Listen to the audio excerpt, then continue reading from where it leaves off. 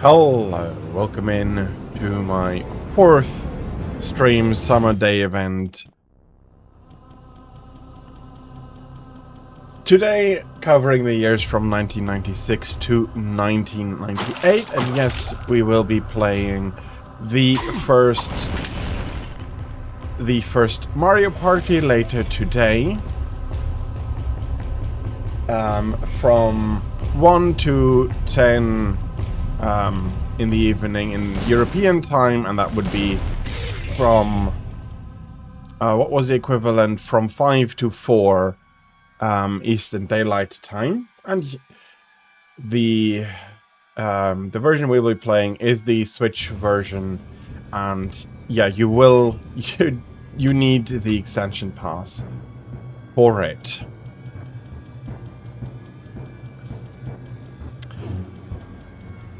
So, before we get into the big stream proper, a quick feel for the time period.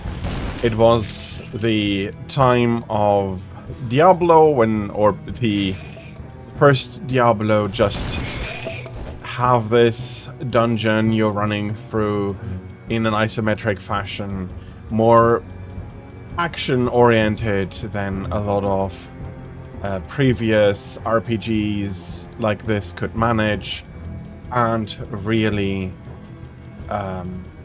pushing a few ideas forward. Multiplayer, the first big multiplayer titles were released in that. And not only, well, multiplayer is actually wrong, it's more the first big online multiplayer games being released. I have no idea if I think I just loaded. Oh, that's not too bad. It's a quick demonstration. Well, if you are available, I wouldn't mind inviting you. Mark. The game was, after all, designed to be played by not only one person, and as such, we can have 3, hopefully. We'll have to do a short run of the game. I only have an hour, and I do have something later that I still want to showcase. You're grinding in the grinding lands. Well, I hope you're having fun with that during the day. And yes, Tira, you will get DK. You made clear a few times how much you love him, and that is absolutely fair. So that is already set in stone for me.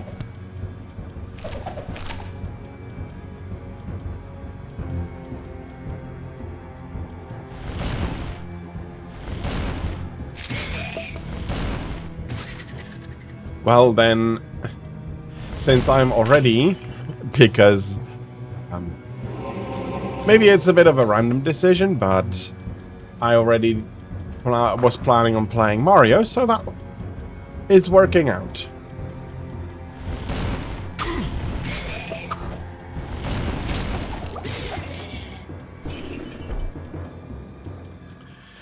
So, yeah. I do not have a spell ready. What do you mean you do not have a spell ready? Did we really use up all the charges on the stuff again? Well, looks like it.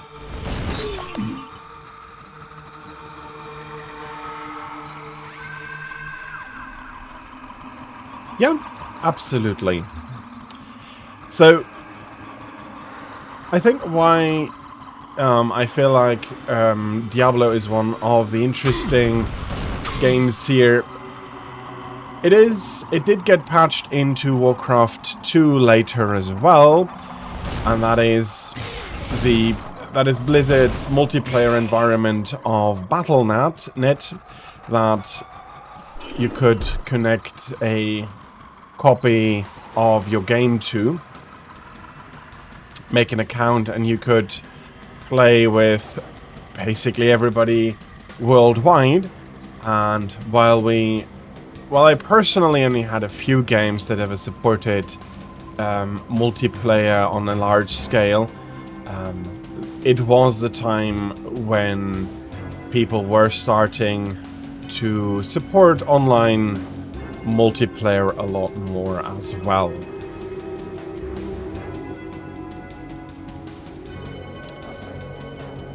Congratulations on your Rathian kill.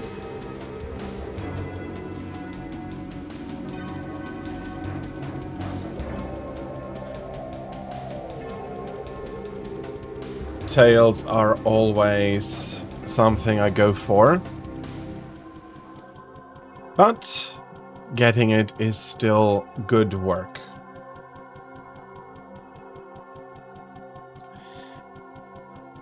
I'm pretty sure you already did try your controller out, and yes, it is very nice that you can enjoy World again. Oh.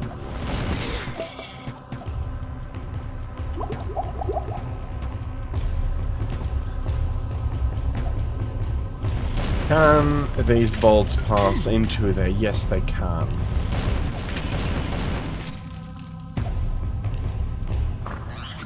Not enough mana.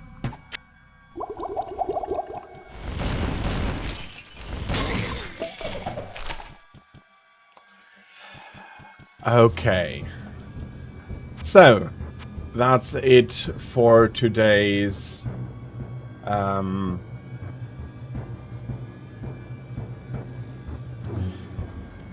that's it for today's appetizer. I'll be taking a quick break and I'll be back with the first proper game of today. That being Mario 64. So I'll be seeing you in a few minutes. We'll have, as always, during the breaks, there will be the ads running. So I do thank you very much for your patience with the break and the ads. And I'll be seeing you at the top of the hour.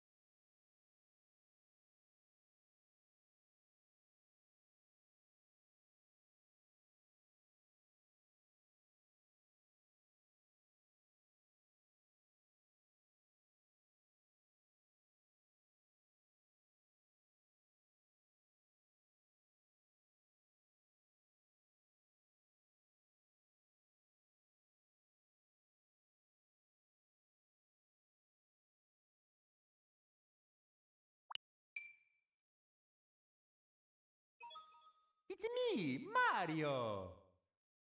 Hello!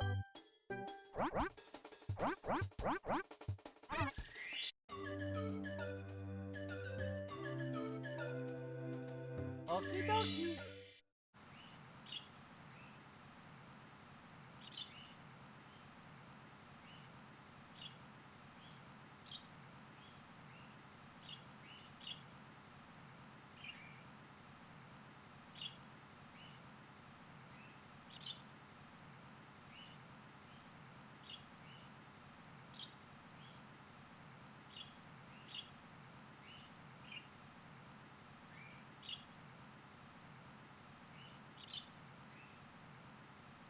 I'm tired.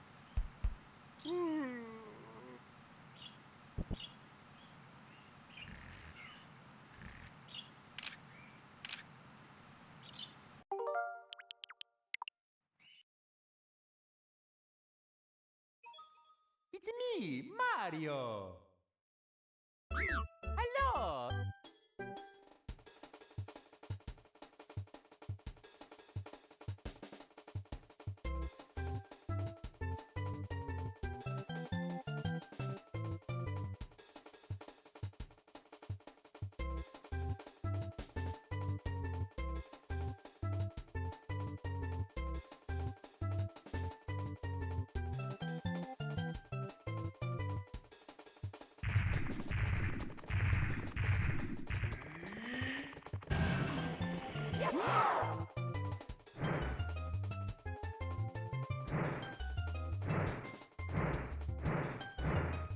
So long, Bowser.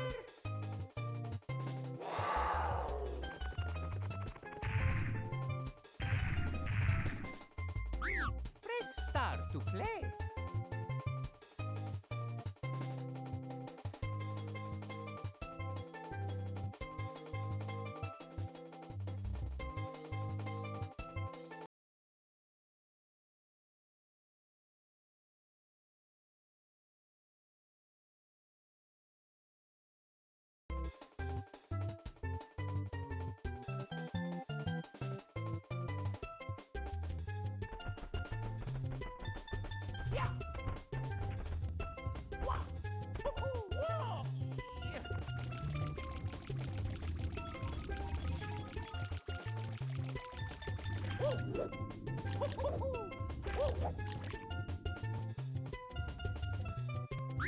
Press start to play.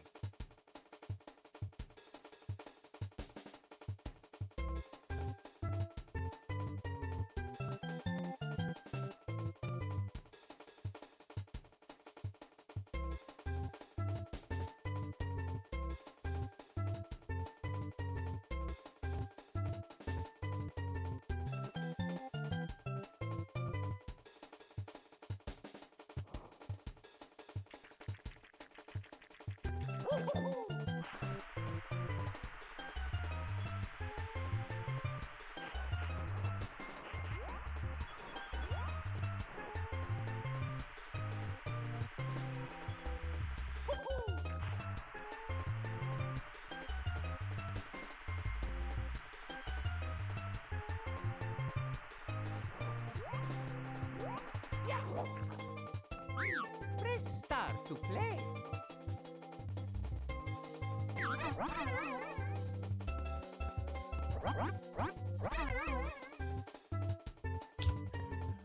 We're back. So, yes, you can mess with Mario's face in the intro. You can squish and transform it in quite a few funny ways. It was a feature built-in probably to showcase what 3D can do and be. It is nowadays considered a nice silly addition, which I do think and agree with.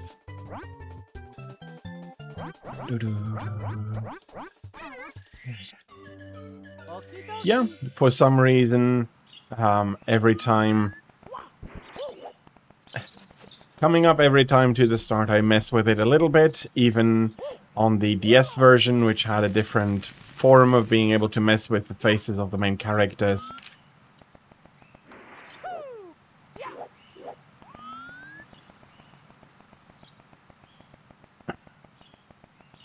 And one of the weird things of... Well, if you think about it, it's not weird. The analog stick allowed for a very fine control over Mario's movement, which is why Nintendo had an analog stick on the controller, but it does mean that there is no run button anymore. You do not need it for controls such as this. So yeah, with the release of the Nintendo 64, everybody has embraced the 3D the options that 3D can provide. PC did get that one first with Quake, but PlayStation and Nintendo soon followed.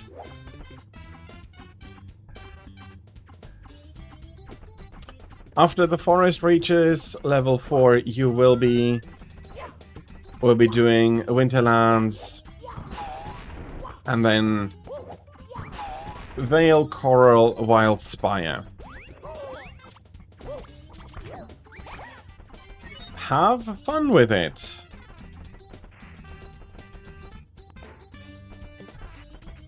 You did the backwards long jump early to the last Bowser once. Yeah, if you know what you need to do, it's a little bit of practice. It is helpful if you have somebody to help correct your movement.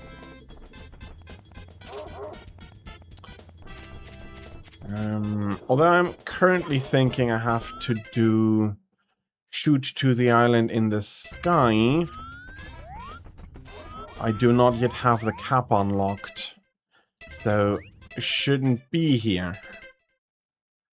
I can't do this one quite yet. I have one castle secret star only. Does that mean I only went down the slide once? Probably. This area has changed a lot in the...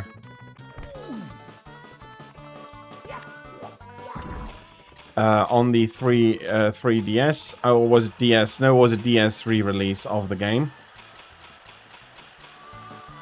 Okay. The coins on the slide are optional. You don't get a star, and I was foolishly trying to fetch that one up. The music in the castle in general is really great. But the slide theme really has a very upbeat rhythm to it. Although I do think it's not only the rhythm that makes it feel so upbeat.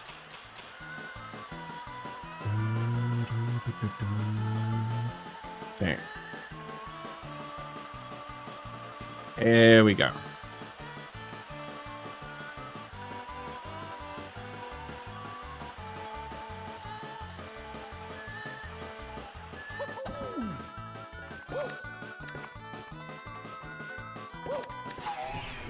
Okay, wasn't quick enough for the other star.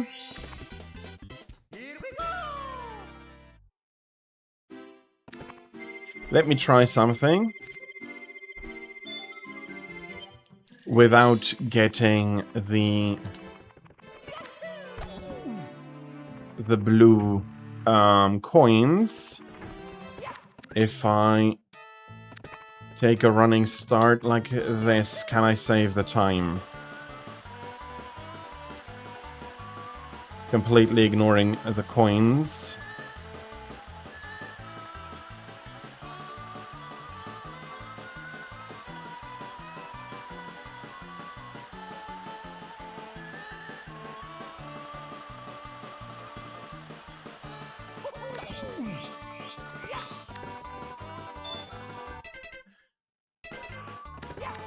Or was that a star added in the DS3 release? I'm not sure anymore. Silly me.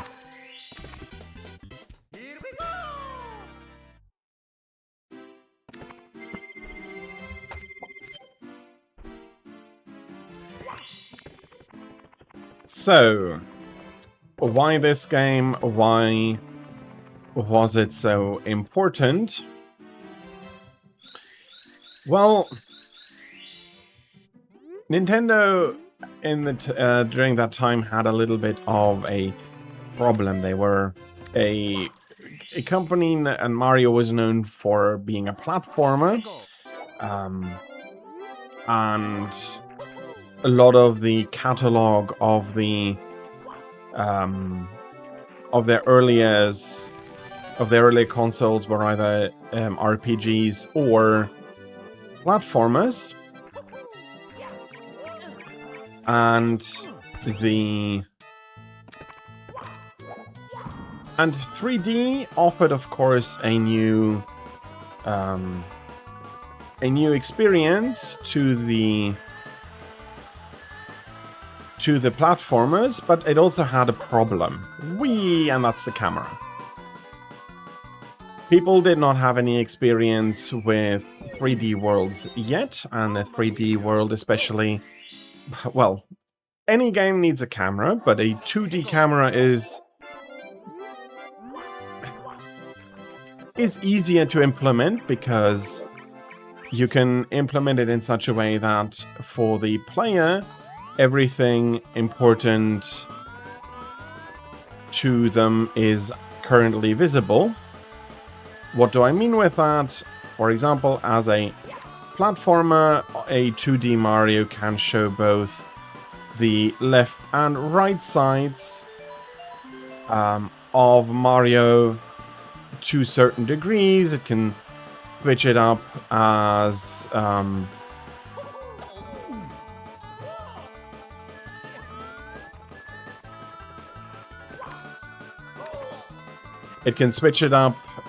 which side is shown more of as the player rotates. It is a very simple logic, and most people don't even think about there being a camera in 2D games because it seems so obvious. A 3D game cannot do that. Even with the best camera, there will always be at least half of an image or of a scene hidden. So, while there might not be very many important things on the other side of Mario, there are still a few things on the other side of Mario in this case, and as such, it may be important for the player to be able to turn around. On the other hand, though, there may be terrain in the way. So, how do you deal with the camera?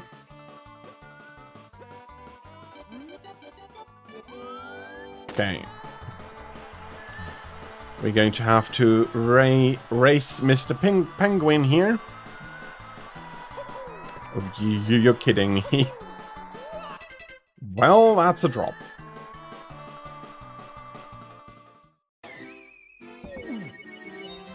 Mamma mia! And since the original version was still experimenting, the camera has never been 100% perfect, unfortunately. And I do feel... No.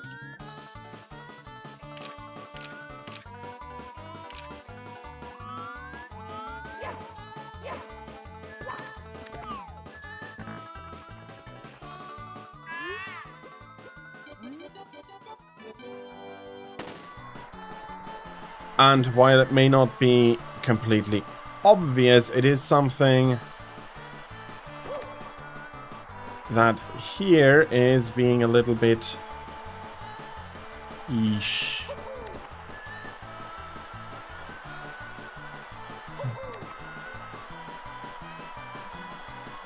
On the...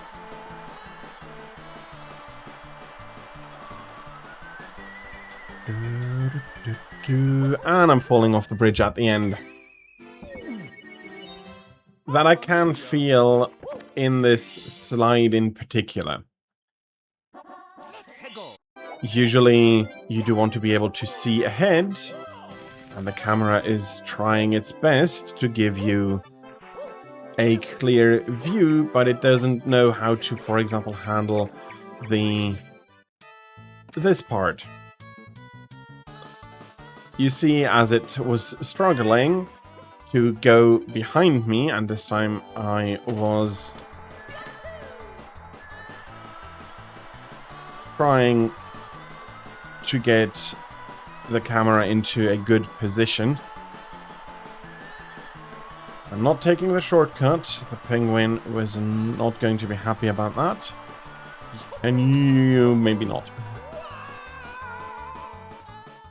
Bunt the penguin off the cliff. Mamma mia!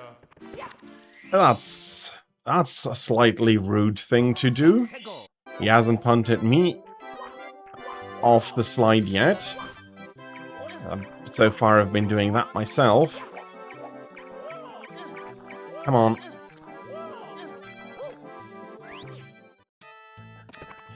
The baby. We'll be doing the baby as well, yes. But I do want to do the race now. Okay, let's just ignore that coin. Maybe I should be ignoring basically all of the coins.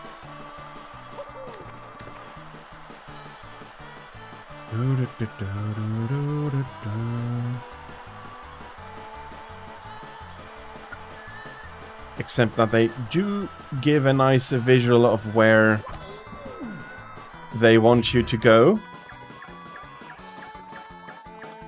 Yes.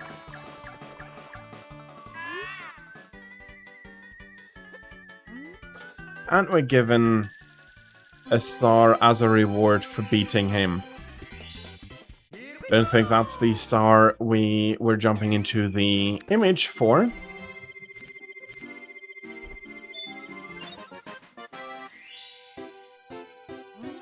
And we are just being informed that we did indeed collect 8 power stars.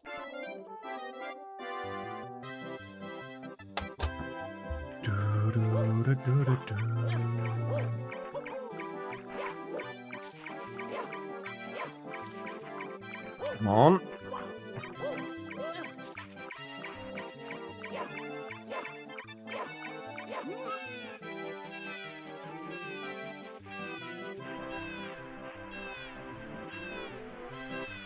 So we'll be taking the outside slide this time. No time pressure though.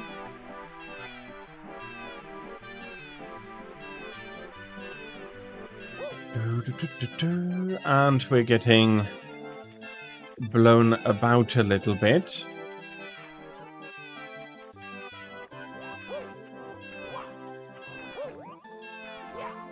So if I remember correctly, the easiest way is the cable car here.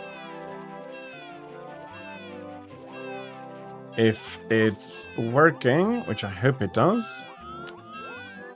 And you try to take a look and...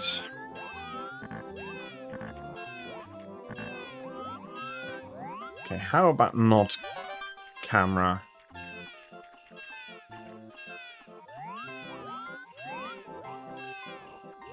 No cable car here. No. We're not going to be marching off.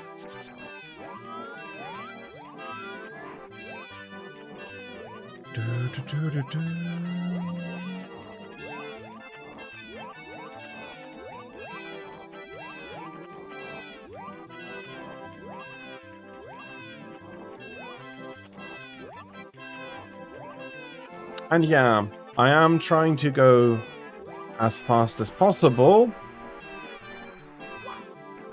There is, though...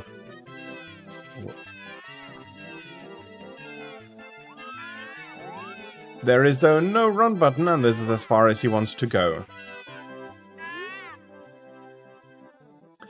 Tempered Dojo, yes indeed. I am doing a big summer event over 3 weeks, and that means that I do need the Saturday for it, or I won't be able to finish. But welcome in, and I think, forget everybody. Welcome in, and I hope you're having a fantastic Saturday so far, and that you can be looking forward to a great continuation of your Saturday.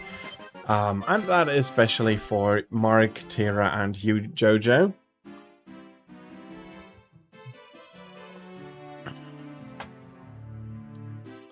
Today, we are taking a look at the years of 1996 to 1998, and we just rescued a penguin.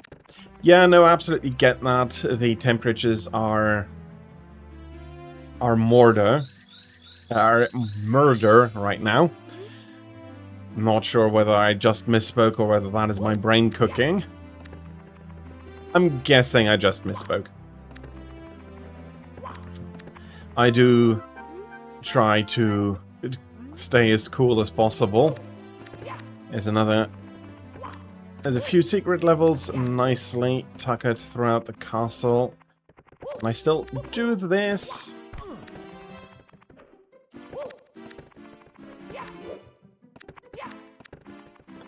Good restraint. Well, you may or may not believe me, but I would find chucking the poor penguin quite off the... Okay.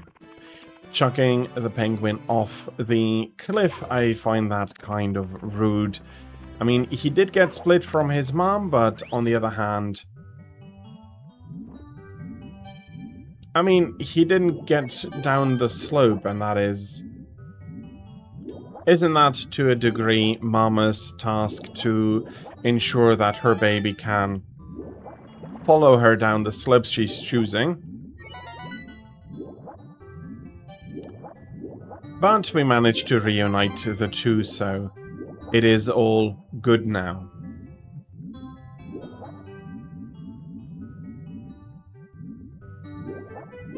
We'll be collecting a few red coins in this underwater aquarium, I'm guessing.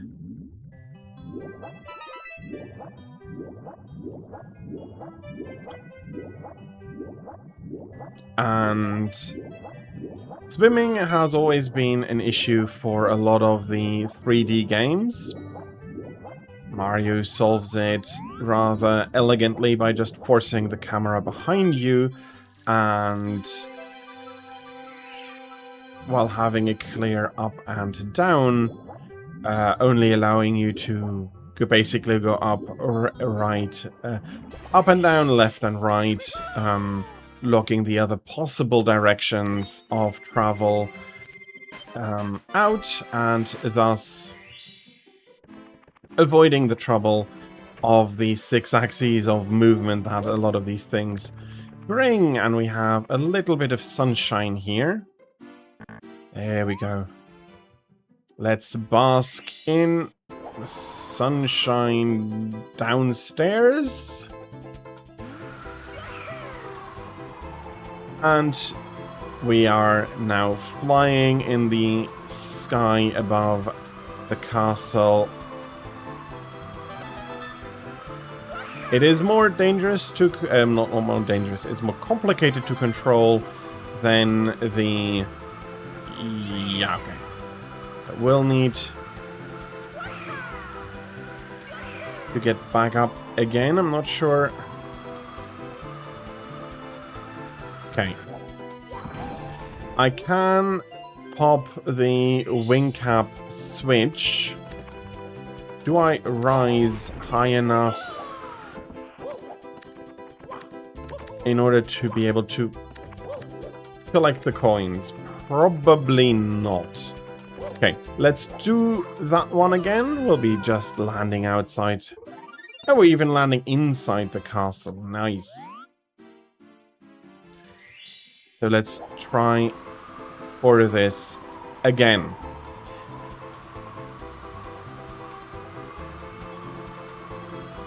Same idea as with swimming, except that you do need a constant forward motion, making it quite a bit more difficult, and we'll be falling for a bit before we can retry.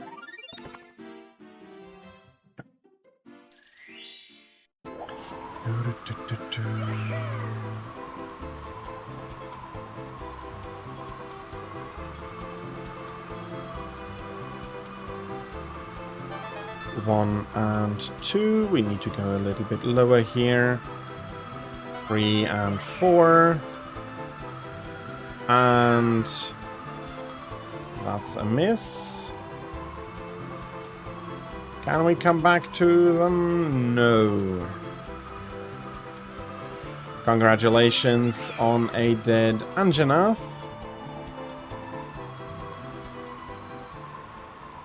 Ah.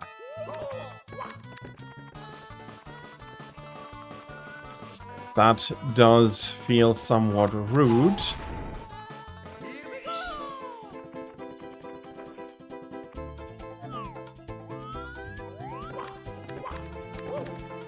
Come on.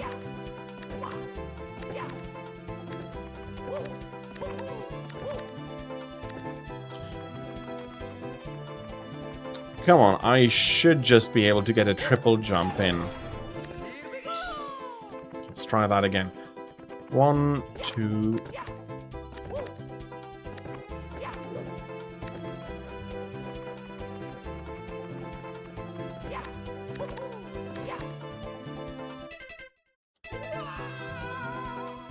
Okay, what am I doing wrong? That is slightly on the embarrassing side. Let's try the flight again, and then probably go into Bob-omb Land, where we can use the cap in order to get onto the island and fetch ourselves a cannon star or two. Hop, hop.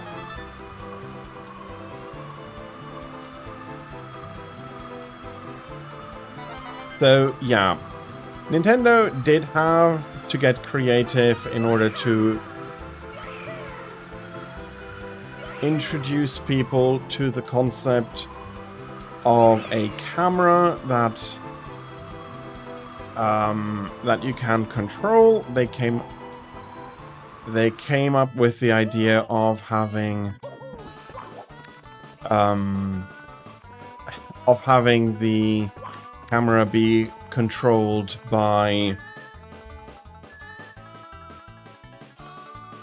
It's time to fight a Fulgor. I do think I personally prefer to fight a Fulgor Anjanath over the normal one. I think he is more interesting.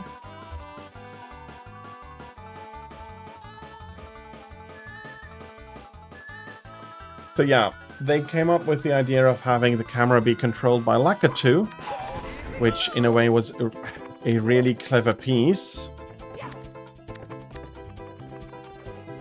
1, 2, 3.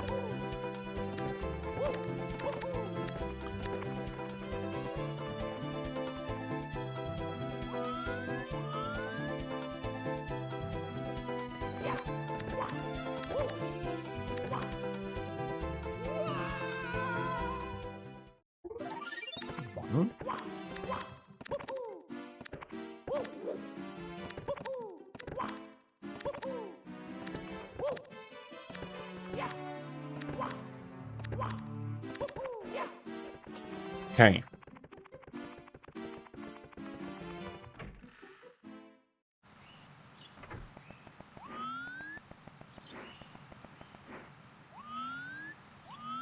There's some...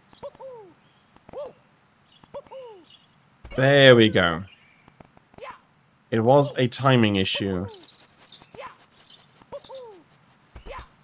Probably timing and speed issue.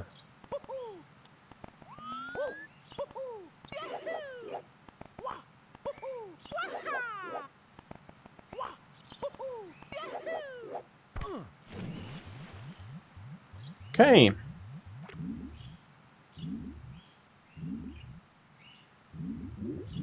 Looking a little bit better now. I can't get out that way.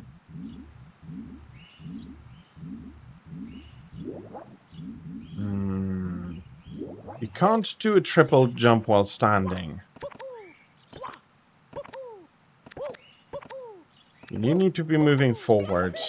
Okay, but it's not a significant speed, you just need to be moving forward. Okay. Let's try this again. I would want this star.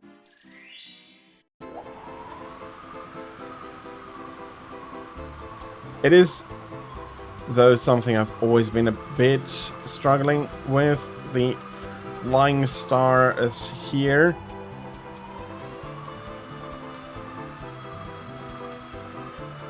Okay. Bloody hell. If you go down too fast...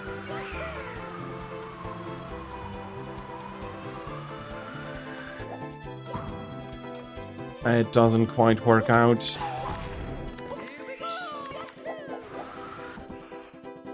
Okay, how come...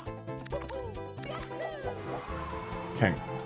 I'm not getting the required height in order to jump back up, so I do need to do it from the beginning. I'm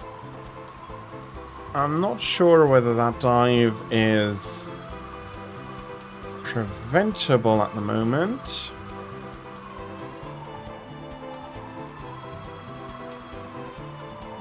Yeah. I am not getting close enough.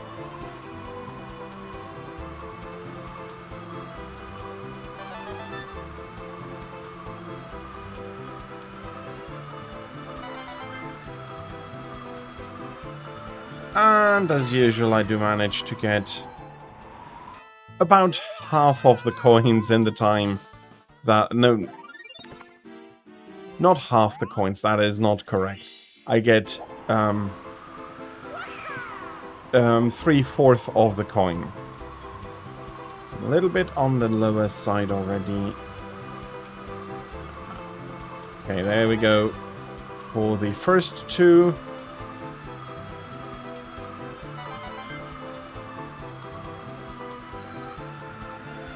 Okay, that was too close for comfort, and I'm just missing one now, am I?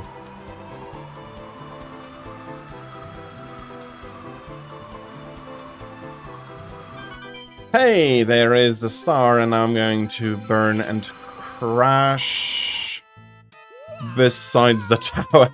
Damn it. Okay.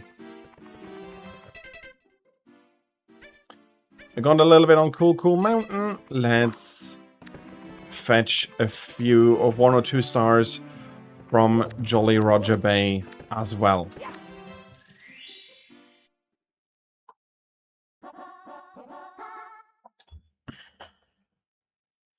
Pirate Mario is going to plunder the sunken ship. Again, a much more water-themed level. Well, I managed to get the red coin, but I did not get... And also took some damage, so we're energy-wise back where we started.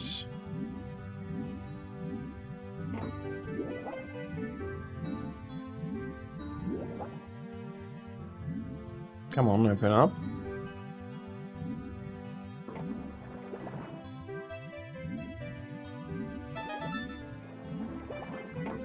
There we go. We need to entice the eel to come out of the ship.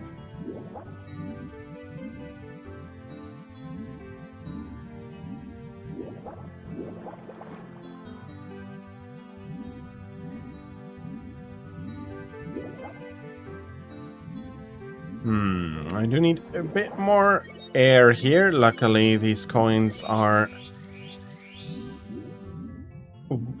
doing well to be able to refill my scuba tank.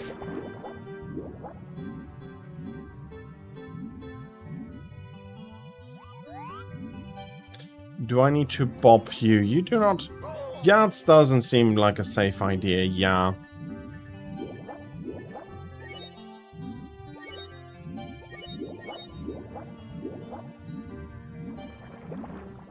And you do go hunt Glavinos, that is fair.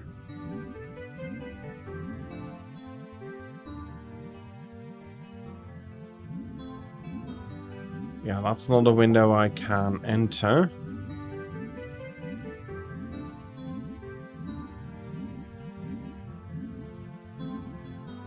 And we need to come all the way up to the surface in order to get our health back here.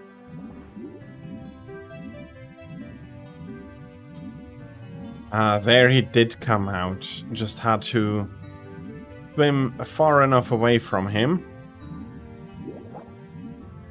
And now we can enter the sunken ship.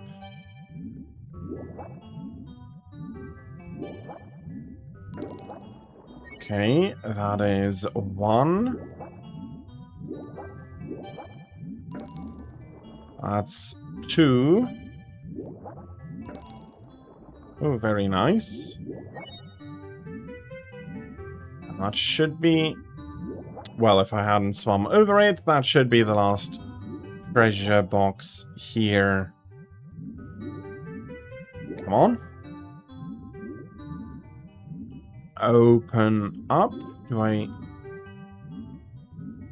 Here we go.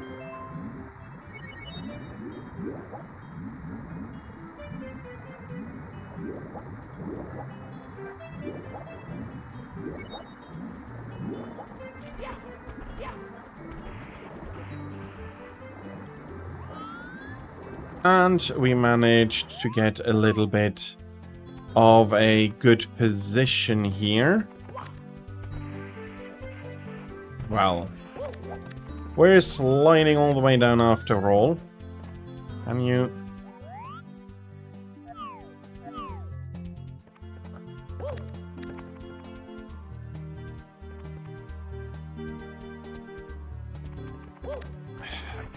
Lakitu is still lacking as a cameraman here.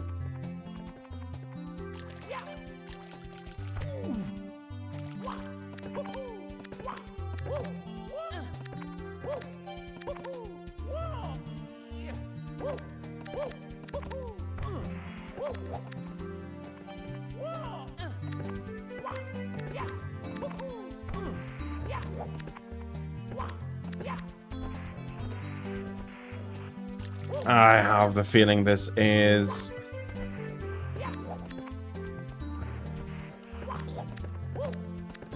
purposefully made in such a way that it is... Come on, I didn't even want to step off there.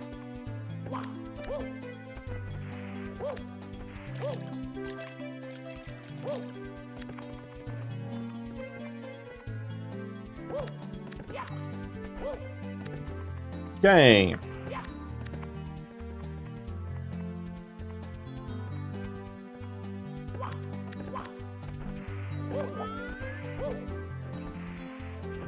Sheesh.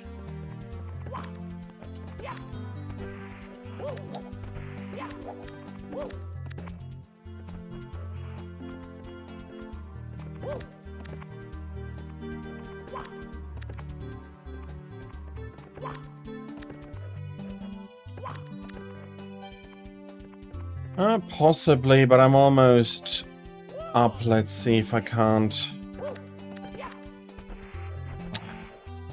So you can stand on these.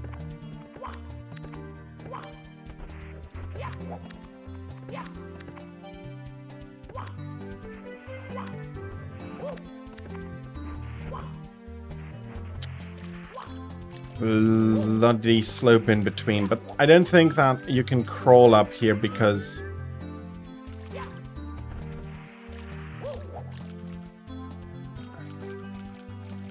it does make you slide down. Yeah, no, he's not getting up. Okay. How about you go away a little bit further, Lakitu, and provide me a more stable image, please.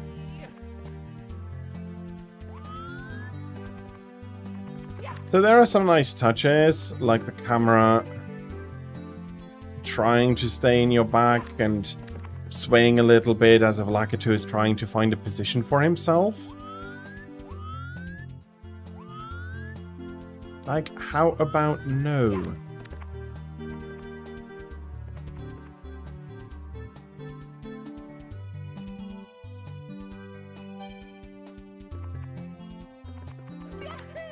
Okay.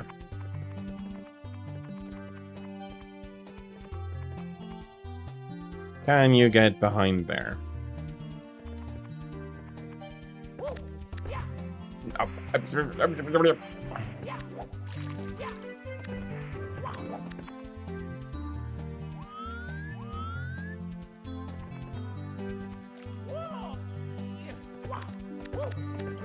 So, outstanding performance to a amazing degree, but some of these challenges are...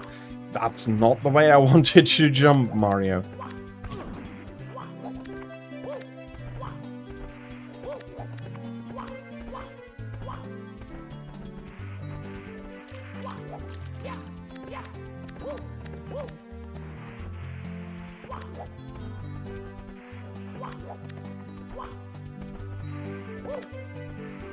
Sheesh. Okay, let's try that again.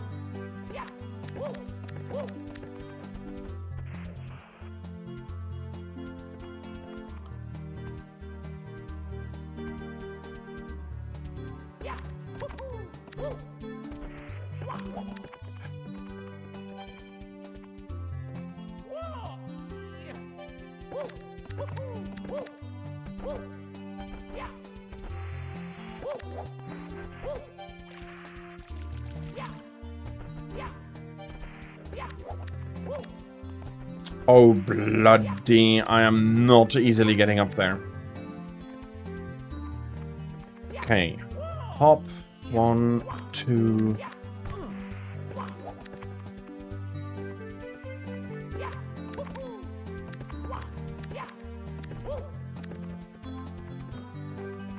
Okay, we're at least back up to here.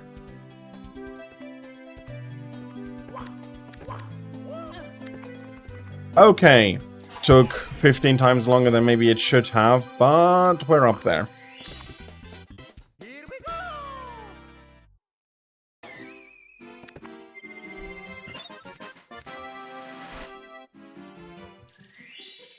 go! Okay, let's try and see what is the next star here. Can the eel come out to play?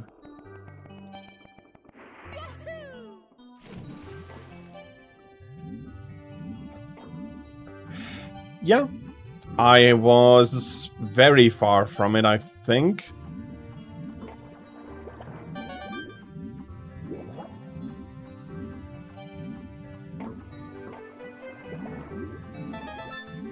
I think I yeeted my controller only 2 to 3 times and smashed only... No, I didn't even smash a keyboard, but I threw a controller once or twice, but they were at least then built robust enough that they didn't have any major issues from it. Okay, let's see if we can find the eel. Ah, there is the eel. Let's see if he does want to come out to play.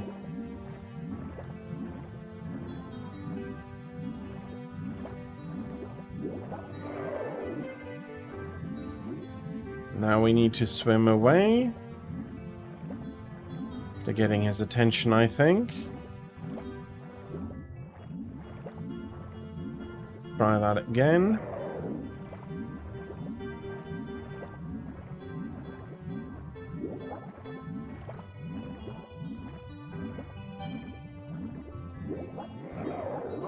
Okay. That's a death. I'm not making it to any place in enough time. I will be running out of oxygen.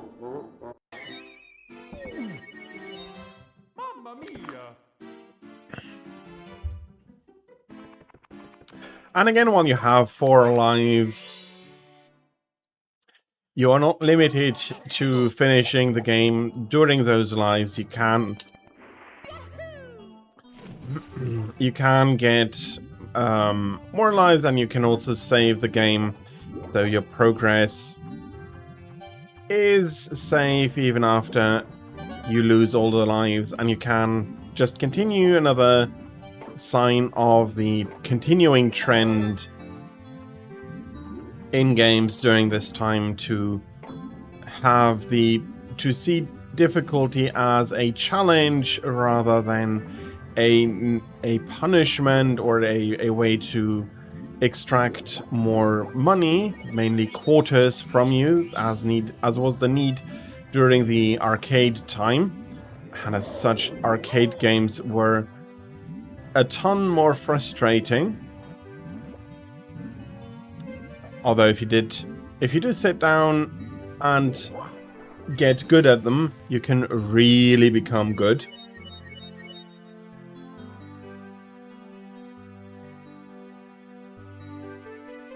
High difficulty with high skill ceiling was the best way to do the arcade games. Okay. The first time I was here, he didn't manage to hurt me. Come on, just get up to the surface. Thank you very much.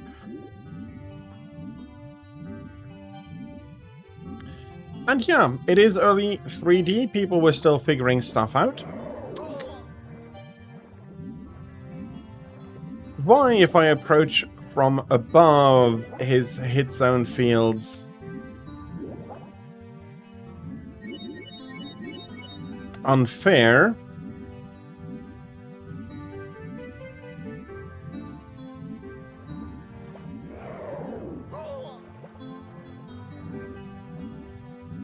Like, why does that hit well before, when being on the side, I didn't even...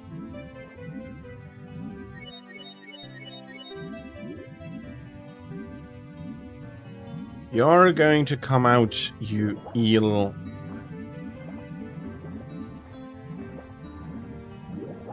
Did you even...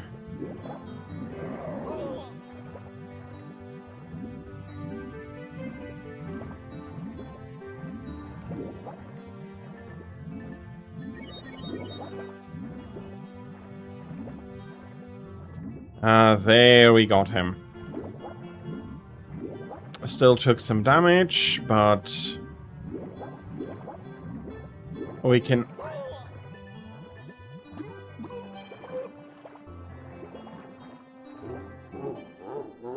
Congratulations on a dead Glavenos. Mario also is kicked out of the painting again.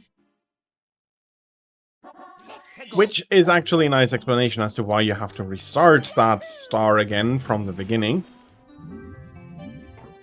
Bowser just simply kicks you out when you lose all your power.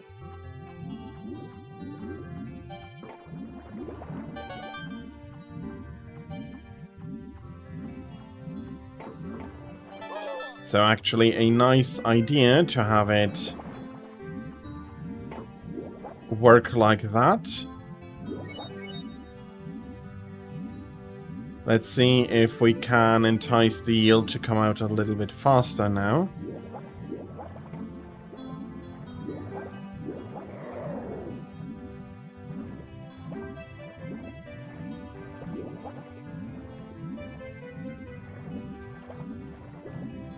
What if we go to the coins here, because that is what worked last time? Not yet.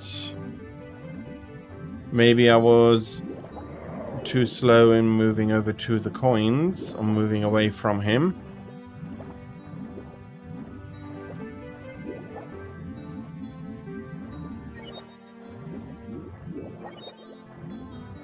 Again, not yet. Third time. And I've been snagged.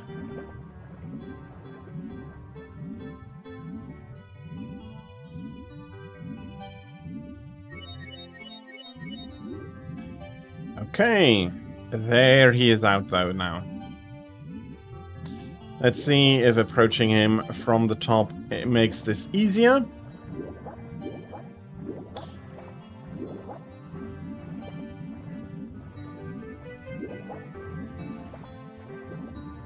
Come on. Ouch! Oh, that hurt.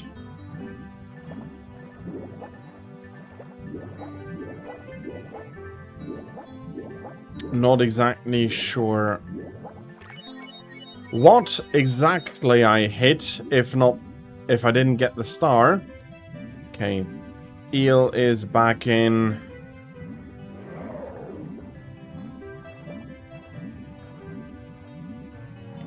And I think you also see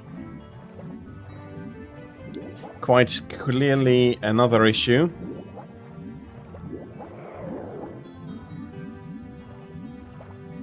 And that is pop-in.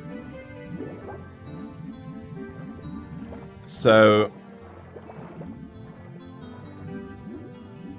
3D games also had another issue in that, depending on the angles on the level, you can see quite far ahead. The further ahead you see, the more textures, the more objects the game has to render, and that is of course going to put additional strain onto the processor. It is going to put additional strain onto the accelerator unit, and that is why a view distance is indeed a necessary limitation. Modern hardware has gotten strong enough that it may not be that it is not as big as an issue anymore. Ooh, that's a good question.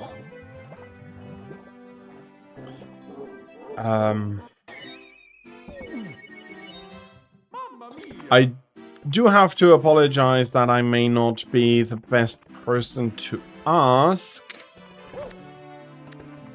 Yeah, Narga would have been a suggestion from me as well. But I am not a Sword and Shield player, so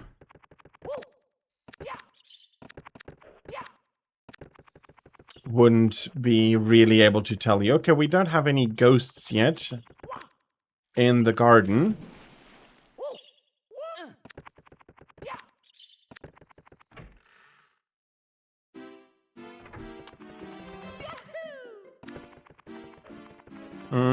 Doesn't Tigrex have like minus 20% affinity in World as well?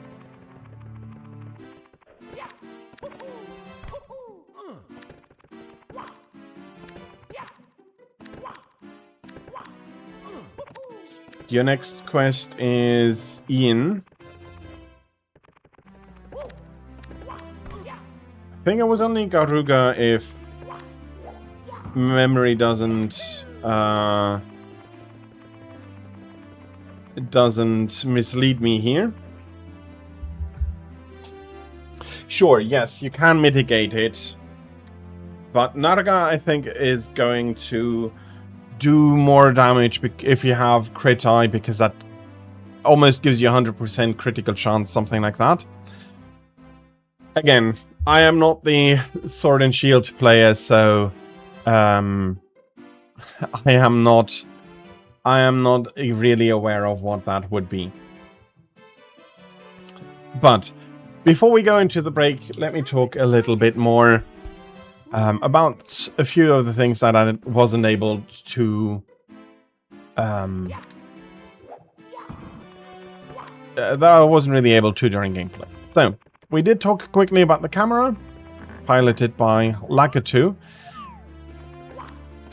who here in the hall has a fixed angle, which is one of the problems that they had to solve. And then since they did make another platformer,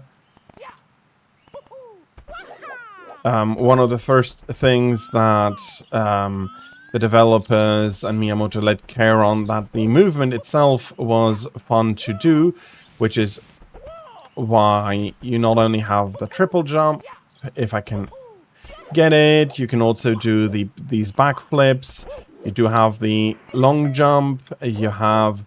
The movement alone was important for this new era of 3D, which was unproven, untested, and quite new. require new techniques. The early 3D had a lot of issues with texture quality. If you do take a look, for example, at the bridge here, or if you take a look at the grass, it's all very, very murky textures.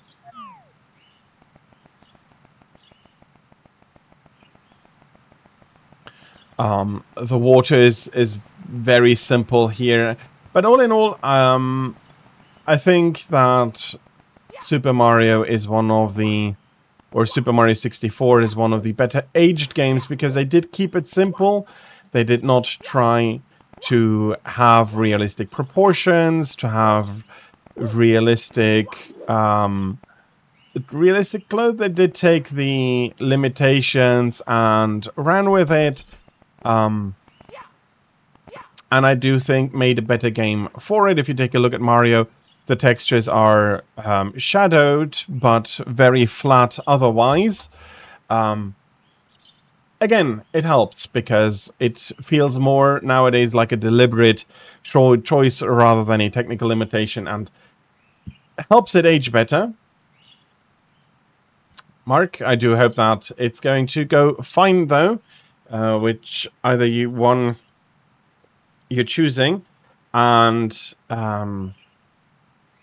yeah. I'm a After tired. the event, I also don't mind helping out in World a little bit if you still need it. But I will have to, unfortunately, wait after the event. So, beginning of the 3D era on consoles, as I did say, Quake released on PC a year earlier, introducing the 3D worlds to PC. Arguably, they had a bit of an easier job making a first-person shooter where the camera is a lot more easily controllable. But even there were some surprises coming in, as such as mouse look becoming standard, and a few other things. So an experimental time, a switch time, switching from the older pixels graphics sprite pixel graphic style to a true 3D polygon style required a lot of grunt that was still limited, but here we are.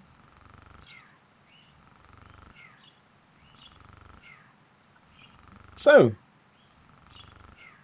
I'm going to take another quick break here after, well, introducing one of the considered most important 3D games, and we are going back to PC with a slower game, showcasing something different. I'll be getting to it then, and that game would be The Settlers, and I'll be doing that after this short break, during which, again, I will thank you for your patience with the break and the ads that will be running during it, and I'll be seeing you on top of the hour. So, thank you very much, and see you after the break.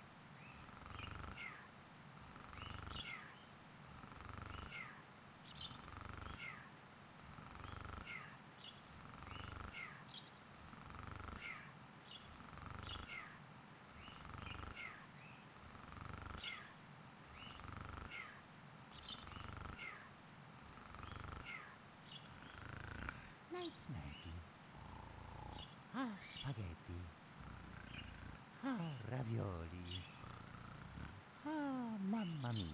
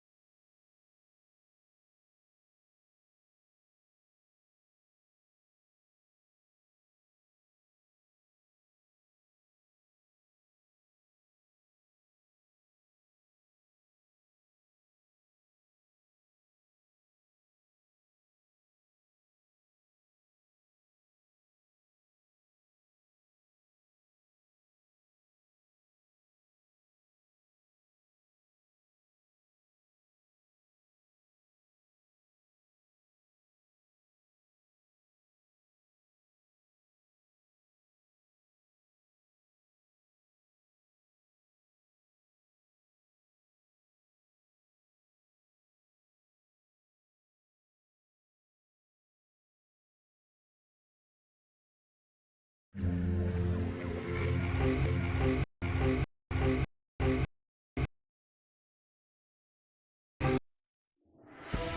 was once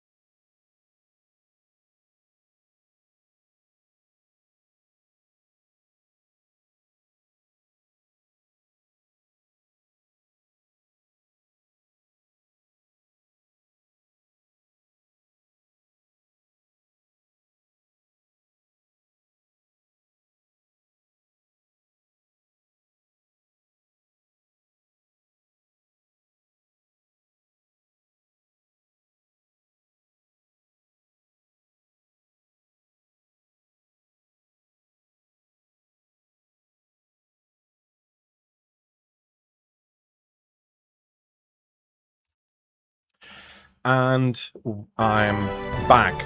So, the version I'll be showcasing is the 10th anniversary version. The basic part is still remaining. I'll be starting the second mission of the campaign here to showcase the game. And the land of the Nile. yes, I do remember. So, you have the land here. If you take a look at the land of the... Either the effects of global warming were extreme... so we need to fetch another portal. There we go. This time, our portal we need to reach is up here, and there are other people about. So, the basic idea is similar to what in modern games would be the idea of the 4X games, which also existed back then, so that is not necessarily a new part, but for PC it is also more of a slow, relaxing game, which does have its own moments of hectic and worry. But so you start out with your headquarters, a few resources, and a small area you can build in, showcased here by the blue posts. That is our land we control, and yeah, we do need to gather resources. One of the first resources necessary is wood, so we have the woodcutter, the forester that is reforesting the area, and okay, that is going to pose a little bit of an issue. If I do it like this, can I do it like this?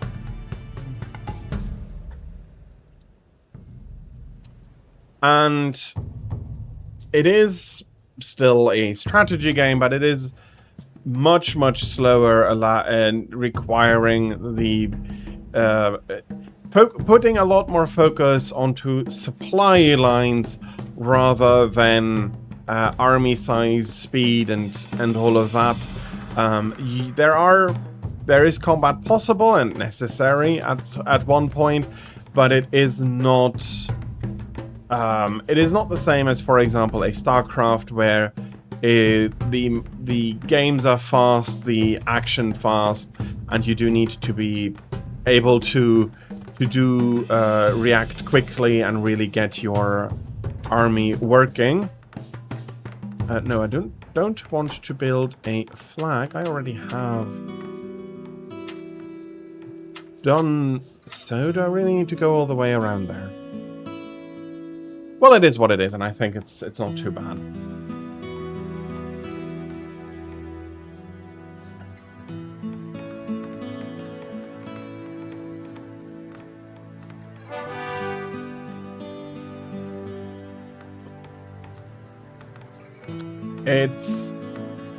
I'm happy to see that you do have a good plan. I hope that your plan is going to be working out good and proper for you.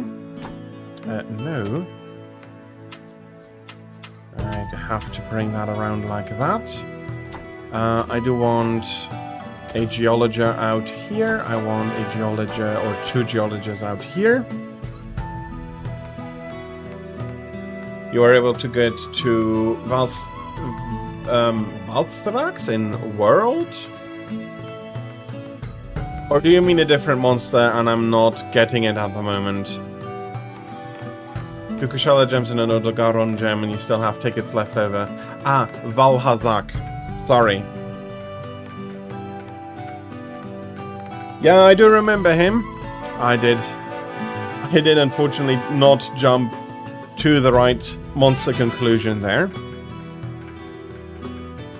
And here, poof, we have extended our reach quite significantly. There is the soldier coming in for the lower barracks here.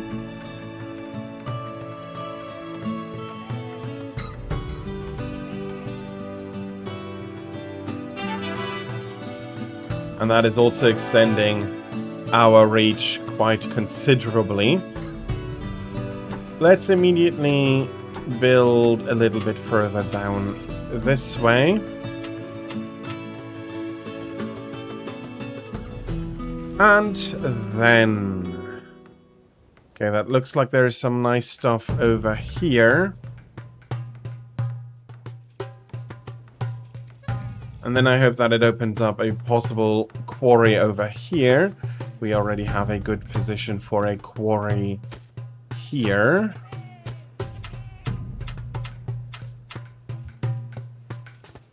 And of course we also have a barracks. We want to build a barracks over here.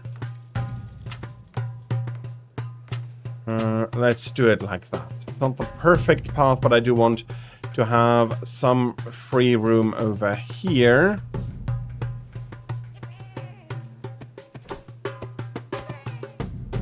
Farm, a donkey farm. Let's put in a storehouse.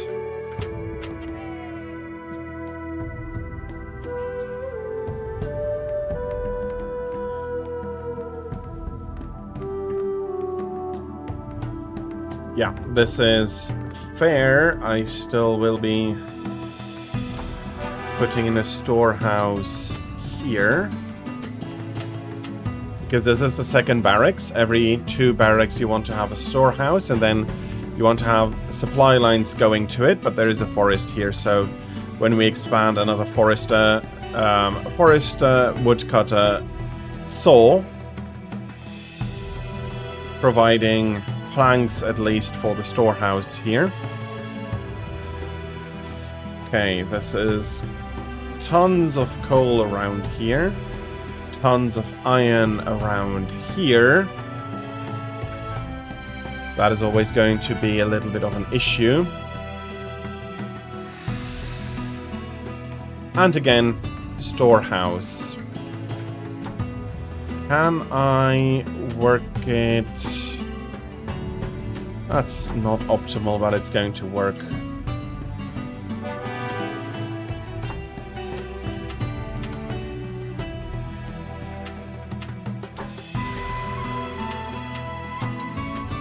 forester doesn't need to be connected to the... That's a forester's hut.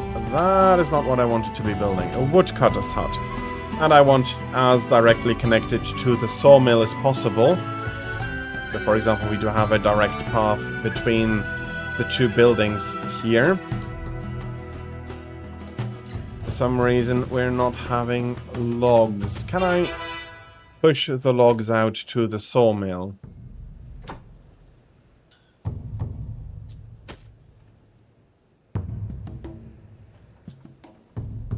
You only need to, one event Zenuga quest get done to get the fuel to finish the steamworks.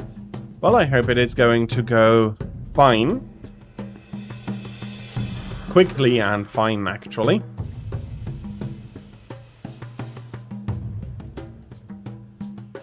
Okay. We do need a few things here. The pig farm cannot be built here. Okay. So, how about... There should be farm here, though.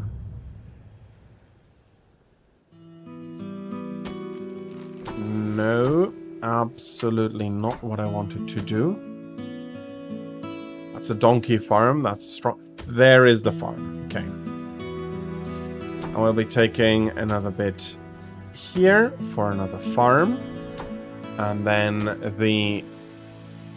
Let's put the mill in the middle here.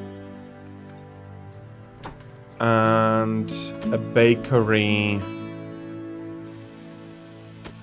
there. Okay, let's see how I can connect all of this. This is a flag that cannot be connected to anything else anymore. Okay, that is not...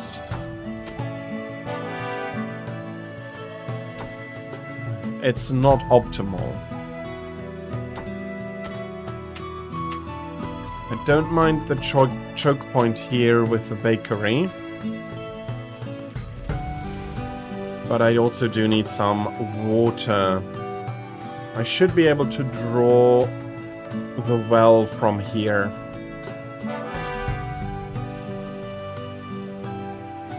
There's a lot of space here as well. That gives me room for... no, not a well. Bloody hell. Come on. I ought to be able to select the right buildings. There we go, a quarry. To nicely quarry the stone here.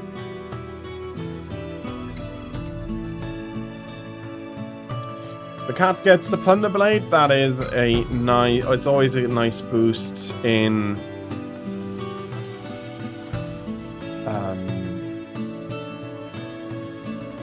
in power.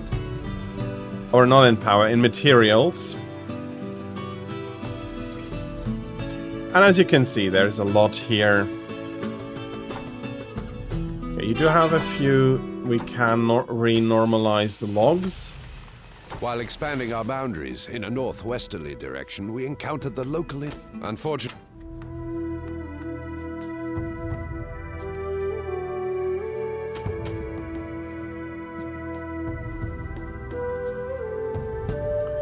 Okay. Apparently we have met locals. I'm not seeing it.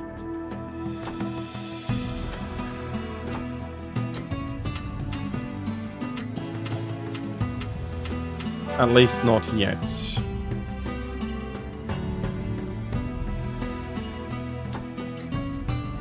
Okay, so... how am I going to be doing this that the...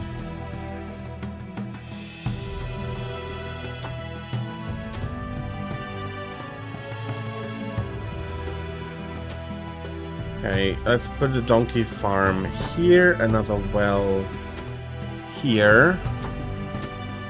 Connect you with the farms here. Which is also going to help with a coal mine.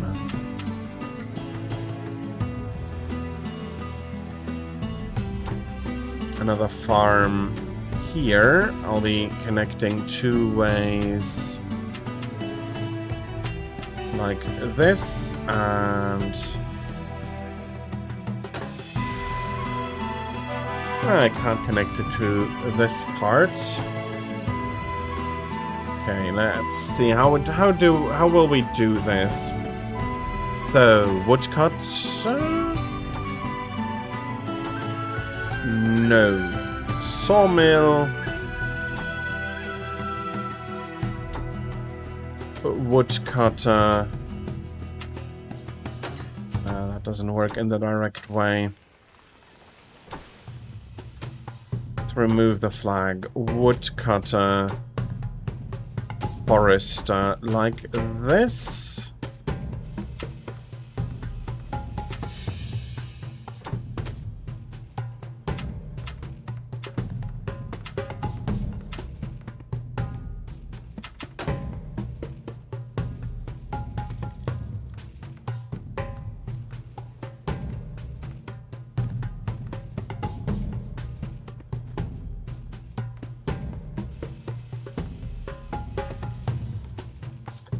You were supposed to smack Kulve Toroth last Monday. Oh, that is unfortunate. I hope that he is able to get that addressed.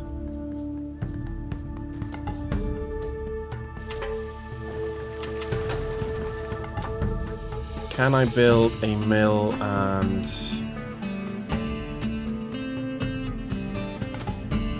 baker? Okay. Can't even put flags down that way anymore. Destroy road. Let's do it like this then.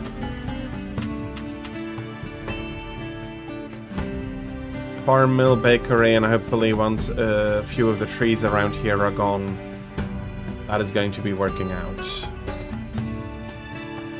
Hopefully, I'm not sure how the rotation goes exactly.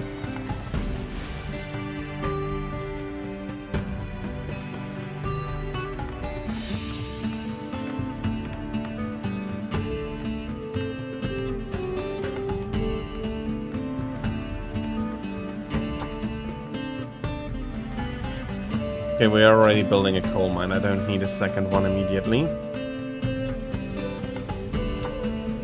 Another fisherman's hut, though.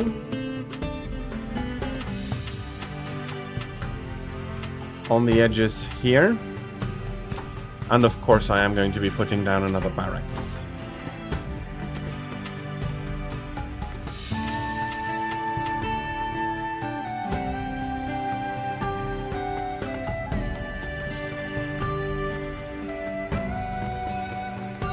I hope that you're getting the information that you were hoping for.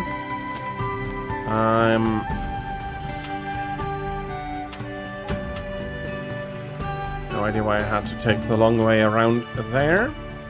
Or would this have been possible? Okay. Well, I have 2 connections now that can speed up a few things. We want some donkeys here as well. They're not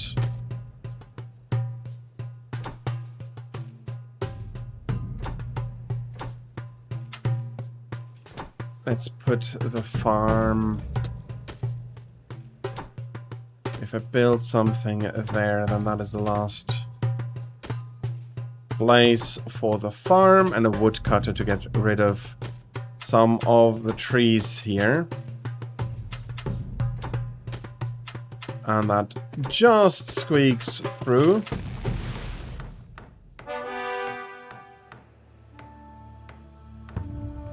We do need another well. There we go.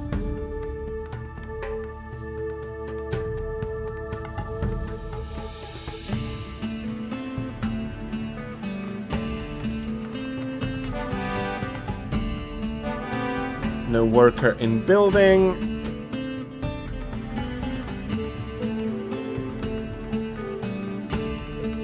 Okay. We still have enough privates.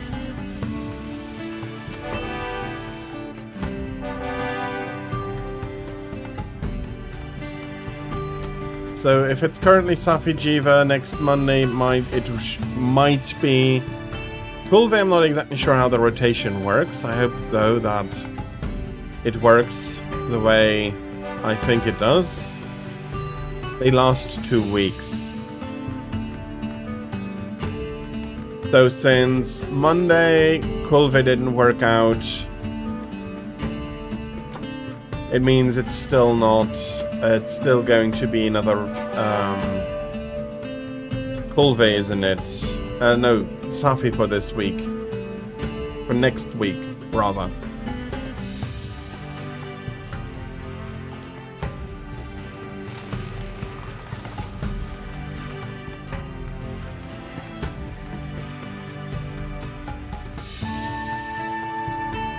Okay, I do need to leave a few spaces free, and that's partially why I am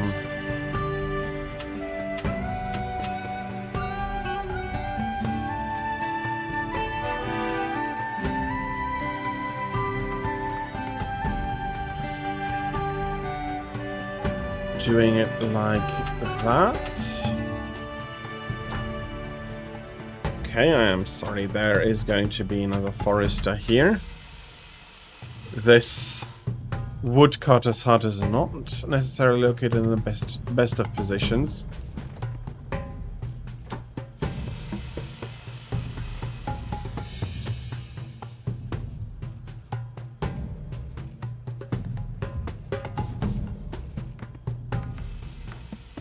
Well, with what you told me, okay, this farm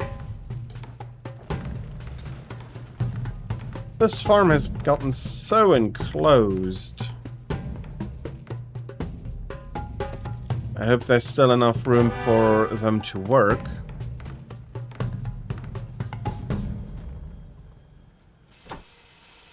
Hasn't received planks yet.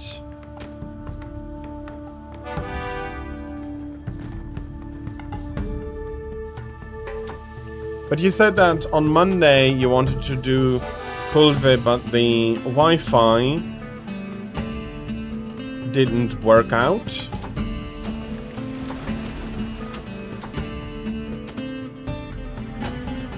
So,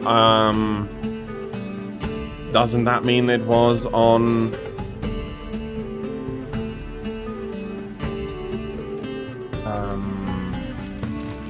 Safi this week? There we go. That's a connection for the sawmill.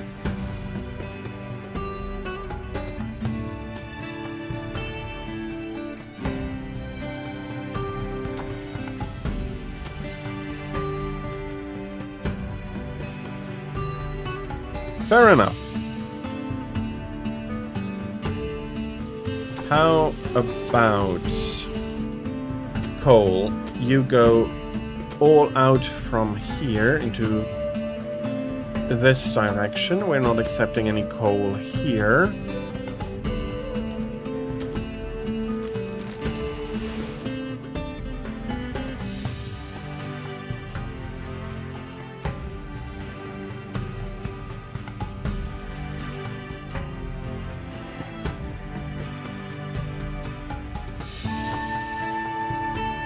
We're going to intersect that road. Oh, the woodcutter is going to be hemmed in here then. Okay, barracks. Let's make some room here. Another storehouse, so we're bringing all of the coal and stuff up to here for now, and then we're going to be getting it all the way over to some place here to be worked on.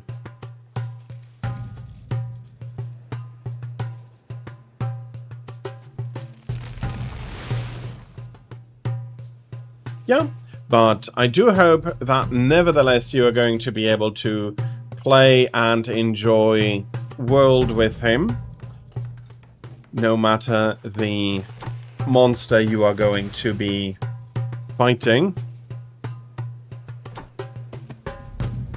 So the sawmill is at 100%.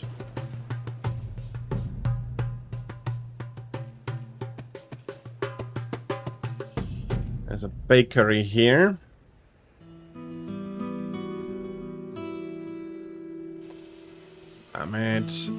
There's normal farms here. Yeah, okay, that looks like he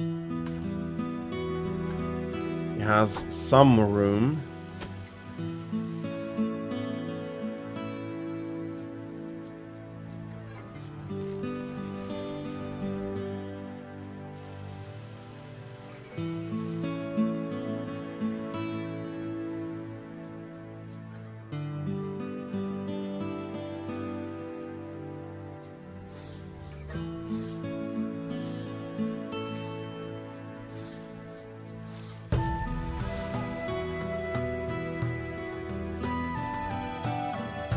Well, to a degree, I'd recommend you to still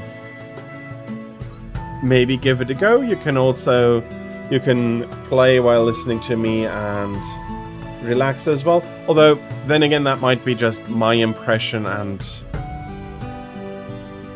it is not how you feel about it.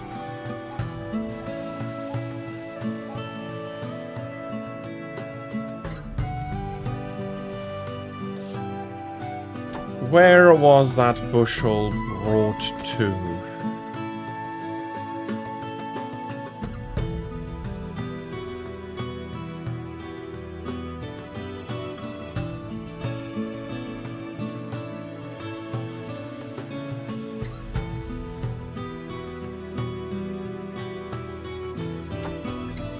They are missing one last plank. Quarry almost seems mined out.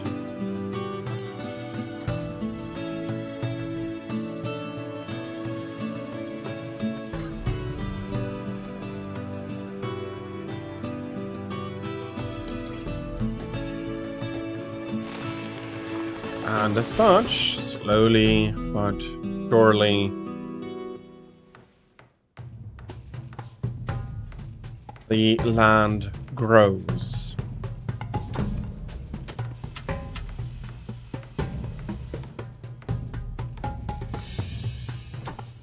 This one as well is a little bit like, oh, quite tempting farm.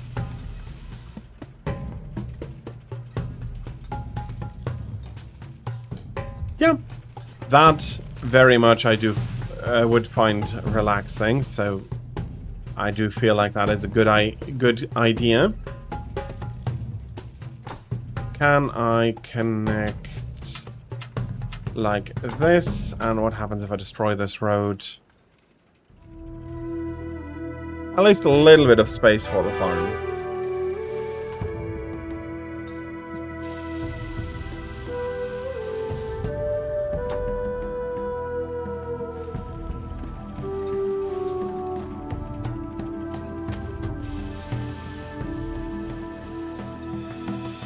So, yeah, as you see, the idea is build up supply lines, supply the mills, the forester, the woodcutter, everybody is working hard, running all about, trying to do their jobs. The woodcutter and the forester, of course, competing with one another, and then the sawmill, well, not competing with one another, complementing one another, I think is the better way to put it. That then allows them to work quick and proper. So, why, though, am I showcasing this game in particular? Well, on one hand, it is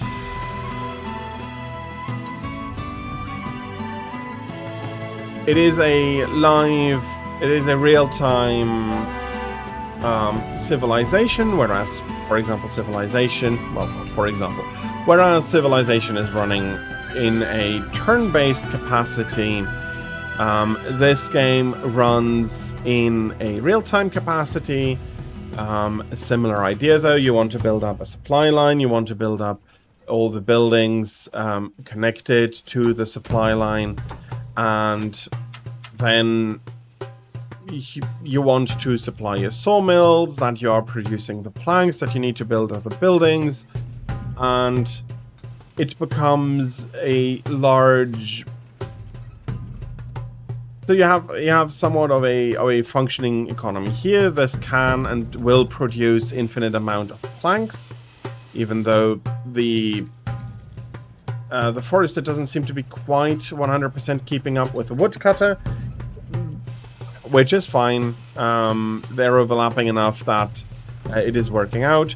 The farm here is trying to produce wheat for the donkey farm and the mill, because we haven't finished this farm yet.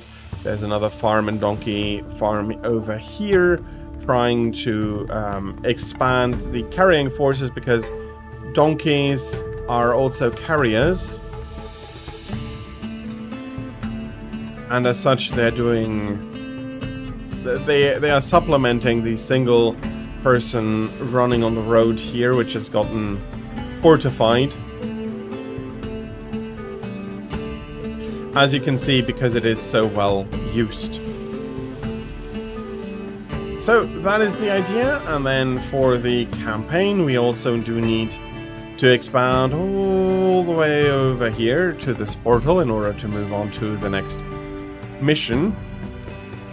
And I don't see any posts anymore, so I'm guessing that whomever that was with that yellow has expanded their own borders out a little bit.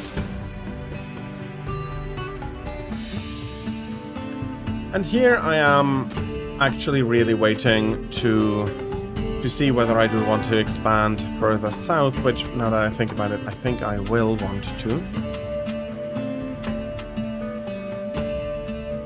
Barracks, storehouse. Are you kidding me? That's the flag there. If I build the flag there, the rest doesn't work.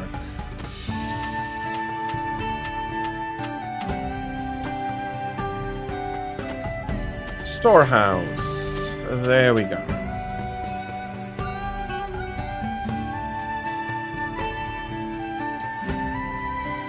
Another plank production facility once the barracks expands the territory here.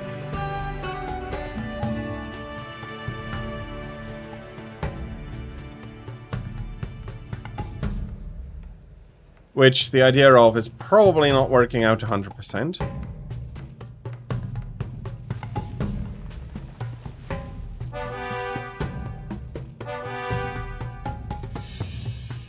Iron ore found, a building. So this is probably all iron ore. Would be very nice if this... Ooh, this is a mix between iron ore and coal. Those are actually the nicest spots.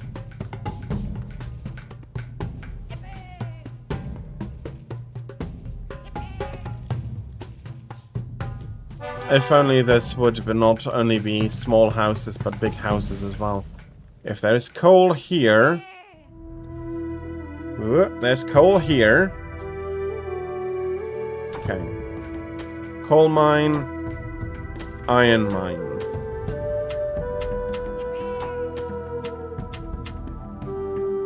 And I can't build new flags. There we go.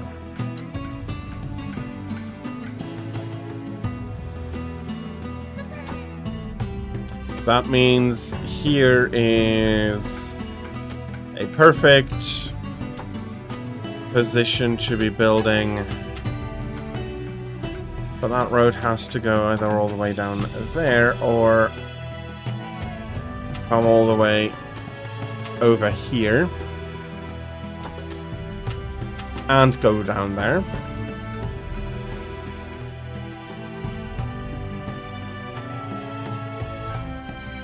And food is coming from over here then. Food and more wood coming back up.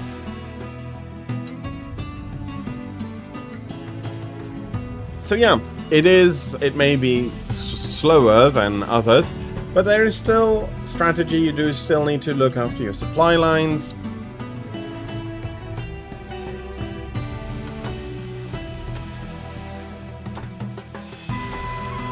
And I do hope to find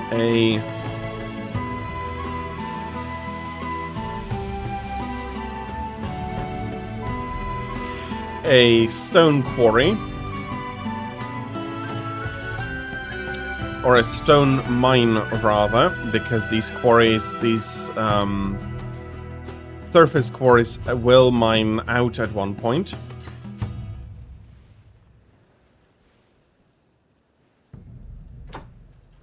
Finally getting the last planks for this iron mine.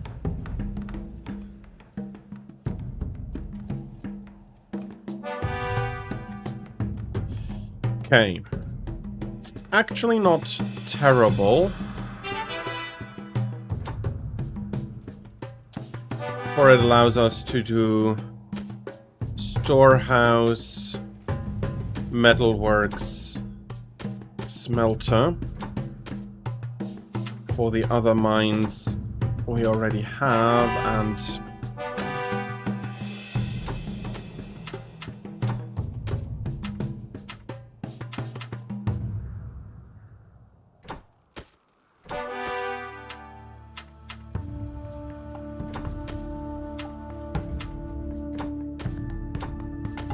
bring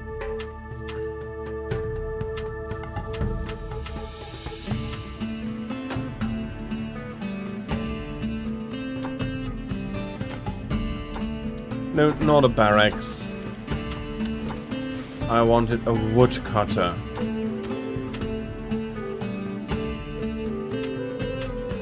Even that cannot be connected. Woodcutter.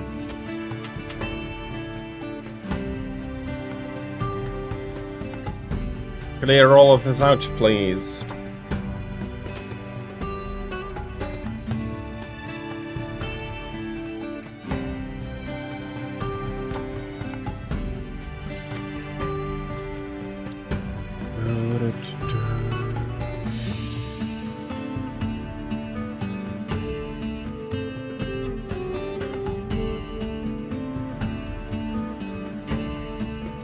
Hello Stingerman, how are you? I hope you're having a fantastic Saturday and that you can be looking forward to a great continuation of your Saturday.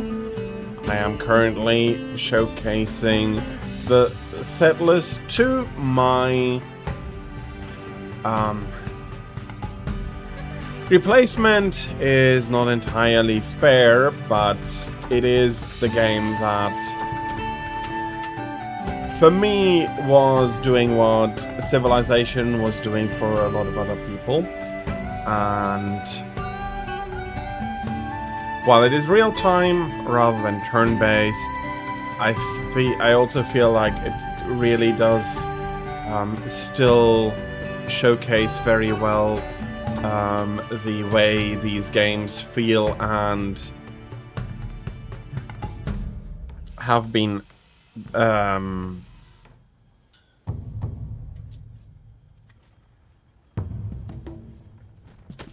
yeah, how they feel and what they have done for gaming still. So a slow, more methodical approach.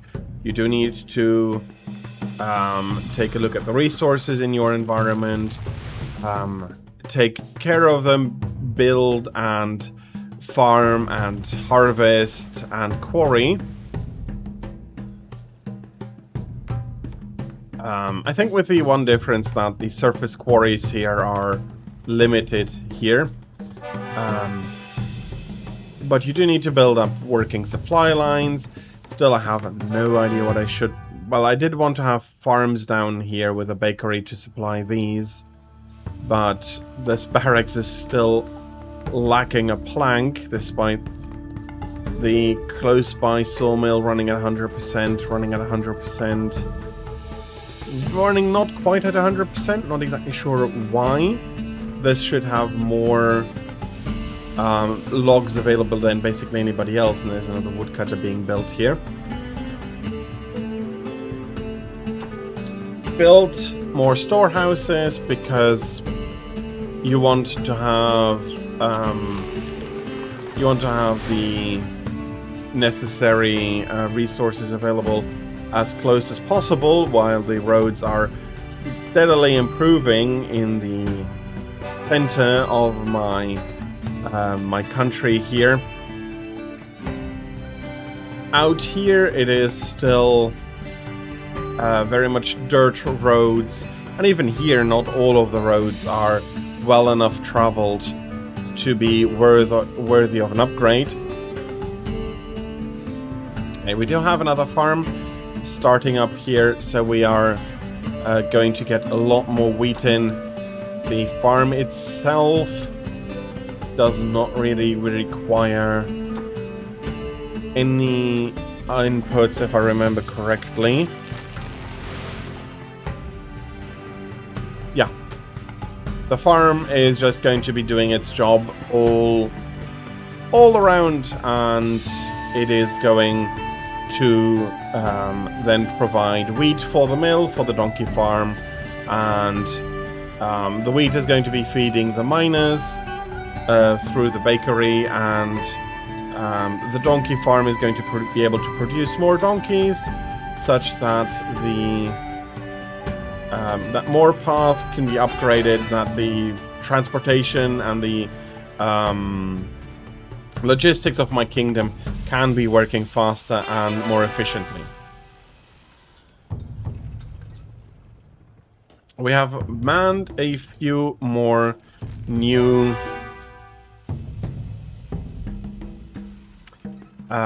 buildings, so that is another barracks.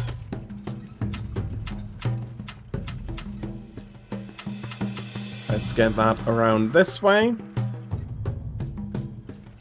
There is more stone to quarry here. Let's do that here. And now I'm asking myself, what should I be doing with this space?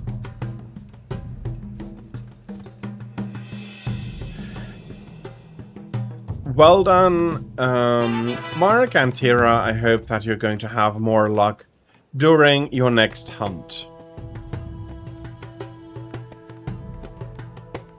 We managed to man another building down. Okay, these two are now manned.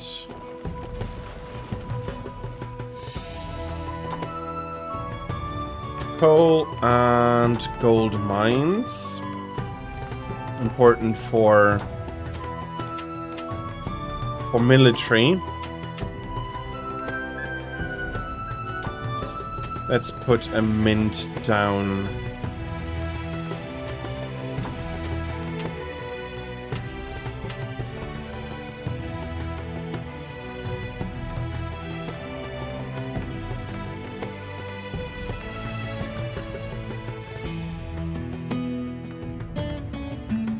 Okay, so along this path, I'd be putting down a farm. I'd be putting down a second farm, a barracks, and let's start connecting all of these.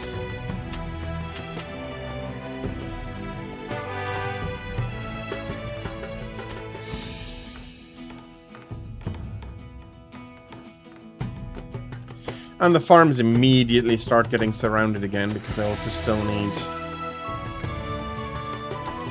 Let's put a woodcutters in first, like this, then... This farm has here, this farm has here. Hopefully the woodcutter be working in, and that is going to be... hopefully getting to the point that I want to be at.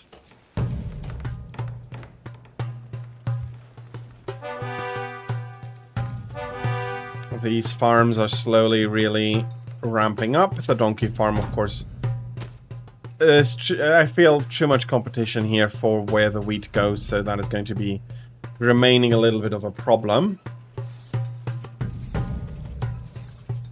Well, it is. I am happy to see that you feel happy with what you're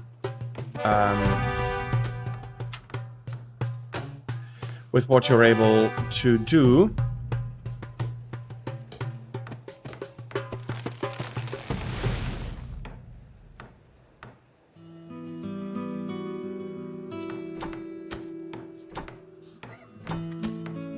Let's put flags down such that new trees are not planted in the path that I need. Congratulations on obtaining the ticket. And I just realized that I don't have a sawmill here. That would have been actually really nice to have a sawmill.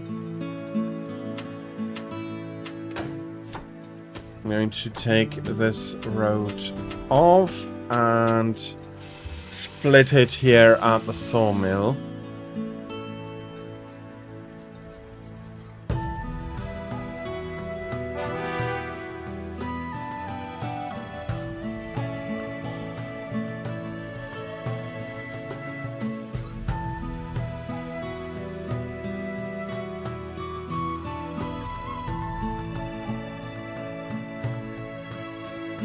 So yeah, as you can see, no planks, no stone. There's a quarry here that is starting to run out of stone. There's a quarry here that is still working fine. I'm going to need a new quarry here. So, and the roads here are more and more improving. Populated with more donkeys, which I think is the sign that this road is going to... No, it's not necessarily. We have stone roads here. This one does not have a donkey, if I see that correctly.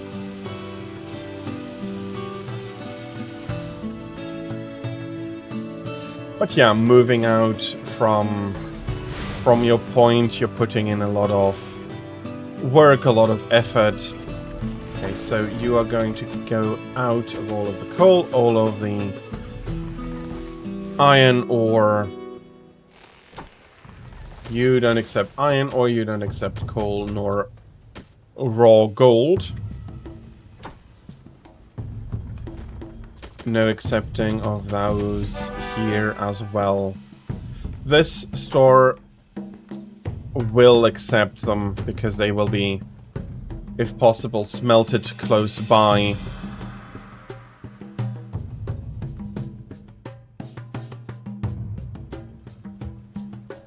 But, I mean,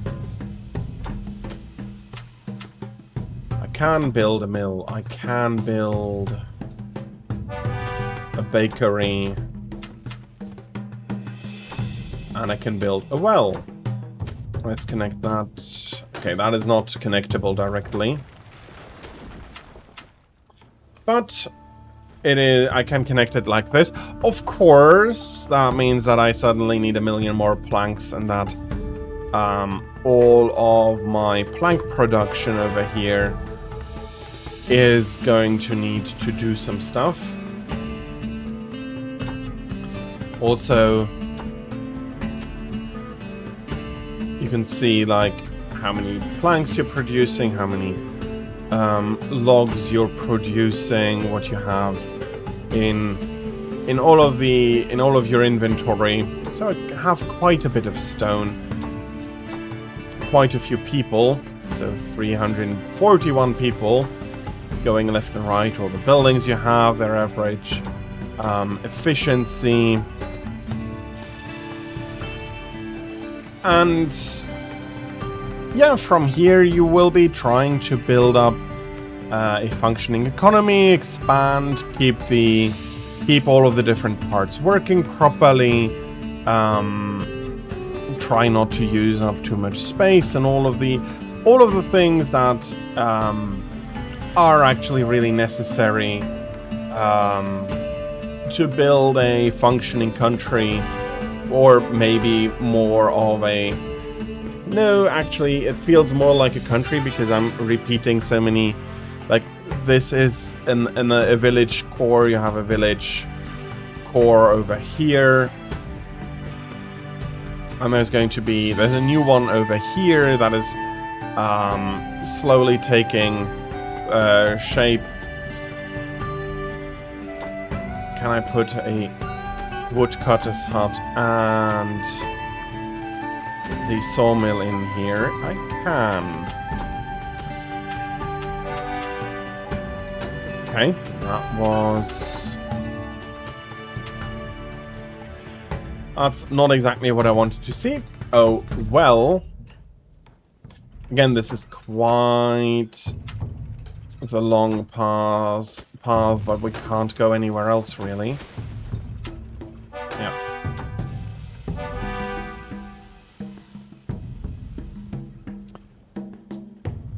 So, to put it into context,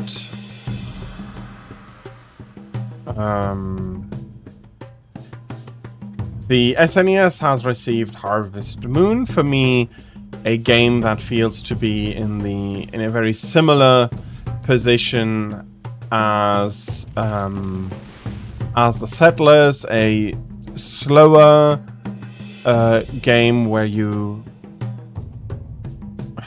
do farming. You don't do farming here yourself, but it's a slower game, less action heavy for an audience that maybe prefers a different... that prefers a slower pace, that prefers their... that likes strategy and planning and optimization, but doesn't want to do so under the largest amount of pressure, and as such, they much prefer taking the slower approach here. I think I will be putting up another barracks over here.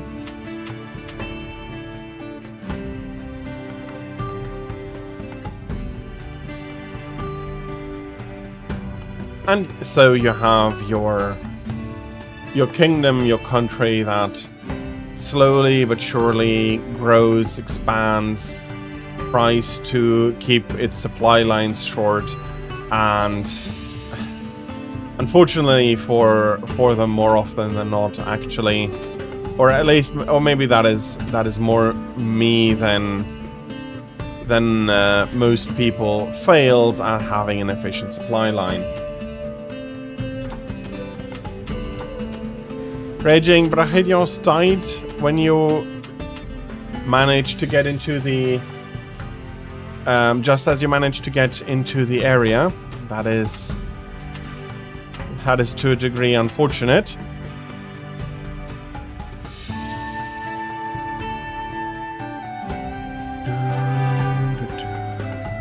Can't put a flag down there.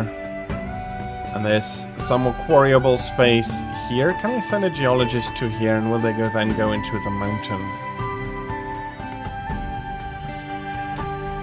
I do need to put down another barracks. We still need to grow into that direction here.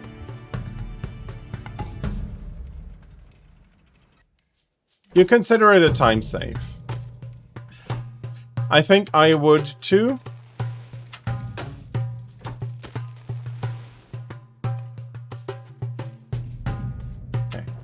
No idea how I should be building that. Let's do the upper barracks first. Maybe I can push it down a little bit differently, and then I have access to roads that I didn't really have before. Again, we do see nice upgrades all about.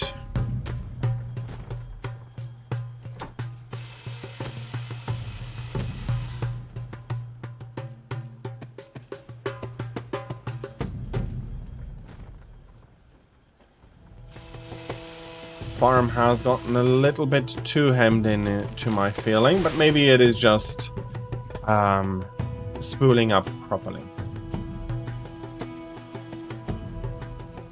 So yeah, while it is not turn-based, I do consider the Settlers a 4X game. The first real 4X game we have seen so far. Again, pushing new ideas. Although fair enough, by this time when the Settlers 2 came out, Civilization is already 5 years old, maybe 6 years old. So it's not a new idea, but it is still a popular idea. And it would have been remiss of me not to mention it. It is not everybody's cup of cake, cup of tea, rather. Cupcakes are good, but usually cakes are not found in cups.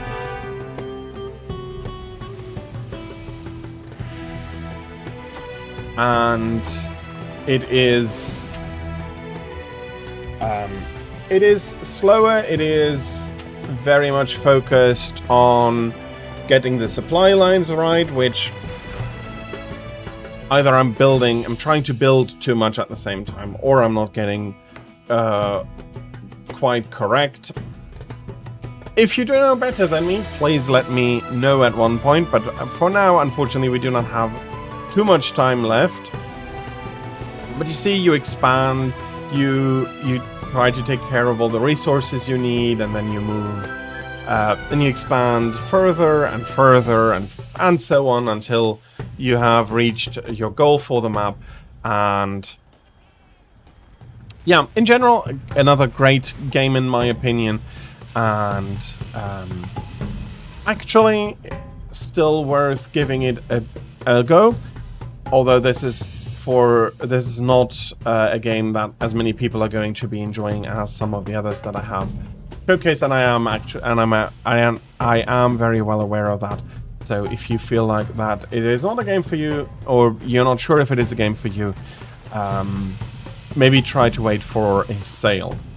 That being said, though, I'll be taking another quick break of a few minutes, during which again will be the ads that will be running, and as such, I do thank all of you for your patience with and during the break and ads, and I'll be seeing you back at the top of the hour. Thank you very much for your patience, everybody, and I'll be seeing you after the break.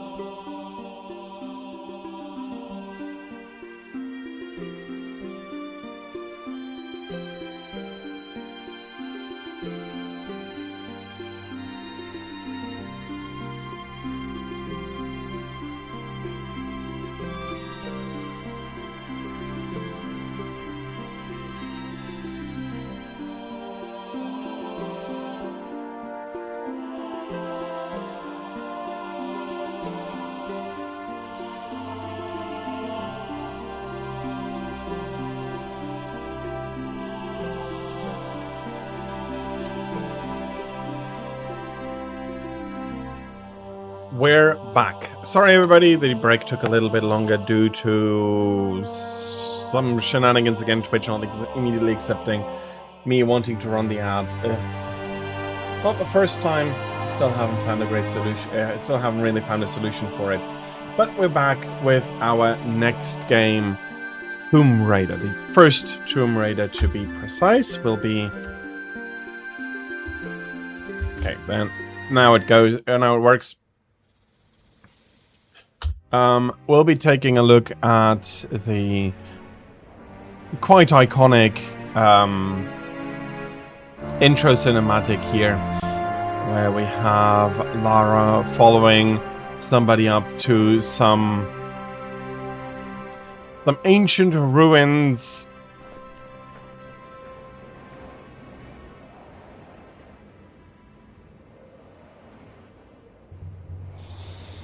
So we are playing, as you probably saw, the remastered version, the collection of Tomb Raider 1, 2, and 3. The nice thing is that you have old school and new school mechanics, and that you also have access to the old graphics. Well, old school, I'm not sure if that is exactly the right term to use.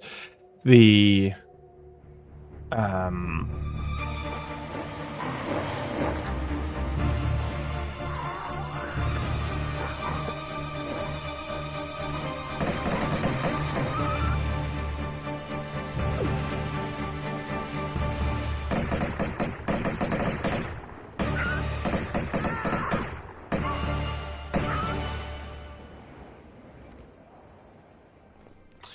Our guide, unfortunately, has not survived the wolves, so we now have to go on alone.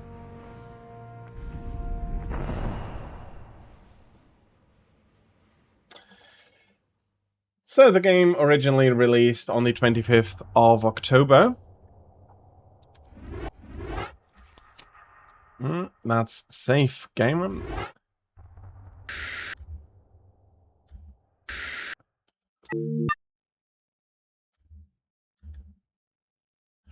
Okay.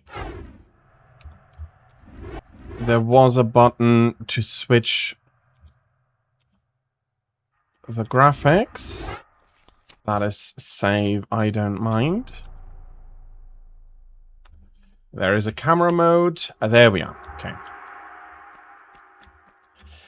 So, I'll be playing it old school style. Not remembering half of the controls.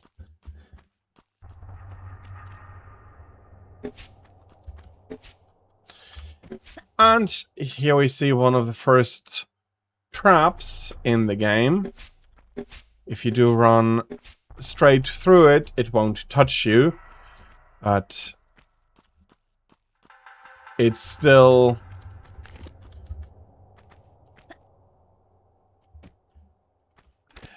If you then panic too much, it will get you. The controls were, well, being released on PlayStation and PC, they had to find a way to have 3D controls without the issue of... Yep.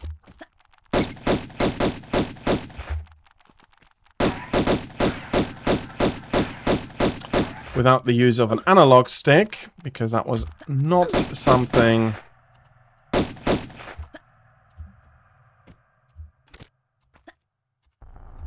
that was not something that was common on PC back in the day, but it also, and that might be surprising, was not included with the standard PlayStation controller. Surprisingly, the PlayStation did not ship their now quite famous dual sticks back in the day as standard. The standard did... Come on.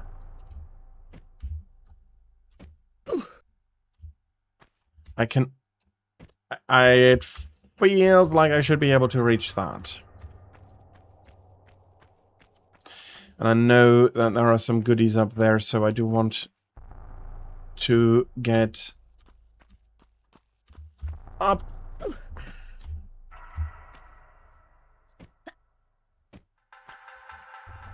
I do want to try and get up there.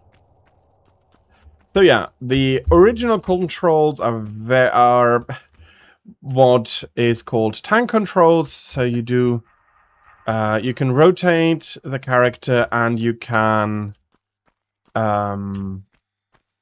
move forwards and backwards. Jumps, as you saw, you can do in multiple directions. Okay, am I missing something here? Because this... the corner looks like I should be getting up there.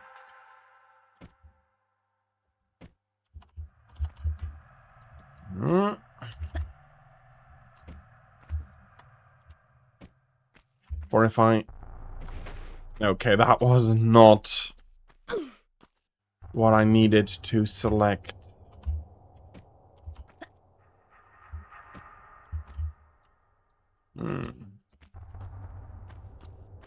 Let's move on. It is... it has platforming elements, although it is also much an exploration game. With puzzle elements, and the combat you saw me already do against the bats from before. And we have something else here, another challenge. Congratulations on capturing Palomu and on getting the shells that you wanted. So how did I... Okay. So we found a health pack here. What is it doing here? Nobody knows, but it's here, so...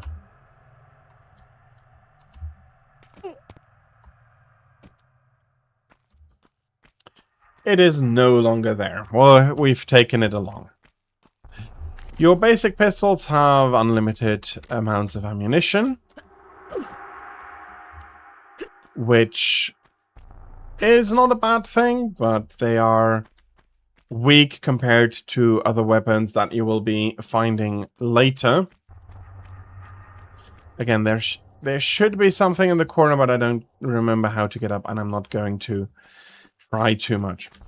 What I enjoy here, that despite the tank controls, the game is the game's camera is a bit better behaved than early Mario's camera, which is very much partially due to the fact that this camera that you could not move as freely as you could in Super Mario 64, where you had where you could run about freely and jump about freely, but the camera then was necessarily lagging behind and trying to find a good place to be while not being able to be sure about what would constitute a good angle. Like here, if you're behind Lara, you're pretty golden, because, well, you'll either be jumping back or just going forward, so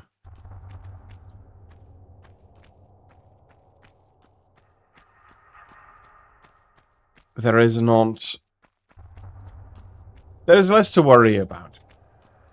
It being an exploration game also means that the platforming is a little bit slower. That is another possible solution to the 3D platforming. And while I think that Mario did a fantastic job. I think this is also very well done. That is not exactly where I wanted to go at the moment. And there are games that have done 3D platforming quite a bit worse. You might guess that one of those that I'm going to now be bringing up is Crash Bandicoot, released at a similar time for PlayStation as well, which, in my opinion, has a few issues, partially due to the fact that the developers wanted to showcase an environment that was actually larger than what could fit into the memory of the PlayStation, and as such they were cheating, as you had these run into the screen or out of the screen levels, and the controls just are not of the same caliber as Super Mario 64 or even Lara Croft.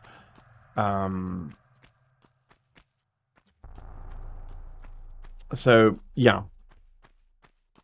Not to say that it is a bad game, but in my opinion, it is lacking a little bit. Okay, let's see. We should be able to get down here rather easily. And I do wonder whether there are still any secrets here. So, I did say that I did ask myself why the secret hunt that we are able to do here in Tomb Raider as well is the so much more the purview of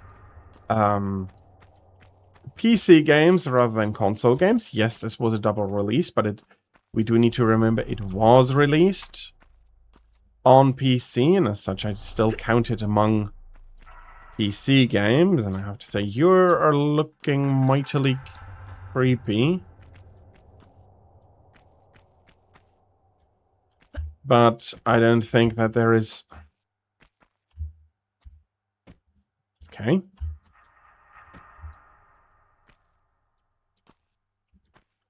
Let's rotate a little bit. Get a little bit closer to the bridge. That was too far. Like this. Yes.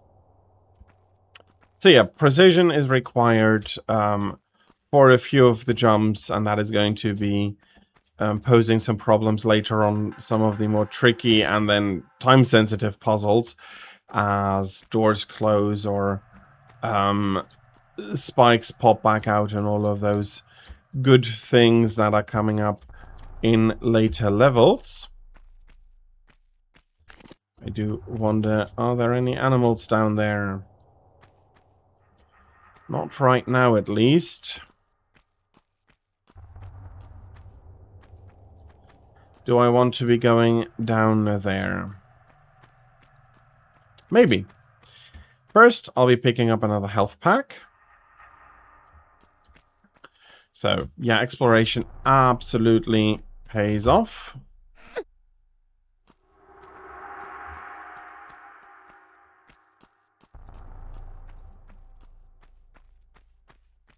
And yeah, while the draw distance is much improved here,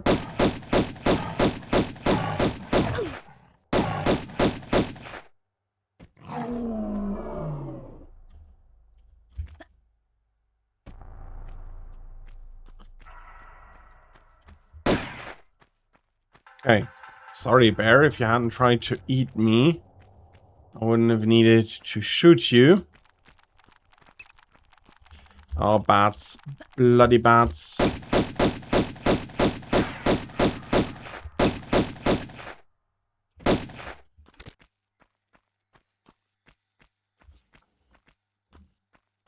Okay.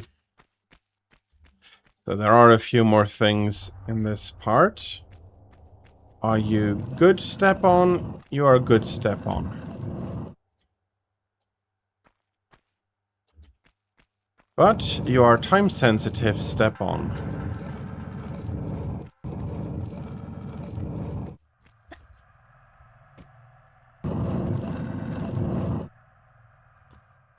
And you're a door that leads us back here.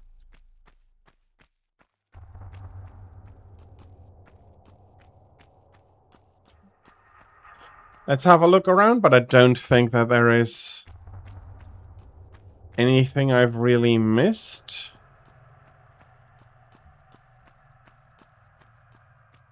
So falling into the bear enclosure was not quite correct. That is probably going to bonk me on the bridge. That should be fine. Everybody's probably aware of the anecdote how Lara Croft came to be. As they were in development, somebody just pulled the slider out into her now iconic breast, into the triangles that they were in this old version of the game. And it stuck, and she did become a female with video game protagonist, one of the most famous. Not that that is anything for me that I find particularly, that should be of a particular note.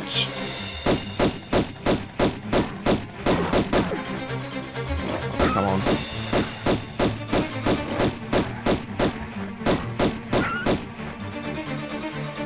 Okay. The two of you did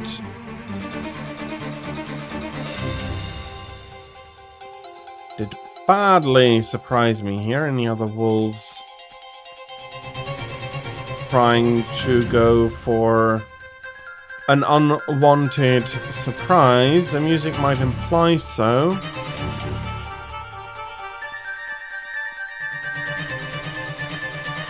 Are you having fun, music, or are there still more enemies about? I think that the music is still having fun.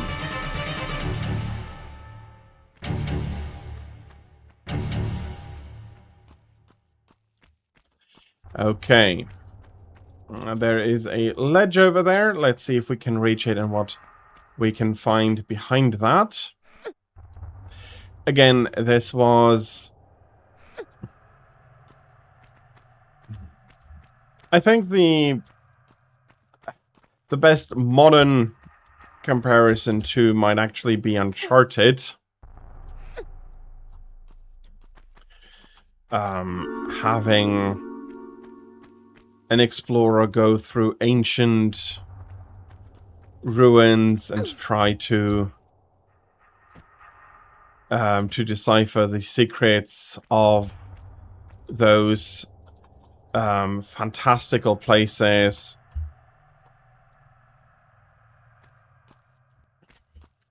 It makes for a great adventure, which this definitely is. They also put in quite a few surprises in that became very iconic moments, but I feel are lacking due to the fact that they have not...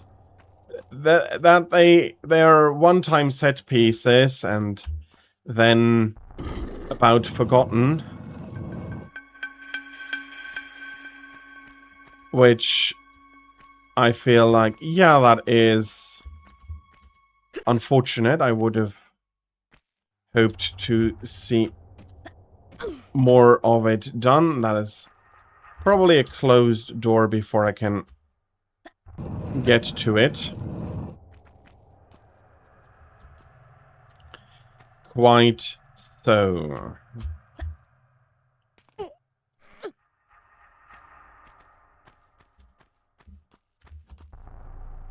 If I can cross that distance, does that mean if I take a good step back here, I can make that jump, and then I can make this jump. And with that, I can easily cross the doors before they close again. allowing us further entry into this ancient city, and it seems we've gotten scratched by one of those arrows. You are not amusing me, Mr. Wolf. I am not here to be a meal to you. Okay, we don't have anything here, but we do have these tiles that when we step on them wobble and fall down. First time I saw that, very much reminding me of Prince of Persia, which I did showcase. I hope that you're going to be lucky and get the claws that you need from Baroth quickly and without much hassle. The monsters are sometimes very attached to their different materials and do not willingly and openly share them, unfortunately.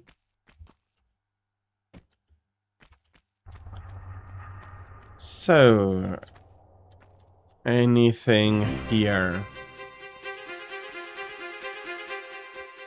Yes.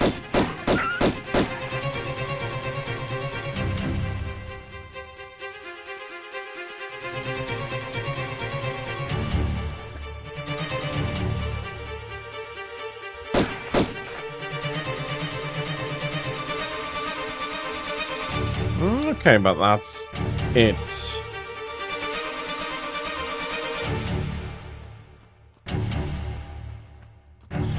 So, taking clues from other games, I'm not 100% sure how much, and if the developers, for example, knew about and had played Prince of Persia before. That's not really what I wanted to do, but I do know this gate, if I do remember that correctly. Shoo. Quickly getting through here.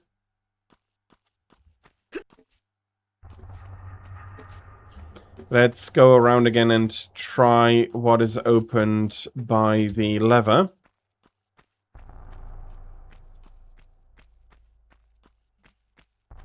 But over the years, and from the quality of her games, rightfully so, Lara very much became another gaming icon, having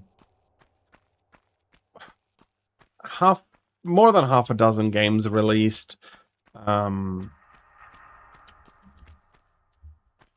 And, of course, the recent remasters having been released as well. They are really nice games in general, and can I do it like I... Yes! Perfect, let's turn around and run through here, and that should be the next level. I found 2 out of 3 secrets. I had 6 out of 7 pickups, a few hits, ammunition used and hits, and the distance that Lara Croft has ran here, and how long I needed to finish up this first level.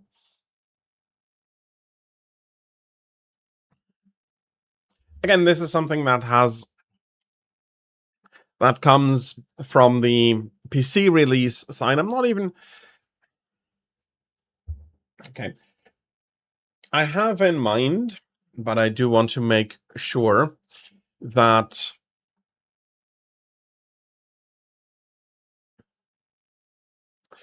one second.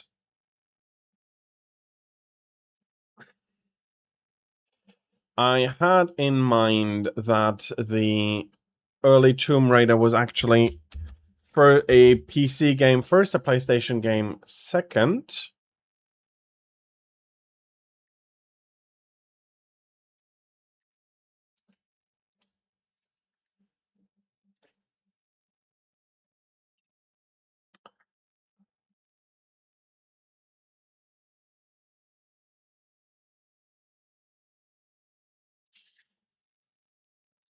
No, Sega Saturn was the first release. So I had that wrong, but it was followed up. Actually, actually a month later in the EU, it's a British developed game, but in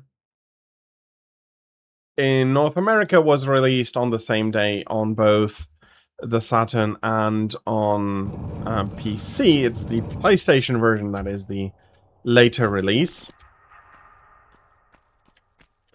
And the second most competent release at that.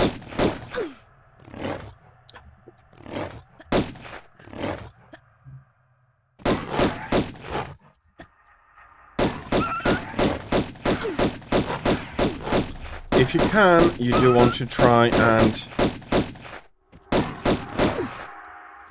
strafe jump your enemies to the ground. So 4 wolves, they can easily kill you, but you had some practice, and you did learn that jumping is very helpful and strong. Okay. Bloody bat. Literally a bloodied bat, since it did munch on me a little bit.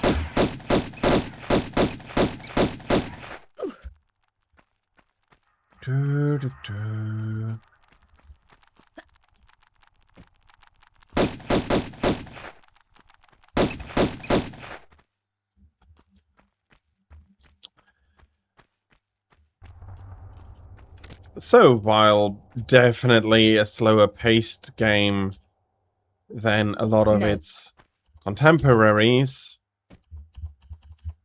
I cannot use anything yet. I do think that I want to use a small med pack to recover my health properly here.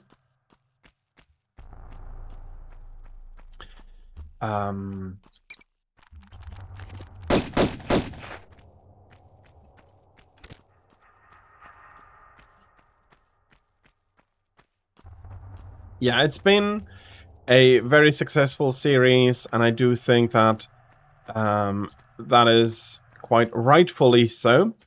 The controls might feel very outdated, again being tank controls, but I do think that how they are implemented here is done very well. And the modifications to the movement, so for example jumping sideways instead of turning when holding jump and a sideways button, works really, really well. Which, to a degree, is why jumping became like the default way to evade in Lara Croft. That probably was planned like that, to be honest. And hey, there is a lever here opening the door just right next to it. Again, having some platforming coming up afterwards, I'm pretty sure. Fall damage swimming is a thing. The swimming is implemented the same way as it had been in Super Mario 64. Again, that works quite well in my opinion.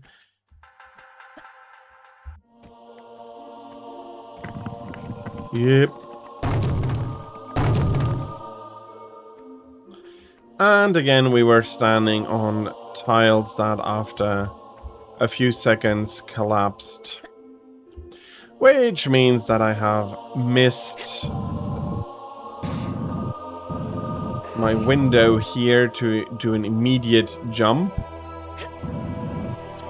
I had forgotten Lara is only pulling in distances of whole blocks, and that was the wrong way to push. Okay, oh well. Congratulations, Mark, on being able to defeat Yangaruga. Nicely done.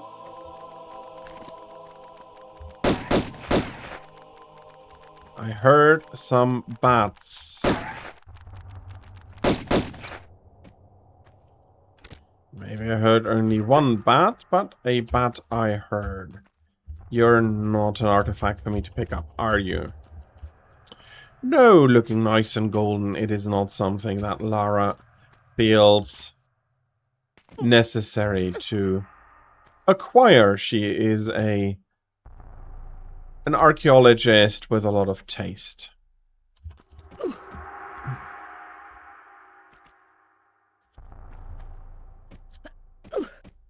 Okay. Falling down from the block, I wanted to use to jump up to this ledge. This is one of the issues here, is that you can be jumping past ledges that are going to be feeling very hard to reach. And yeah, that was too close. That was...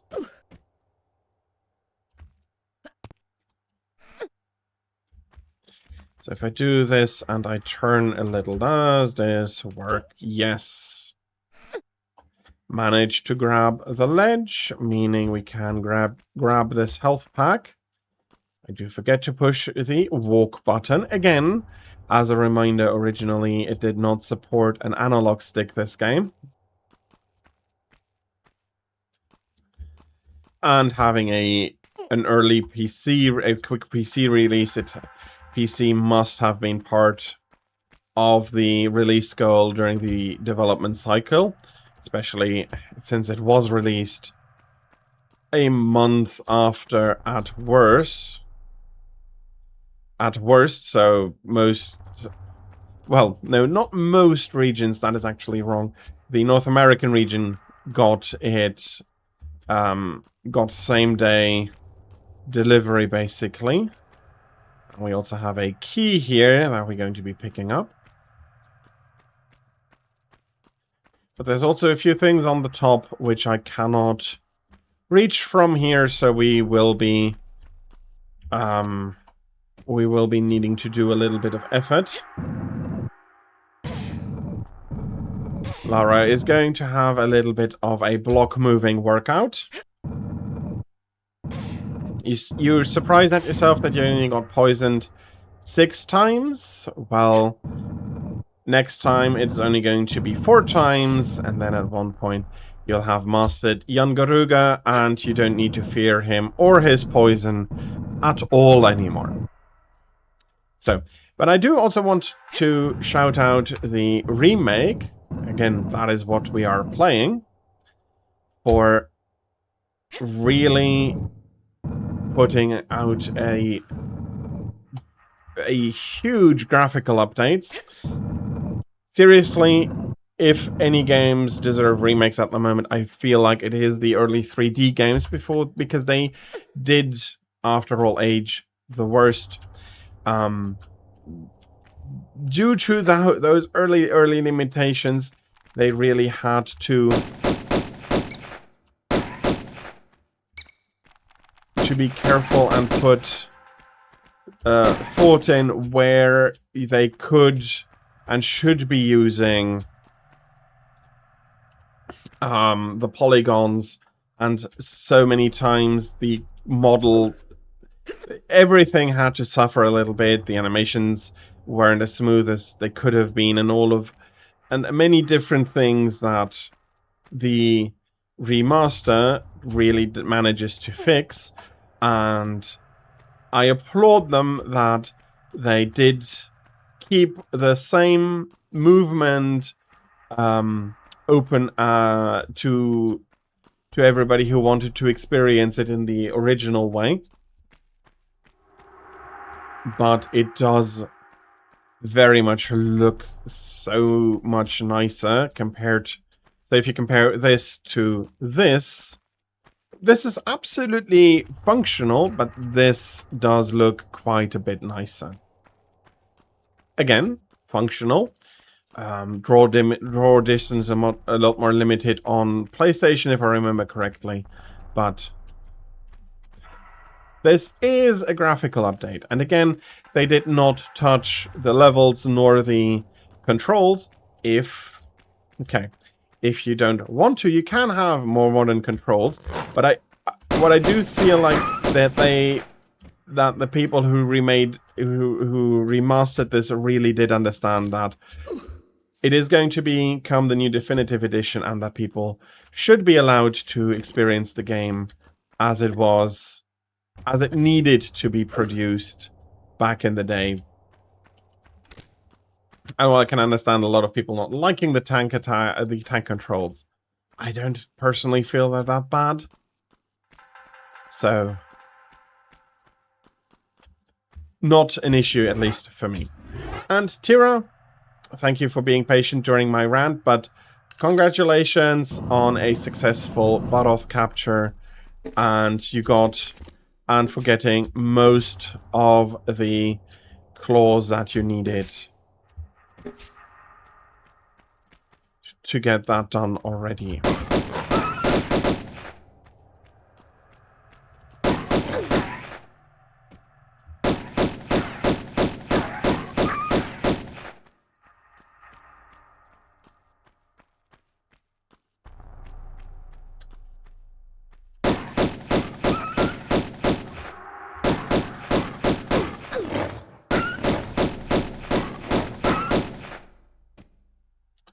Okay, that's another few wolves prowling around here.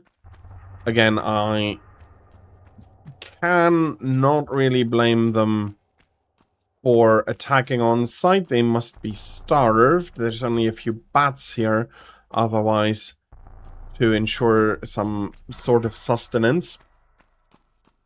So I really can't blame them for being hungry and trying to take on the first target they see. And time for the grinding lands. Well, I do wish you good luck with that.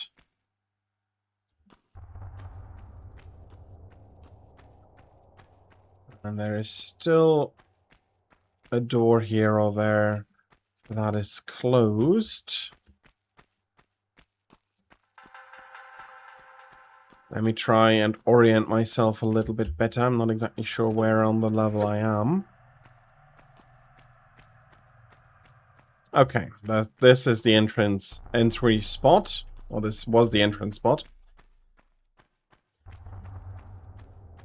I do wish you luck, Mark, that your hunts may be swift and clean.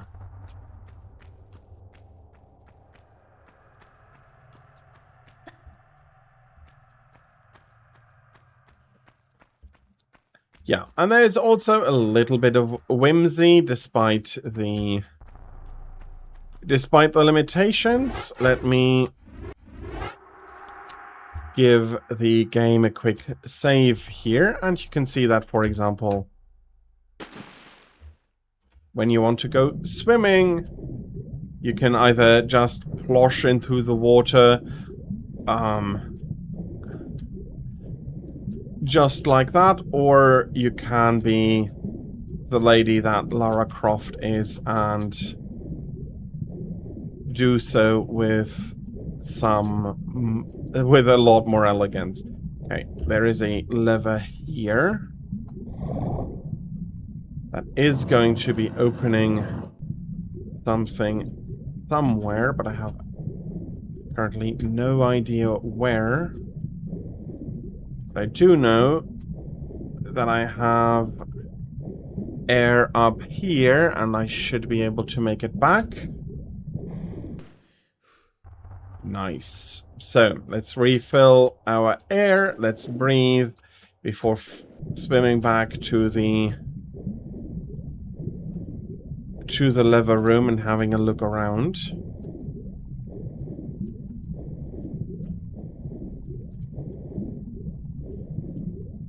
So, for example, do we have We have some air. No, we have no air here because that's the...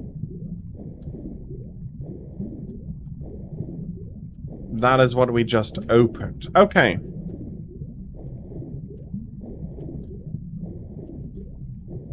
Again, I'll be swimming to a known air pocket. Well, air pocket might be a bit rude. These are the main...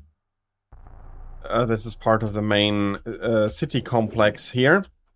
So, no need to worry about that. And then we can swim back, do the lever, since we now know where it is, and immediately go through the hatch that we are then opening. No. Okay. That door was still open. Okay, now it's going to be really tight getting back. Should be fine, should be feasible, but we will be needing to take a very deep breath at the end here.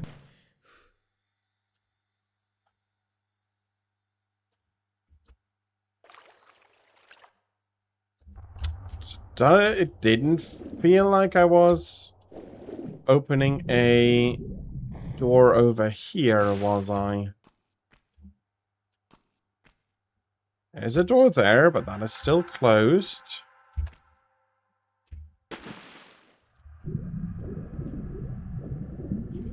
Okay, let's have a look on the opposite direction. Maybe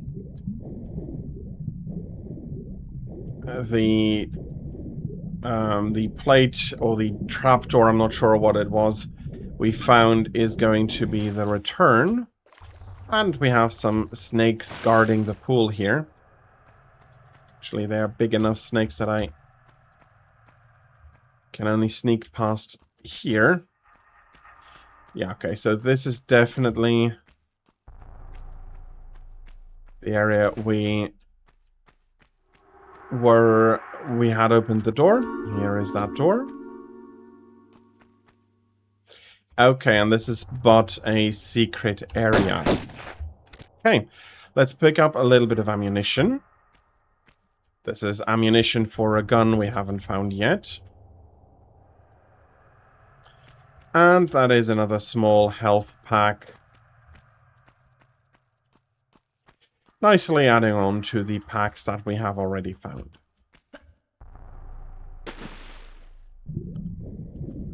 So, we are going sploosh again.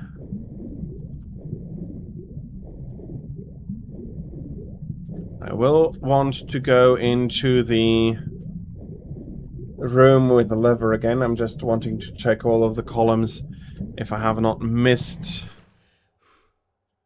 another one, although that...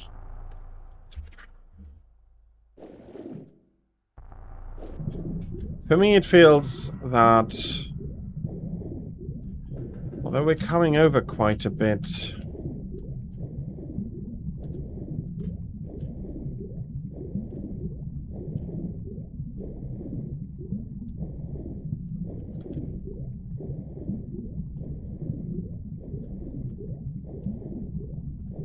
Ah, there is a lever.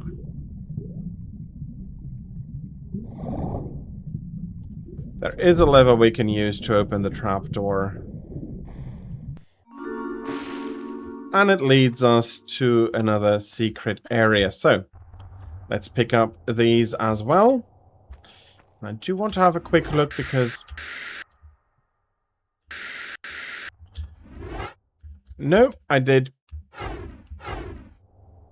put the sound up as much as possible, but it does seem very, very quiet.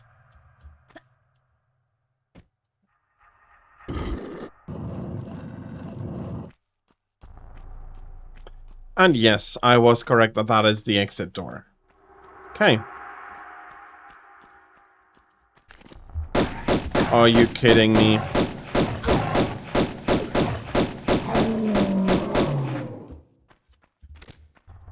Didn't have a look at the stables yet, and I'm immediately being mauled by a bear. Again, I can understand the bear's need for sustenance, but I would actually prefer it if it wasn't us. Let's have a look if there is anything valuable on the top. But a health kit that allows us to heal up the damage that we just took. And not even completely healing us, but healing off the damage that we took, so that's already something more than we had before. Just checking if there are any more levers here. So yeah, okay. Let's go back to the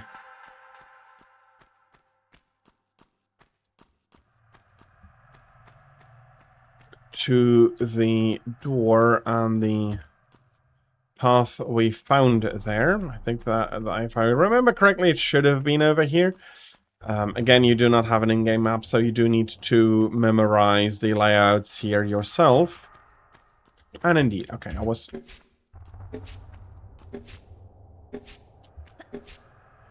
Whoop! And jumping over it. Okay, I did just have a look at the time, and I think it is time to do a bit of a wrap-up and conclusion. And I don't immediately remember what I have to do here. That's probably one of the doors is open. Yeah, that... The leftmost door is open, so I can go into the temple complex from there, and then go on. Okay.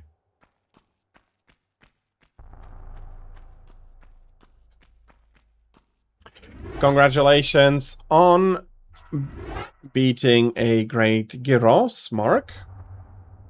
That was a load I didn't want to do.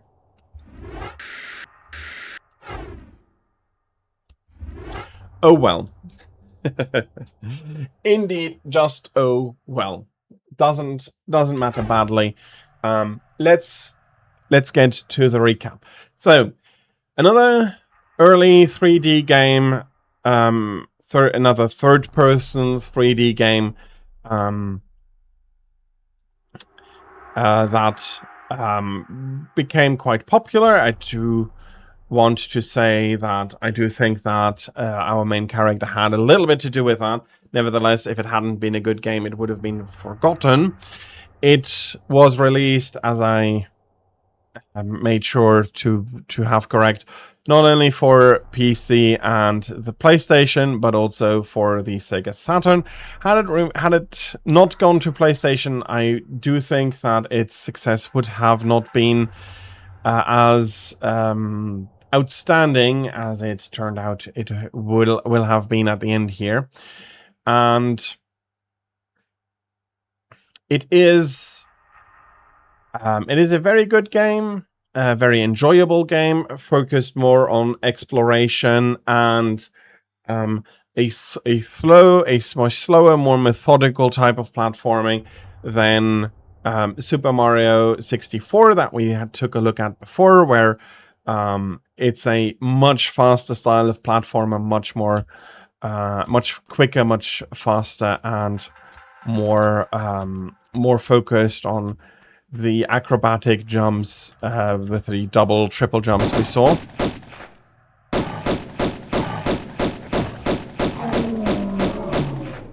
This time I managed to kill the bear a little bit better. Poor bear, dying again here.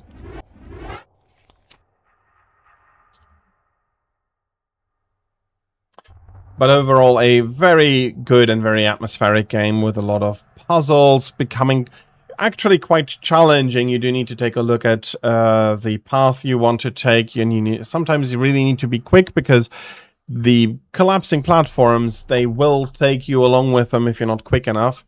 And as such, some safe scumming was, again, an unfortunate part of the game also.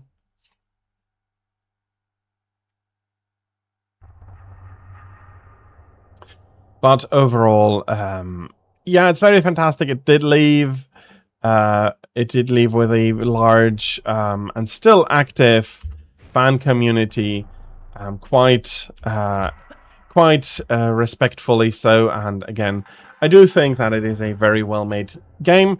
Nowadays, you might want to purchase the remastered edition, and maybe tank controls are not exactly for you.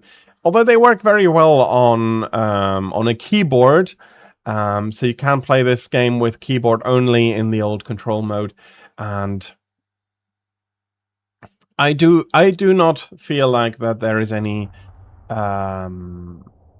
taken away from the game by having those old controls. The game actually works pretty well with them, and it just feels different than what many people may be used to. And yeah, again, pushing 3D graphics. This was the original. These were the original graphics and textures. Yeah, very much more washed out, more pixelated. But do remember, this is the early time of that. But I'm happy that it has received this remaster. It's a proper remaster with keeping everything while modernizing everything.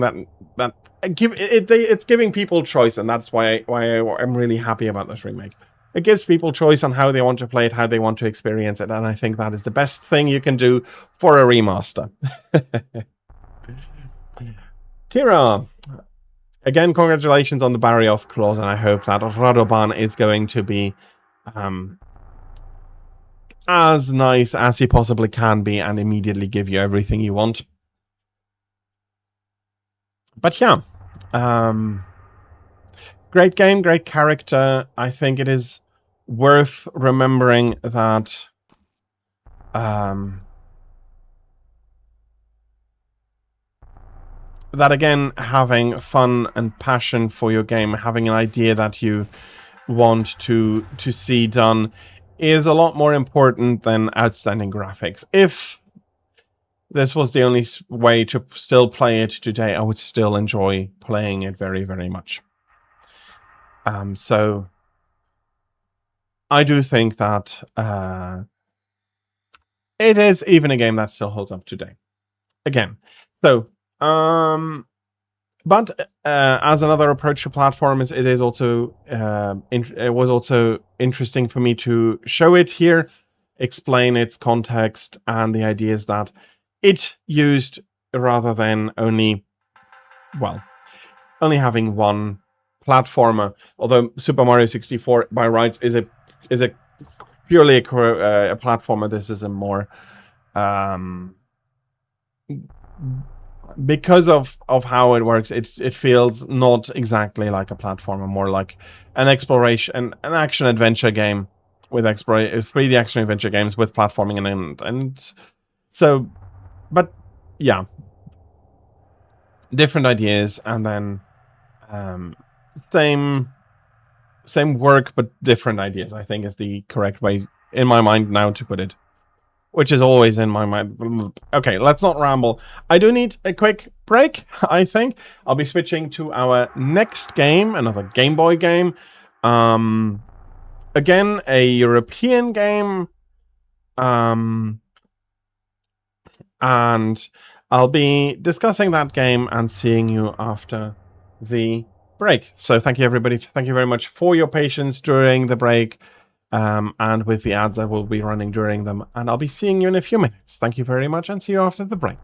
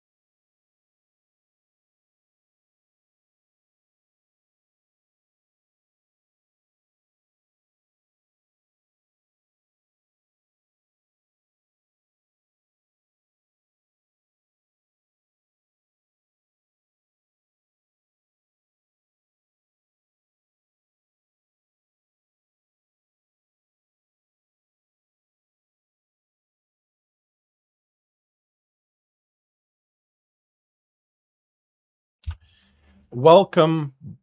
Well, we're back. I shouldn't be welcoming you back. I am back.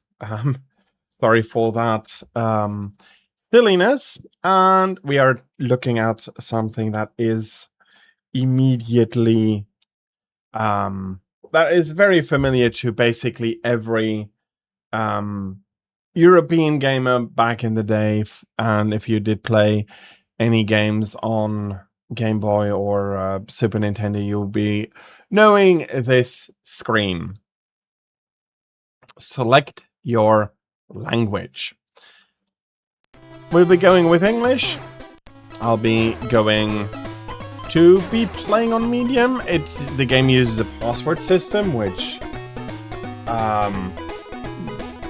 does make for cheap cartridge construction and so on, but it doesn't need to save very much data, so I think it does work for it. Lucky Luke, a European Wild West comic about a cowboy that can shoot faster than his shadow, and he has a lot of adventures going around being a good guy and catching some of the well, I don't know why he's bringing them back to that same prison all the time, because that prison is the worst security prison that I have seen in a very long time. As we take a look, as we have a look here that, oops, that is not what I wanted to do. Give me a moment. Come on. Why can't I?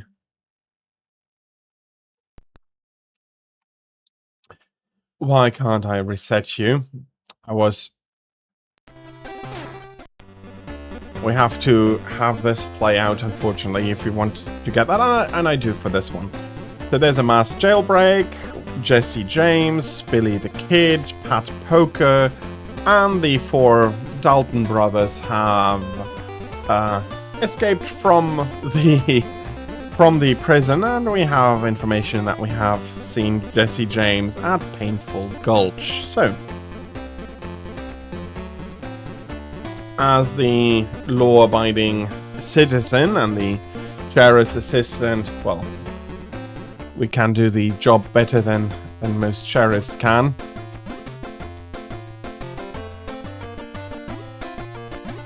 We'll be getting onto the job.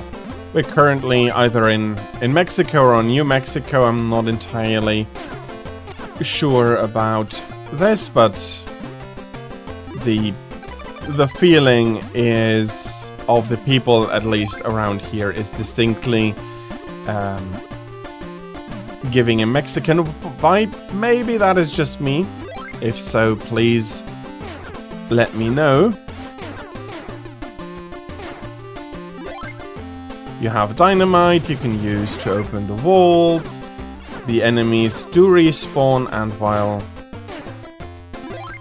they drop ammunition, and that is a way to get basically infinite ammunition.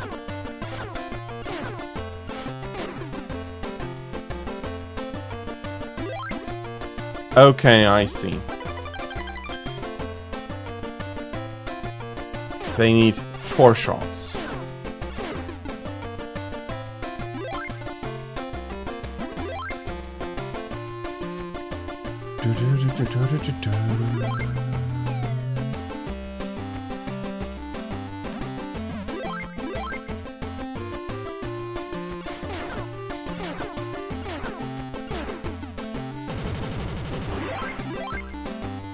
Getting another heart and moving on, collecting the sheriff stars will unlock a minigame at the end.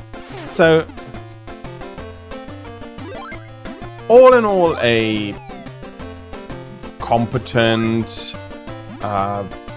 platformer. It's not the same caliber of platformer as a Donkey Kong Donkey Kong Land, for example, but it is very well made. It works very well with what it sets out to do.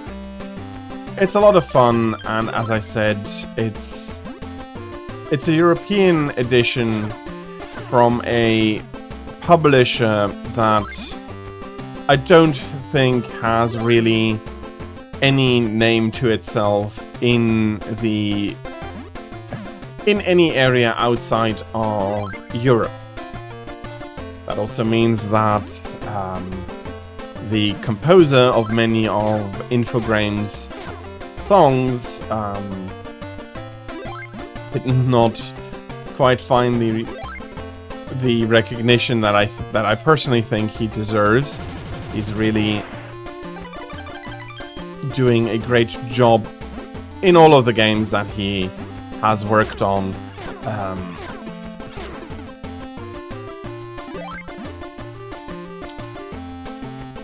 So, yeah. While I do acknowledge, yes, Rare is also a UK publisher, it is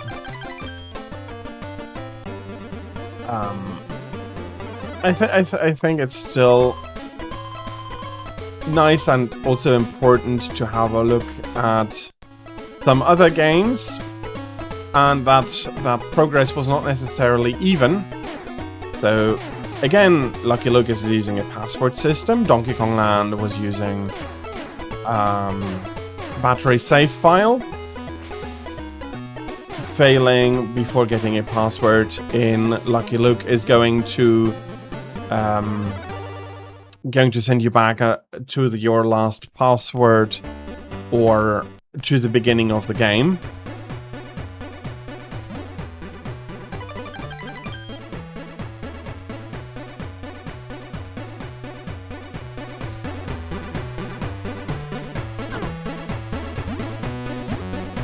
And trying to get the sound up for you a little bit during this stage almost caused me to die here. due to the flagpoles.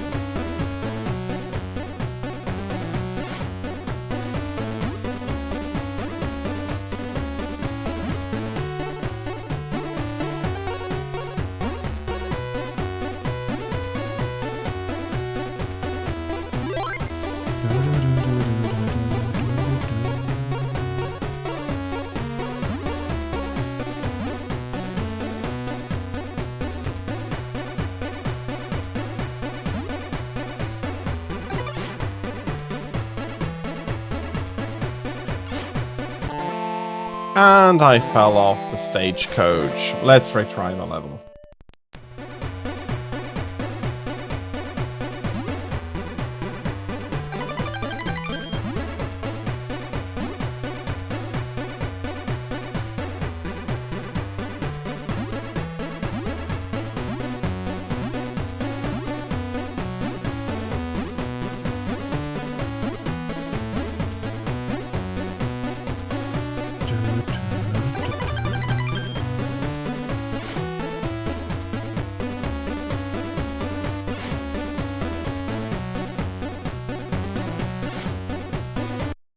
And I just realized something. I think...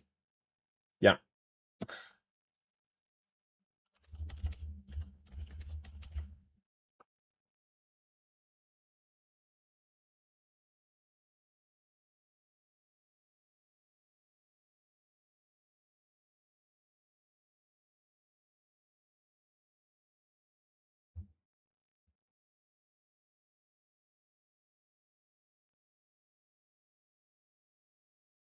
I had forgotten to do this.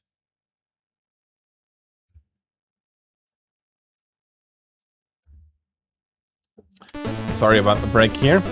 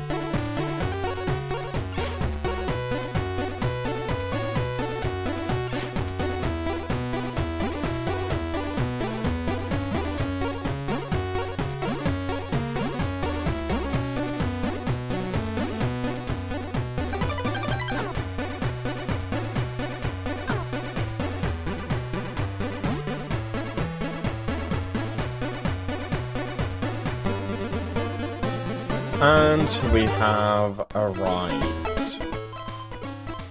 So, I hope you did get a taste for the music. That song is one of the better ones, in my opinion, in the game. Although all of the songs are really nice, and there is something else I do want to showcase to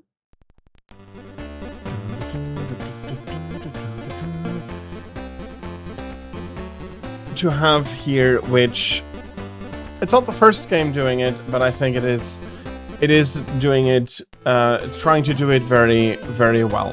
So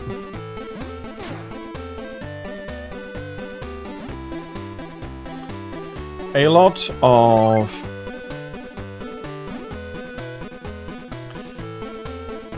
lot of games want to tell stories. I think that is a normal part of, well, not necessarily a normal part. A game can also be purely focusing themselves on having just good gameplay without feeling it necessary to incorporate a meaningful story of any kind.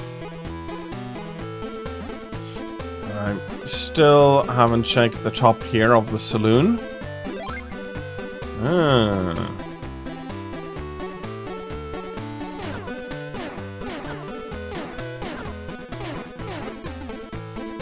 Yep. Poor cowboy there, coming out there.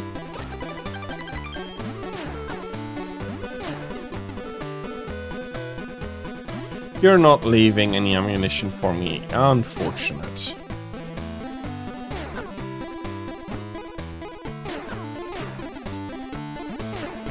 And also not leaving any ammunition and probably just respawning soon after. Okay, I'm a little bit low on health here.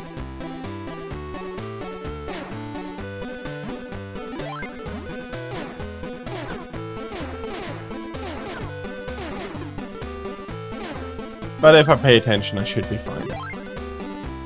So, why this game in the showcase? I could have just showcased Donkey Kong Land, proclaim it a European game, and be done with it. And to a degree, yes, it is UK made, so at least European continent-wise, but I do also think it interesting to showcase some European games that really have not that are not really available outside, or have been available outside of Europe, and there's been no interest in these games outside of Europe, partially because the characters are European, and thus to a degree understandable that an American audience doesn't have any connections to them, or a Japanese audience, as those three markets would have been the three big markets of the time.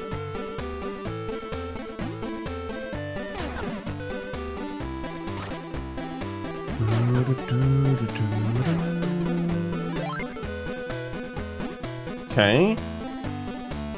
I can only get up here once, and there was a sheriff star, making it worthwhile. I do want to go back and take a look what I missed down here. Just another guy in a barrel shooting at me. There is another cave though, with another heart, and probably another sheriff's star. Yeah. Congratulations on beating Xenogamark. And he died by the power of Wall. Well, do remember to congratulate Wall on its on their victory, probably.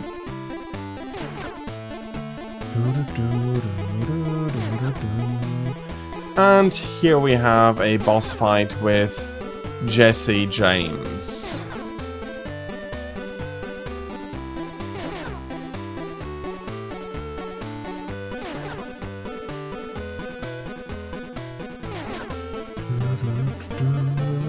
And that is the first out of all of the escapees that we have brought back.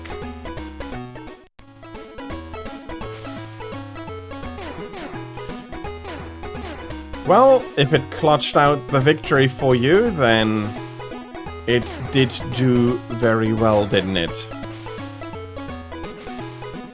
And my current curse seems to be that I will need to leave one bottle standing in this mini-game, no matter how I try.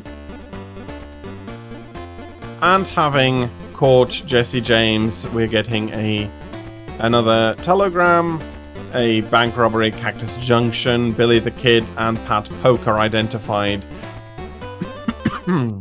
So, we do now know where to go. And we'll be going over, of course. This time we'll be catching a train. Or will we? This is another auto-scroller with fantastic music.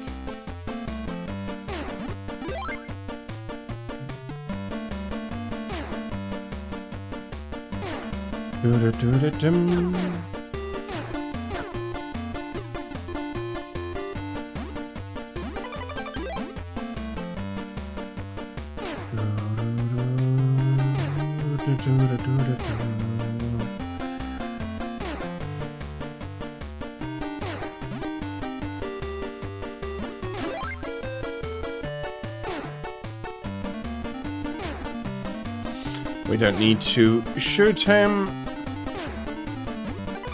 but you can shoot them, as I already demonstrated. And if you do think that you have enough ammunition for it, it is going to make your journey here a little bit easier. And that brings me to one of the points why I did want to put this game in.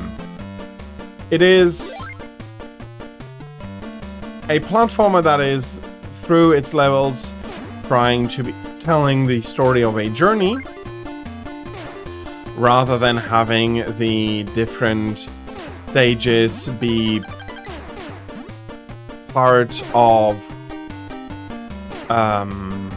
like the same overworld which you traverse. But here you have a journey. You have the train, you have the stagecoach in the beginning, which all were different modes of transport. It was you getting somewhere, trying to arrest these the criminals that had escaped, well, once again. And what ouch.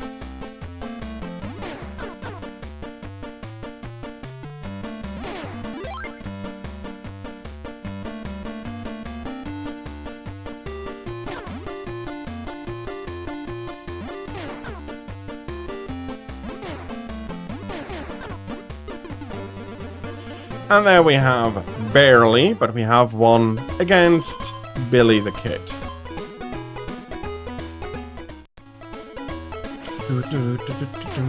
And this time it's the first bottle.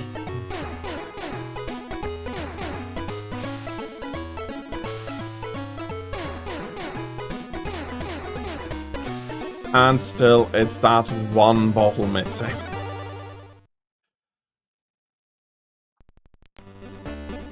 And with that, with trying to tell the story in its levels, changing the levels every time, it is doing something that is, to a large point, actually very near and dear to me. And it is something that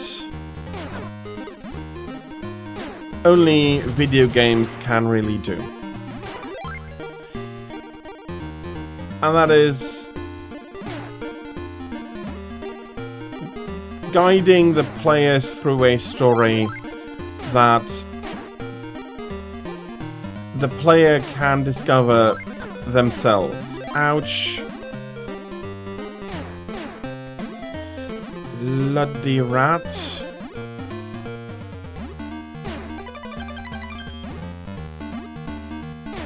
Okay, we got that sheriff's star, even though the minigame will not save me.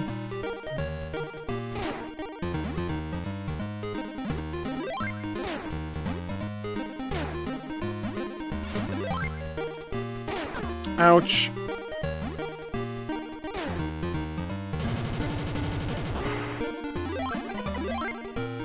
Bad timing. I can get down here. Hopefully there is a life here. Whoop. Bloody rat. No, there's a star.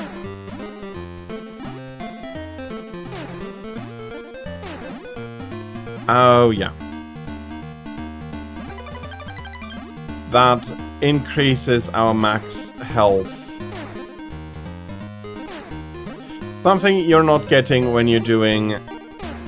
When you're putting in a password, you're not getting these health increases.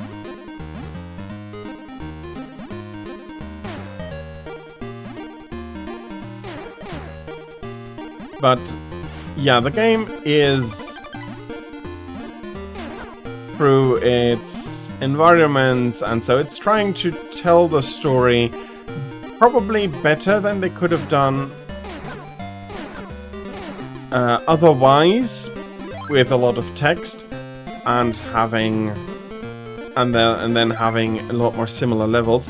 This gives a lot more character to the game, but it also shows that it also showcases a few things that simply could not be done if we weren't playing the game, but we were reading the story. So, for example, yeah, this is a seedy casino where criminals hang out, and we experience that because, well, there are bloody criminals everywhere here, and they're really trying to mess with us.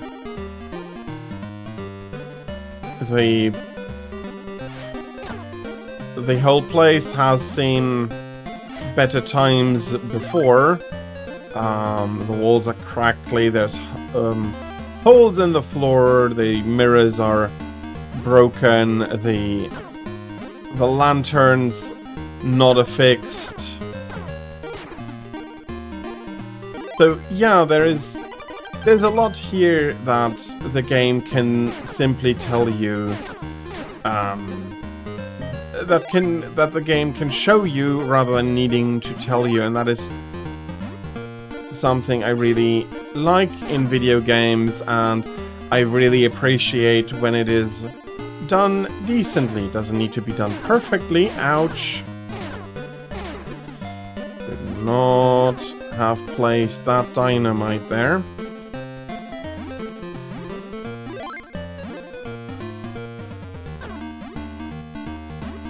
Okay, and we have Pat Poker here trying to hit us with a bottle. Poor guy is going to get the debris of his own bottle well into his face here. But I have to give him that he is quite tough here. Again, we have found all the stars. Let's see if I can finally do something out of it. And shoot all the bottles.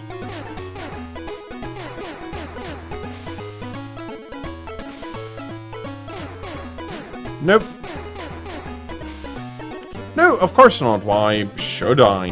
Why should I take the extra life that I can get in the minigame, and why not just miss again one single bottle? Kettle rustling the Alabine. Avril and Jack Dalton spotted. So, we'll be going towards the Midwest, over the mountains, which is just a few dots to cross, no issues at all.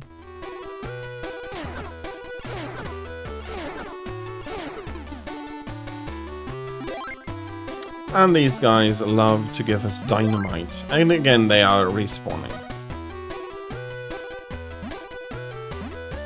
There's nasty traps here you don't want to be caught in.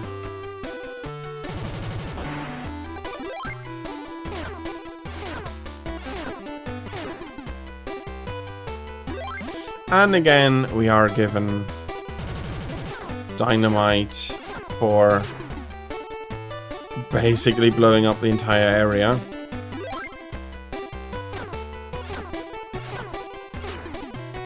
I'm not sure if they're supposed to be Native Americans. Run out of bullets, so now I need to throw punches. Can I get up there? No. And now we have some wind complicating the entire thing, especially jumping over these bloody traps.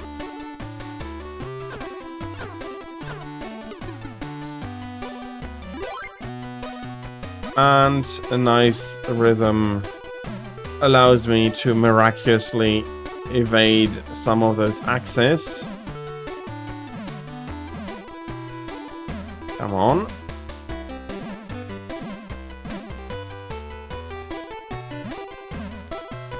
And there's the bloody tumbleweed, which I am not sure if it was actually already an issue at the time this would have been. It may be tumbleweed may have gotten introduced quite early, but the modern plague that tumbleweed has become is more recent. Okay, we have a potion here. What does that do? Purpose unclear.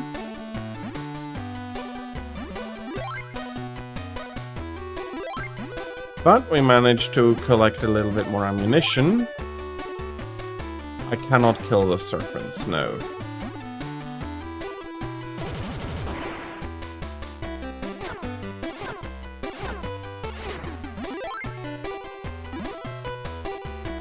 Probably another sheriff's star. Yes, indeed.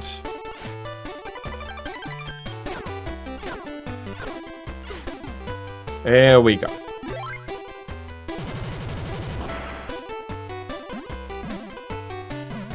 We can go fetch that dynamite. This gentleman is also going to be dropping some for us. The potion allows us to make this small tree grow rather quickly. Evade the dingoes. Or are those coyotes? No, they are coyotes. Dingoes are Australian. I do apologize for my bad geology there. And that unfortunately puts me back towards the beginning of the level.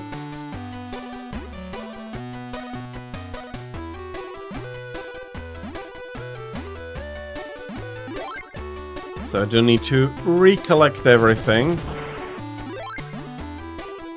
I did manage to pick up that dynamite there as well. That should ensure that I have a little bit more stock throughout the rest of the level.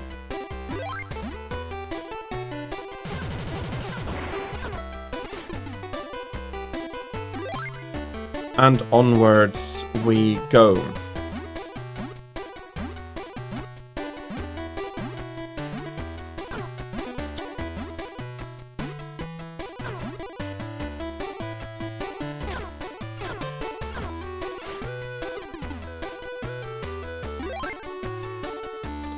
We're again going to be using our fists for a while.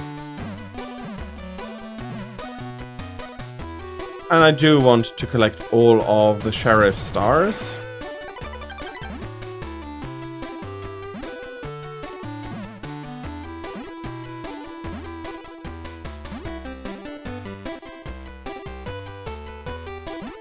Again, we do need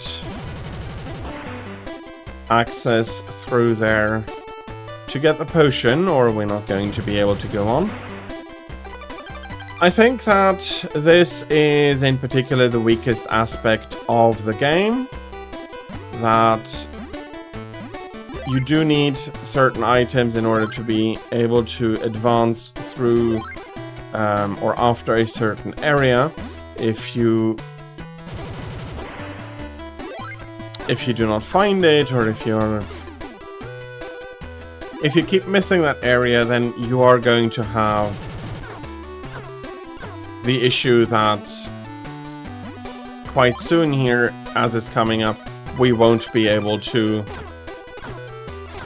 continue because the tree won't grow, and then you have to backtrack, which to a degree fair enough you can do, but with the unkillable hazards and the hazards that are popping back up, i.e. the lumberjacks, it is going to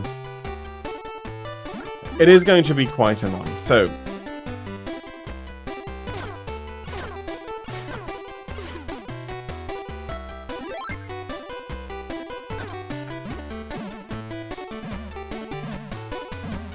look, I am not angry that there was the coyote there, but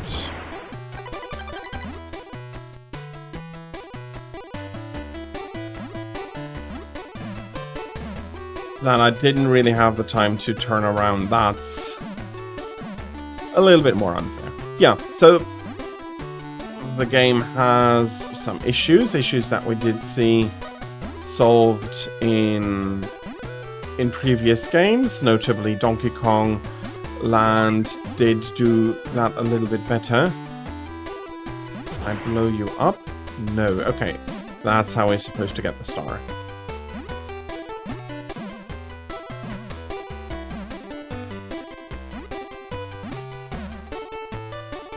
Or are we supposed...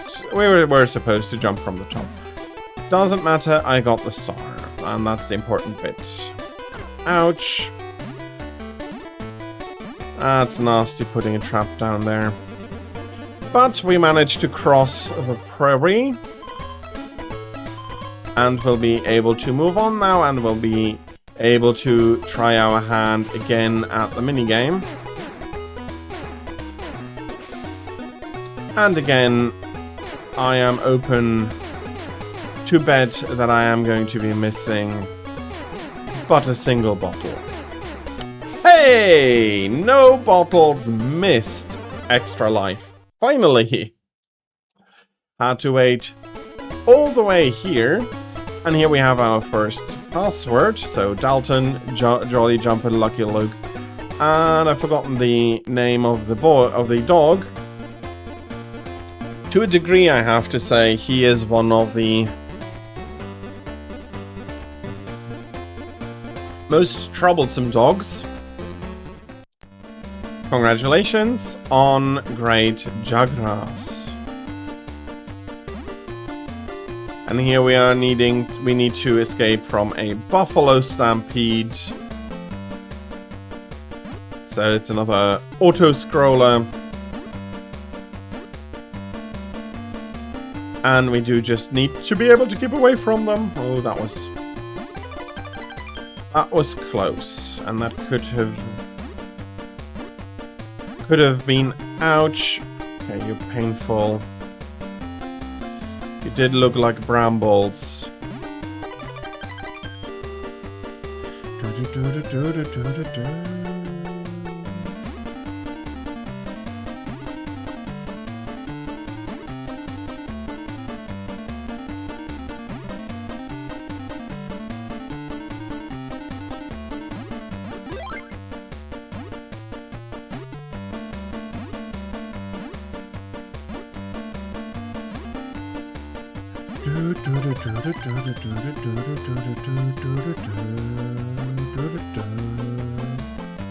So yeah, I wouldn't try to punch any of the buffalo. That usually doesn't work out very well. You need to keep in motion. You can only hold on for a certain length of time. So you need to be quick-ish in order to be able to get through that. And I was standing up too early here, and they just... Yeah. I do not fault them for making me lose a life there. Any real buffalo stampede, it's not going to be this easy to survive. And buffalo are really, really dangerous. I didn't pay attention there. Or, well, I did pay attention, but I didn't quite react fast enough, whatever it may be.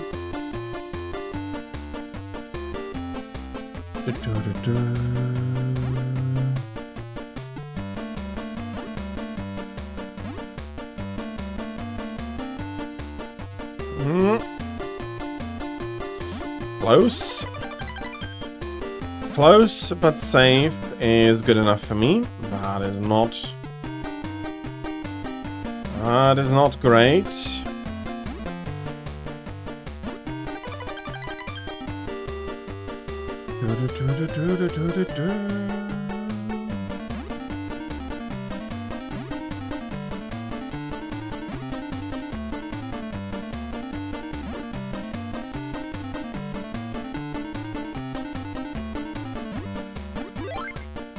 Okay, so we have another heart, and we'll be swinging on these probably telegram wire poles over the prairie here. I am actually quite happy to see that the buffalo are not tearing them down, and then I don't manage to make the jump. Okay, let's load a save file here. Luckily, modern hardware allows me to do saves, even if the game didn't intend for them originally. But, yeah, it is another platformer. It is very competently done. It's on the slower side, with some shooting rather than jumping on enemies to defeat them. A bit of resources, a bit of resource management with the ammunition and the dynamite. A few health points, some upgrades to be found throughout the levels if you are careful and you're keeping your eyes open for spots, for secret spots like that. Is it a game of the same caliber as Tales of Phantasia, Donkey Kong Land? No, if you have played a lot of platformers and you do want to try another old school one, yeah, try your hand at it. If you only have played more modern platformers, try Donkey Kong Land first, try Super Mario Land first, try Super Mario World, Super Mario Bros. Those are games that I would recommend trying before this one, but if you have played all of them and you're looking for something new, then this is definitely something worth giving a go. Okay.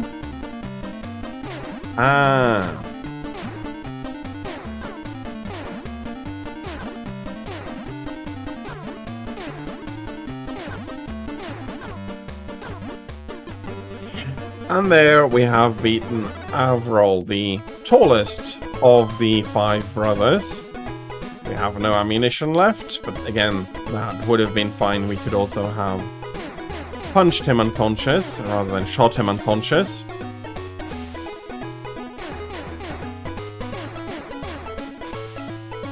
And with the movement that Lucky Luke is doing here, he may have a single action revolver.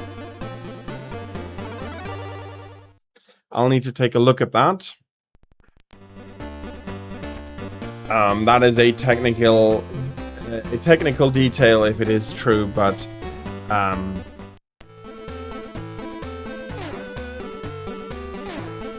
no, it's a double action. At least in these moments, it's definitely a double action.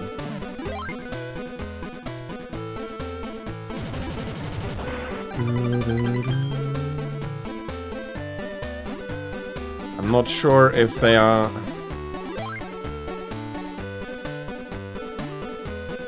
supposed to be just farmers or if they're supposed to be, well, might just be farmers.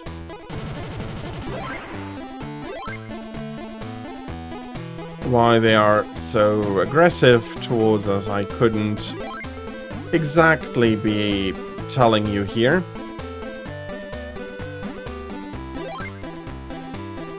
But we have to get up a little bit further, I think.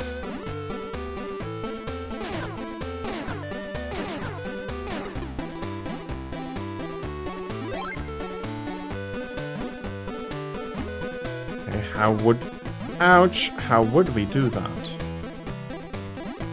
I can jump fairly over here.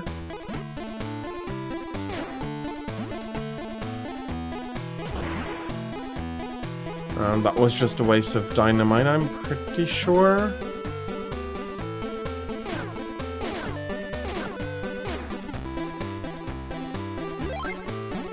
The main reason I'm saying that is because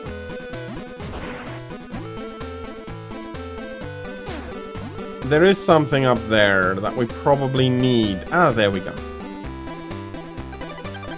Tried to do that before, but it didn't work. Just a little bit mean. Oh, no, no, no, no. Okay, bloody hell. And then running straight into the bull. Let's try our hand at this level again.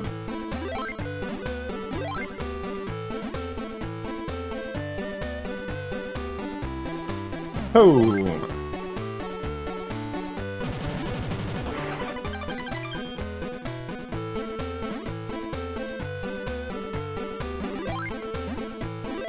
And we have the farmers or the farm hands with some quite dangerous pokey sticks. I mean, to a degree, it may be worth asking the question if destroying the haystacks or blowing the haystacks up is worth trying to kill somebody over.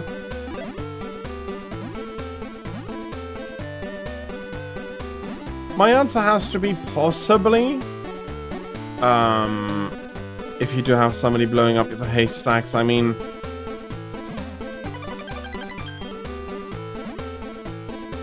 Okay, so switching over to the pole was not a bad decision here.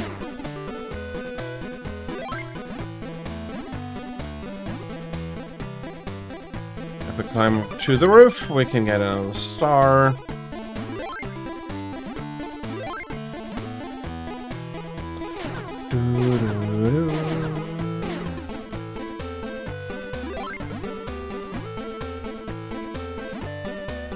Okay, can't stand on that roof. Yeah, are you?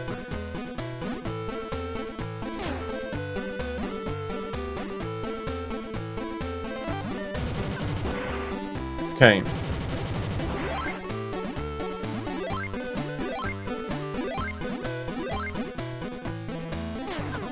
I do see a health restoration item over there. Quite happy. That bull did hit me as I was trying to play Toreador. On the other hand, Lucky Luke is a cowboy, so he should be knowing how that works.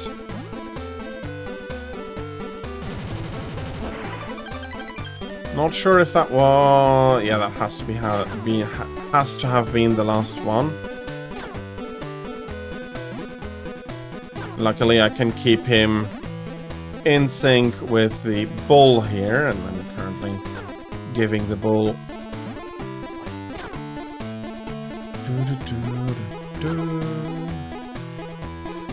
Oh, it feels like the... I think it's James the chance to catch up here. And that's the last mini game for here.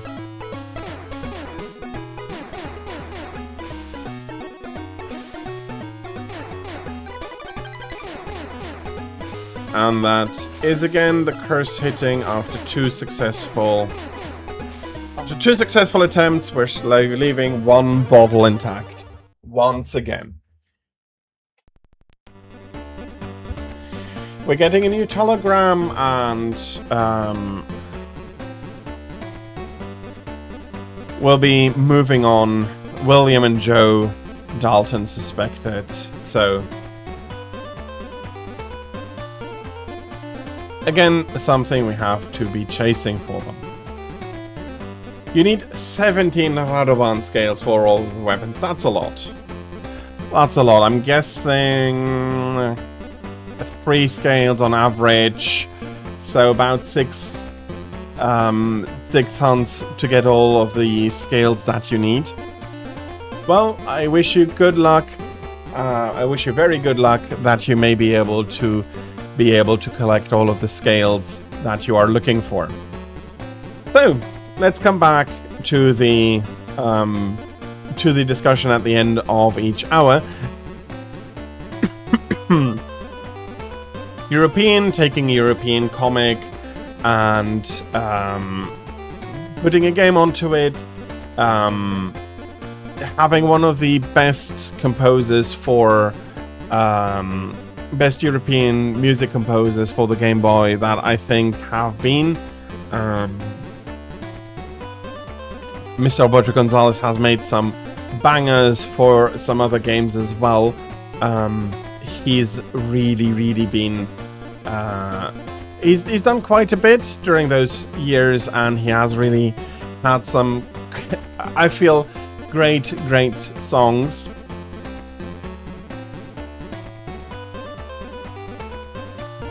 It also showcases that while by this time battery backup games are far from uncommon, they're also still games that feel like that is an additional expense because you need to put additional hardware into the cartridge that is unnecessary. That they can produce quality, and I do think that this is a good platformer. Again, is it a platformer on the level you need to have played this? No. But if you have played old school platforms and you enjoy old school, give this game a try. More than some other Infogram games, to be honest.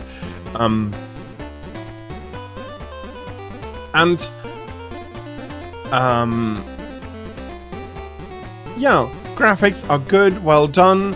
You might have not noticed it, but there's been some parallax scrolling, which is really impressive on the Game Boy. Not uncommon already, but impressive still. It does something, again, that I personally very much appreciate, in that it is using the levels and what the levels are to show like a Luke traveling about from village to village, and what the travel he has to do between the villages, going from the west coast through the east of the US. And again, I'm sure that crossing the Rocky Mountains is actually only as easy as 4 points. But it does what it needs to do well. It is simple enough in its approach that actually a simple password system is sufficient. I wish they had put in a few more passwords, or at least as a kid, I wish they would have put in a few more passwords. But it is enough for what the system is enough for what they needed to do. It is, on the one hand, it is fun, and it is using the characters from the comic in order to constitute the passwords. But on the other hand, I have to very honestly say that a letter password would have been much better, because you do want to write a password down. It's not like that is something you're going to be remembering. So if you could have written the password down in simple letters, yes, it would have taken away a little bit of the charm, but it would have made for an easier way of remembering and writing down the password. So not a perfect game, but it is interesting that advances can be ignored by some games because they are not needed, or they are they maybe don't quite have the budget to incorporate all of that. Whatever the case may be, it still resulted in some very nice games. Some are a little bit bullshit. I'll freely admit that not every in-program game is really a good game that I can suggest. There is, for example, Tintin in or Tanta. I call him Tanta. In Tibet, that is, or is his name Tim in English? Maybe again, it's a Belgian comic about a journalist traveling the world and having adventures.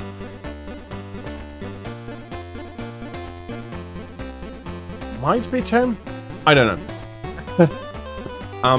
That is a game that, yeah, not coming as close, but its music is very good. But yeah, so while I may showcase some of the more advanced features that the games were able to offer back in the day, not everybody used them, and still managed to make good games.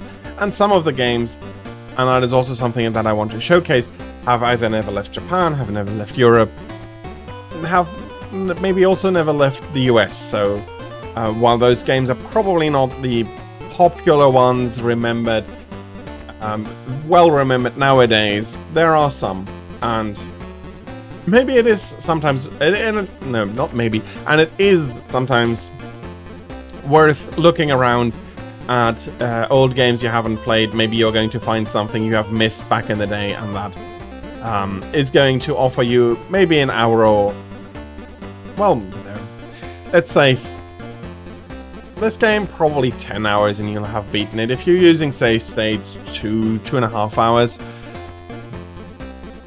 So how am I getting to 10? Maybe 5 hours without save states. I'm not sure. I don't know your own proficiency in platformers. But have a look around, try some old games. There might be some games that are worth remembering more than they are actually remembered. But that being said, there is again the need for me to go back to a quick break. I'll be seeing you at the top of the hour. And again, I do thank you for your patience with the ads and the break, with the ads that will be running during this break. And so thank you very much, and I'll be seeing you after this short break.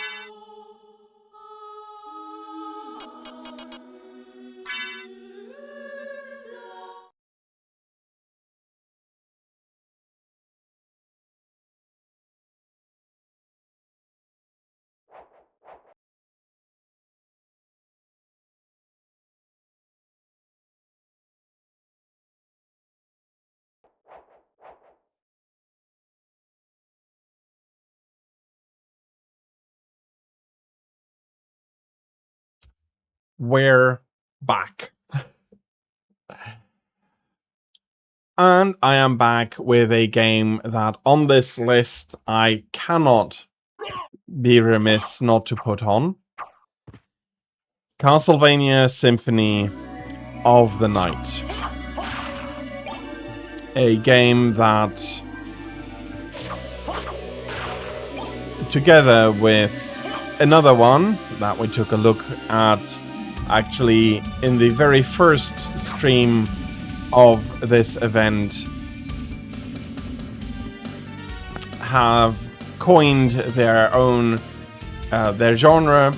I am always a little bit remiss to really feel like I want to call it that, calling it Castlevania, because Metroid is a decade earlier, I think 11 years to be exact, earlier than Castlevania Symphony of the Night.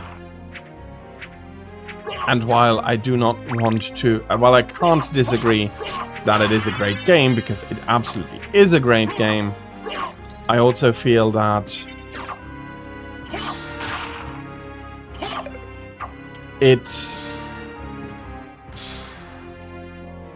can't exactly share in the, is it presumption? I'm not sure. In the claim of having founded the genre, especially since, yes, Castlevania is an older series than Symphony of the Night. Symphony of the Night was simply the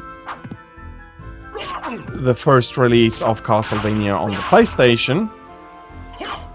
I do feel that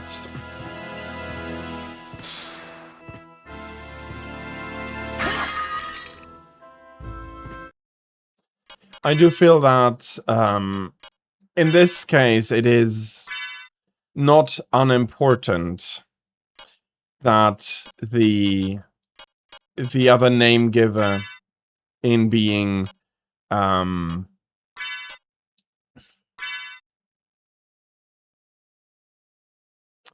Metroid having arrived that much earlier. Oh yeah, that is what that did, so I don't need this, the sword here, yeah, so I can punch or use the sword.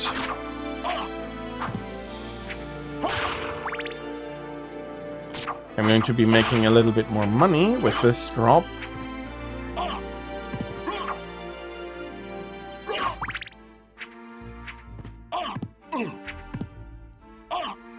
Are you bloody serious? Okay.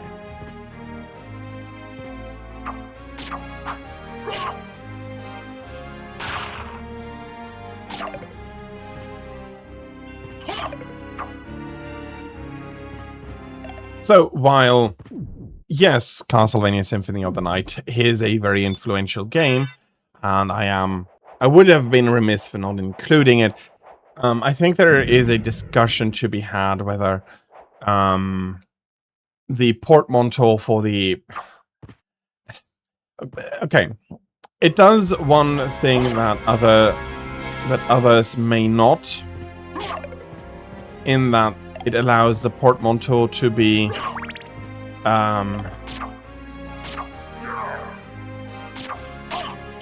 more distinguishable than calling it a Metroid-like. Castlevania does allow for the ability for the portmanteau to be more easily applicable in this case. But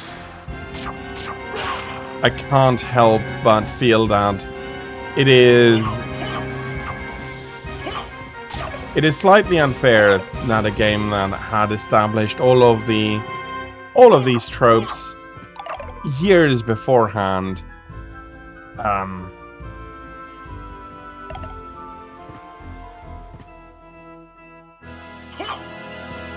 doesn't that a game that, yeah, came in quite a bit early also had an aim at handing it, because especially the early Castlevanias, again, were linear platformers. They were good linear platformers, but they were linear platformers nonetheless.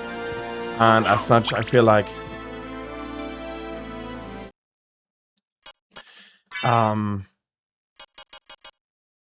causes items to materialize. Okay, I want to keep that. No idea what that does. I did get a leather shield.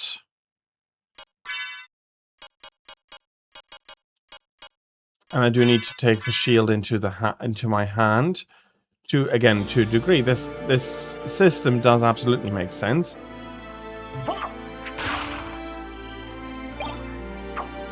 A potion of resist thunder, some more money.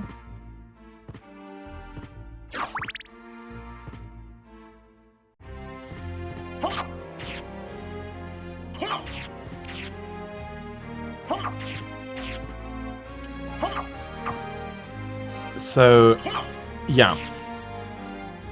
Something that was, and still is, quite interesting is that the developers here chose not to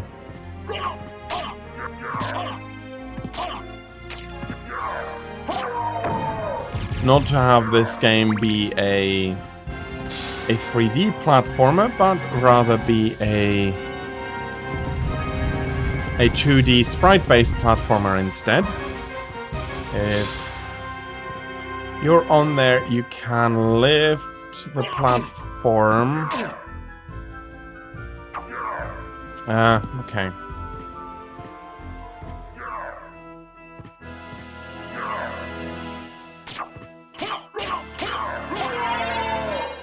And that's another enemy defeated and level up gained. We have a little bit more health. We can carry more hearts. Our stats went up a little bit. So not relying on the equipment we've gotten before. As we are chasing down our father here. And I am missing one thing here. That's a cloth cape. Maybe a configuration issue.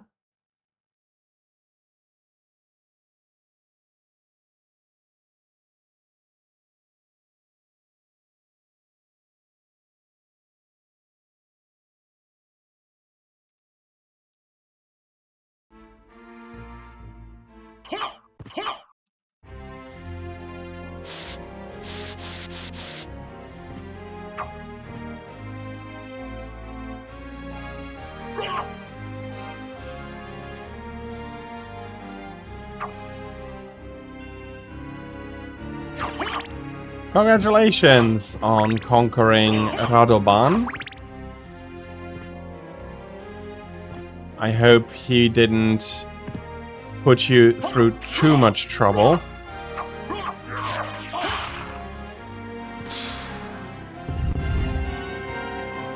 Okay, we just came from there, so we don't need to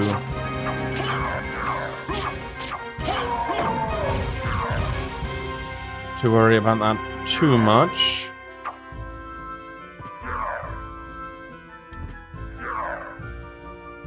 It kept bouncing on his hip armor. Yeah, that is definitely an issue, and it's my major issue with quite a few monsters that I am bouncing. So even though it's not optimal damage, I consider... Okay, that's how you use the knives.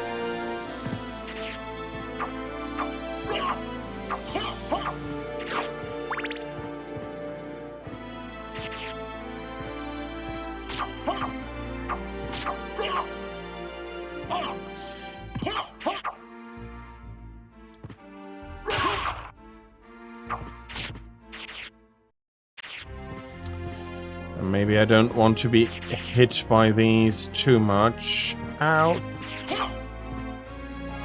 Actually, not ouch.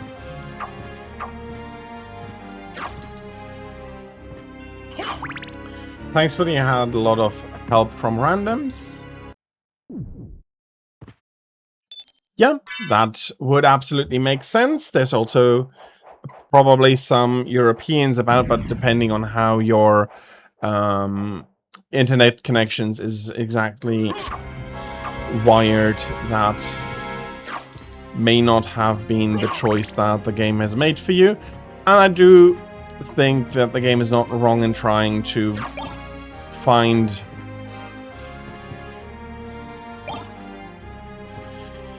I cannot keep both at the same time. Again, that is fair.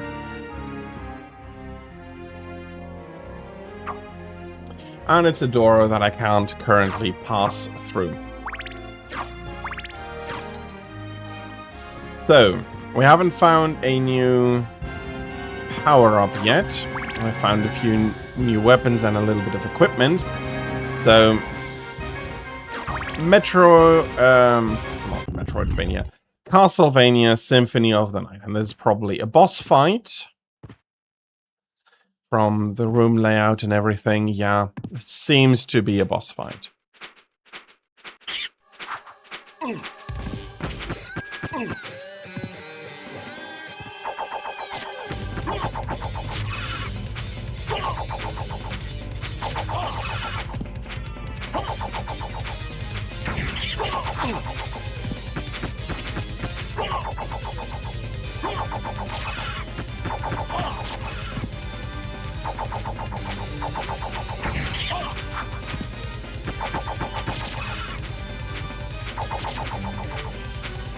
Okay, last axe here.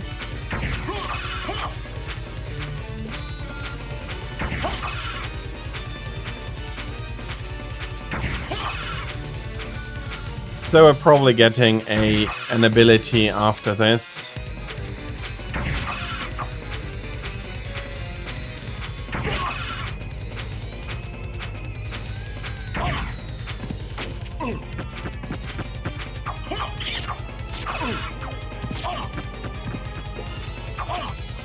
Somebody has lost their lance here. And that is one half of the bosses defeated. Getting a nice level up. And this one is getting angry and redder.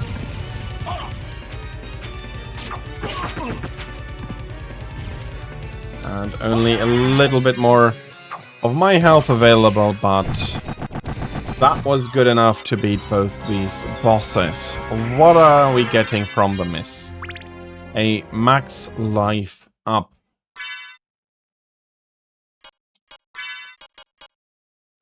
Okay, so with that screen come a few things that I do want to discuss. For me, and that may be unfair, a Metroidvania is, or a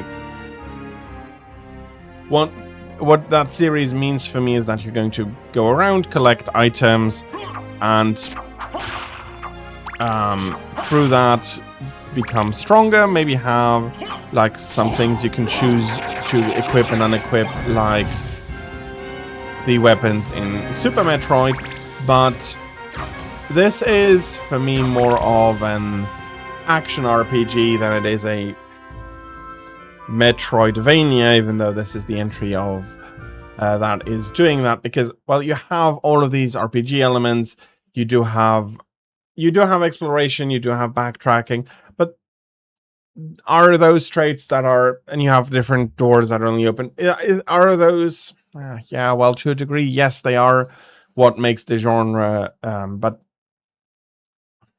then tagging on these RPG elements, yeah, I'm not exactly, I would make the argument that Castlevania Symphony of the Night is not quite what Metroid gave as a template, the level ups and so on.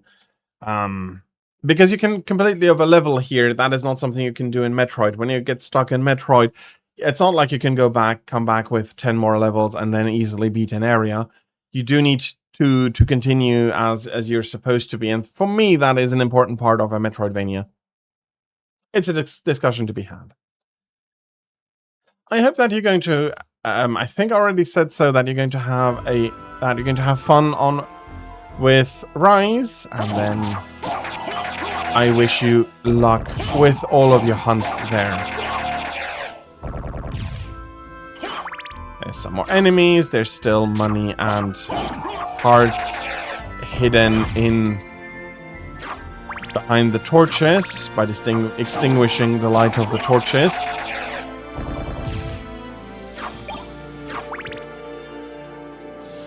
What are you?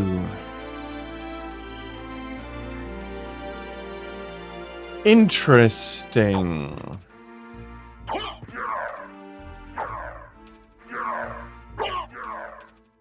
How?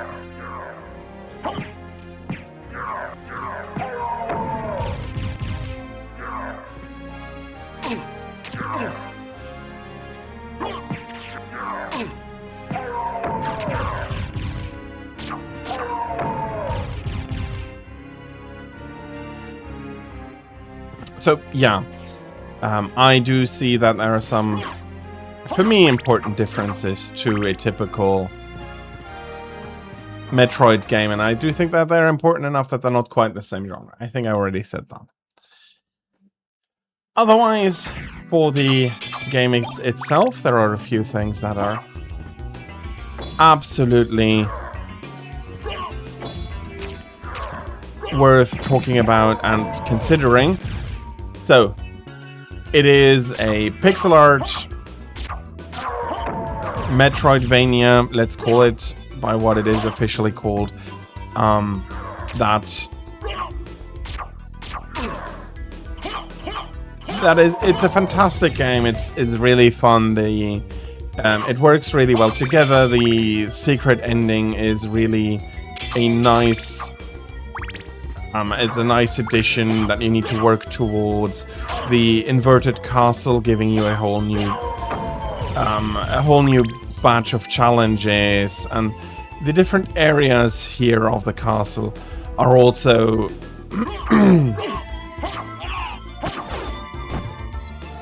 at least in my opinion, a really nice aspect, much like it has been for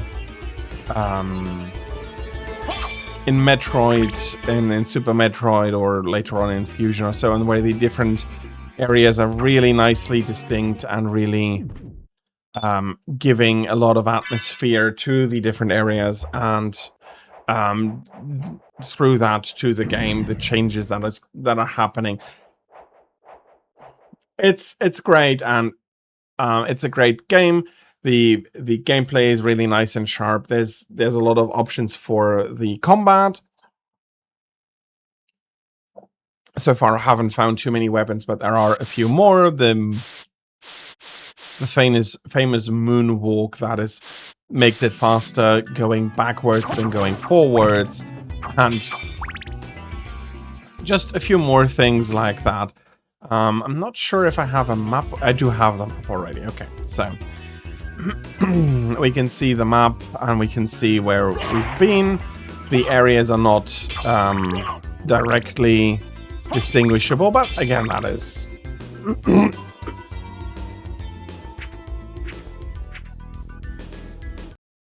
already having a map is actually something that is really nice to have here in this game. Your followers want to do Tigrex. Yeah.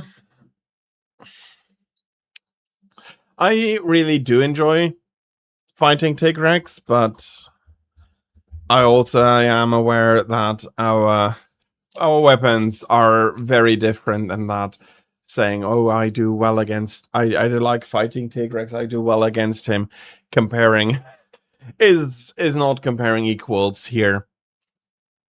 So what I will do instead is going to be wishing you a lot of luck with your hunt of Tigrex, and I hope that the follower, whomever you're bringing, is going to be taking on the task of distracting Tigrex, that you are not getting annoyed by him too much.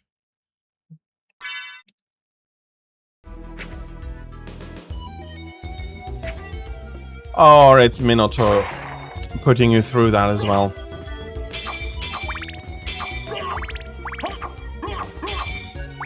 Well,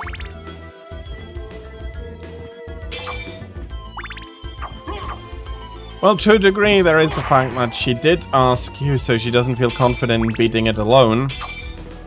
And she isn't officially a hunter. That may have something to do with it as well, that she's not allowed to go hunt without you being present. If so, good on her for asking.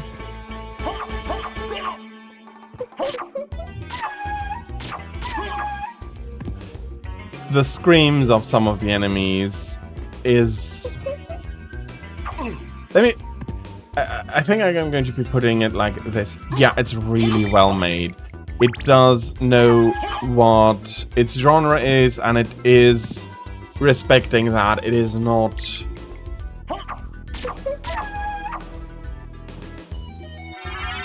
It is not something that is just... Oh, we're a vampire game and we're not supposed to be gothic and spooky. No. They do it right. They are leaning heavily into it, and thus giving this game the right kind of atmosphere that I do think that the game deserves. And I think I just picked up another Zealot. Shows enemy damage. Do I want that? Usually I do not. Although this is, for me, feeling a lot more like an action RPG than... Let's use it. You're eating some slush ice. Well, I hope you're enjoying it, and I do absolutely feel that, yeah, I can understand why you'd want to. Temperatures, unfortunately, have not yet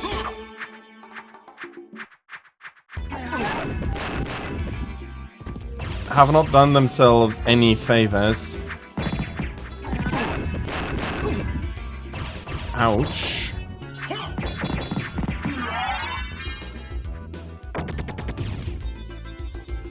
Okay. Not sure if I cheesed him or if I am actually already supposed to go this way. Well, the enemies on the way here weren't particularly hard. 2 hits is not anything I'd consider troublesome.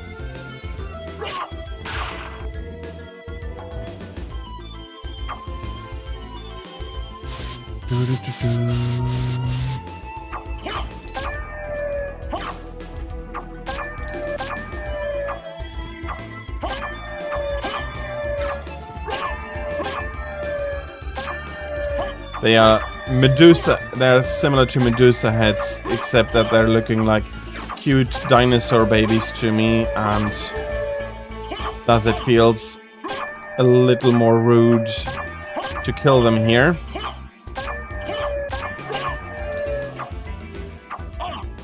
But then if I don't, and I just realized a very bad mistake. Back when the game plays, there wouldn't have been any dollars.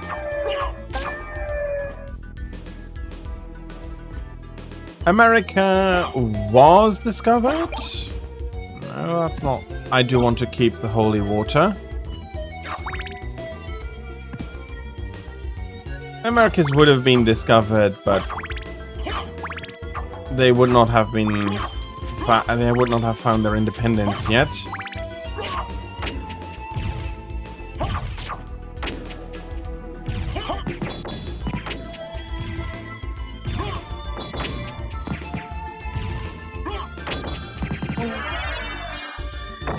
Okay, another holy water spam in order to kill quite a strong enemy here. Safe point would not become remiss at the moment.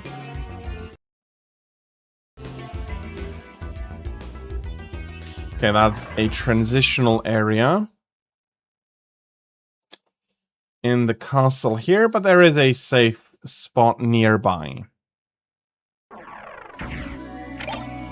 And I am finding a shield potion here.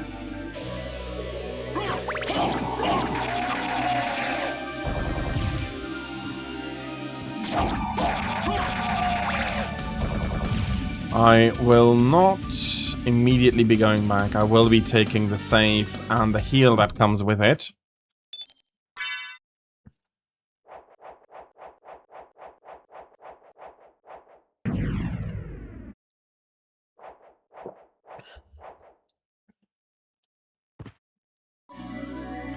So yeah, it's cola-flavored slushy ice.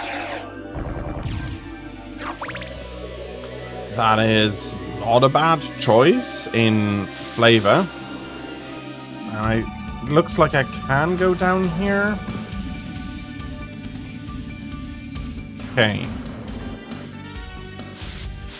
Brings me back to a lot more towards the beginning.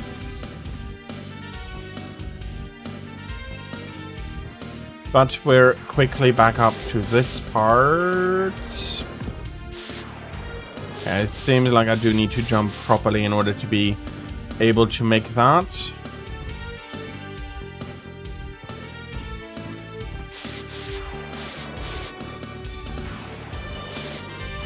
Okay. Probably not yet accessible. Anything at the top I can push further. Yeah, there's a few more things. Let's see how far those go. I think it's too early for me to be back here already. Even though I did take a big tour around the castle. Maybe... No, I haven't gotten any huge...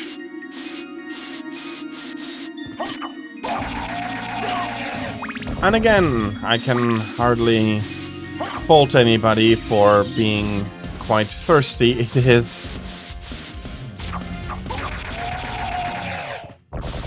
is quite horrendous with the heat wave in Europe.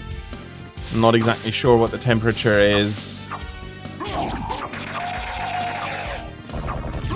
For me at the moment, I wouldn't be surprised if it is something horrendously. This is not a good temperature to really exist in. Let me take a look. 33 degrees. So yeah, it's pretty hot, and the main issue may be that it is not really cooling down much at night. You're automatically going through the door, so I can't just turn around to do some cool slides here.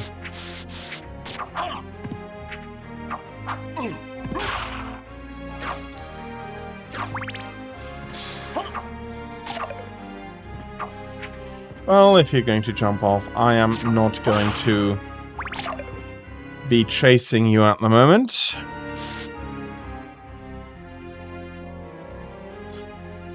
Yeah, it's supposed to be, and I do hope that it is going to be like that. You cannot feel the heat, but you're still sweating a lot.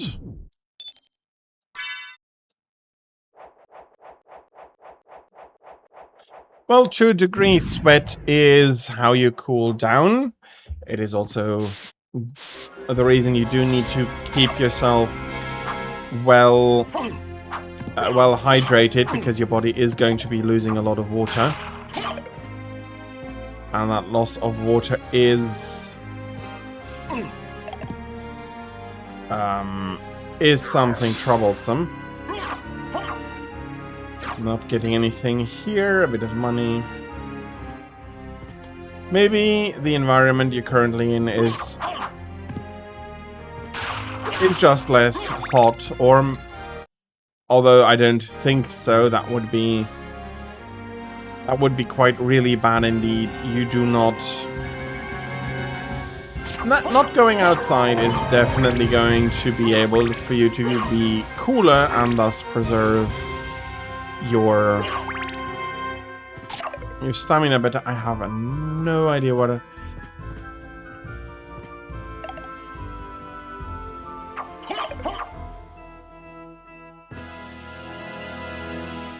not getting. I don't feel like I'm getting up there anytime soon. Maybe once I can freeze my enemies, I can do something there. So yeah, I'll be going through this part of the castle yet again, and this feels like there may have been some more obvious moments missing.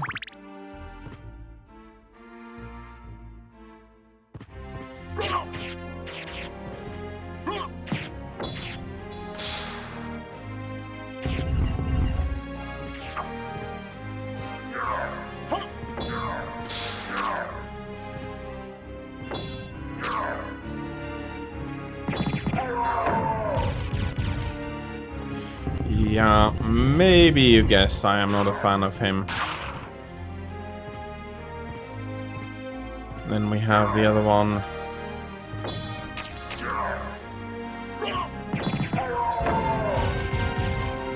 That also needed a good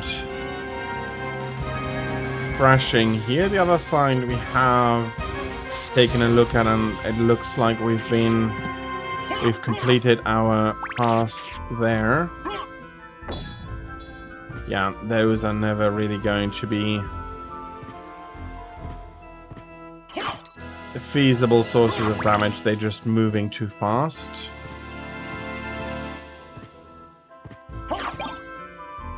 No, the axes were really nice for the boss that was coming up. That is that magical barrier that I don't have a solution for yet.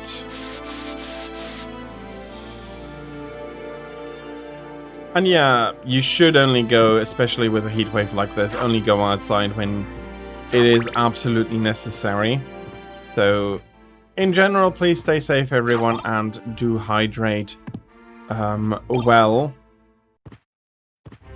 You are probably sweating always a little bit, and you don't want to become too dehydrated. You don't want to become dehydrated at all, but please stay hydrated, although it's usually you telling me that. Okay.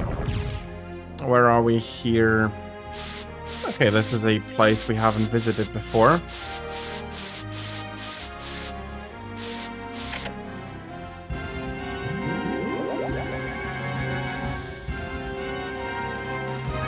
We have found an elevator.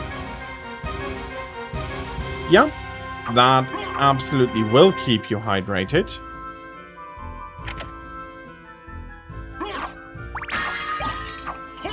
So, yeah, absolutely fair. That's probably another relic, isn't it? No, an equipment item.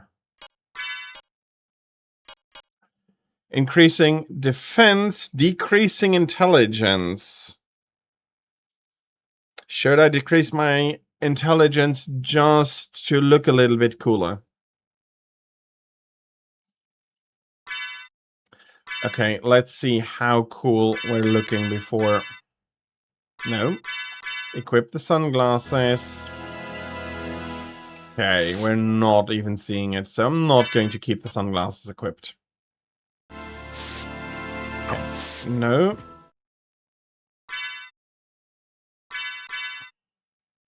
There we go.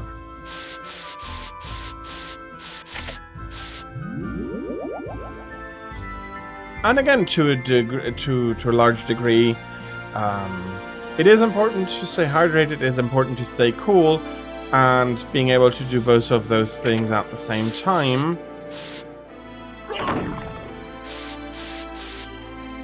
is why not? Why not trying to stay cool that way?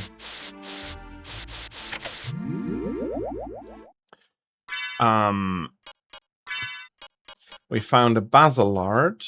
That actually decreases my attack.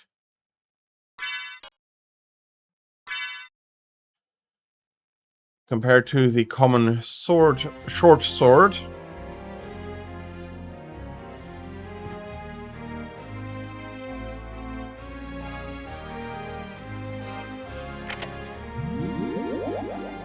And we'll be moving up a little bit more.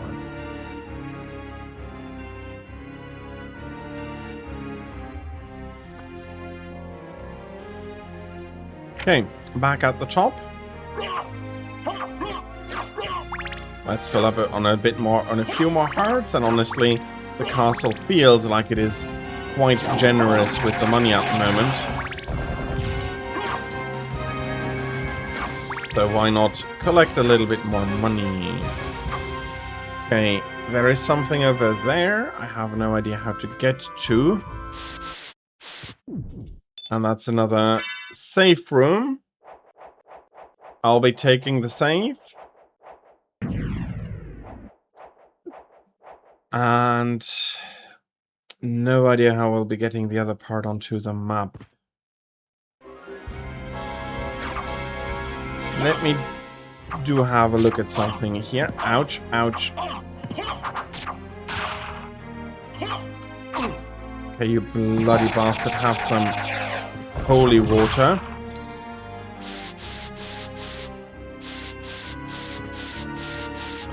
Yeah, no, I can't. There are no platforms over to this part of the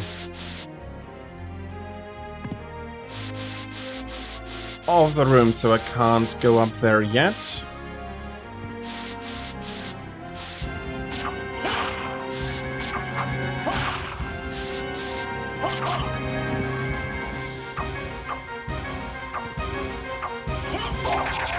A whole 6 life points the bastard removeth from my...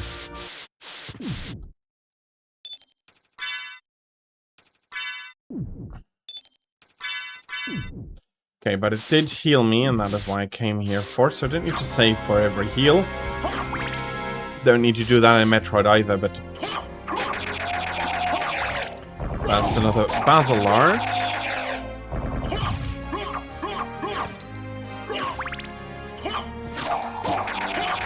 Another $100.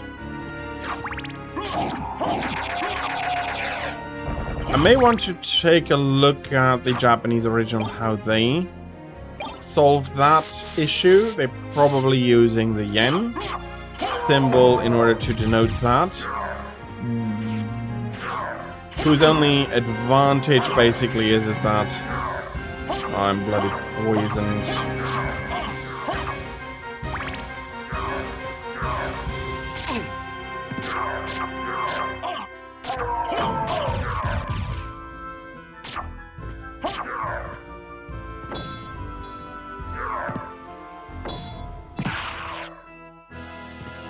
Okay, those bastards take quite a lot of damage.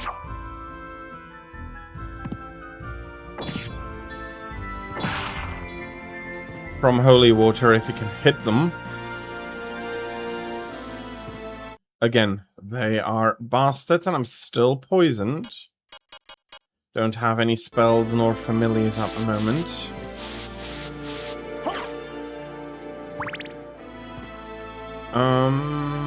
We know where that leads.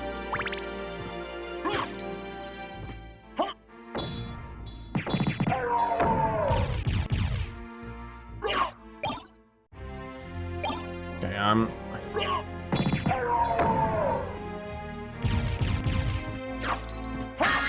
preferring that, and that is another potion. And I think for the poison, we're good at the moment.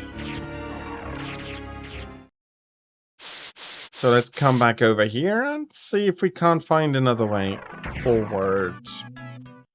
And again, I did want to do the backwards stepping because for whatever reason it is faster to just slide backwards than it is forward. The move is designed as a dodge, which is fair enough, but the balancing hasn't been top-notch in this. And no, you're just a table. You're a table to defeat.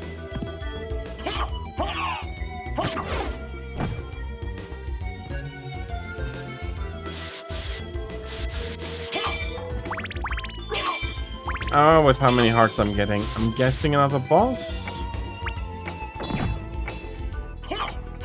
Not necessarily.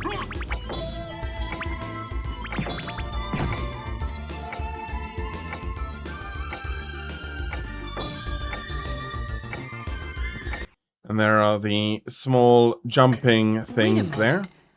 You seem human, and yet, what do you here? I've come to destroy this castle. Then we have the same purpose. I'll trust you for now. I'm Maria. Who are you? Alucard. Not the talkative type, I can see. Well, perhaps we'll meet again, if you live that long. Farewell.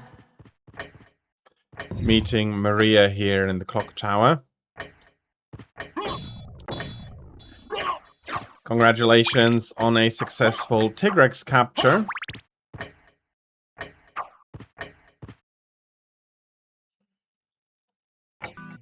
I hope your companions, since it was their wish, did help out sufficiently.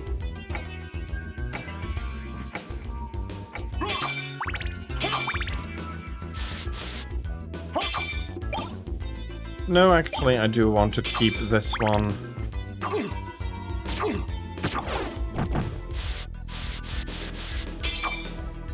Are we now going to need to worry about every table coming up? Yes, we do. Not terribly susceptible to holy water either.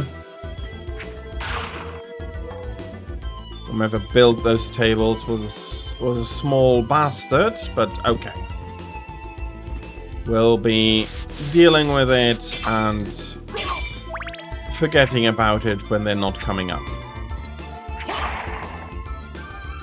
That's actually nice kills on those skeletons.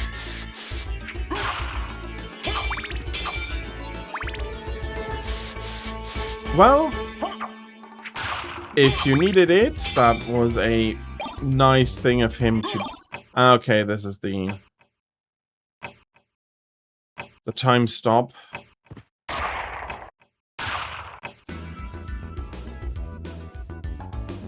That's not a bad item. I do prefer holy water.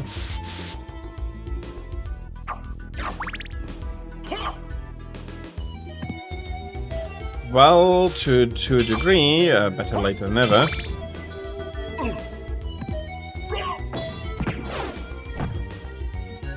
It proper hits with the holy water does work better than just hitting with the bottle. Okay, fair enough. The broken bottle is going to be spraying the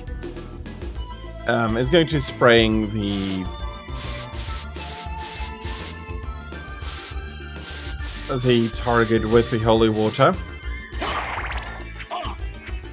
Well, I do understand the frustration if you had to farm for so long to get your first mantle and then a random Tigrex just gives you what you've been grinding for so hard before. It does feel like he was being...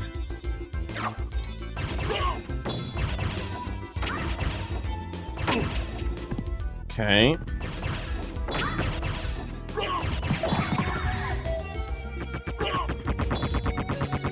Okay, that is one of these two down. I do not see the lady that was with the crocodile. Ah, that's why I'm not seeing the lady that was with the crocodile anymore, because she was part of the tail of the crocodile. But holy water does the job nicely here at just deleting my enemies at the moment. Okay, ouch.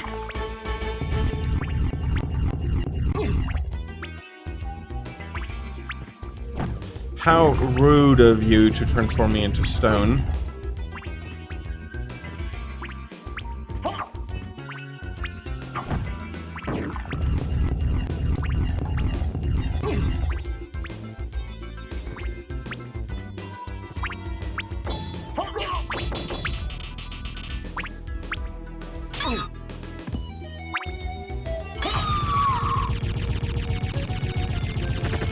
Okay, jumping into that in the first place was not the greatest of ideas. I hope that we're not encountering another one of these. Yeah, of course we do. There we go. Double jump, double hit. Cleaning it out much more nicely. Unfortunately, the parts where their damage is not on the ground, and as such, holy water has a much harder time of getting rid of them. And we have reached the other side of the outer wall. So we have the cape here, which is actually a nice thing to have. Sparkling ring, salable. Salable. Not exactly sure what they mean with salable. They might mean sellable.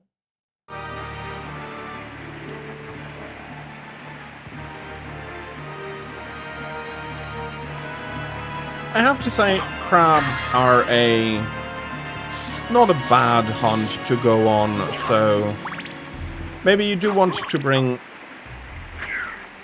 a pot as well.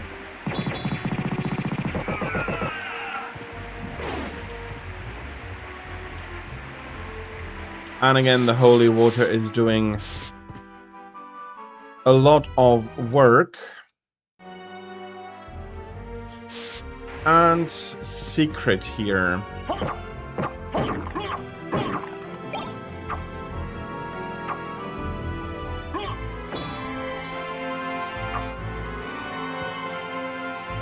But I don't think that is what is meant with the secret indicator here, but I can't attack downwards, so...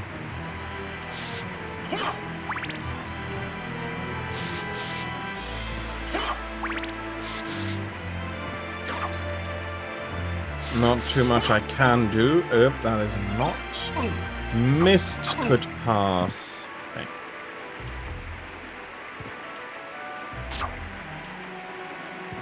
Bloody Medusa heads are annoying.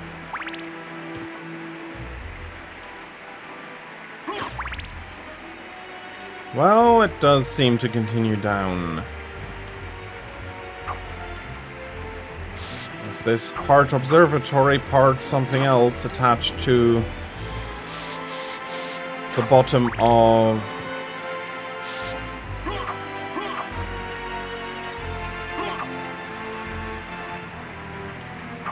to the bottom of the castle here.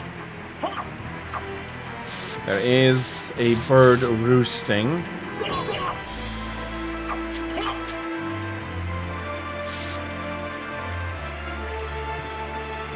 And there seems to be some text there, but I'm not recognizing it. Okay, I need to step on top of... Oh, come on. No.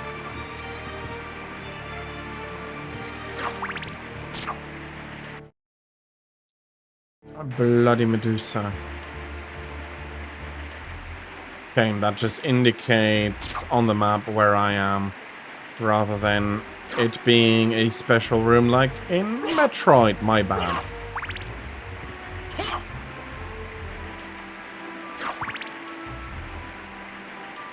Okay, they finally stopped chasing. If I remember correctly, this room didn't have any Medusas.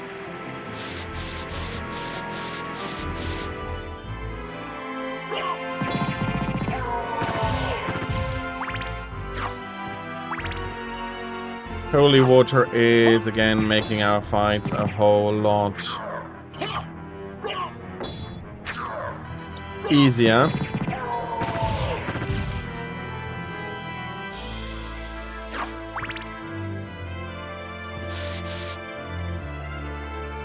Okay, some people apparently did not survive their work, or maybe they were required decoration for whomever was wanting to do that. And we have found a safe spot, and I took a look at the clock, having too much fun again. So good for me to have a look here. Let's come to the end of our discussion here. Castlevania Symphony of the Night, name giver of the castle part of of the Vania part of Metroidvania. Forget what I said before. I don't quite agree. I think that the earlier Castlevanias, yeah, it's always hard with these naming conventions. What would you call it otherwise? A Metroid-like, or a an action explorer. That might be a good one. Action explorer, or in this case is an action explorer RPG. Metroidvania is stuck. Like it or not.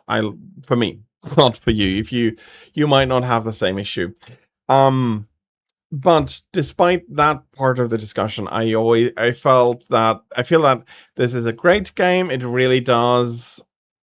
It's a very good platform brawler with a actually really interesting story that you, as the half vampire son of Alucard, goes to hunt down his own father, who should have been dead. Unclear about your age, when your father should have died in your lifetime, and so on. You're a vampire, you're a half vampire, so that could be that you do have a very long lifespan. But Dracula, yes, we are hunting Dracula, and Alucard is Dracula's son. I don't think that is a spoiler. I think that is already pretty obvious, because I think the prologue mentions it, that you're chasing after your father, because he is evil. Exactly why he's evil, we don't know yet. If we do know Dracula, if it's the same, probably the same Dracula from earlier installments of Castlevania, yeah. He's a vampire, has a tendency to not be a very nice person. Yeah, I can see it, and yeah, our character is hell-bent on defying his father so much that he's coming here trying to confront himself, and he doesn't even let death stop him when death takes all his equipment away. That is not enough to stop him. He is going to go on, and he is going to see that through. And then I did spoiler a few things, like the reverse castle, but okay, it's not yeah, it's a bad spoiler. Sorry about that. It's a bad spoiler. I don't like being spoiled, so I ought to apologize. I haven't put the spoiler warning up for that. But it's a great game. It has a great legacy. Castlevania later has experimented a little bit, but the most important, one of the more important factors, besides that, and why it also has deserved a spot in stream here, is that it is a pixel game in an era where the hot new thing was 3D. This was released after Mario 64, after some other 3D games had already been released, and it dared to use brilliant pixel art to portray everything rather than trying to be modern and do it in 3D. And I think it is better for it. It took something that the consoles could do much more confidently. It took the additional space that was afforded to the game by the CD-ROM, it being a PlayStation release, and it said we are going to build a bigger game, a better game than any Castlevania has ever been before, but we are going to use the same art techniques that we have honed over a decade by now, and we are going to make the most impressive Castlevania that we have done yet. And that is something very much to be respected, to say that, yeah, 3D is the hot new thing, but this game is better as a pixel art game because we can much more closely get what we want to when we do it as a pixel art game. Fantastic decision. I do like the developers for that, and I commend them for that. So, but that being said, another big part of history over now.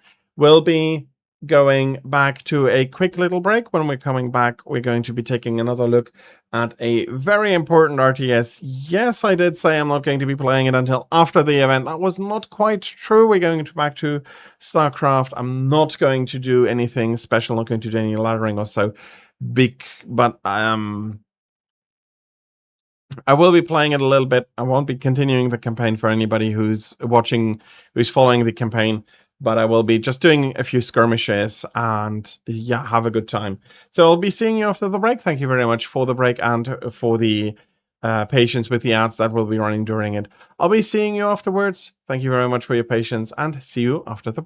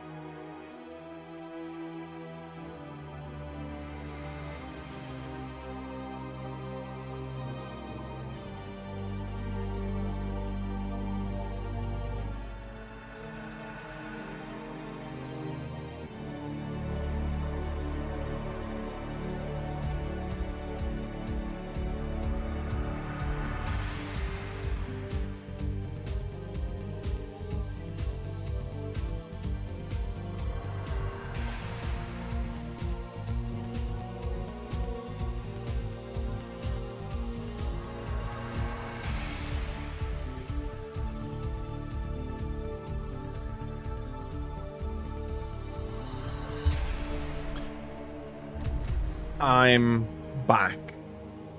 Everybody, welcome to StarCraft.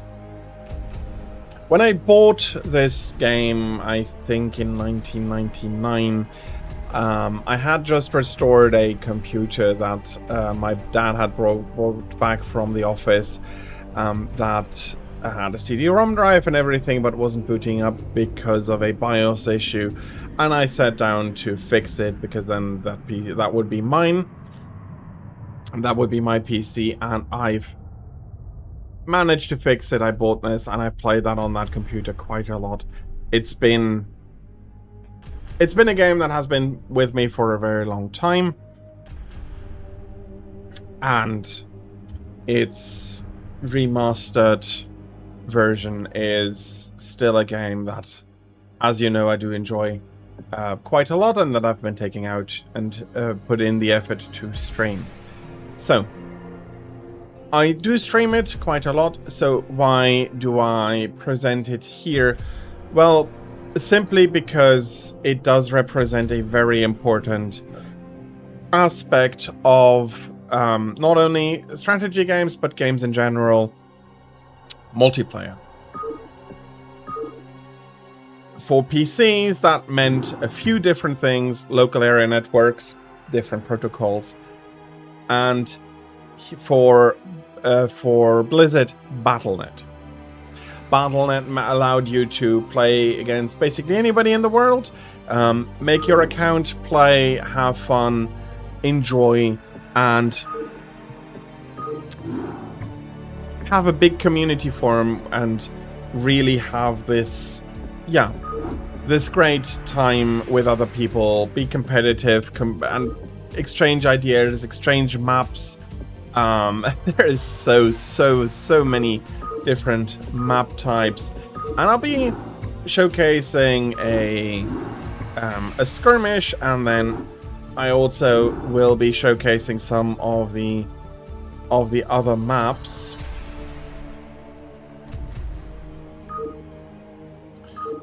If I can find some of them. So yeah, for example, turret defense. There are some turret defense maps. Let's maybe start with that. I think they were always able to be played single, real. Let's use this. We must have at least one computer opponent. Okay. Let's have two.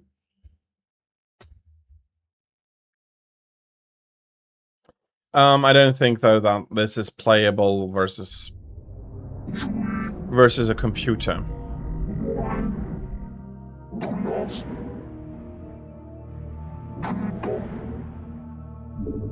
You've not enough minerals. Yeah, and if I remember correctly, unfortunately, it's not. It's also not quite what I was expecting.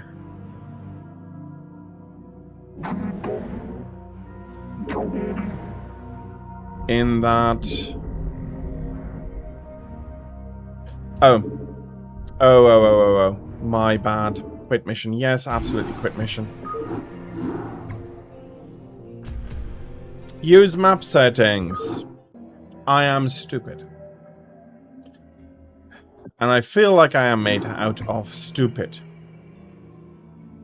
So, that uses turrets for defense. We're getting... And we're getting some stuff. So... Input coordinates. Input coordinates. Reporting for duty. Go ahead, HQ. In the 5. I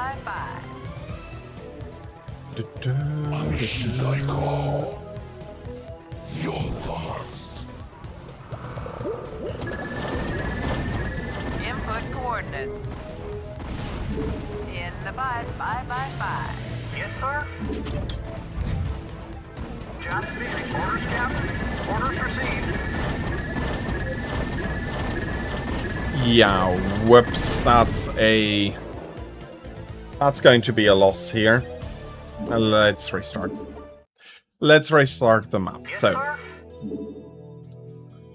it's half trying to figure out Job finished. how the map exactly works, that was a mistake. Job's finished. Yes, sir. I can't build there. Job's finished. Roger that. Destination? I copy Job's that. finished. Reporting for duty. Job's finished.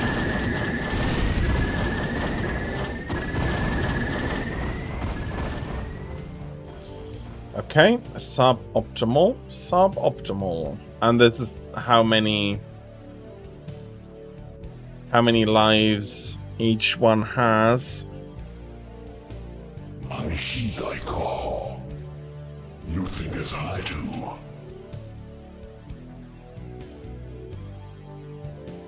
I heed thy call.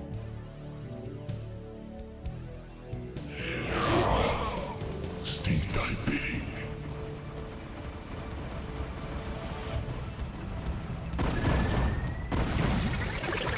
Okay.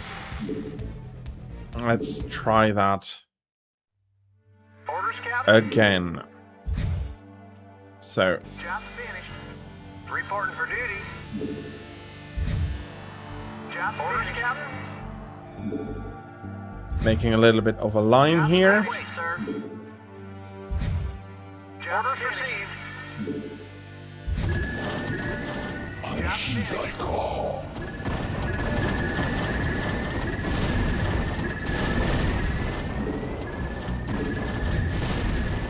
Orders received.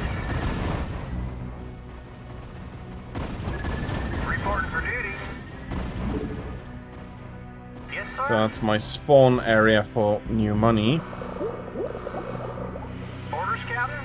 Right away, sir. Affirmative. Right away, sir. Okay, that's unfortunate. That is going to be... Thy bidding.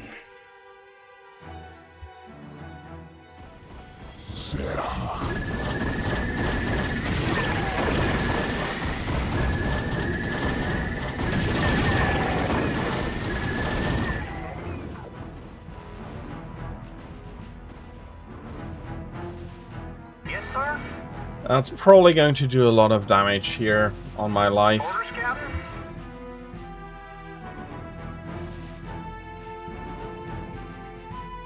Hey, where is my...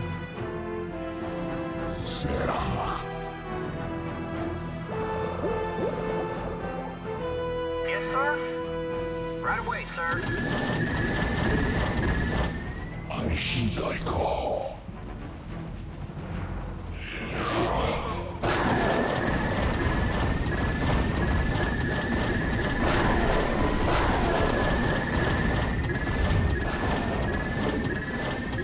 Job's finished. And that is that. I'll try it again. It is another reason why StarCraft was really popular, because it had so many used map settings, map with really fun ideas. I read you. Job's finished. I am half guessing. Okay, I'm not. That's the stack area. I'm not sure Reporting for duty. what exactly they mean with that. Job's finished. That. I can't build there. Destination? Go ahead, HQ. I read you. Affirmative. Roger that. Right away, sir.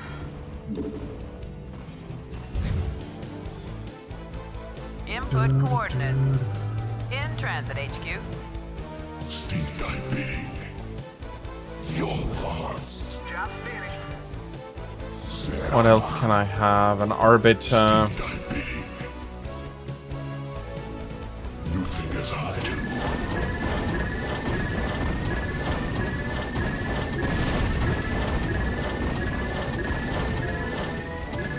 Orders, Captain. Affirmative. I think I'd be better building this Job's finished. Sting thy bidding. up the other way. Call. My breath is set. Talk. I read you. Job's finished. I need 6. Okay. My path is set.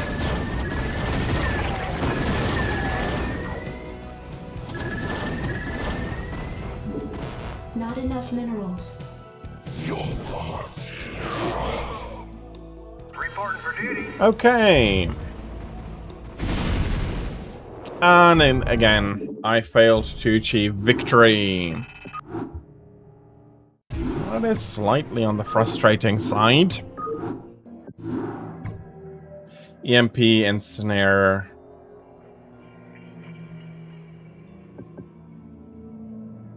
To a degree, yeah, fair, but... Yes, sir. Input coordinates. In transit, HQ. Strap yourselves in, boys. I copy that. I heed thy call. Okay, that's the lights on and off. Go ahead, HQ. Hang on, we're in for some chops. Reporting for Let's duty. try this again. Job's finished. Yes, sir. This time I'll be building them up. Job's finished. Job's finished. Roger that. I already have made Orders, Captain. some money, Job's finished. Right away, sir. so I can build another turret here. Job's finished.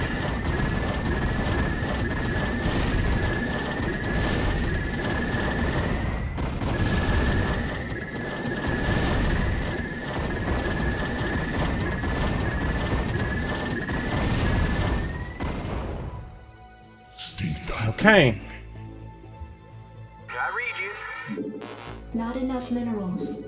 It's probably still not going to be enough.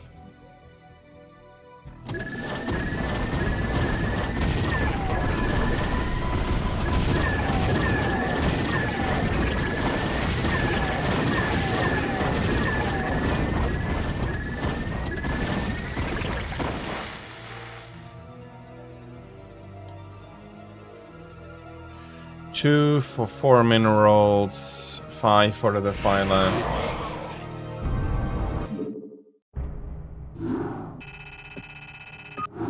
Something is not quite working. I'll give it one more try and then I'll jump into a skirmish. Did I read you? So, Job's finished. Yes, sir. this does save us quite a lot of time. Job's affirmative. And the damage is probably equal, Sir. I can't giving build us there. the advantage that we can now Input coordinates. run all the way down while Go ahead, HQ. waiting on a few more minerals. I'll really be trying to go down as far as I can. Please spawn another one. Ah. I only have the area up to here.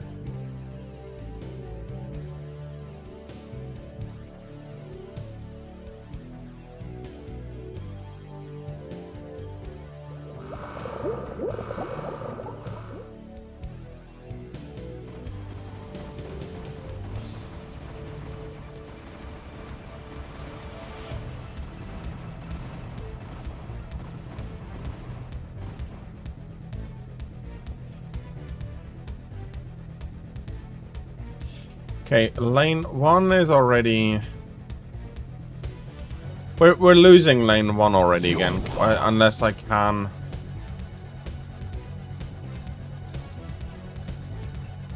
I heed thy call.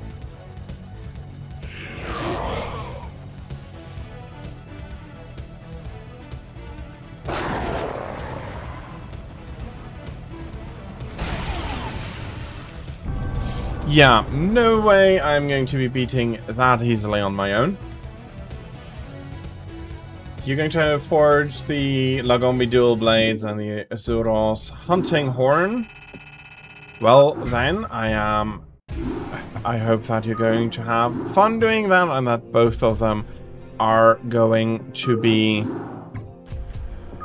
are going to treat you well when you're setting up to do that. So yeah, there's so much here that the game just offers as side content to a degree, as user-created side content to the main game, which is still a strategy game and still quite interesting. I'll be going random first. It doesn't matter much. I'll be able to win with every race, especially now that I have quite a bit more practice back under my belt. You go there, and you build a drone. There we go. Okay, that is probably the quickest we can do. We'll be sending out the Overlord to scout, of course. So, strategy game.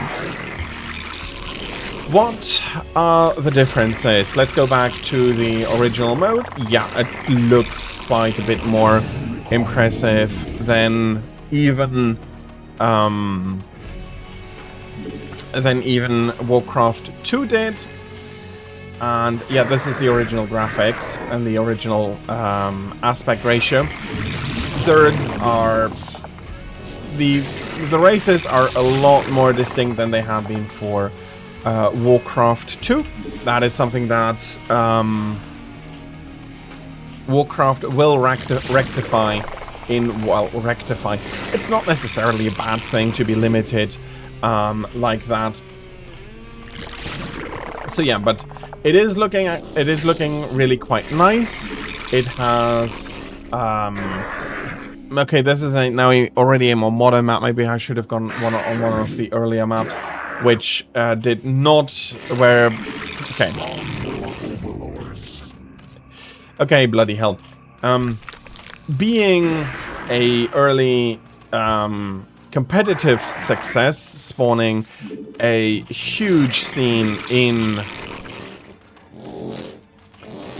South Korea, where really the it became a craze, and it is still a very, very popular esports.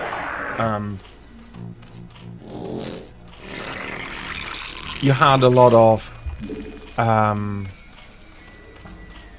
competition, and people figured out how maps need to work, how certain things need to become organized in order to be a fair competition, and all of that happened over a few years, and then afterwards, except the remastered OS upgrade and visual upgrades for the original StarCraft, did at one point require its own dedicated launcher with a platform much like DOSBox, in order to be easily able to run properly again. And we do see him building a few things there. I do want another hatchery. Oh, he already finished.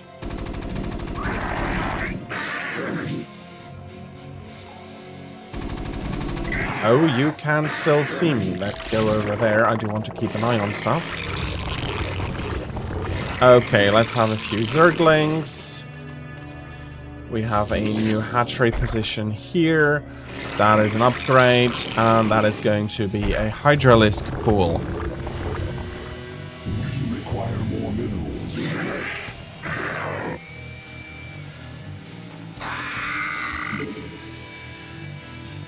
Okay, they are chasing us about. I don't want to give them that satisfaction. Give me a few more larvae, please.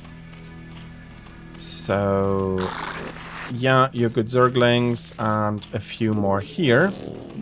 We require more minerals. I do not want to get overrun and killed by some silly marines.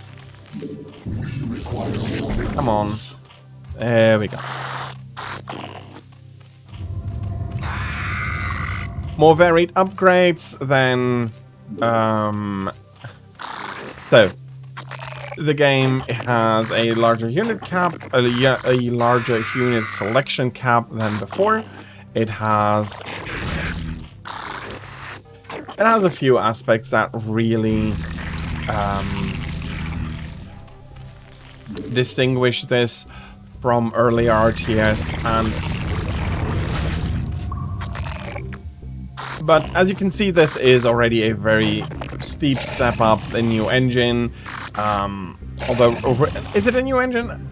Because originally it was lambasted as just being Warcraft, but in space. It's basically also looking pretty much the same.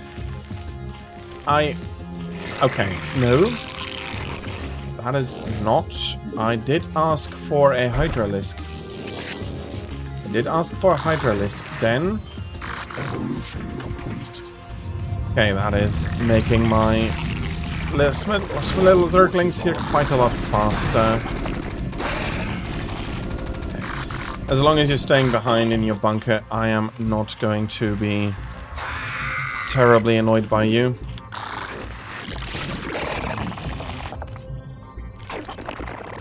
Whee! And that's another dead marine. There we go. Too far away from your friends.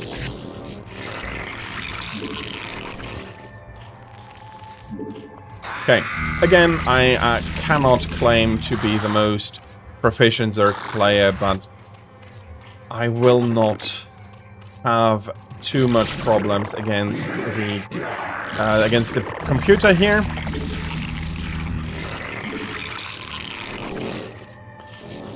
To a degree, every unit can be OP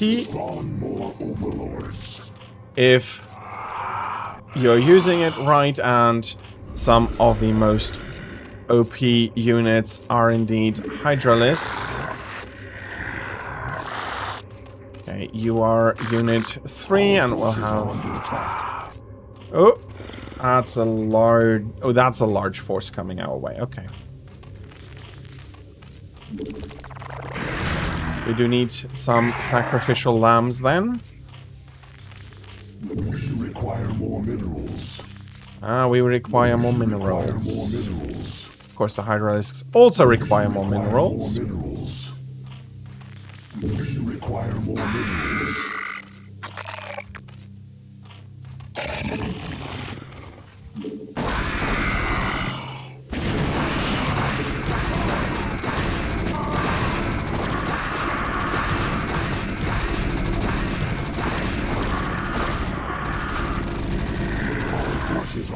Okay.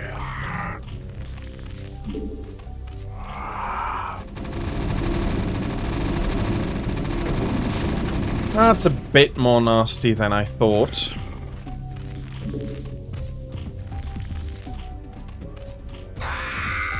Our forces are under attack.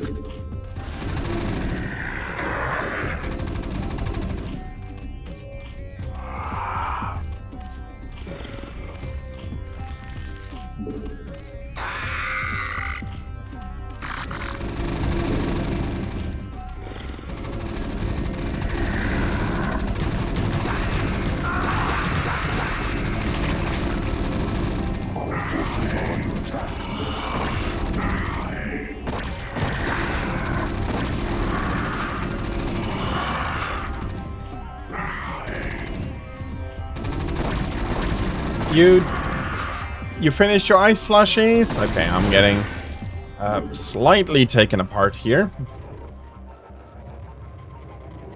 And I do think I know why. Let me start this again.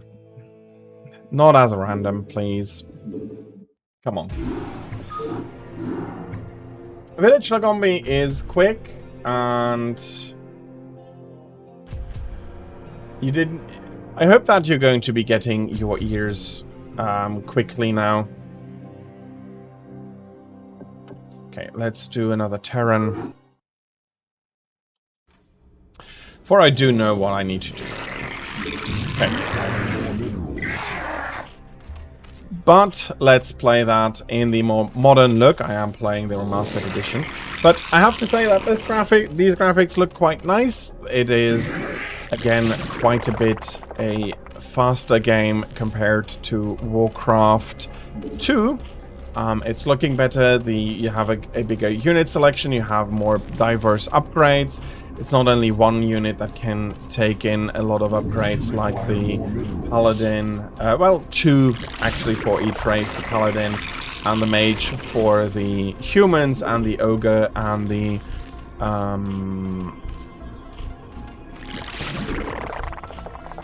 I'm forgetting the other unit on the Horde side. But yeah, you have a lot more. You have a lot more upgrades for a lot more different units. It is partially by accident one of the most well balanced RTS ever released. One of the most competitive, by far, of course, as well. Are we going to have? We are going to have 2 larvae once the Overlord comes out, and then we are going to be putting on a Vespine and a spawning pool and another drone. You 2 are going to be... Come on.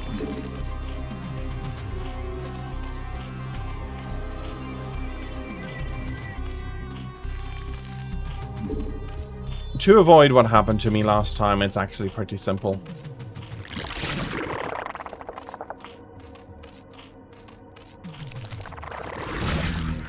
So, we'll be going to fetch a little bit of Vespine. We are going to go expand basically immediately.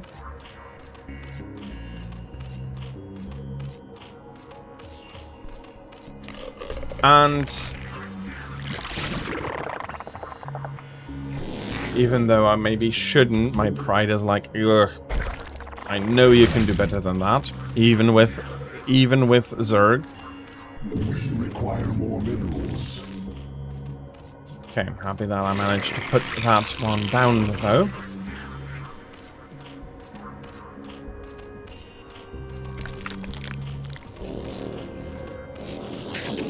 Hydralisk Den, more there. So, we now want to collect a little bit of a few minerals to be able to have a big jump here. As long as as long as you, Mark, are playing Rise on the Switch, that is going to be possible. If not, that is going to be unfortunate. And I do need a lair, so quickly have that mutated up here. Come on.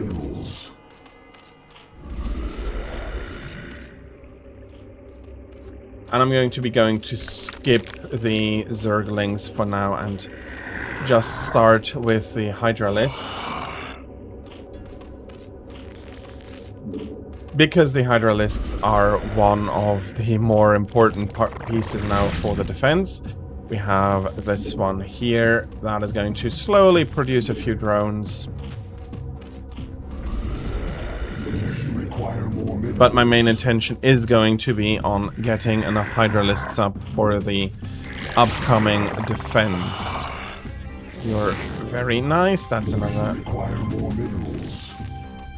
drone, and that's an Overlord. Come on, give me a bit more.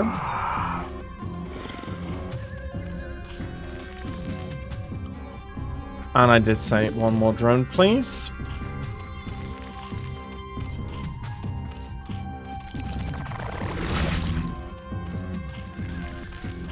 Spawn more overlords. Come on. How about one more Overlord, and then we'll be spawning these 2 in here. Okay, I have not yet found their base. That is okay. And I'll be, as I said, one after another. And this is going to go... There is the lair. That is almost done. Very nice. I needed a little bit more minerals here. Okay. And with this now, I can protect the base once this... Yeah, okay, I'm going to lose the Overlord. He has already a few more Marines than last time. And I just didn't pull the Overlord back in a timely fashion, unfortunately. Let's have a few more. That is nicely working. I do need another Overlord. Oh yeah, I did lose one. Duh. You think that the wait takes longer than the quest itself? Possible. That is definitely possible. Okay. Let's wait for the lurker aspect to finish evolving. And I will evolve Burrow as well. And then we'll be morphing a few lurkers, and those will be able to... Evolution complete.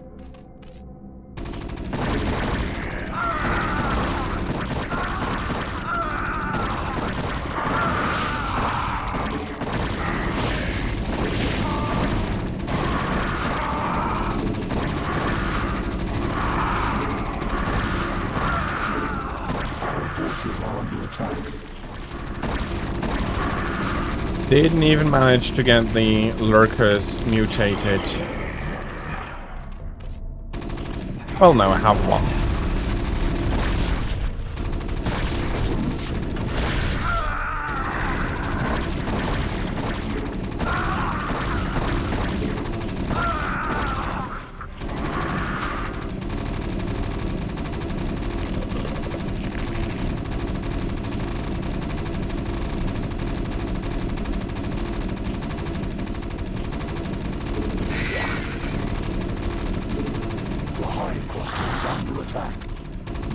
Okay.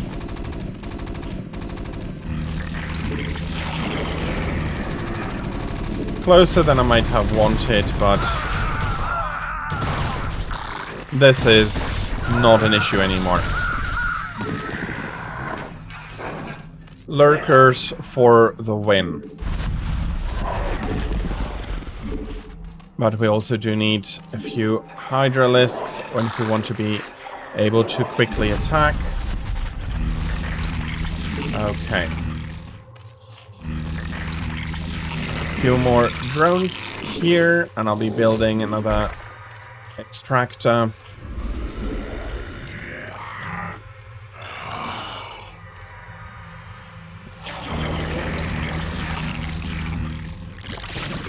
And we're going to be preparing for one of the most deadly units. Although they could not have done a good job protecting us at the time. So that's why I couldn't just go for them.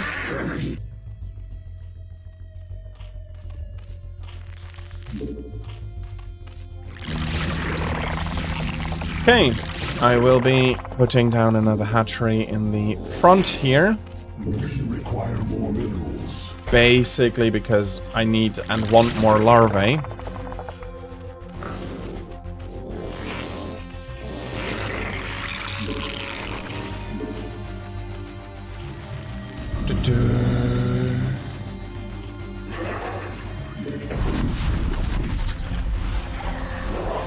Okay, let's move out with this group here a little bit, and let's see how much we can bully.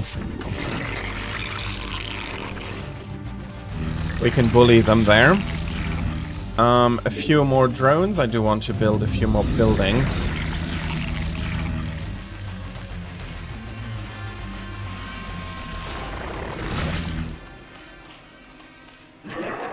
Okay. Constantly being reminded that I have found them in the wrong order. And come on, I do want an evolution chamber. Mutalisk. 3 more. Oh, Killjoy. A few more mutualisks. There.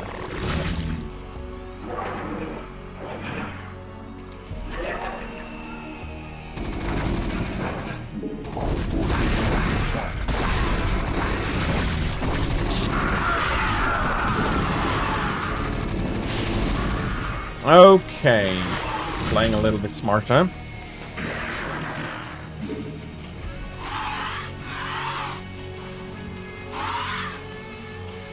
Let's have a few more mutualisks.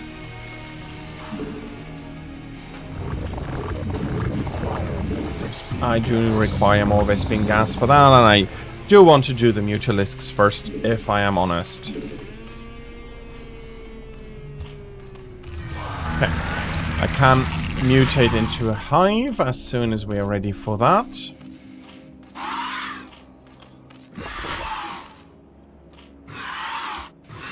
Okay.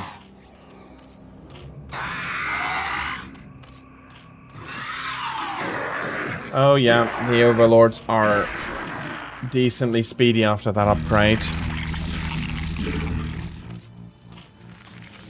We require more Vespene gas. And a few more lings here.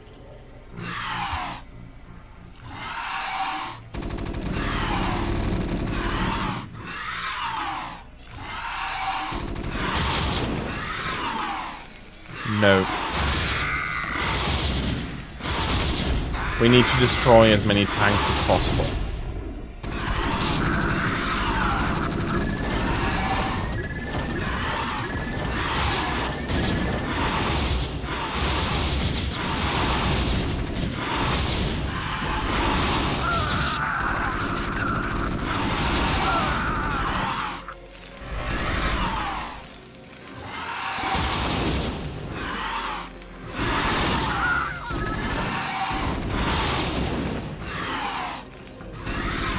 Okay, let's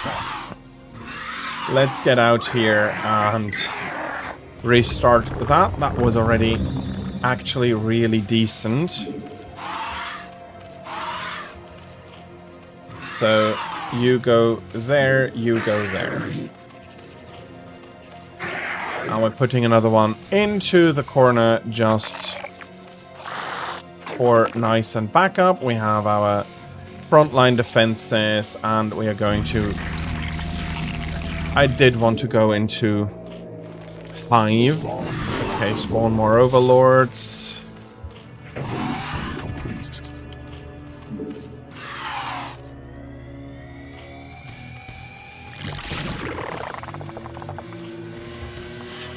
Okay, I'm not the best magic user, but there are a few nice things you can do as Zerg with the Defiler, and that is actually what I did want to go for. I do need to mutate a hive though. Yeah. Adrenaline glands, a bit more attack with my mutalisks here. Let's have them come together as much as possible.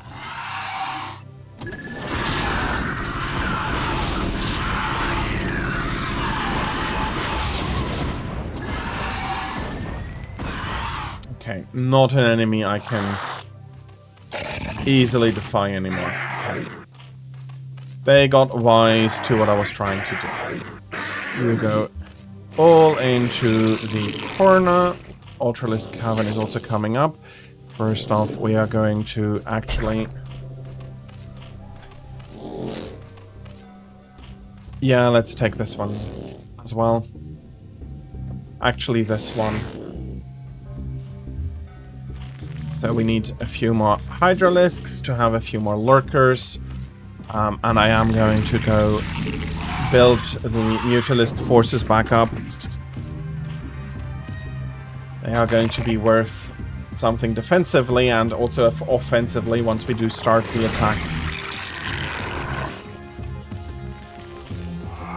So yeah, I'm going to put a few there. I'm going to send a few over there. will be heavily or quite heavily expanding.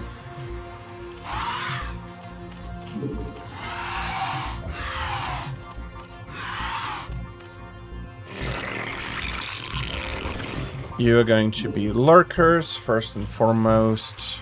Our forces are under attack.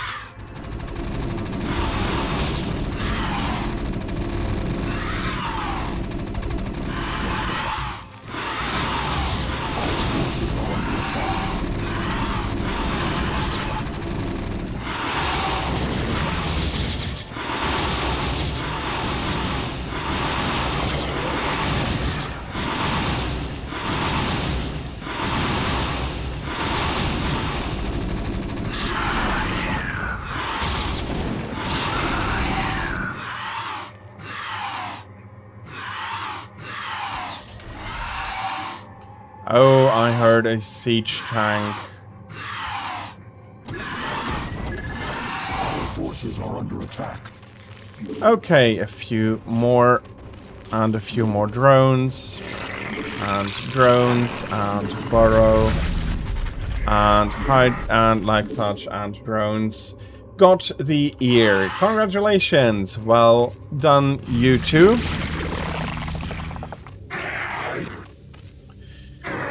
And you go into the corner, and I'm out, and no. There we go, like that.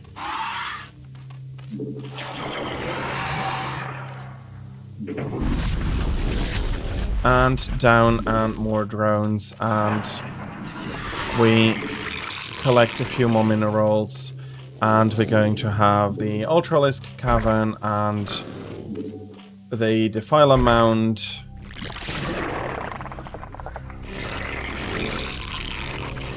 And a bit more of a mineral hoover, for I do want a lot of overlords and everything else as well, of course. Okay. You do a bit more gas.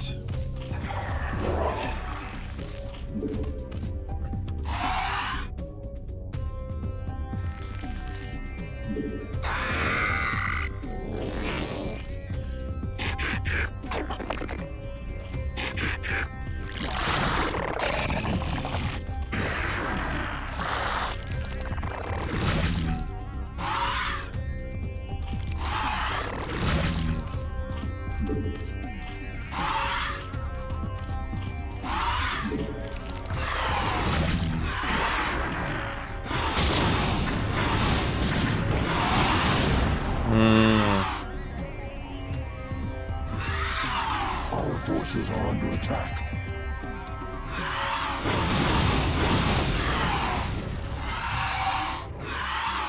Some Wraith here. Okay. My Spine guys are depleted. Can be building some Ultralisks. I'll also be going for 2 Defilers. Ultralisks. And the rest is going to be Zerglings. Consume, Plague. I already have most of the important things, it seems. More here. And we have an...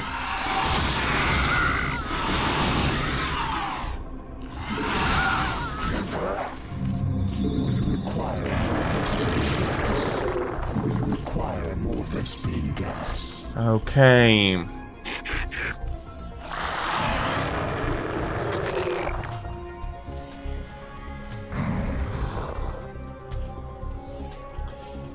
Okay, happy defilers will be coming along with me. Getting new code.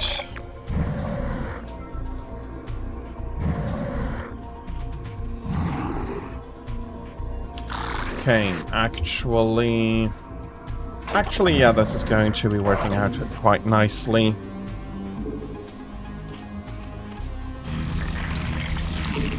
I require a ton more Zerglings, so let's just spawn them at infinitum. There's some ultralisks here, but there's also going to be some more zerglings here. This is actually looking pretty good. You build there more. Clamp on overlords didn't catch that. Okay, and we have some defilers here, and they're going to go poop. And I'm going to go foop. Now, the fire bats can still do something.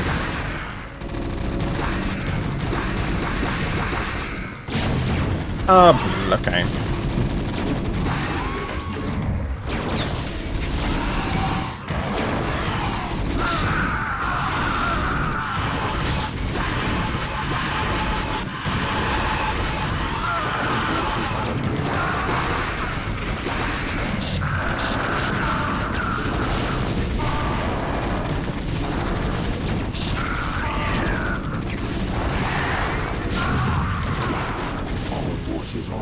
Okay.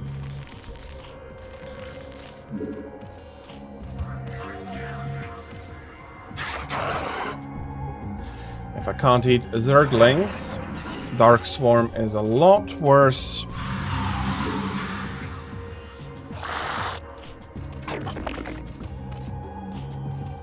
So let's fill up on zerglings a little bit here.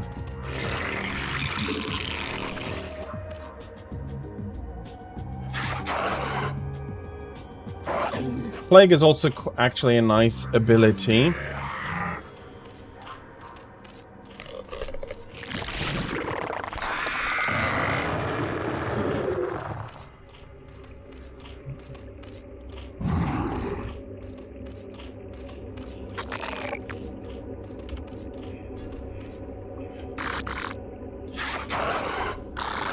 So,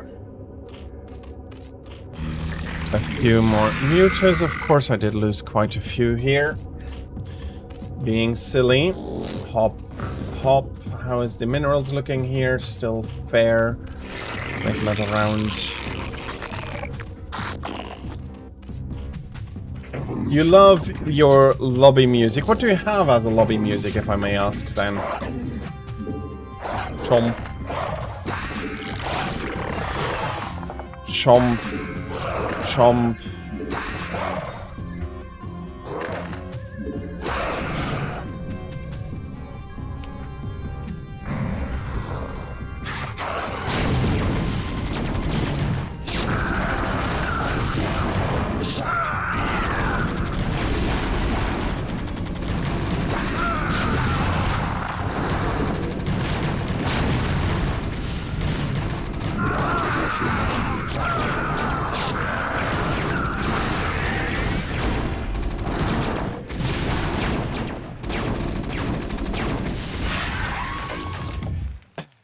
Okay, trying to do something I can't really well do. And focusing so much on it that I completely forgot what I wanted to do with this. It's an RTS, it's the evolution of RTS coming on from Warcraft 2. Wanted to show the different races, didn't do that. They are quite different. You saw already between the Zerg and the Terrans that I lost to twice because I'm not exactly sure how the AI works and how to counter exactly what it does. My bad. I thought I did. But it is a step further, I think, for a lot of people, and for me, this might have been the pinnacle of RTS. I do think so. And while StarCraft 2, Warcraft 3 isn't bad, it's not exactly what I really enjoy in an RTS. Supreme Commander, another great RTS with a fantastic expansion and a community keeping the game alive. there are quite a few fantastic RTSs about. This one is my favorite. Maybe there is a bit of nostalgia speaking, I'll be honest about that. Silver Winged Star. Okay, very nice. That's a very nice song, and I hope, Tira, that you did have a lot of materials such that you could make the money without cutting into parts, into material paths that you needed. So,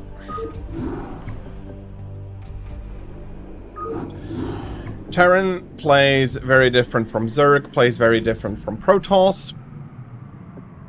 All have their individual strengths and weaknesses, upgrades, different units. The only real equivalence that you have is between the SCVs, drones, and probes, which are the worker units.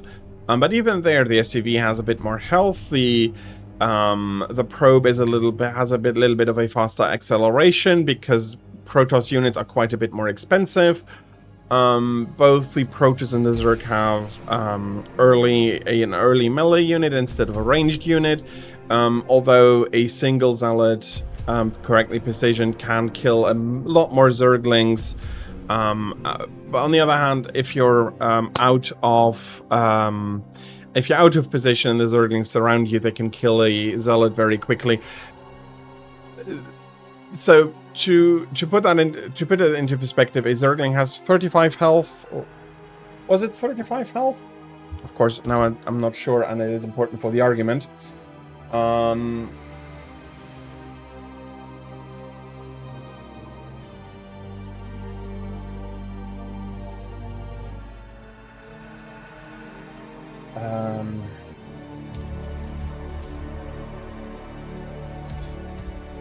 It has 35 health, indeed, and the Zealot has 140 health combined? No, 160 health combined. So a huge difference, yet one, depending on the situation, one can kill the other. And that is with all of the units throughout the game. Every unit can be OP. Zerglings with Adrenal Filter can kill stuff quicker than you can look after it. But on the other hand,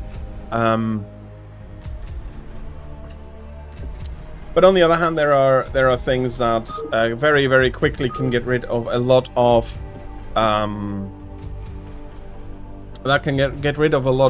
Zerglings, i.e. a tank can just go poo poo poo poo.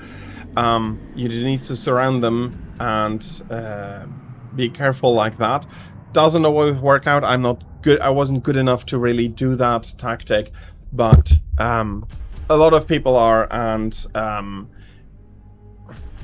yeah. So you have that asymmetry, that very deep asymmetry that Warcraft 3 didn't even have. Yes, the Ogre Mage and the Mage are different, and different to the Paladin again, but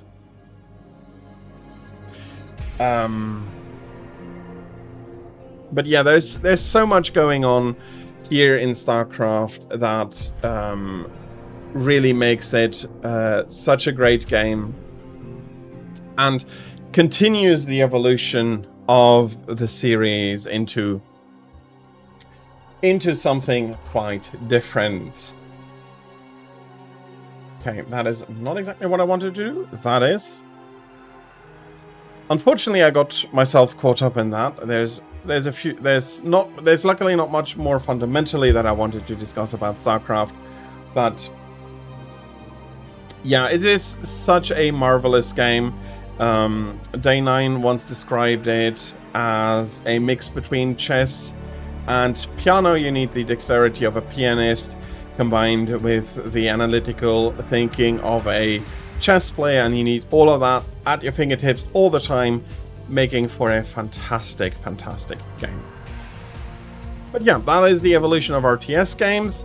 Again, in the original, it is a mixture out of it's a 2D isometric style with I don't think the camera was zoomable in the original. I'm not sure though. Although it may be able to have that, it was able to zoom in steps. It is a fantastic game. It remains a fantastic game. It remains still the most competitive esports there is, and I'm not accepting any other arguments. Well, I'm accepting them, but I'll be rebuffing them because there is no game that has a similar skill ceiling, a similar competitive skill ceiling to StarCraft. Well, StarCraft World War to be exact. And we'll be taking another short break to the top of the hour, and then I'll be going through 2 games, Half-Life and Unreal. I'll be starting with Half-Life, then I'll be going into Unreal, and I'll be discussing quite some differences in how they deviate in storytelling aspects, where one tries for a much more cinematic approach, and I'll explain why that is. Why I am a little bit annoyed by it. It would have happened sooner or later, but it did happen then. So Half-Life is the one that I'm going to be pointing to and saying, no, that is not actually as good as you think it is. But we'll be getting that when it is ready, and I'll be thanking you again very much for your patience during the break. Thank you very much also for your patience with the ads that will be running during them. And I'll be seeing you in a few minutes. Thank you very much for your patience. And I'll be seeing you after the break.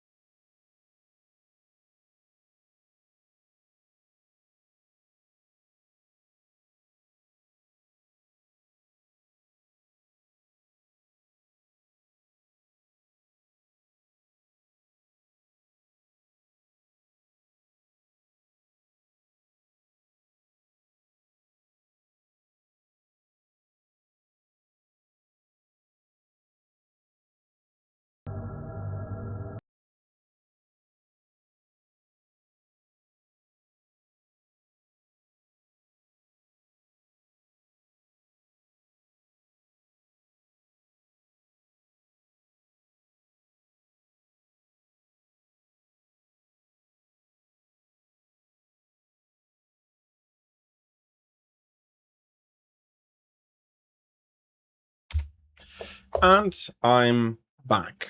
We'll be starting with Good Half-Life. morning, and welcome to the Black Mesa Transit System. This And this automated train is the start provided for the of security the game. and convenience of the Black Mesa Research Facility personnel. The time is 8:47 a.m.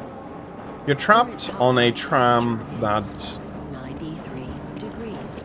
brings you With a to high of 105. The Black Mesa compound is maintained at a pleasant 68 degrees at all times. so yeah, well, I'm getting cut off by the voice I don't want to talk over. Although This train is so yeah, inbound from we have this level 3 tram ride dormitories that to takes quite a while, and Sector then C test labs and control it slows down, it shows you the facility. It is nice to as an establishing shot, but it is unskippable. You can't do anything. It takes quite a few minutes. So, and that is why I'll be jumping over to the second part of the intro here, and you're getting talked at by quite a few people here. Most of the simulation results are perfect.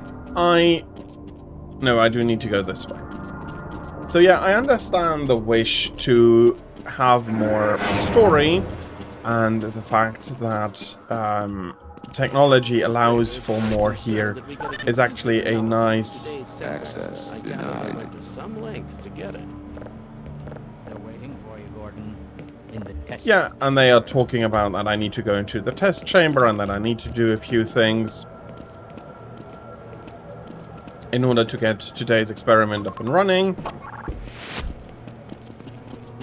It's about to go critical. It takes a while. Come on. And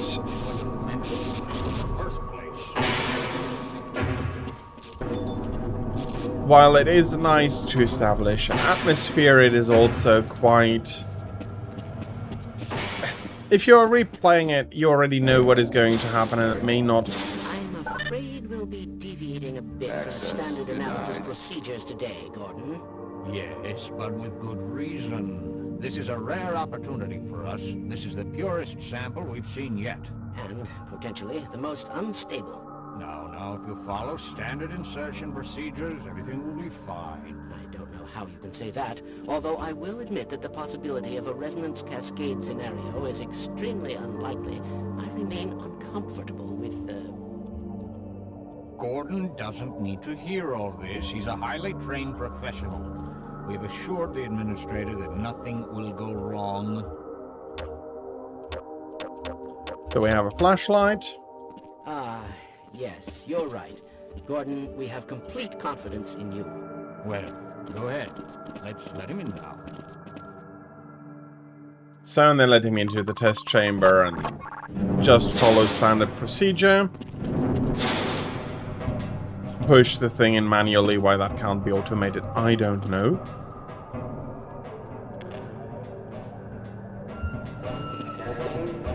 Testing. Everything seems to be in order. All right, Gordon. Your suit should keep you comfortable through all this. The specimen will be delivered to you in a few moments. If you would be so good as to climb up and start the rotors, we can bring the anti-mass spectrometer to 80% and hold it there until the carrier arrives.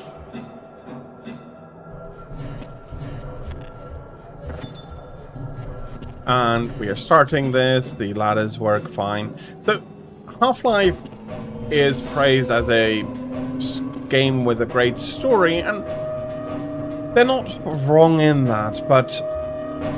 Very good. We'll take it from here. But in order to get that great story, as a shooter, the story has to get into the way of the gameplay. And Mark and Tira, I'm happy to see that you're having fun. I hope Basil is not going to be too annoying. Stage 2 emitters activated. To a degree, I feel like I may want one in here to speed all this up. We cannot predict how long the system can operate at this level, nor how long reading will take. Please work as quickly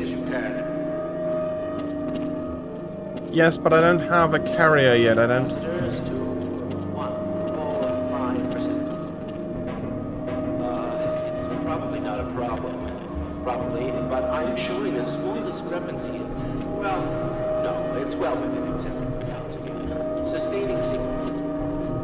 I've just been informed that the sample is ready, Gordon. It should be coming up to you any moment. Look to the delivery system for your specimen. So yeah, there we have our sample. We can find... Get away from the... Shut it down. No. Attempt to shut it down. It's not shutting down. It's not. And even though I tried to pull the sample back out...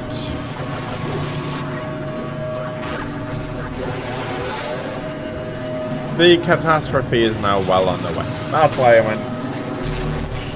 That's why I felt like if we could have a Basil in here, we could have this done much faster. So, despite skipping the tram ride, this section here where you're just going up, pushing a button, inserting this.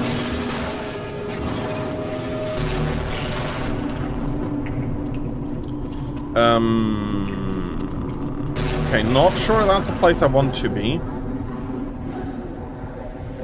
That is definitely not a place I want to be.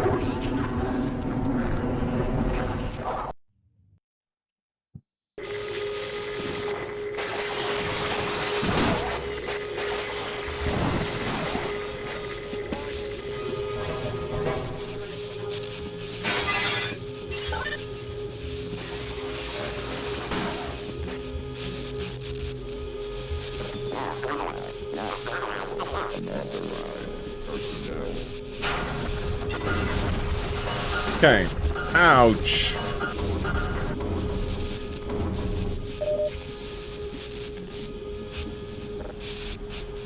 Yeah. This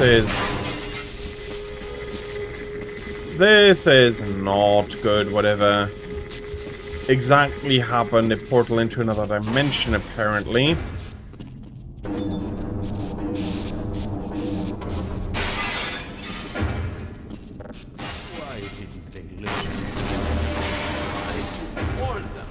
And there are more weird creatures spawning in.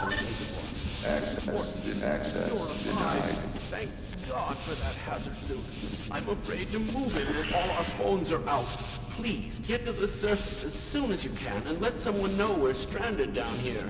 You'll need me to activate the retinal scanners. I'm sure the rest of the science team will gladly help you.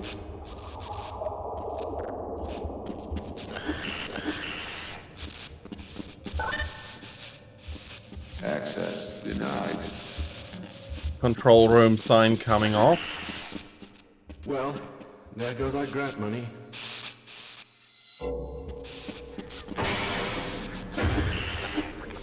Would you please come over here? I'm slowing you down, am I? I can give you something for the pain. Allow me to treat that injury. I'll wait. With my brains and your brawn, we'll make an excellent team.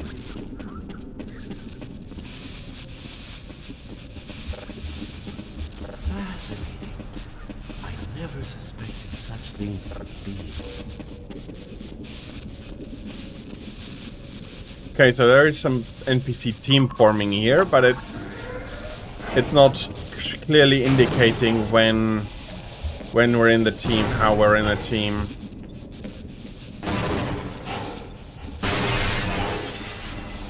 Whoops.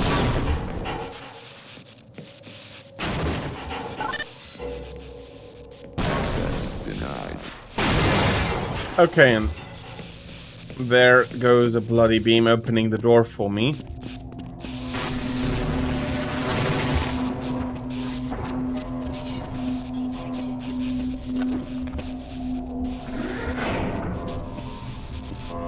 So yeah, the facility goes to hell. We're going to be running around, dodging, jumping, all of that, and we finally found a weapon, a trusty crowbar.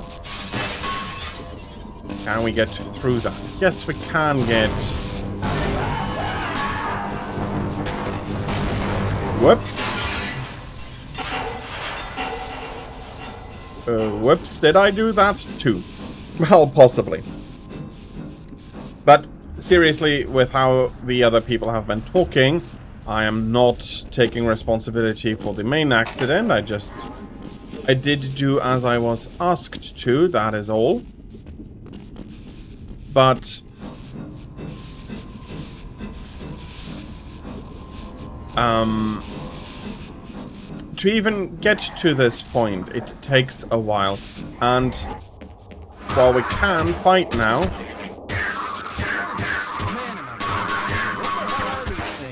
And why are they wearing science team uniforms?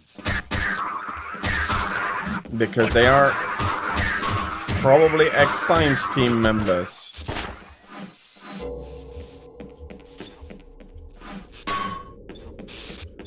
And all I can currently do is keep bashing on them. So, yeah, and there's going to be a few more moments before I get a gun in a first-person shooter. Story-wise, yeah, it is a very nice... It's a nice game. I'm not sure if the story is... No, it's a good story. It's well... It's a well-told story. I think that may be the better way to put it. It's a very well-told story. Hello, I cannot drink any of that to regain health.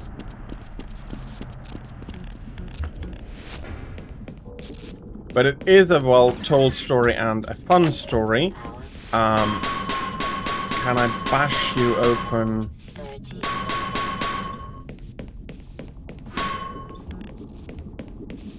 Doesn't seem like I can bash the lockers of other people open. But we have a health station here that is going to heal us up a little bit.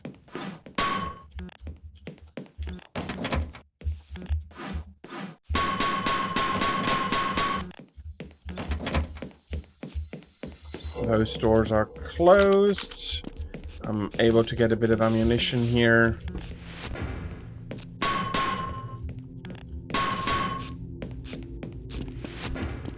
Okay, better than before. Though not great, and who knows how long it will take us to get back to the surface.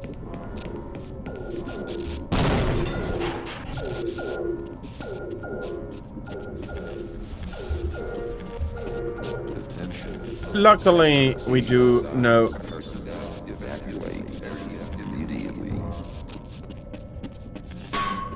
Luckily, we do know that the facility is well underground, and thus the surface should be well protected against anything going on here.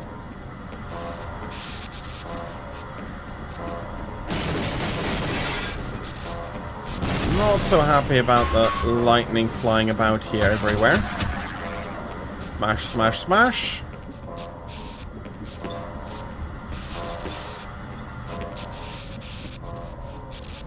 So let's have a look here. Okay. Don't tell me I managed to get myself stuck. I did manage to get myself stuck, didn't I?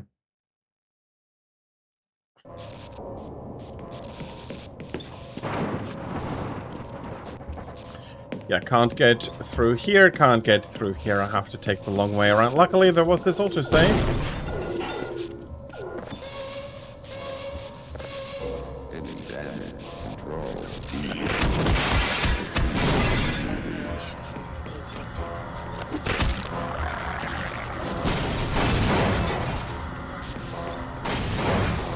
There's another health station here. Let's fill up a little bit.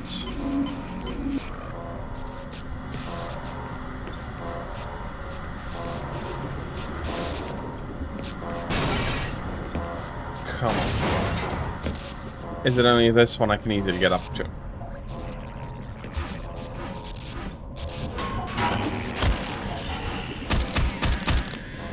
Okay, so that's what the problem was. I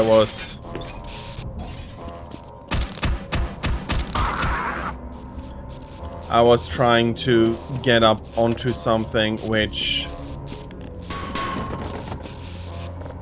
should have exploded on its own and released some head crabs here. Anything interesting in the cabinets? Not that I'm seeing very much in there. That's another door that I can't enter. There's a coolant. Oh, did I kill him? This time I did kill him, didn't I?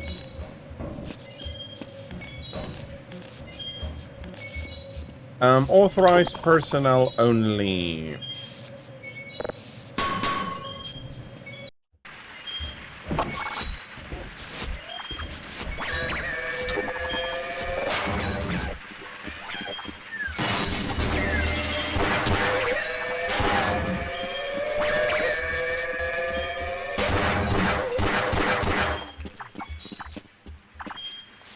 So we have a few more small alien monsters here.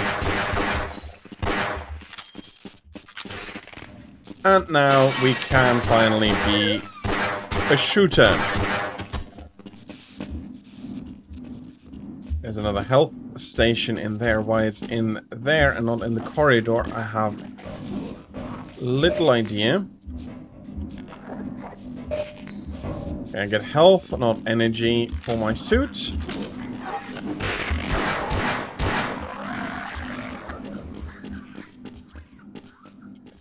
Okay, that's maybe the way forward. It's possibly the way forward. There's some doors here, though.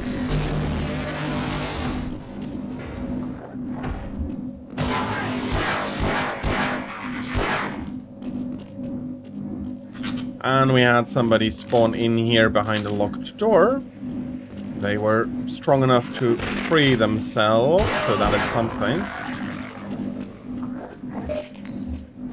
And again, we're going to be going to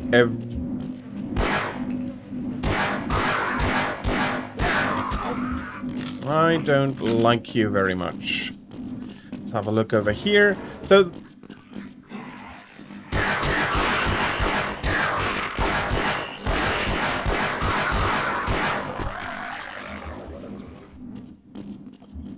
and I've lost all suit energy. All right. Have I been that much of a burden? Okay, no idea what he wanted because I skipped out on it.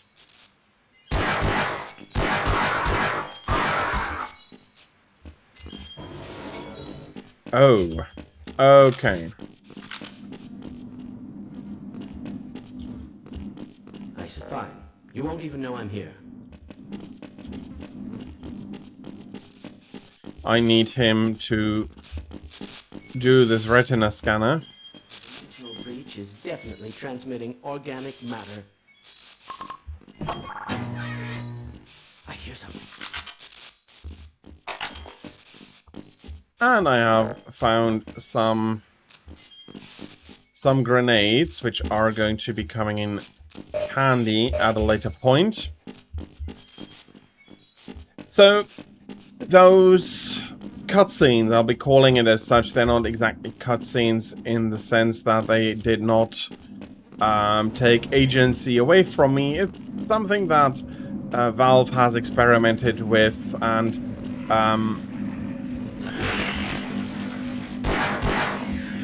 they did try to set a nice they tried to set the atmosphere. This is a science unit. It's very well secured. There's a lot of security. They're trying to set up your suit. They're trying to set up quite a few things.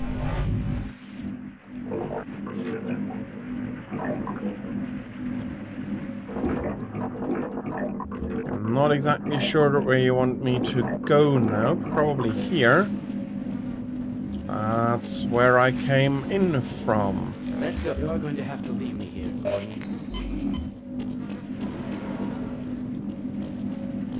Ah. Okay. I understand now what I have to do if I can get into the hole again. But that huge crown ride in the beginning and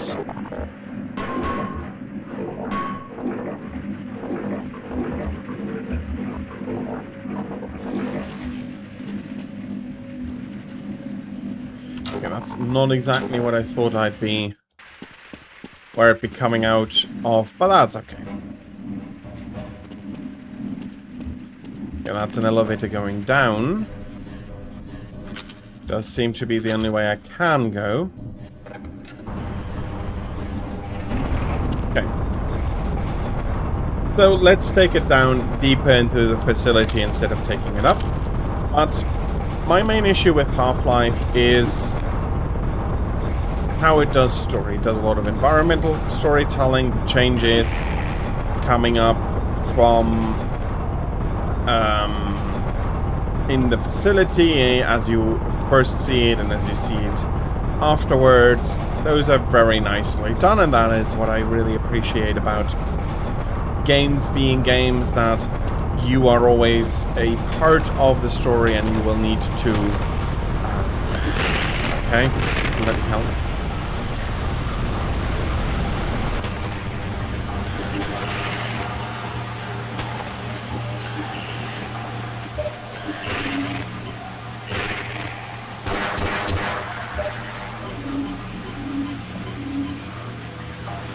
In which you are a part of the story, but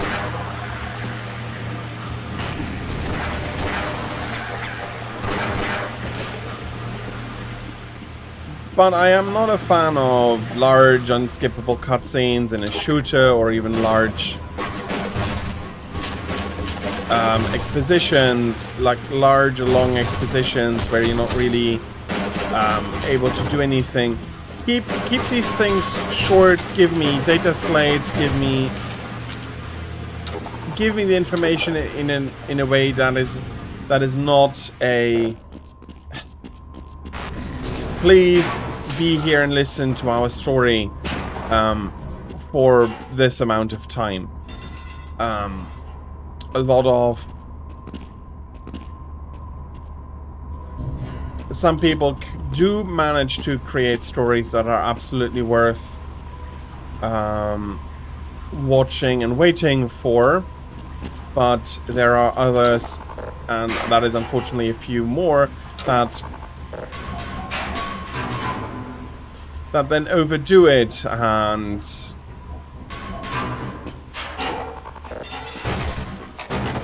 yeah, that overdo it and not and don't and as they don't manage to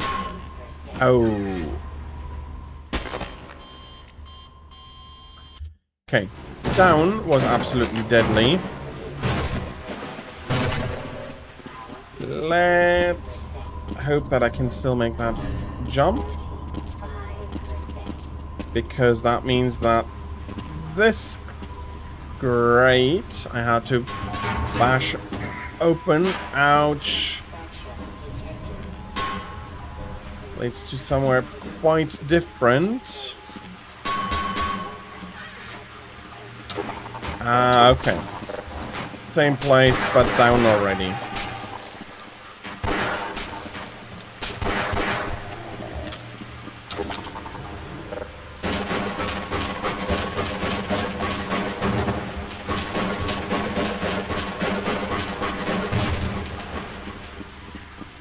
So, while afterwards Half-Life 1 lives really up to the hype it's been given, I do find it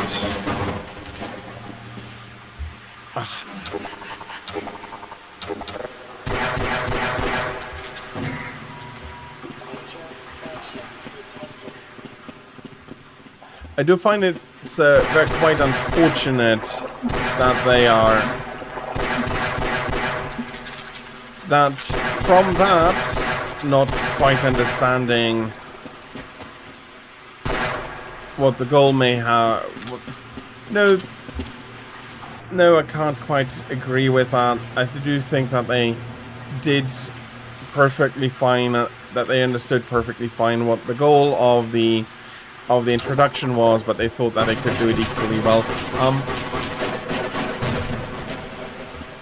In video games, I prefer to be able to start quickly. If you do need to have that big cutscene, either you need to really pull me in early as I'm starting the game to be like, okay, this is what is going on and this is already so interesting that I want to know more.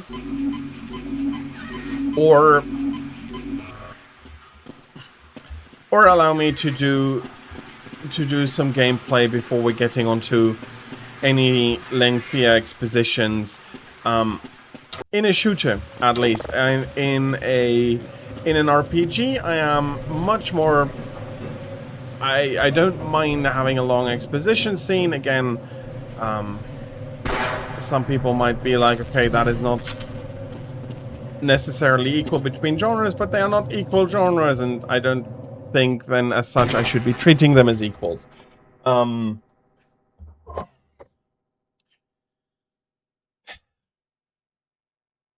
But yeah, great game. Make your cutscene skippable. Make your story skippable if you insist of giving the player 15 minutes before even giving them their first weapon.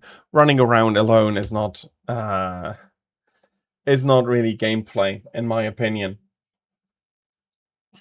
And as a contrast, let's take a look at a game that came out the same year, only a few months apart. Let me have a look. I don't quite see the date for Half-Life. Yeah, it's about six months apart. So actually half a year, a bit longer than I thought. But let's take a look at, as I said, another shooter. And let's see how they handle the beginning story.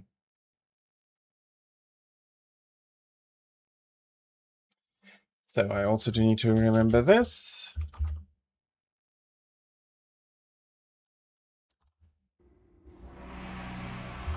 Can you...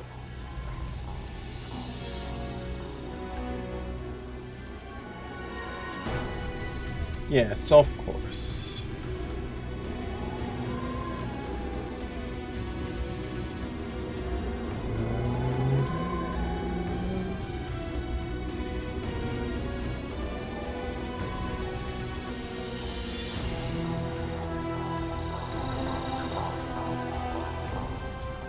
That is not the game I'm looking for.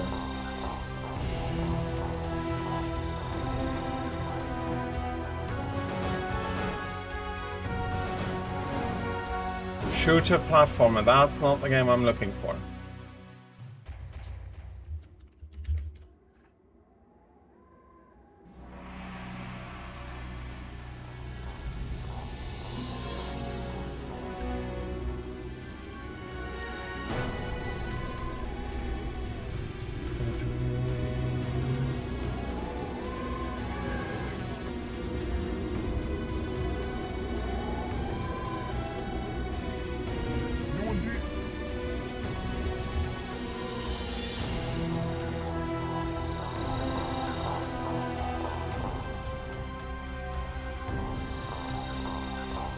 Yeah, again, that's not the same Unreal. That is what I thought.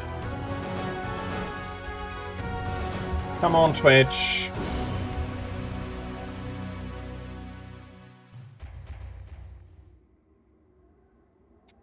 But it's not Unreal Tournament either. Though that is the closest.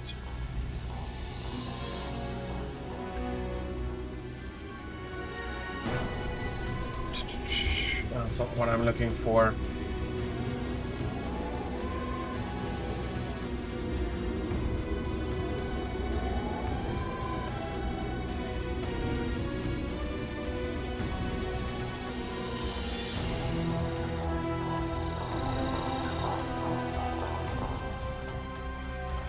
Painted, hello, welcome in. How are you?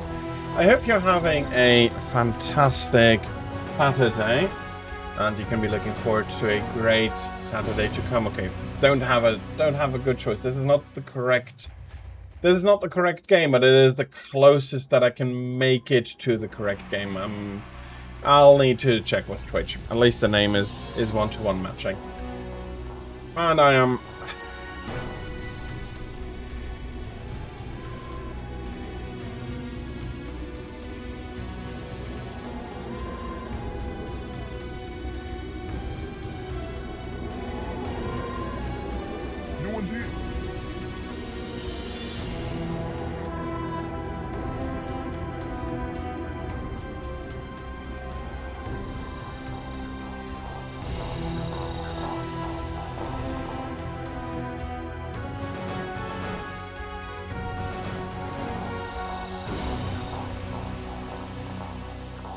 I muted one of the two. I don't know how that happened. Okay. Welcome in, Painted. Welcome in, Chaos. I hope that both of you are having a fantastic Saturday. Rather than me trying to switch something in the middle here. Welcome in, both of you. And I hope that you have a great... Can you be looking forward to a great continuation of your Saturdays? So we just had a look at Half-Life and how slowly it started. Again... Some people say, but there's a lot of story. Yeah, then do an RPG. If we're doing a shooter, I want my start to be more like this. So we're starting in a ship, little idea what is going on. We don't have a ton of health, so we're running around looking through the cells, finding some diaries from people here.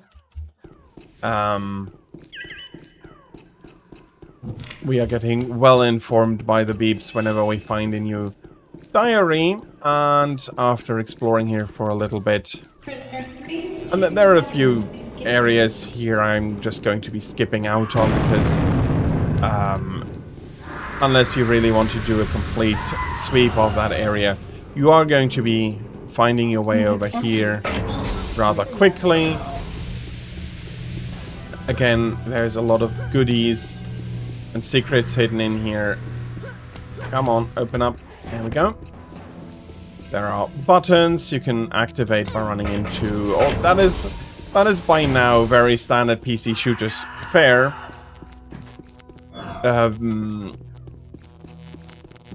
Story quickly going through nothing, basically. We do know that we are on a prison ship on our way to a prison moon. But that's it. We don't know anything more. We do see that there's been like the fighting is getting worse. The bay is the med bay is very busy. And my character's probably not one of the saints here in this regard. And then we hear our enemies mutate. There's some shots, and only afterwards does the door open, so we don't yet know with whom we have to deal here. But we see somebody run away. We see somebody clearly not human run away here. And we are finding our first weapon. So this is the Disruptor Pistol. It has an infinite ammo. That is slowly regenning, so after a while, if you're too liberal with your shots, it is going to... you're going to need quite a lot of time before you can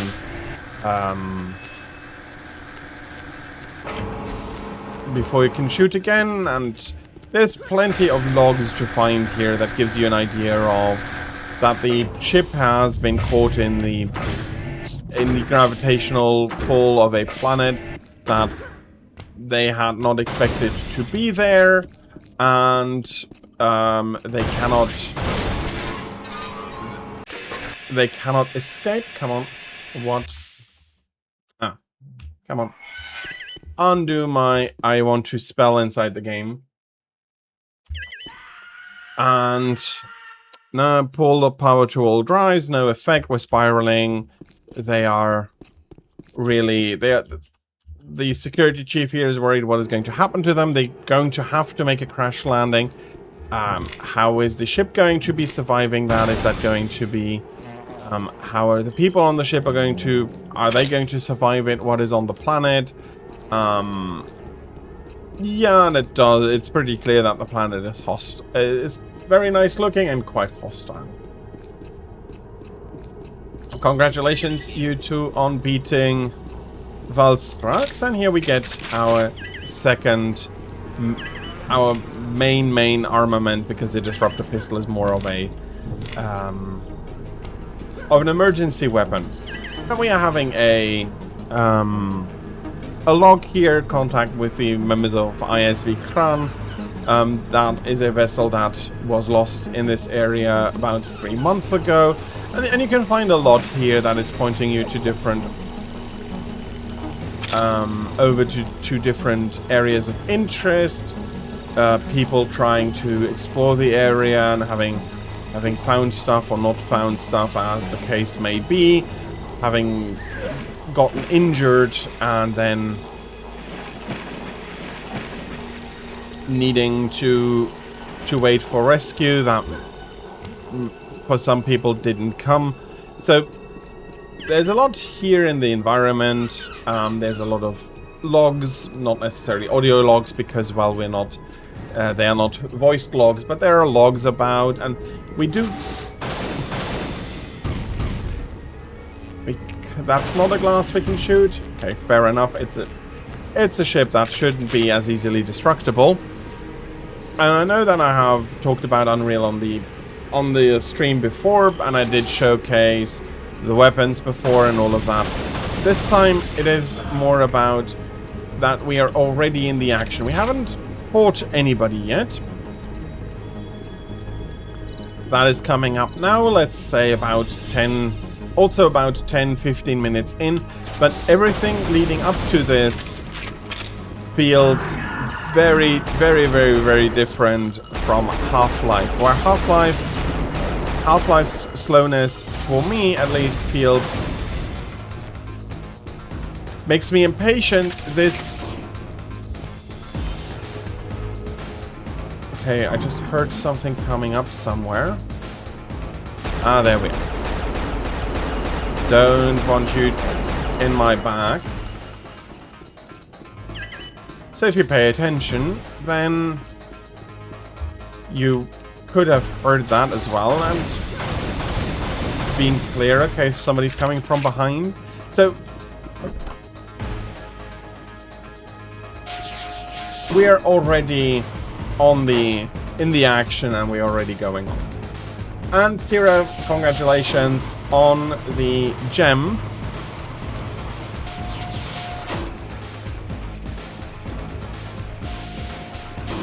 Leading us down to a lower area with another enemy here.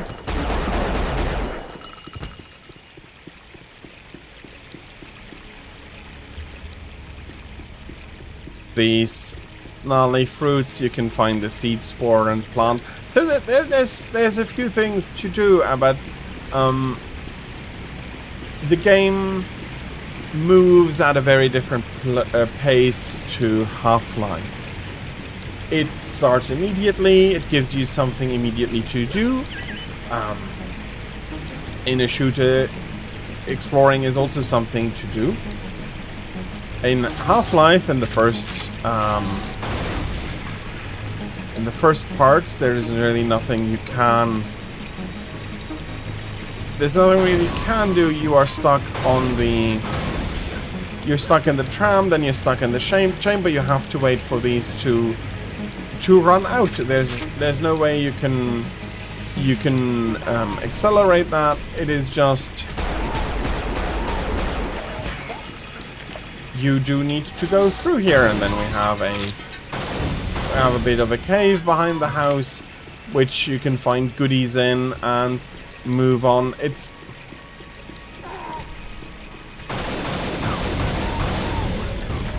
and there are for some reason quite deadly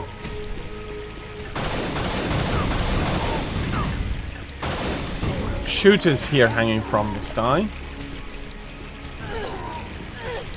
and you maybe not.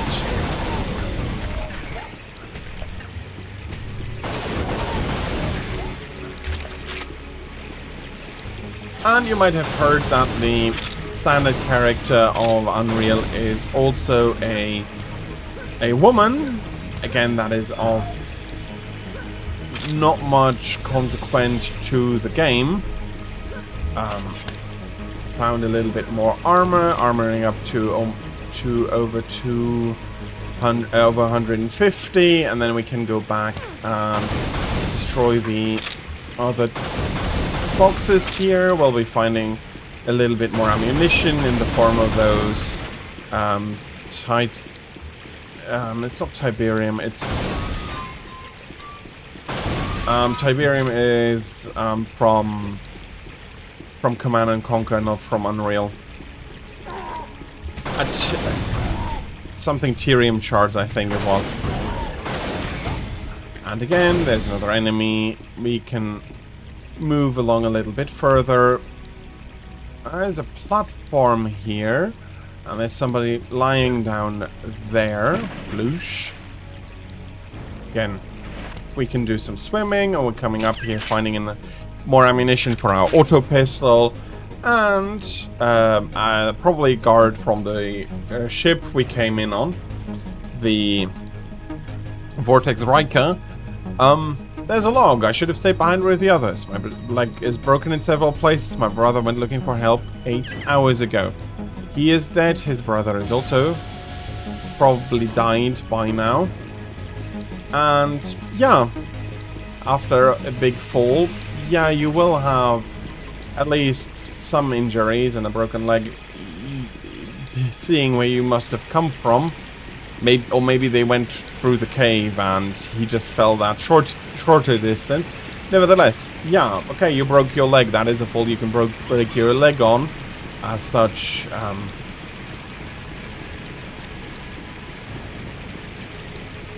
and it is not as fast a beginning as Serious Sam would be, or some like Doom is, where it's like boom, 100 weapon go. You do have time between combat. You are encouraged to explore, for there are so many things to find, and all of those things, yeah, make it more like Half-Life, in that Unreal is also putting in a lot of effort to tell a story. Not the most sophisticated stories. Half-Life definitely is trying harder in that aspect, but it is trying to tell a story, and it is trying to do so through the logs that you're finding, through the environments. And the difference is that for Unreal, it is the player's choice how much he wants to engage with the story, not the game. And that might be unkind, not the game being like, but I put so much effort in, please.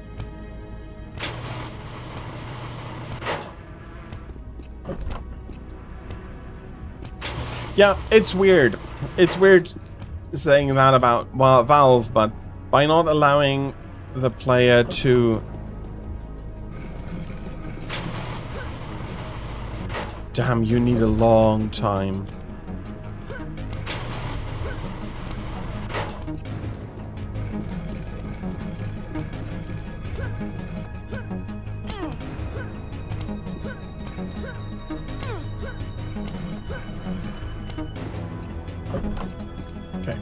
Let's get up. I'm not sure how they want me to get that, but I am already well armored, so I don't need to worry. We have some rockets coming in, and again, that did not feel very survivable. I was attacked by a flying beast that uses its tail as a weapon. I was able to kill it, but not without taking a beating. These berries have a healing effect, and another weapon in case you have missed them so far.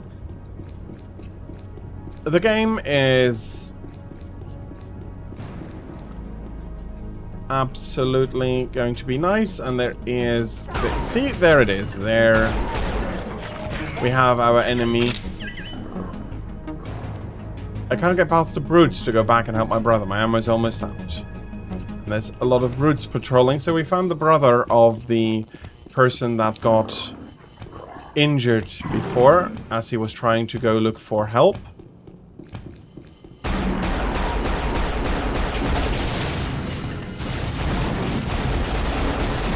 Dual fire modes, very nice. There's a lot here in the game that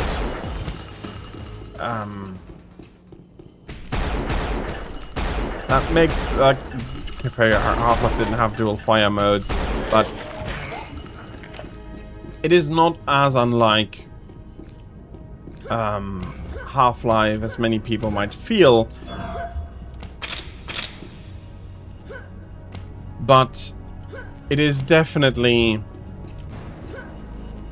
allowing the player to get into the game much more quickly, and that is really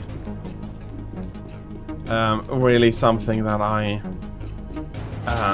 think is very important for, especially a fast, a game that should be a fast-paced one, like a shooter.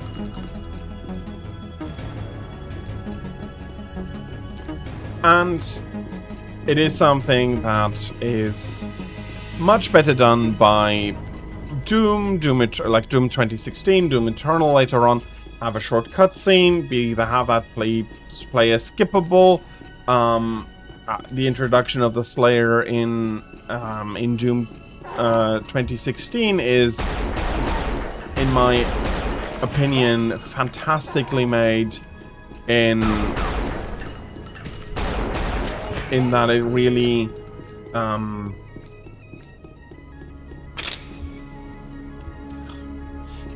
really goes and quickly showcases the character. You have the short intro sequence. You come into, you wake up. You have a short kerfuffle with the undead that are swarming around your position, and immediately you move on. You fetch your armor, another little cutscene. There is the introduction of, what's the robot's name in it? Again, I'm not quite remembering. And then it goes on. Yes, he is trying to explain a lot. No, we don't want that. It continues. You slowly piece together what happened, although it's a Doom game, you already know basically what happened. And open portal to hell, try, in this case, fetch energy. Unfortunately, that didn't work out. Demons are about, and we need to clean up the situation again. But this getting into action quickly, or at least being able to skip the original story, I feel very important. If I play a shooter, I'm not always in a mood to be sitting throughout a ton of cutscenes, and Half-Life doesn't give me the choice. Half-Life, yeah, let's say 20 minutes until I get... 15 to 20 minutes if I'm quick until I get the first weapon. And the tram you can't speed up. You can't speed up the tram, you can't speed up the test chamber, you just have to wait. And if you're not in the mood for waiting, if you want to shoot something, that is not what you're looking for at that moment. I understand what Valve was getting at. Make this a cinematic game, showcase the facility, and then lead you back through it as it is getting destroyed. It's a good idea, but unfortunately I find it lacking. And while Half-Life still manages to keep it to keeps it bearable. There are games that followed where, come on, stop the talking, allow me to start shooting.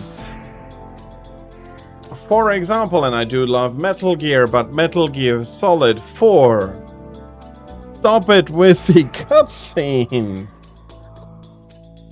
I hope you can see what I mean. Whereas Unreal, it also takes a while before you have your first big fight. It took me about 5 minutes. Let's say that a player that hasn't played the game before needs 10 minutes. You have your first fight. And you move on. You're still exploring. And the fights come a little bit more quickly. And then you have the... okay, I did go backwards. Then you have the mining facility we're now gotten into. You come in, and there is a firefight with this idiot. Come on.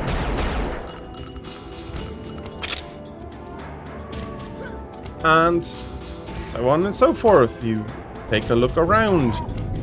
There's a little bit of an earthquake. There's a shield here with another enemy protecting it. So you kill that enemy, and then force field intact, all systems functional. What does that mean? Okay, I can't get through there.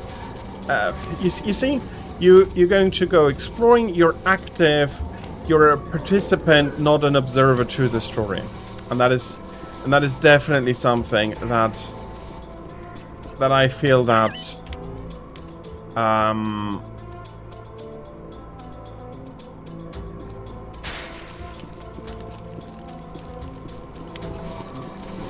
while Valve and Half-Life did manage to don't overdo it, so many others have not, and it is something, this constant need to want to explain everything rather than allowing the game to just be and the player to miss stuff if they want to get on with it.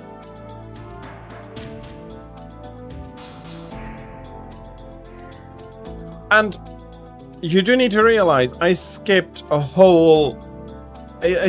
so much in Half-Life. And I showed you everything of the start of Unreal. It's a very big difference, and we're at the point where story becomes more and more important because the capacity is there, and so, as such, a few games experimenting with it, the expectation gets there that yes, I do want a little bit of story. System Shock had logs already that allowed you to piece together the history of the station, and overall there is then a really good it's an incentive for exploration. A lot of people are naturally curious about what happened here, what is this planet, what is going on, and that works really nice in Unreal. It works in the way that it is done for Half-Life, but all of those sequences, those moments where you really cannot do anything are not for me. I did skip them because I did want to showcase Half-Life in its better part, in its good part, in its combat, which is good, but those moments where you do have to wait on people, it's not for me. And I would have liked that games had gone more the direction of an Unreal. Keep introductions shorter. Later, as cutscenes came in, keep those short, keep those snappy, move the story forward quickly. In a shooter, in an RPG, I don't mind if you do need to or do want to showcase a story to me. That is what I signed up for. But even then, if you take a look at the RPGs around that time, Final Fantasy VII, for example, has an intro sequence, but it showcases everything. It puts up a lot of questions. It goes into the train station. You jump out, you attack that thing, you blow it up. You're left with a lot more questions than answers. And the introduction leads you to wanting to understand what just happened. Why are you doing this? What is going on? What is Shinra? What is Mako Energy? What is Materia? What is going on? And then you have hooked the player into your game and then that allows you to slowly build, have the more boring but important parts come in. Half-Life doesn't do anything for that, like that for me. Portal does it a lot better. So yeah, you do need to learn, of course, but unfortunately, too many people jumped onto the deserved success of Half-Life and then just ran with it without trying to be more. That being said, though, I'm going to go for another quick break. Congratulations, Mark and Tira, on successfully fighting Goss Harak. I'll be back in a few minutes, everybody. And I thank you for your patience with the break and the ads. And I'll be... I'll be taking an hour break now. I just took a look at the clock. No, it's already 5 o'clock for me. I will be taking an hour's break, during which I will be again running a few of the videos that I have already made from the event so far. Hopefully more to come. Yesterday's rant was not as good. Didn't feel quite good enough to be put into a video, but there is a big idea there that I want to be putting into a video, but that is going to need to wait until after the event is over. So I'll be taking a break, an hour break, and I'll be back at 18 o'clock Central European Summertime or 12 o'clock Eastern Daylight Time with Star Ocean 2, our first JRPG for the day, again in the remastered form, and we'll be taking a look at that. Then, following that is going to be Zelda Ocarina of Time, Thief, and then for 21 to 22 o'clock Central European Summertime, I'll be showcasing Mario Party with the help of Tira, if you're still up for it. For you, that is again going to be from 3 o'clock to 4 o'clock Eastern Daylight Time. Okay, I'll be going into my break. I'll be setting everything else up on the screen after being in the break. So thank you very much for having been here so far. If you can't or don't want to stay for the second part of the event, I absolutely understand. But thank you for already having been here It is very much appreciated. And yeah, thank you. As I said, I'll be going for dinner break and I'll be right back. So, see you after the break.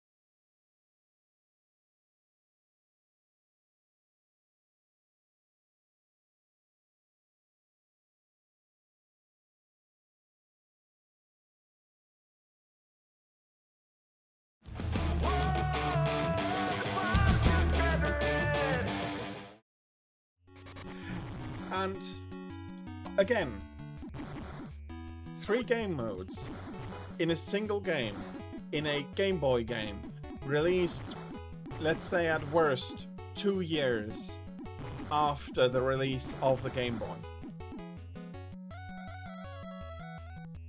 That wasn't a team that went, oh, what can we do with this?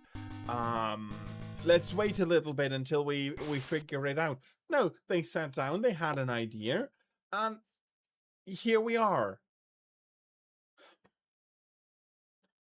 I mean, yes, yeah, exactly. Roblox. Fuck, Roblox. Sorry for those expletives, but it doesn't have fantastic graphics. Minecraft, yes. Although I do think that Minecraft looks a lot better than Roblox. That's how bad Roblox feels.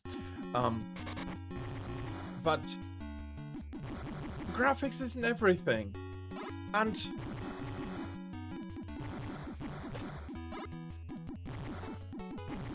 it's a bloody Game Boy game. It is not running on the latest and greatest hardware with everything that the tech in 1992, because that's where we're going. That's the bracket we're taking. It's a Game Boy game. The Game Boy had hardware that was considered weak when it was released. And we know that the Game Gear, for example, had much more processing. It had a larger screen, more pixels in the screen. It had colors.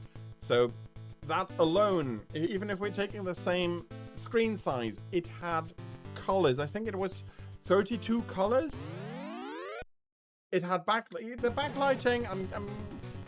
The Game Boy could have had backlighting, if not for the battery capacity issue that they were going for. But the processor had to be, and the video processing unit in that, because the Game Boy was a system on chip, if I remember correctly, not like the other consoles that it had the RAM separately, so there was not a system on chip, but it had the CPU and the GPU on a single chip, if I remember correctly. 4 colors: black, somewhat black, very gray, somewhat gray, white, basically. 4 colors. You can see that here in the vents, for example. That's all 4 colors in a single row of a vent. That's it. 4 colors. Yes, it was a very limited device, but it had 40 hours of battery time on 4 AA's. The Game Gear was happy if it got 3 on these cells, I think. Let me check that.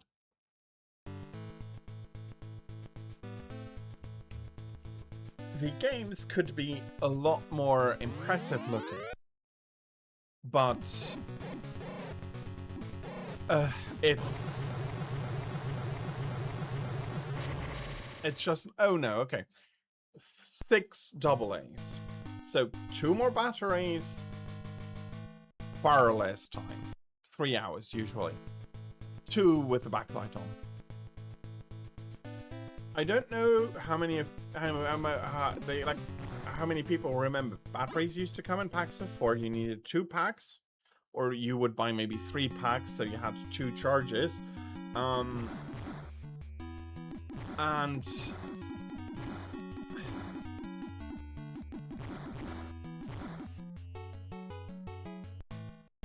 it was, by all metrics, it had more RAM, it had more VRAM, it had more everything. It needed more everything, to be fair. And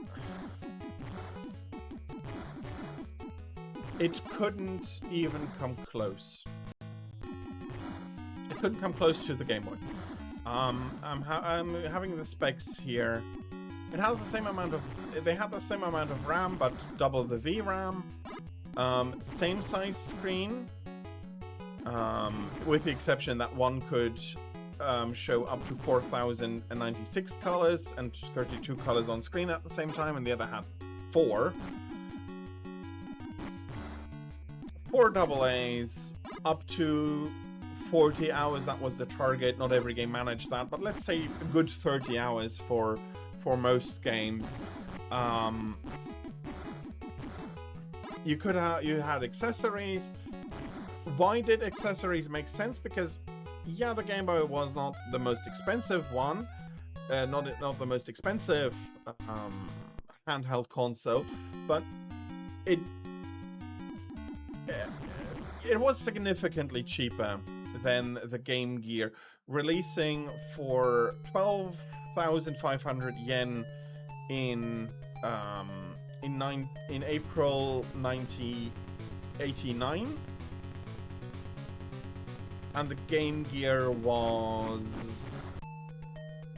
19,800. So 7,000 yen. Let's take a little bit of inflation there. 7,000 yen more expensive, so about 70 euro more expensive. If you take a look at the US release, it was $89.99 for the Game Boy and a $149.99 for the Game Gear. So a difference of $60, which approximately makes sense if we compare it to the price in yen. Graphics isn't everything, and this game, again, I can tell you more exactly now. So that was, the Game Boy was released in Japan on April 98. This game was released in June 90, so that is a year and 2 months. So this is the year on game for a year on game for the Game Boy.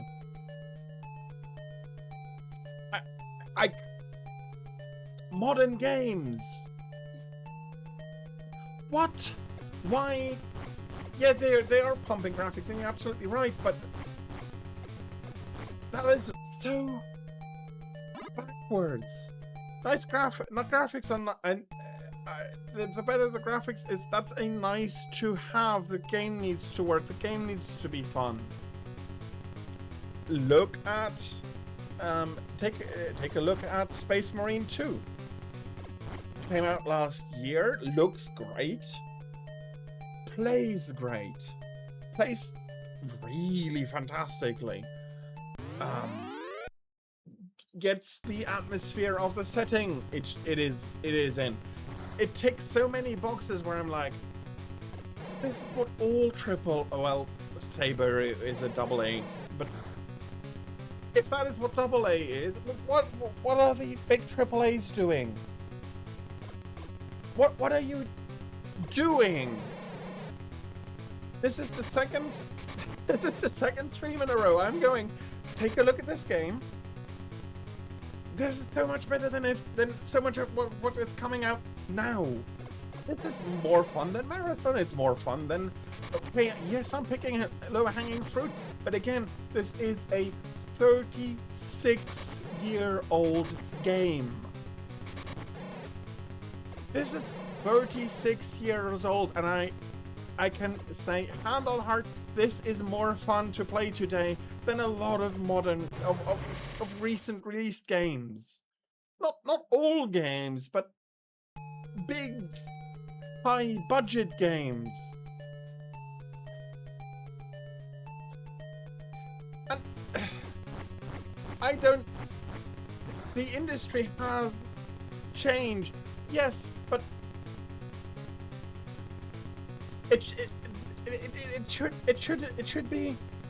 should be mind-blowing that we found this fun back, or that this could have been fun back in the day. And it's the opposite.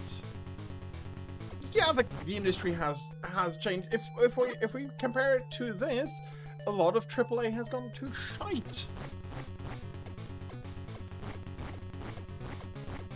Yeah, the game. Yeah, those games have issues. I'm happy for everybody who's enjoying the games. I can't really anymore. I'm happy for everybody who does, but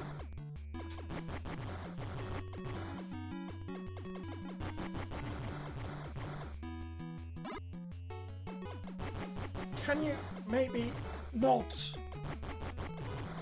Can you maybe not? This wasn't like a big AAA release for the Game Boy. There were later on games like, for example, the original Pokemon, which had large budgets for the day, but I don't know. I'm really not sure. And it's like, what the hell are they doing?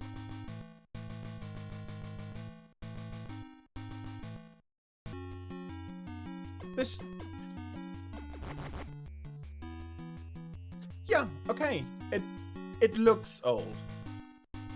And the controls are adapted to a Game Boy. So D-pad, 2 buttons, 4 buttons, but only 2 are used during active, like 2 of the 4 buttons are used during active gameplay.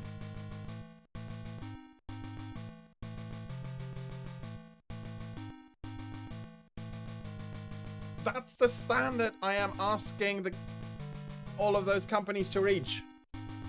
I'm not asking for the moon, and I'm not sure how long development was on that. Let me see if I can find it, but probably not.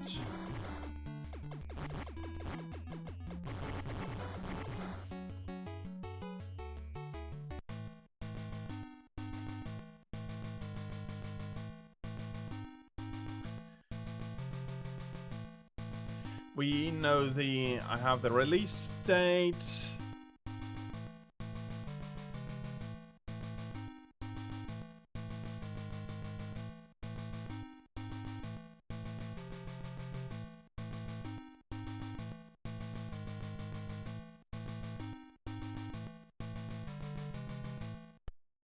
%62% given by by Power Play.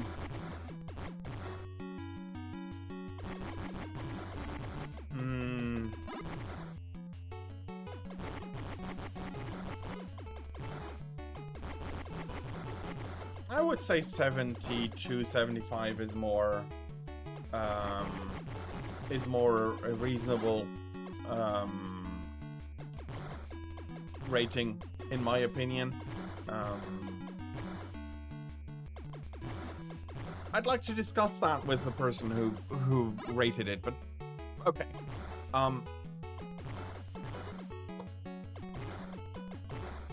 Yeah, okay. Cave Johnson would ask for the moon, but I am not. I'm holding. This is the minimum standard I hold current games to. Do you play fine?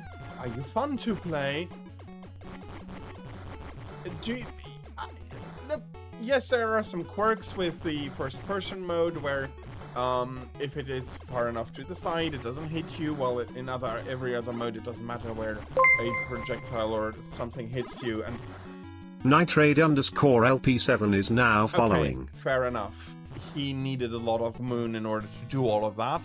I'm sure that GLaDOS still has a mining operation ongoing on the moon too. Or she's very good at recycling, I don't know. But 36 years old. And it's more fun. It's a better game than so many modern games. Because ultimately a game lives and dies on whether it is fun to play. That's it. That is ultimately the most important, the last factor if you're going to say I like this game or I don't like this game. Is it fun to play?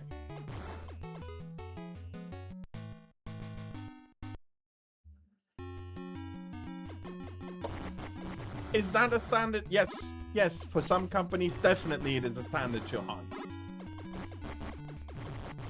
Because, hey, that part was fun to play. What if the next is not as fun to play? How can it not be? You had more time. You had more time to collect ideas. You had more time to see what works and what doesn't. How can it not be at least as fun to play? Because you screwed up. Because you put too much. You put time pressure on. You mismanaged the thing, and yeah. Yes, it is. It's a waste. Did we waste money back in the day? Yes. it was harder to find stuff, and some of the games were. Looking back, I've come to appreciate them more, and I've finished quite a few that I couldn't finish as a child. Did we ever have a game where we absolutely said no? This is absolutely not playable. Yeah, there were some. On the shareware CDs, there were games so bad we said, not playing that again. It was a demo or a shareware or the shareware version. Didn't need to pay money for that.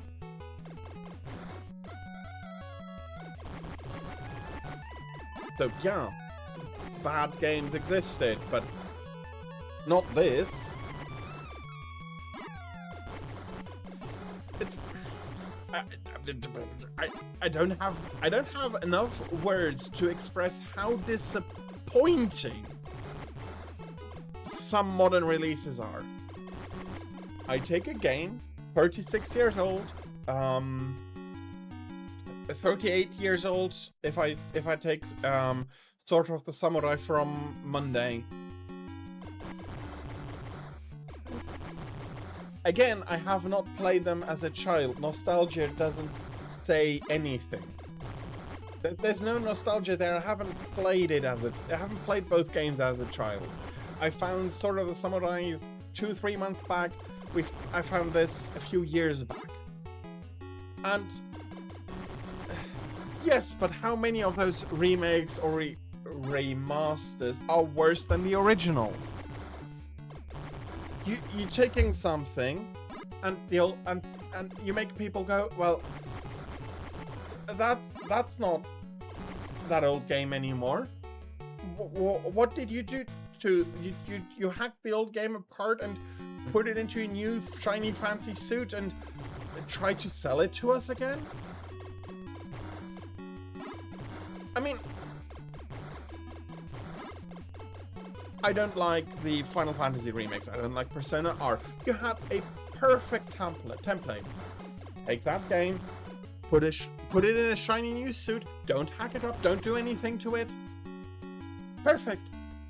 But you can't. You can't keep your fingers from it. How many remakes are made with members of the original team? Very few. Some of those who have been made with members of the original team are brilliant. For example, the StarCraft Remastered. Nicely done. Keep everything gameplay-wise the same. Update the graphics. Put it in a shiny new suit. Make it work on modern machines.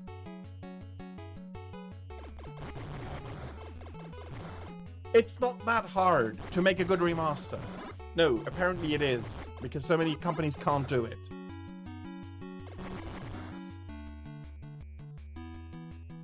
Disappointing is...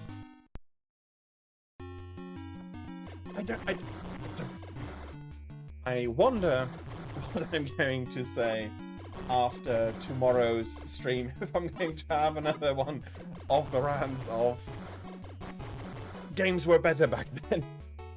Do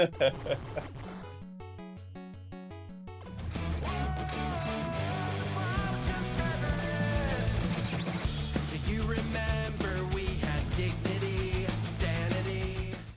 All the sheep downhill and hit the boulder out of the way.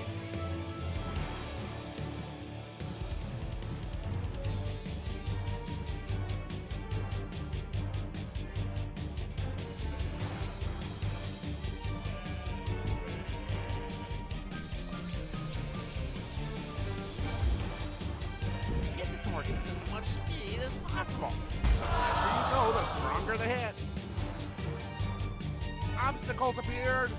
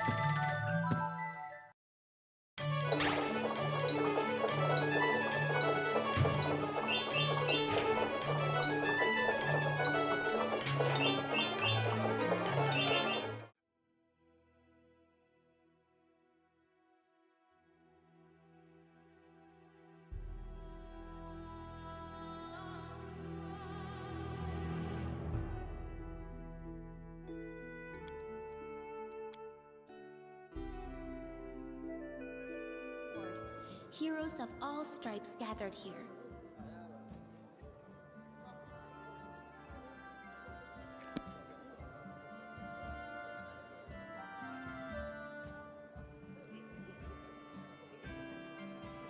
Where are they? This is taking forever!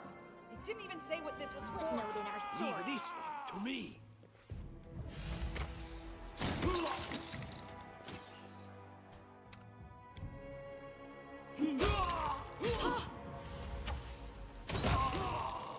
Unworldly. I bet my life despise anyone but this man. I saw how he dealt with those creeps with my own eyes. Lady Eldori, don't listen to this thick-headed barbarian. She doesn't know what she's talking about. During the... Considering the circumstances, that was a sound decision. Sometimes one must act at one's own risk and peril, until crossing the boundaries of what is...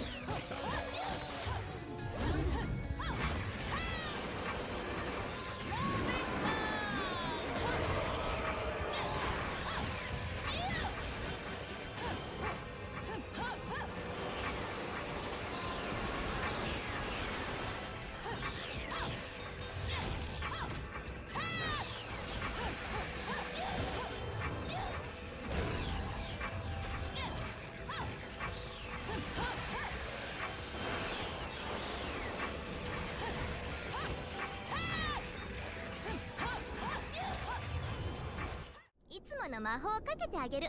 気休めくらいにはなるでしょ。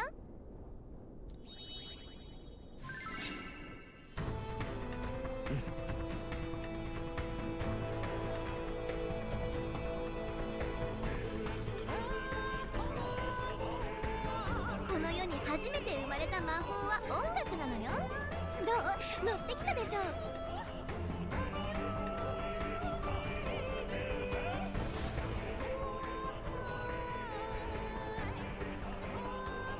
己自身に命じなさい。内なる英雄の姿に変われと、己の心にと。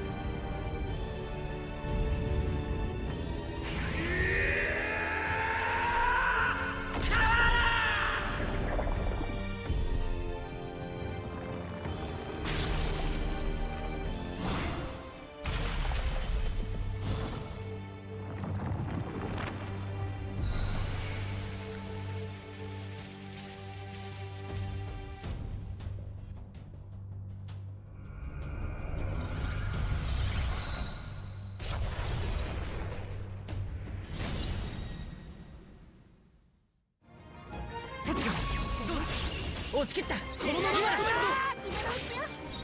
加減はしない。付き合れろ。あと一つ。次もよろしく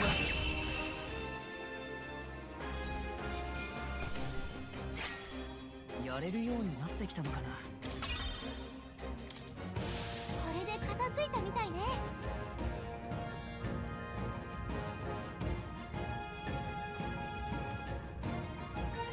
待て。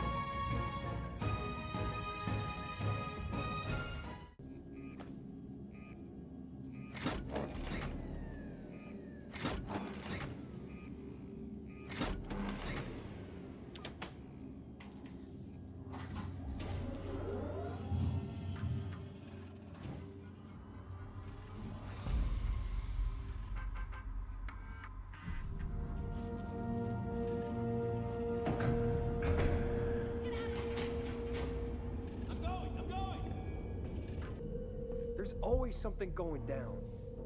Come on, we don't want to piss him off. My friend said he saw it. So something. We see it? Follow me.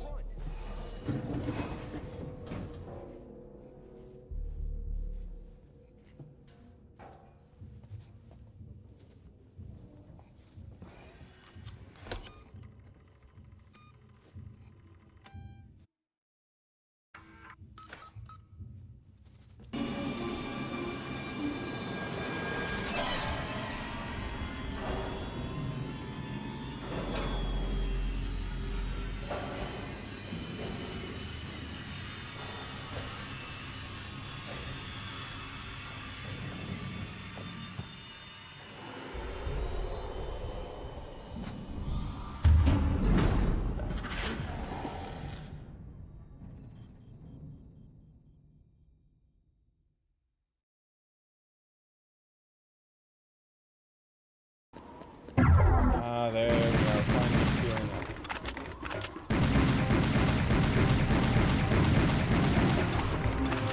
Punish us for what we have expected.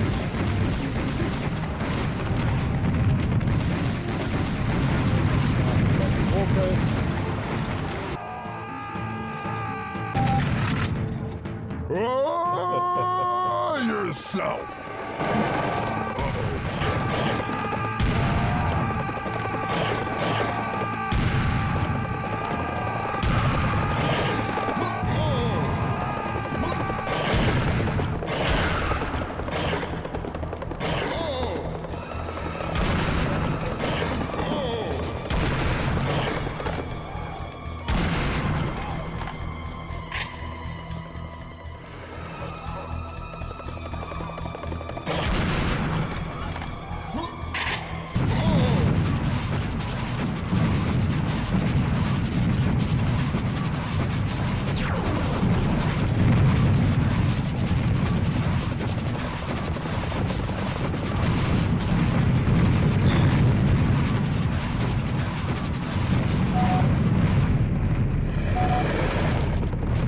This is getting serious.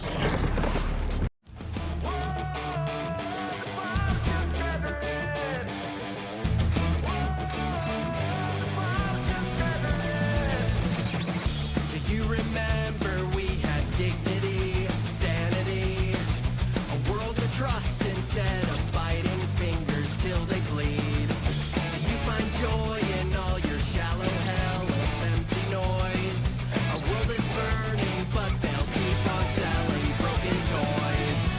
Whoa, this can't be it, this can't be it now. Whoa, this can't be it. This can't be it now!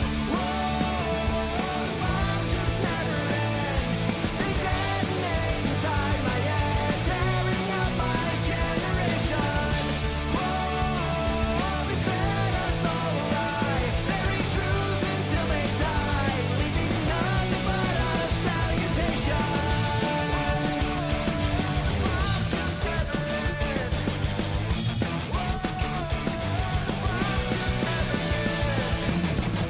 Did you forget that we had empathy, clarity? Now every truth is drowned beneath the sea of vanity. Do you feel proud up in your tower built on fear and doubt? The sky is falling, they just smile, never call it out. Whoa, this can't be it, this can't be it now. Whoa, this can't be it. This can't be it now! Whoa, the bombs just never end. They detonate inside my head, tearing up my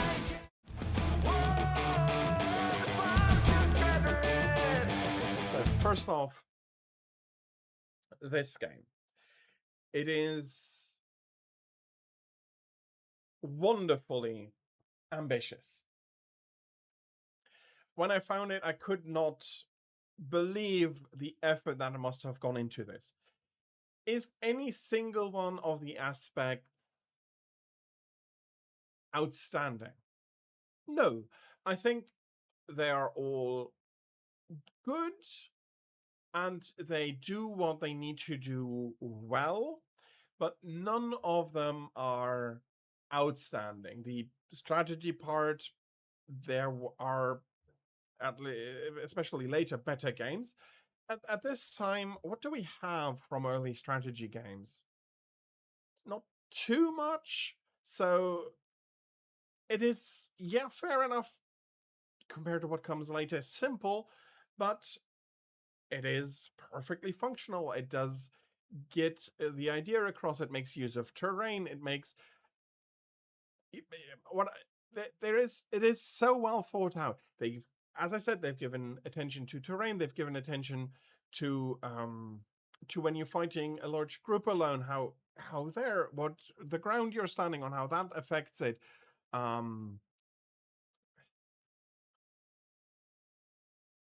Is it in and of itself, it is a fantastic game. None of the parts manage to measure up to what they managed to create all together at the end. At the end, it is so much more if if you allow it to be. No. Yes and no. If you take it if you take it as a product of its time, it is outstanding. I'm surprised I haven't heard of this before. But even today, I do think it holds up. Yes, there are games that do all of the individual components better. If you want to have the strategic aspect, Total War, Shogun 2, fantastic game. If you want sword combat, probably go with something it's not samurai sword combat. Kingdom Come Deliverance 2 has a very good sword combat. Something like half sword is terrific as well. Um,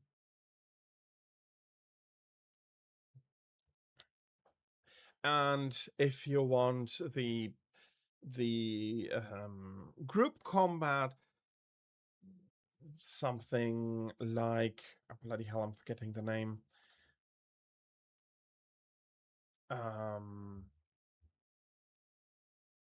Fair enough. That is from a different perspective. If I can find the name,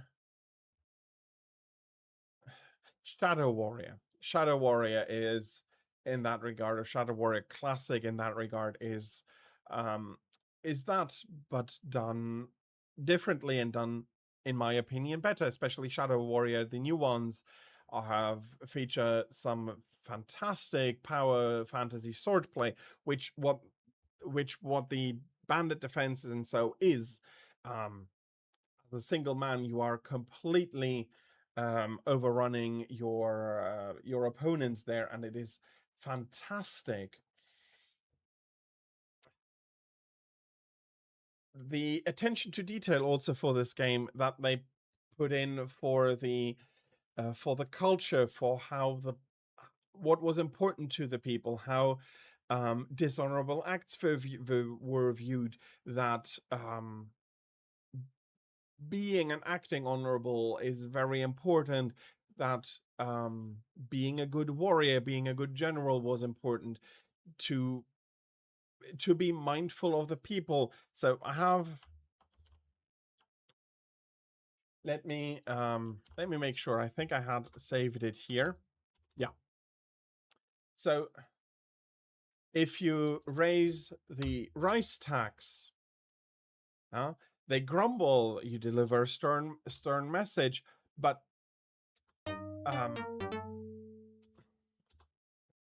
they can revolt, and they will revolt if you treat them badly enough. It is...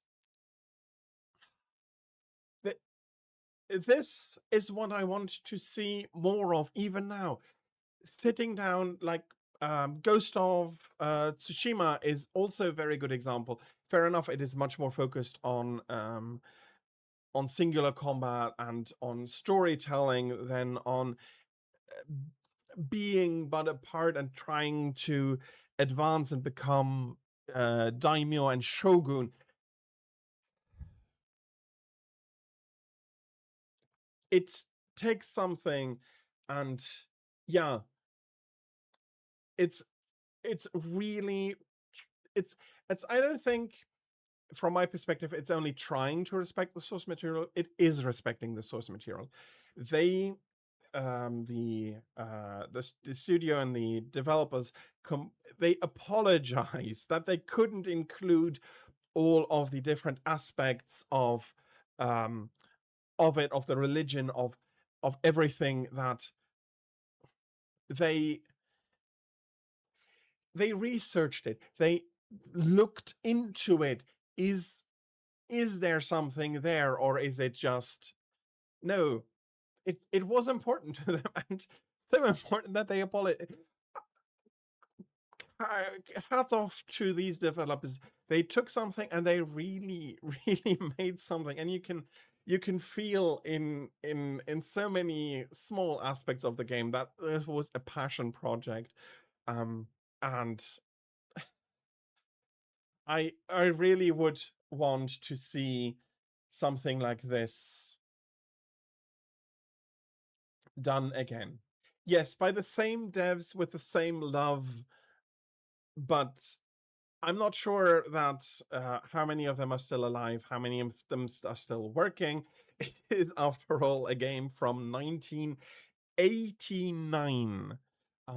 So it is almost 40 years old. This game is almost 40 years old, and it does so many things. It does them well, and it puts it together in such a spectacular package that really, you know that it required a lot of research, and they just went with it. They just were like, no, this is something we are going to be respectful, and we are going to be really doing it. Yeah, and if you compare this to as you brought up, Chaos, to Assassin's Creed, what was the name again? The last Assassin's Creed. It is graphically no contest. Assassin's Creed looks better. It plays better. That is debatable with how bad some of how bad the two characters feel, with how bad they maneuver. I might actually make the argument. You can. This might be playing better than Assassin's Creed. It really slipped my mind. Not Shadows. Is it Shadows? My brain wants to say it is Shadow. Okay. I was rejecting that because I was thinking Shadow Warriors, but yeah. But where Assassin's Creed Shadows doesn't even can hope to come close is with the passion and dedication the devs here took to try and represent that time period accurately and to represent the culture accurately. And there is one thing. I'm not sure. I am not sure. And okay, I can't see it here. Do we have the...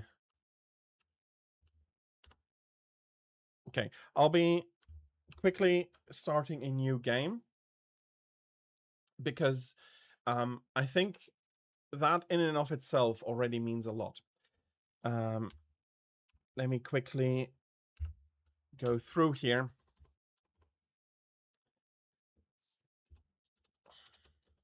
Kanji, yeah, fair, but if we come here, you see the family seals of the ruling samurai families of those eras, of those areas.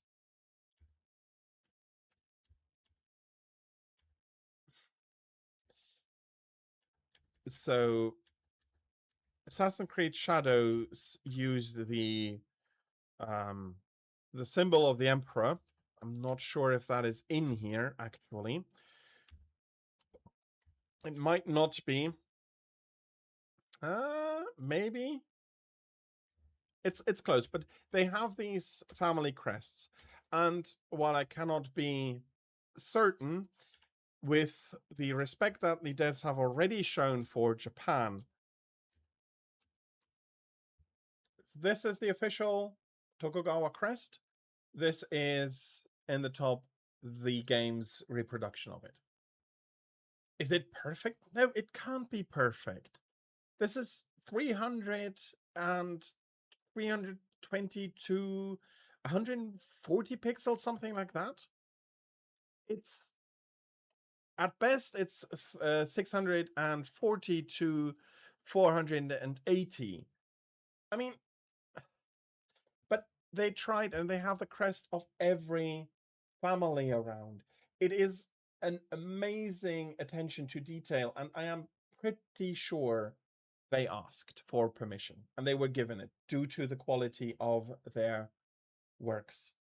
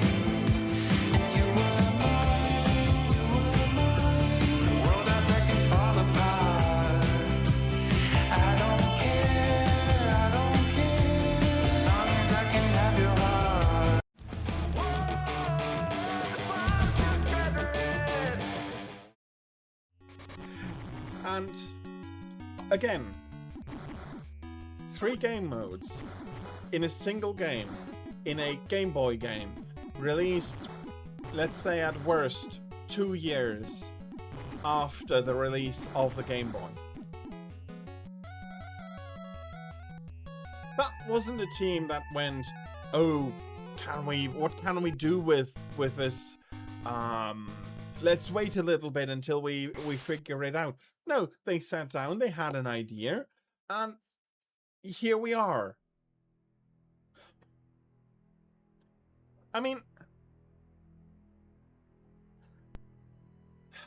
yes, yeah, exactly. Roblox. But Roblox, sorry for those expletives, but it doesn't have fantastic graphics.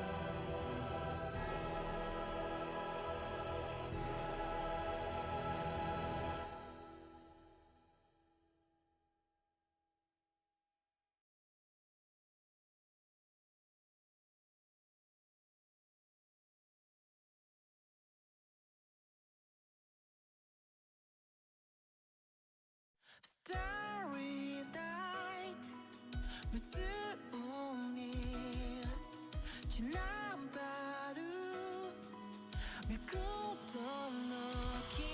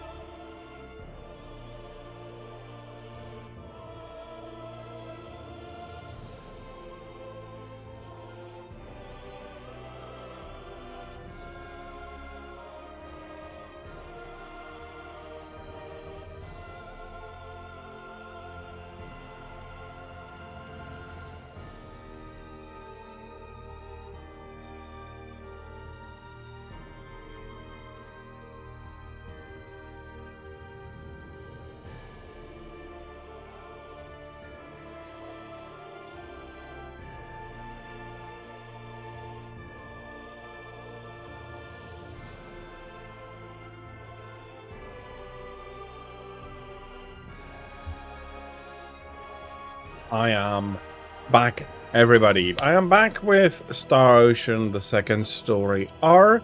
This is going to be our JRPG for today, and it's actually a continuation of Tales of Phantasia from yesterday.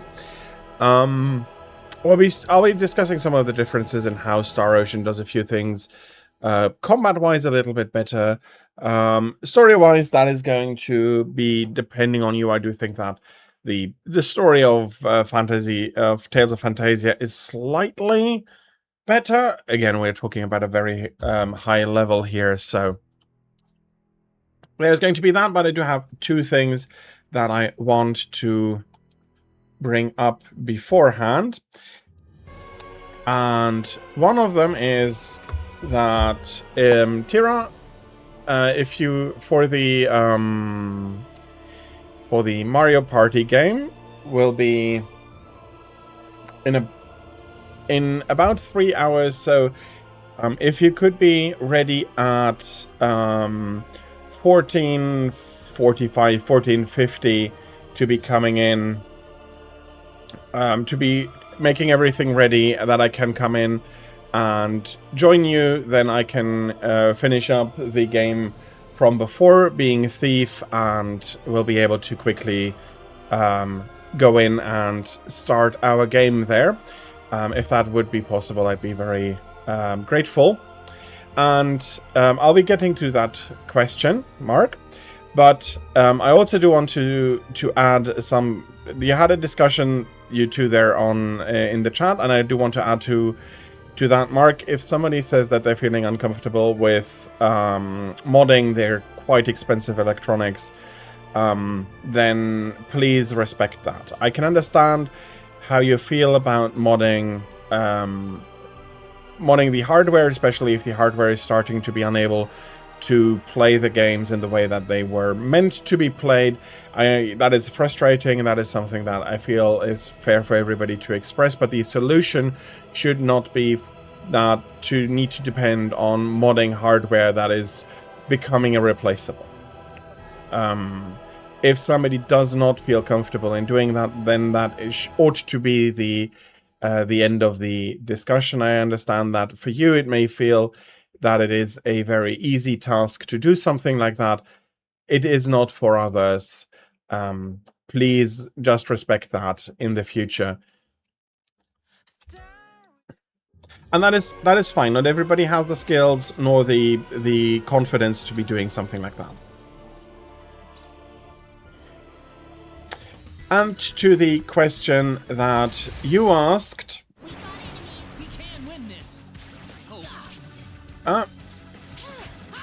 a JRPG is also an RPG. It is a subcategory of RPGs, with the main difference being in the two categories that I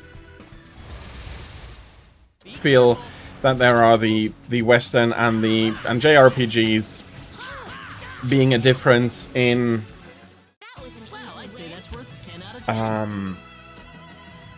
what the developers think is more important. So a lot of Western RPGs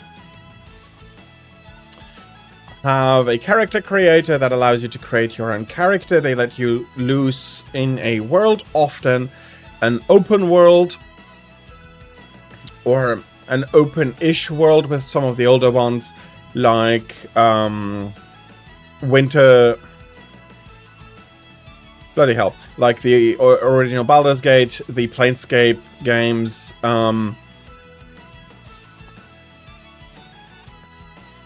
It's not Winterhelm. I should be knowing this. For some reason, my brain is not getting to the name.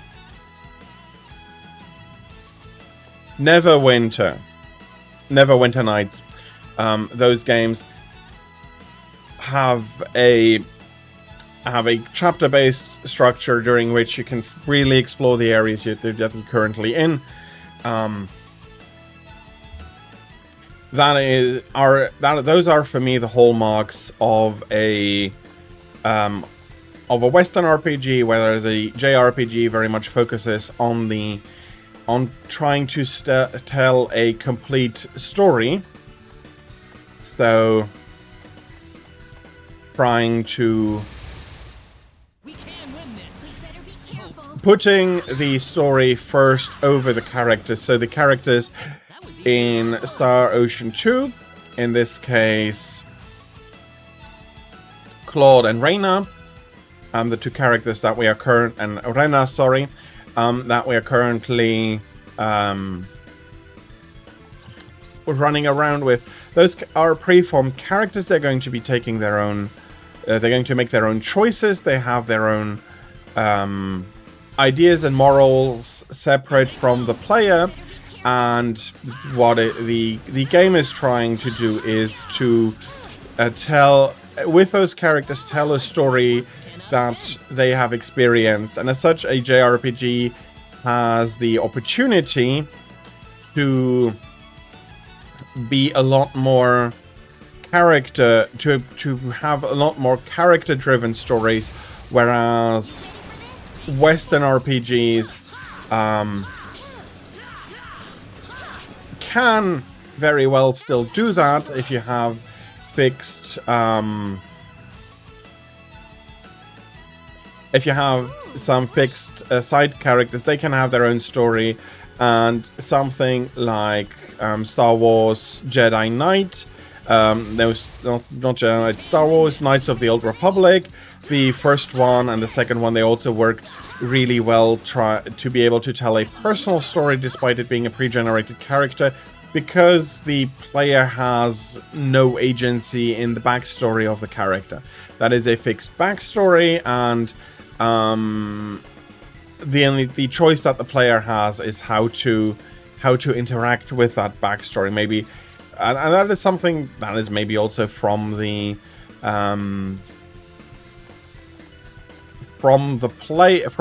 player side, but also from the character side. Then that is then going to be not wanting to know about their backstory, not wanting to discuss their backstory, and then that is a fair choice in Knights of the Old Republic 2 and in Knights of the Old Republic 1. You having memory loss does work out, and having a reconstructed, maybe that is too much. But there are reasons for why you can have that character backstory without needing to pay too much attention to those things left and right. Those things happen, and I'm not trying to tell you off. But I am trying to point out where you did a mistake today, and where you can do better in the future. Because I think that respecting other people's opinion isn't. Here they come. We better be careful. Yeah, no, I don't think trying to convince somebody of something that they deeply feel that they cannot do.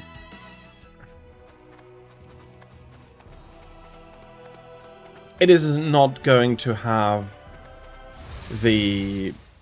It is not going to suddenly convince them to still do it. It is not going to take away their fears, especially if they had already a bad experience with it. And being understanding and just offering up an idea is the best you can then do.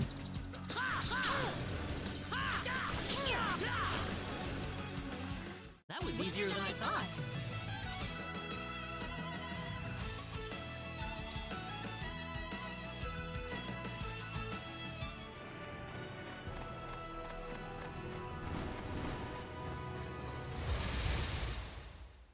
Okay, coming back to the game.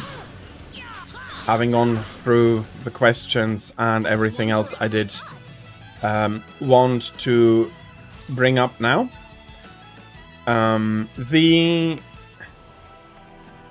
You already might realize that there are some similarities to Tales of Phantasia, which I showcased as my last game yesterday the combat is a live action combat with I haven't used any, maybe I should. You can use arts, techniques, which also can become magic during the battle. I don't think any of the Meteor Palm, she has a heal magic.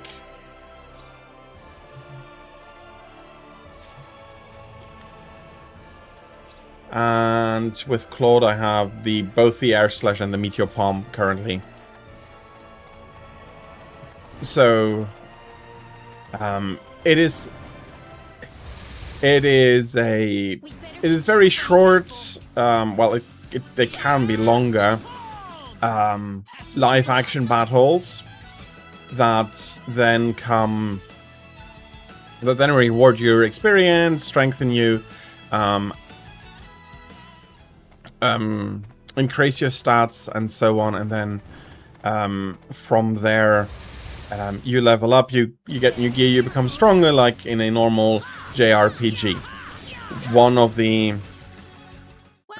things that you see is that we're having sprites on a quite nice looking background. That is because this is the remake version. And the original had a sprite-based world on, or a... Then... Then maybe it is best, it is important for you to find a trick that you do not forget your medication.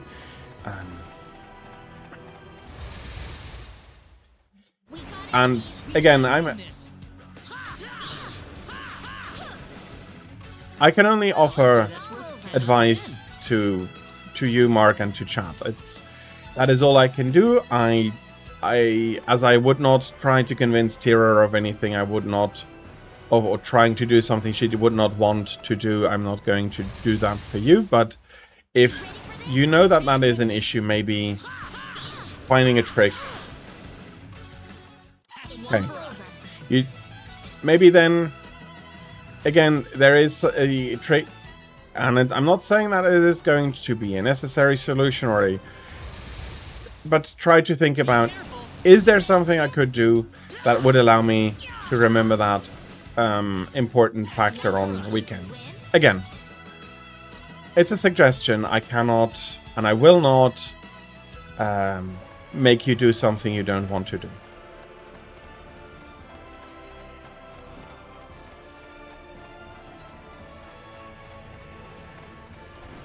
So, as I was saying, for Star Ocean, this is the remastered version. It has new backgrounds, new everything, but the sprites are still absolutely Tira. Please do. I hope you can have something delicious to eat.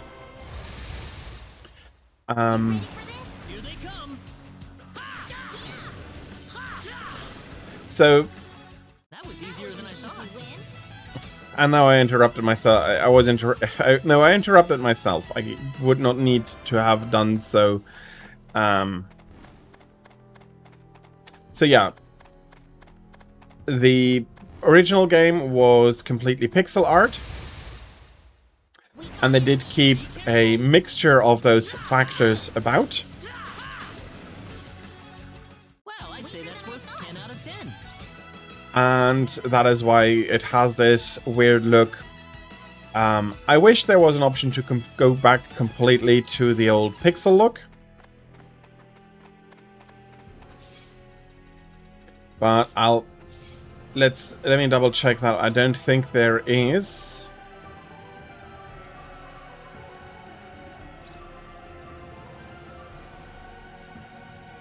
No. Personally, I find it cute, but I can understand that it is off-putting to some people. Be careful. You ready for this?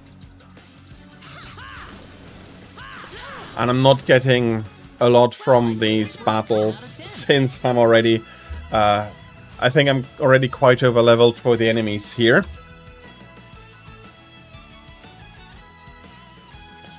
And there is one thing I did want to check now. I have in my head that both Star Oceans were originally PlayStation games. No.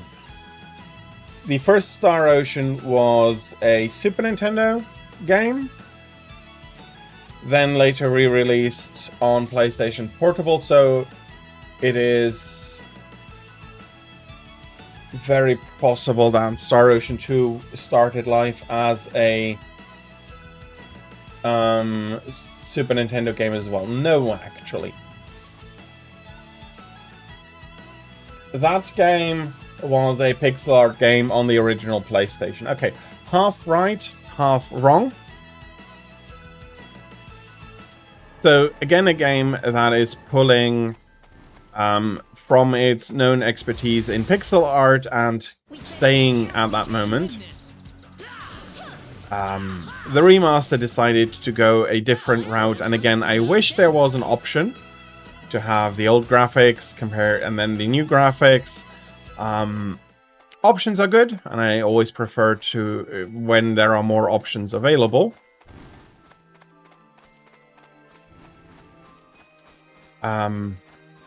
But as it is unfortunately... Can I get down here somewhere? Yeah, there we go. Okay. Some more enemies popping in that we're just going to be taking care of.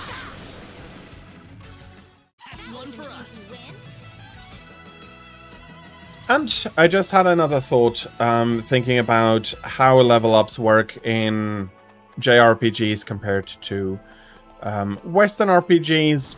The Western RPG is inspired from tabletop, allows a player to level up the stats that they want themselves. A JRPG on level up is quite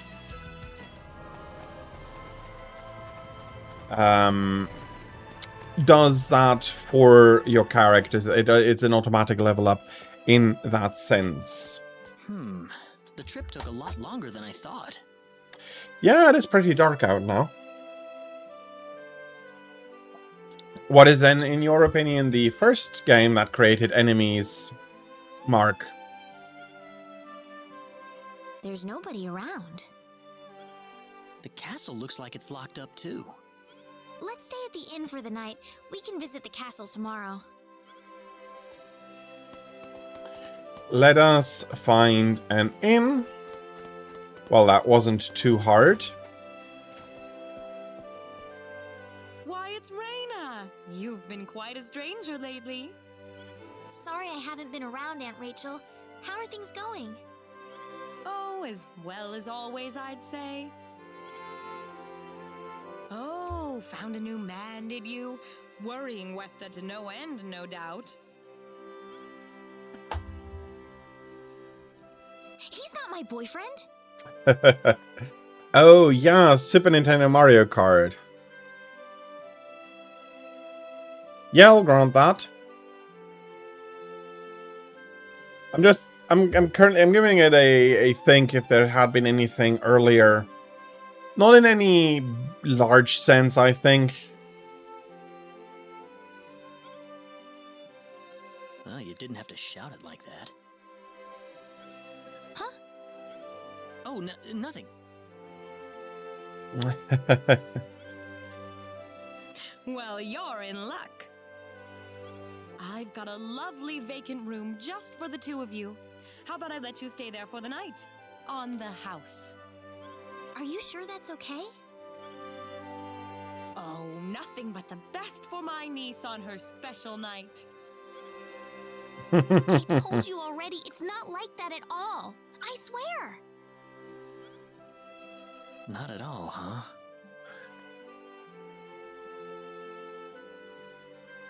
Mario Kart Wii and Mario Kart World. That is quite the decade later than the original Mario Kart and Mario Party. There is also Mario Kart 64. Yeah. I see where you're going at with it. Come to think of it, Mr. Flack paid a visit to town a couple of weeks earlier. Double Dash as well. But he left soon afterwards. Not that he had any particular destination in mind. I see. Well, make yourselves comfy. Thank you so much, Aunt Rachel.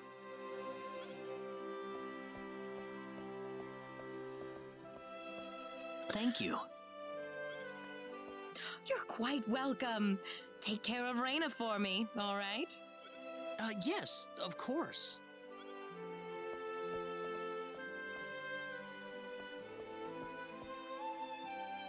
By the way, I couldn't help but wonder, who's Mr. Flack?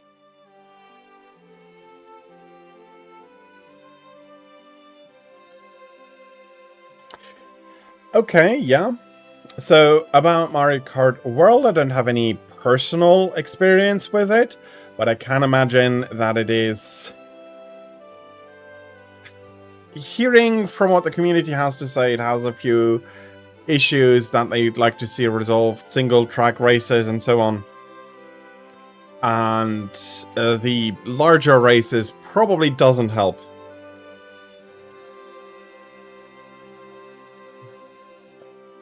Okay, so that is your experience in one race. 6 blue shells, 12 red shells, 11 greens, 6 shocks.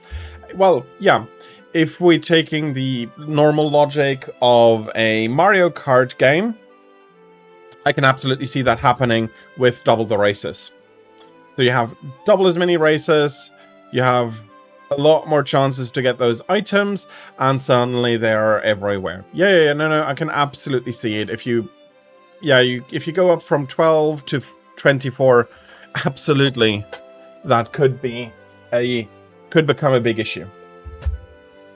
1 second, I do want to just bring this up that I'm not going to be missing anything. You mean Diaz? Yeah, the lightning cloud was brutal, but on the other hand, I don't know if it is as brutal as what can happen in World. She mentioned the name earlier, so I was just curious. His full name's Diaz Flack. He used to live in Arlia like me. Something terrible happened to him, though, a long time ago, and because of that, he left the village. Well, I'll try to avoid the subject then. It doesn't matter too much if it is NPCs or not. If the game is coded to be running the items like that, I'm guessing you'd be seeing them both ways. Maybe NPCs are more likely to get the items because they need more of a boost to get back up to the player, and so to keep the tension, they are programmed to use them more, which would make that absolutely worse. Thanks. Do you mind if I make one request, though? What is it? You really don't have to call me Mr. Kinney. It just makes me feel weird when I call you Raina. Okay, I'll remember that from now on. Well, let's get ready for bed then. It's getting late. Looks like it. Good night, Claude. Good night, Raina. Oh yes, OG Mario Party was very brutal too. Although that was pretty much on purpose. How did things go? That was on purpose by Nintendo. You were supposed to go back and forth quite hard a lot. It was frustrating and it was annoying to a lot of people, but yeah.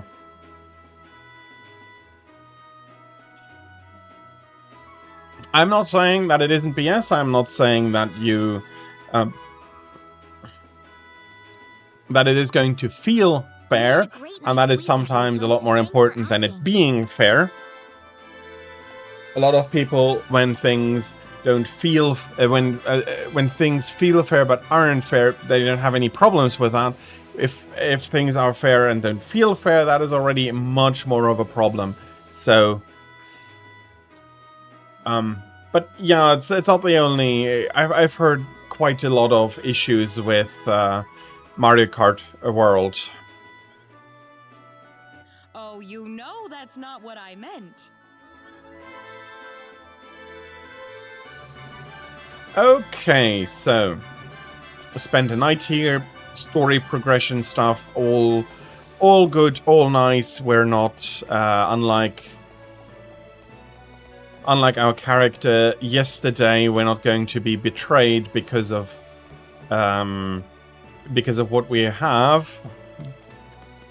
So there's actually a nice second.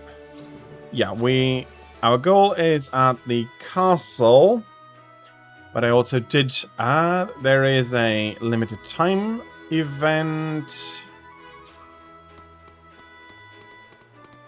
and I do want to have a look at after this if there are any PAs as well.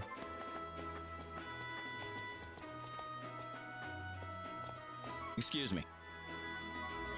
Oh, sorry. He had 3 eyes.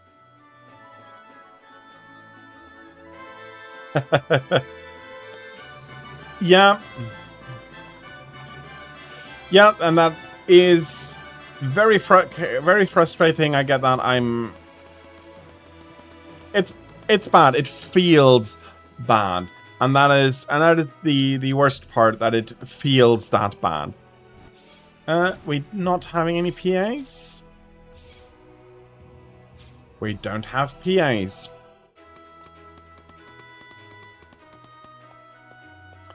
We need the king's permission to cross over to L, and there is... Again, let's have a look. There is a potion... No, you're a food stock. Yeah, no, you're a potion... crafting item shop.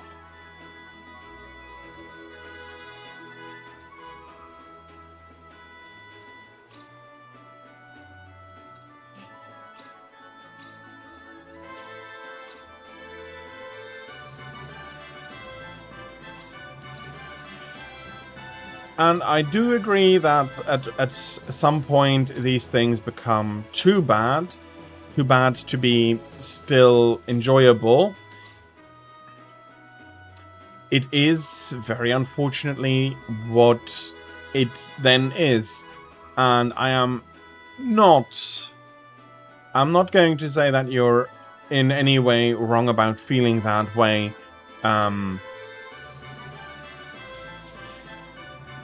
It is very unfortunate, but at least from what I've been seeing about it, it is not like Nintendo is planning on changing that part up anytime soon. Okay, that is going out. This is also going to a bar. Cross City is in the middle of Cross Continent.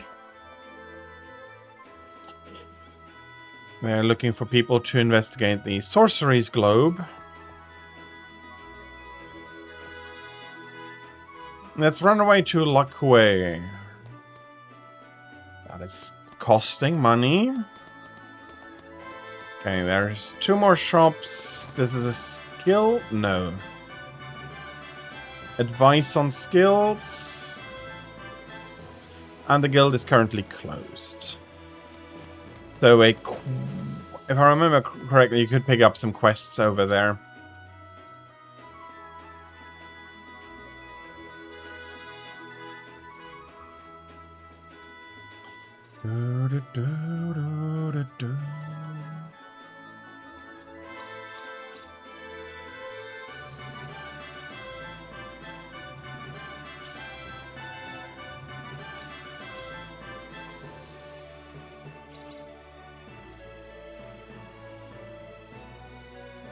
Okay, I still have the money for that.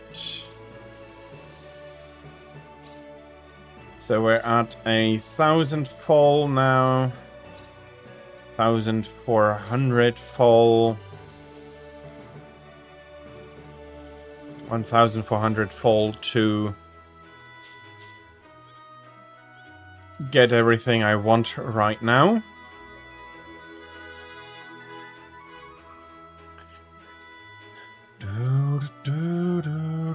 And there's some valuable stuff there that I, to a degree, don't want to use because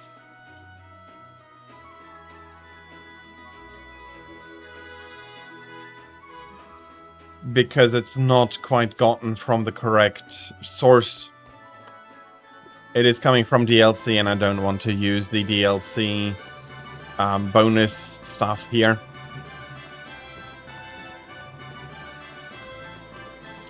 Okay, so let's go to the castle. We're probably going to do some grinding afterwards, and getting to the next city maybe we'll be able to buy a few more things.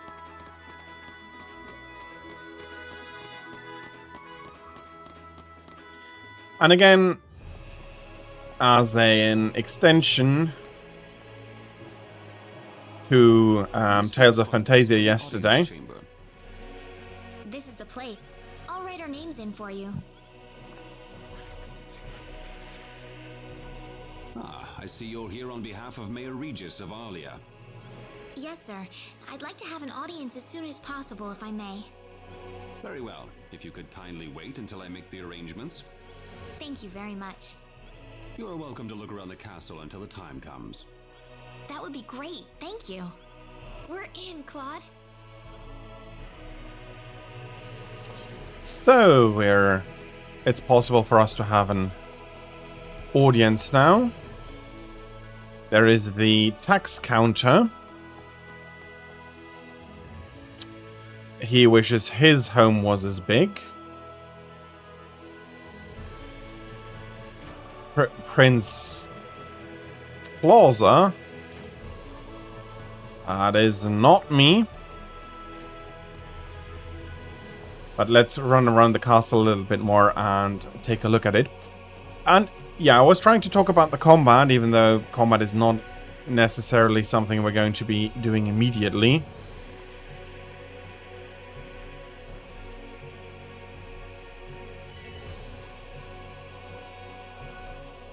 We've gotten a little bit more experience.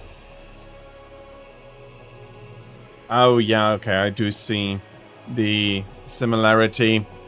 It's taken a while. And it's one of the characters we've been talking about just yesterday.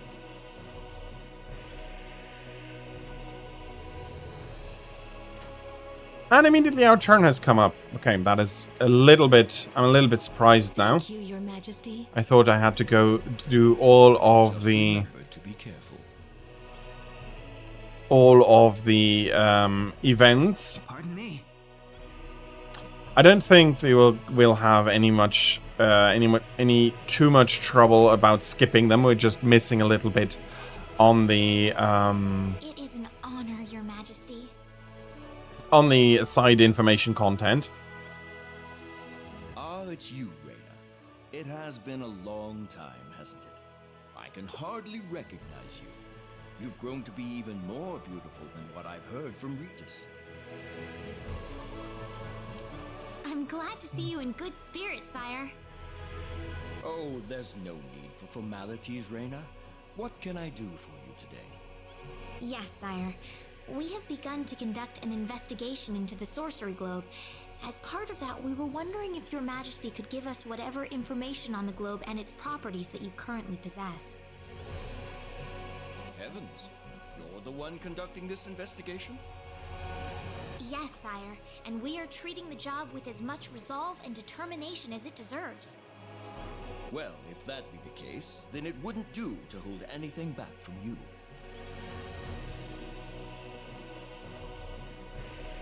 I don't need to remind you of all the earthquakes and volcanic eruptions that have occurred worldwide lately.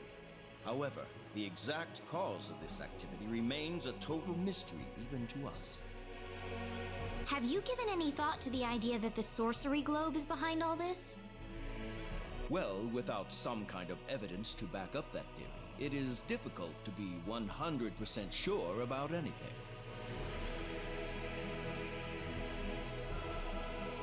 I hear that people and monsters are fighting a pitched struggle in El Kingdom territory at present. Unfortunately, few details have been given on the scope of the battle or the number of casualties incurred as a result. Are there any ships right now that can take us to El? There are, but they have been strictly regulated. Wild rumors have a way of spreading quickly during wartime, needless to say. I am afraid we know very little about the machinations of the sorcery globe ourselves. Or rather, it would be more accurate to say we know nothing at all. Haven't you sent a team to investigate it? I have, but unfortunately, any hope for their return seems to have perished at this point. To sum up the current situation, despite all our best efforts, we have failed to obtain even a trace of information about the sorcery globe. I see. That's why we've decided to enlist the help of any willing adventurers in the area. That explains all of the adventurers we saw in town. I hardly need to remind you, Reyna, that your investigation into the sorcery globe is an extremely dangerous endeavor. If it were up to me, I would sincerely suggest that you call off this investigation immediately.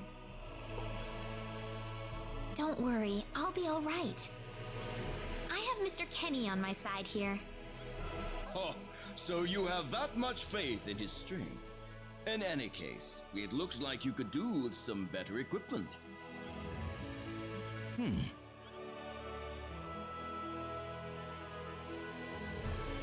Here, His Majesty has granted you a travel permit, along with a small parting gift. We're getting 600 full. That is nice. But Your Majesty... Please, take it. It's a perfectly fitting payment for helping us root out the cause of this cataclysm. Thank you so much, Your Majesty. If you're traveling to the El Kingdom, the interim transport ship departing from Kurik would be best. We appreciate your generous support, Your Majesty.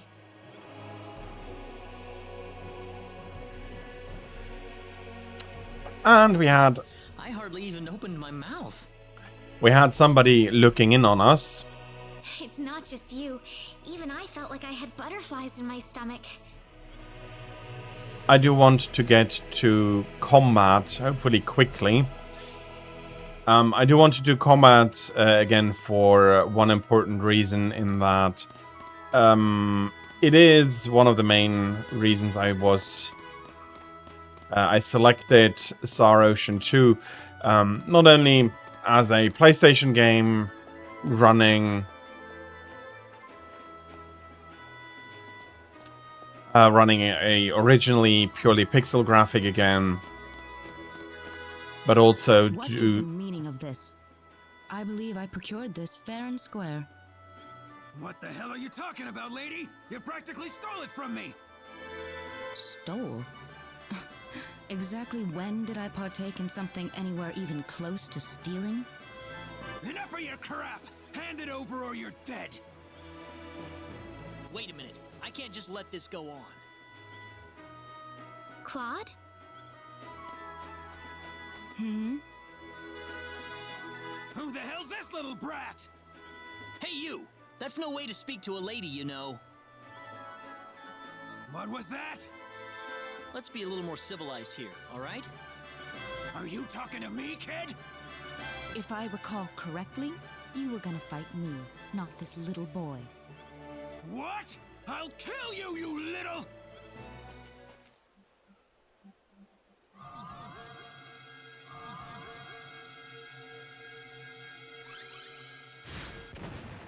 If you want to pick a fight, you'd best choose your opponents more carefully. Not that I'm particularly enthralled with getting in a fight over something I didn't do. You're gonna pay for this! And again, introducing a new hook with something like, what is going on here? Hopefully that taught him something. I must thank you, my boy. You were quite the courageous one. Boy? Your bravery has struck a chord inside of me. Truly brilliant. You're blushing, Claude.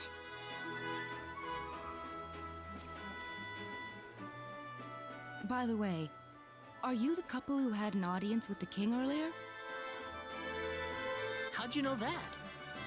I just happened to be on a tour of the castle at the time, and I overheard some guards gossiping about two people who got special permission to jump ahead in the king's schedule. And you realized that was us? I wondered what made that pair so special, so I sneaked into the throne room to find out for myself. That's impressive. I have some information that I believe you will appreciate. Without going into too many details, I just happened to get my hands on this map from an auction that I attended not long ago. Supposedly, this map shows the way to an ancient treasure hidden inside a certain cave. Would you be interested in joining me as I explore the cave? We really don't have time to go treasure hunting right now. Oh? Are you sure? You might uncover a hint or two related to your own goal. Well, would you like to come along?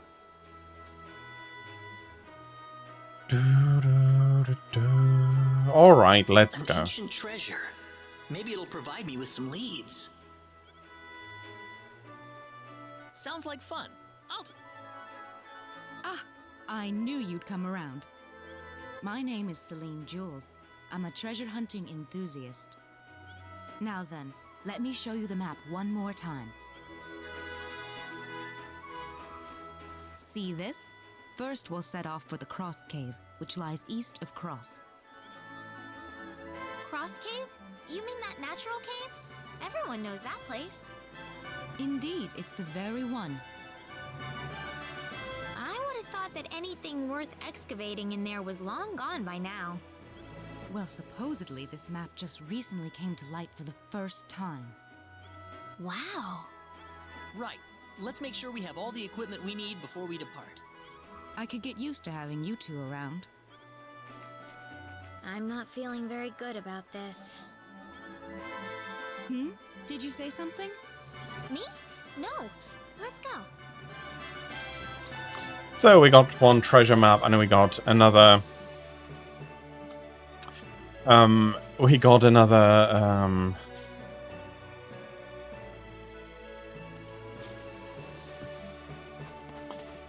We got another member of our team here.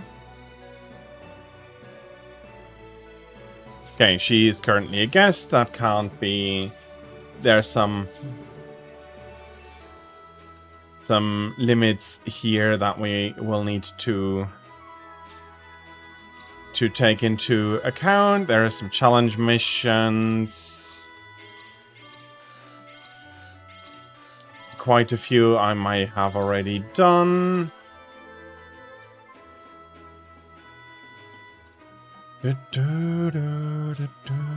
So that is a nice push here, and we can go to the guild and take on new missions there. Before... No, I cannot save. I need to find a safe spot. So let me find a safe spot. I'll go outside of the city and I'll be talking about combat, why it is become more... how it has changed, how it has become more, and how can I...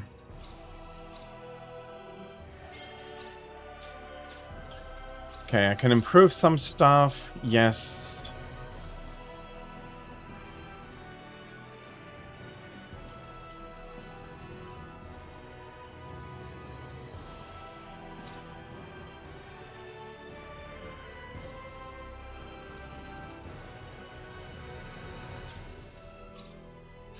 You also have some combat skills here.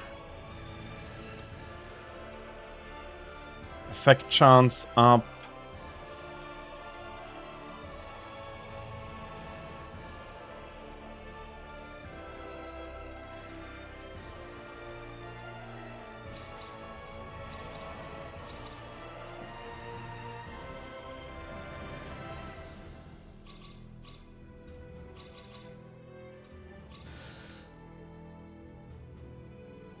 $3 p.m. 3 p.m. for you. 15 o'clock, 3 p.m. for you. Unless you're not Eastern Daylight Time. Yeah, Eastern Daylight Time. It's 3 p.m. Eastern Daylight Time. Which may be 2 p.m. for you, but... I would not know that then. Sorry about that. But I wanted to make sure it's 3 p.m. Eastern Daylight Time. Or...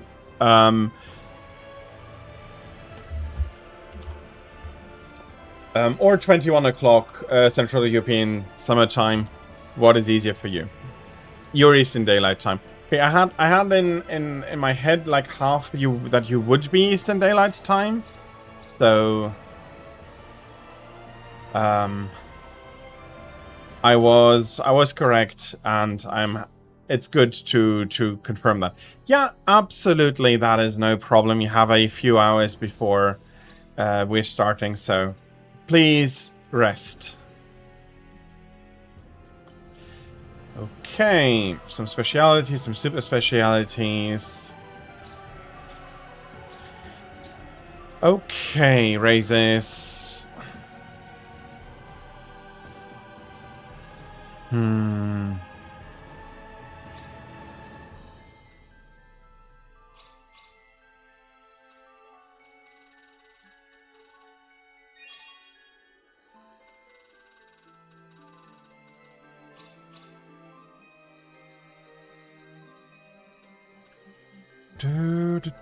There's some familiar operations. We're not going to be going around pickpocketing, but we have familiar now as well.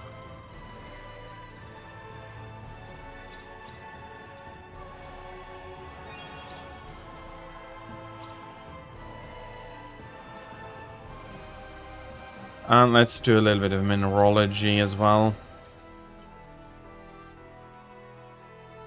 Yep, I don't think that's a bad idea in this heat.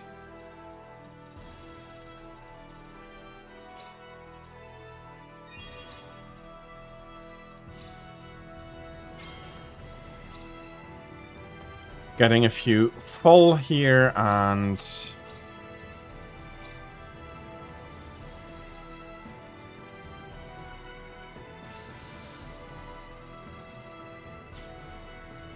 Okay, and now we have a few more things here.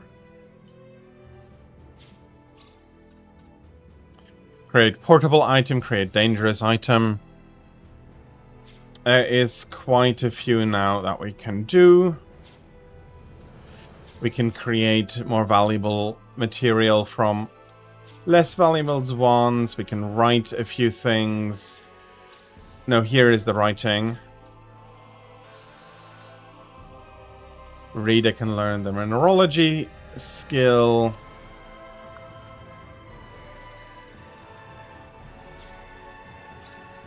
Okay, and some crafting. Let's see what we can craft with silver. A silver beret and a silver beret plus. And we can implement some ruby stuff here as well. A flare ring and a flaring plus. Again, the normal ring doesn't have anything. Special, we can look out for enemies we can avoid. We can try to avoid enemies. We can call over a pigeon to go shopping, and we can fish and set our bait as well.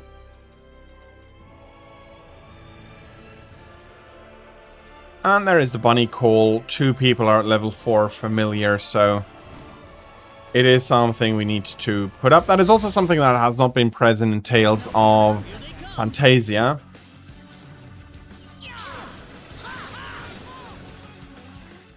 And she is, and our guest is very trigger happy with the magic, which is fair. There's nothing really bad about that.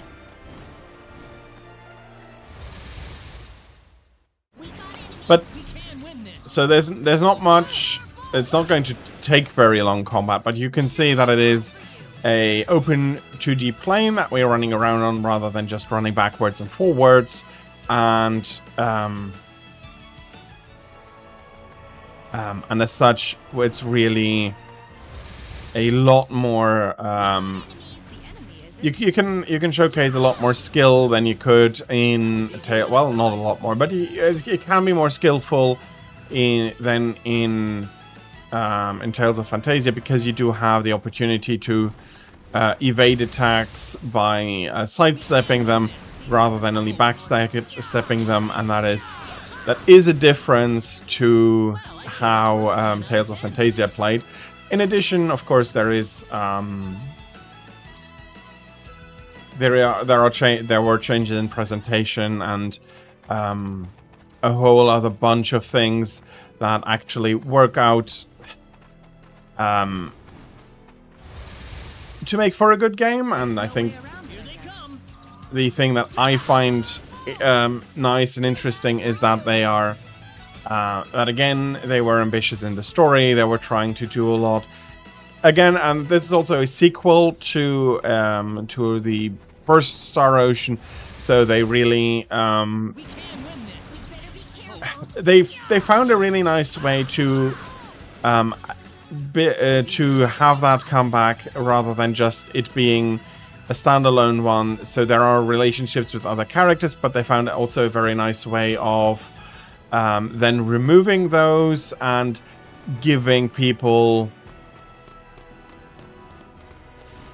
Can we?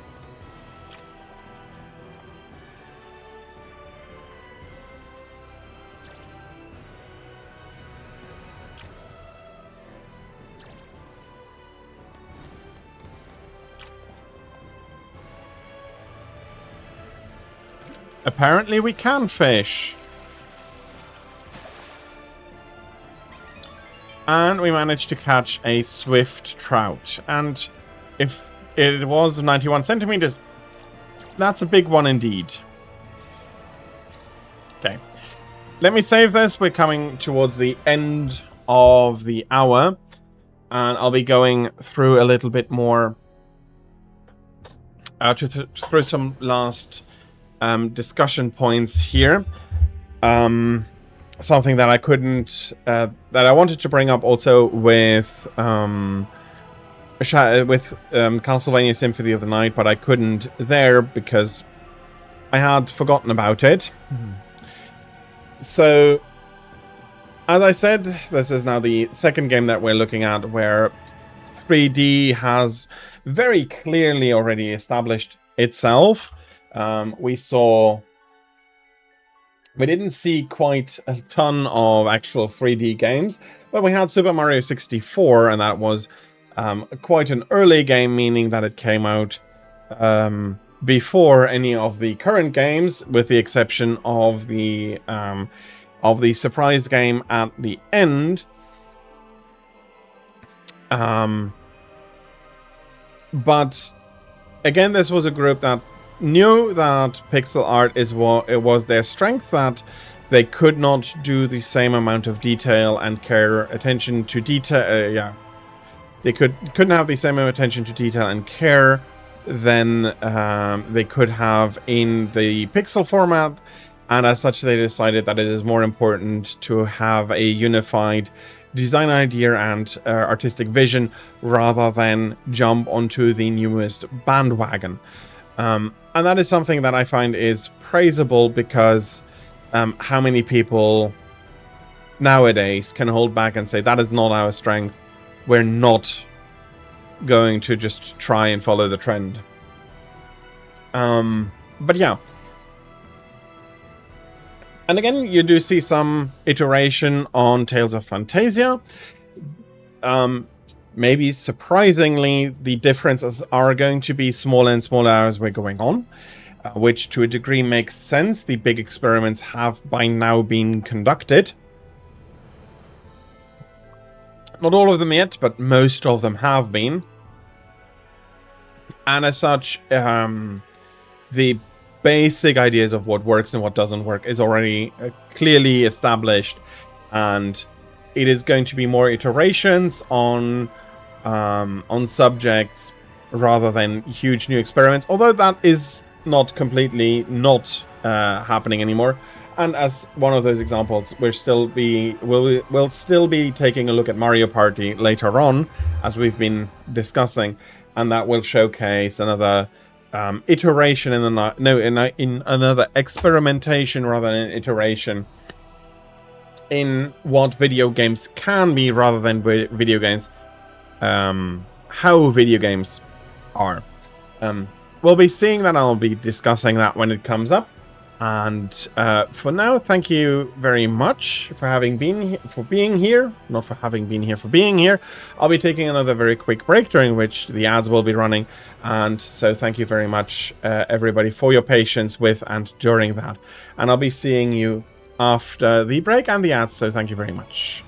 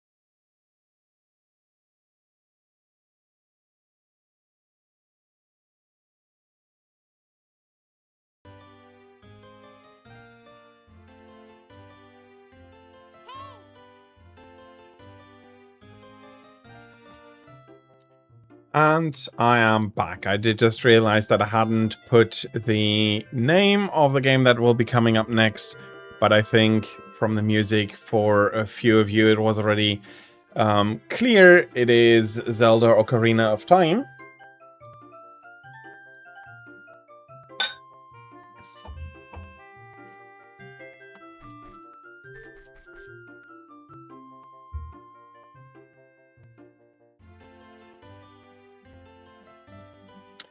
Yeah, I would agree that Velk is good mid-game master rank gear.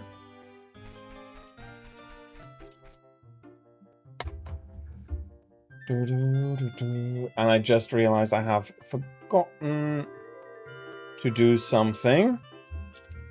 1 second.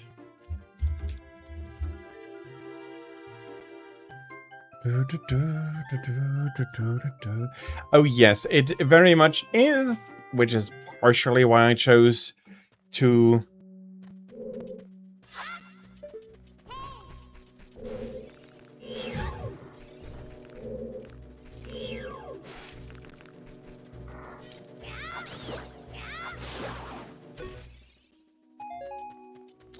stay here, but also because I do think that the game does a wonderful job of exploring all the important aspects of itself in the first dungeon. And the first dungeon is of a length that I could complete it in an hour. The Windmill, Gerudo Valley are probably a lot more well-known songs. Also making them iconic to the people who know the game, but Kokiri Forest is also quite a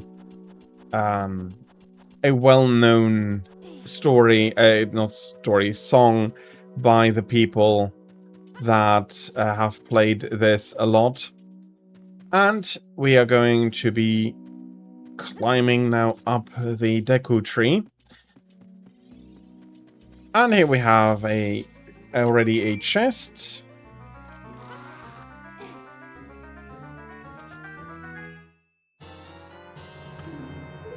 Yeah, if you have a weapon that you feel is working better than what you already have, then by all means do go for it. That is there. I'm not sure how much Yes, thank you, Navi. Can you... I can skip almost everything except you.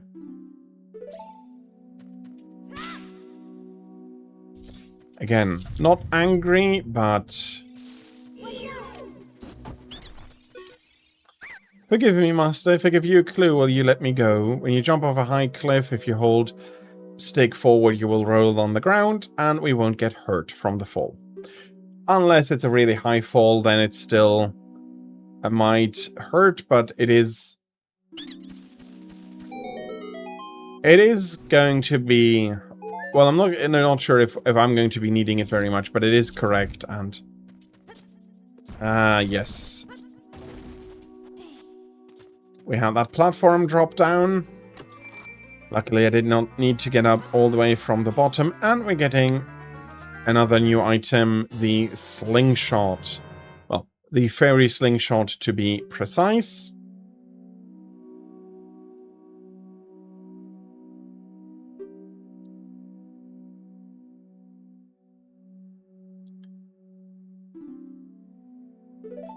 Okay, so that is the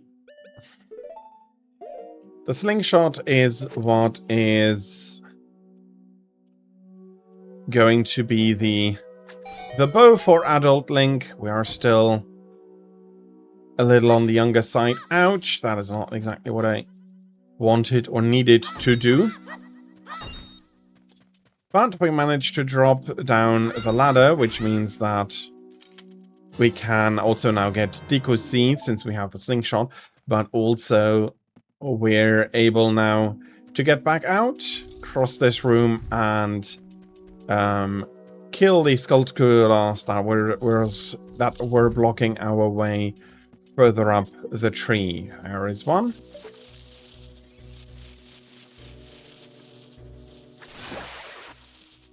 And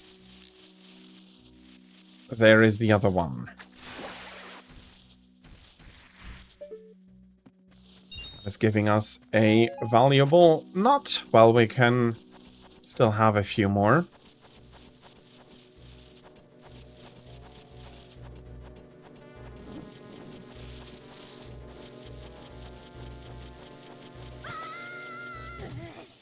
Okay. Can we...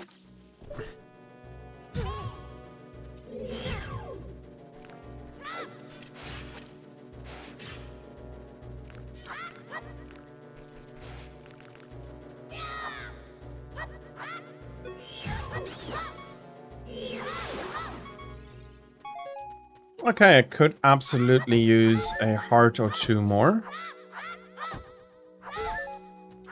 There we go.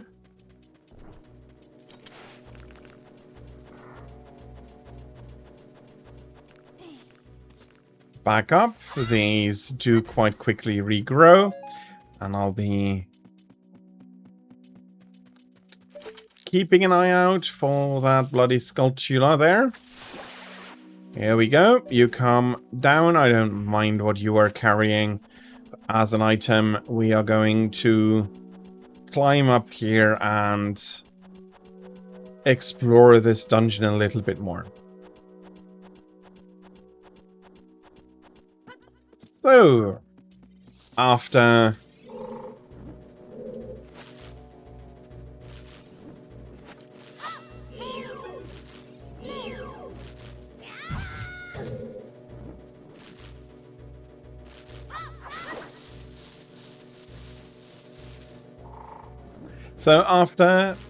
A Link to the Past. Yeah, that is... Ouch.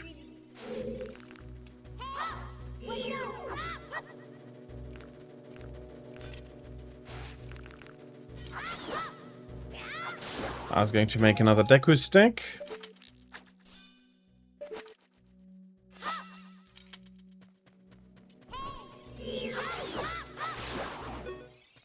And another nut. I hope to find another 2 hearts, and I do need to reclimb everything. So, after A Link to the Past being a 2D isometric top-down Zelda in the original style of The Legend of Zelda, we have this game, Ocarina of Time in 3D. Again, similar issues with the camera. How do we aim at monsters? And those were questions that Nintendo needed to find an answer for. Their answer was, in this case, Navi, a fairy that allows us, when she flies ahead, to then lock onto monsters or lock onto monsters through her. And that is then she is then basically showcasing there's a monster here, you can attack that. Okay, that is our first golden Skulltula. We have a small chest here, and we have to beat, well, a heart. That is not...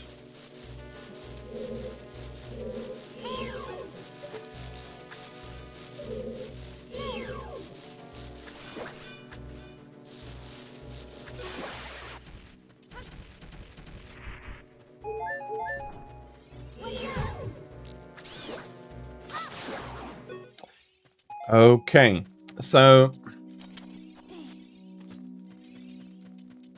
Oh yeah, there's a few things here. We managed to light that fire and solve the solve the puzzle of how to get back out of the room. Now let's go over and fetch this large chest here. And here is also a source of Deku sticks. Should we require all of them, or should we have come in with none, we can get them and allow us to light the fire on the torch, allowing us to open the door. So all in all, I have to say that Nintendo has done a good job showcasing and tutorializing the game in 3D, what differences are, how and why they matter.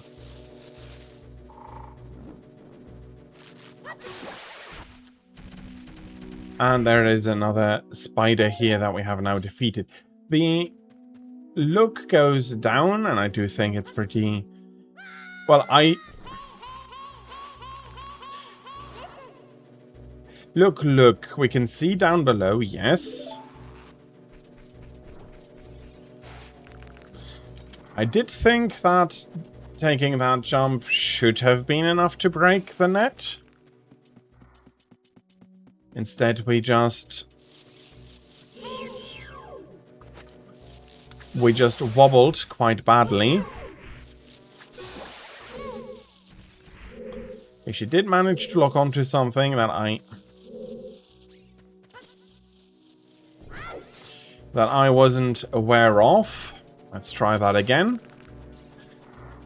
For some reason, I am struggling a little bit here, getting everything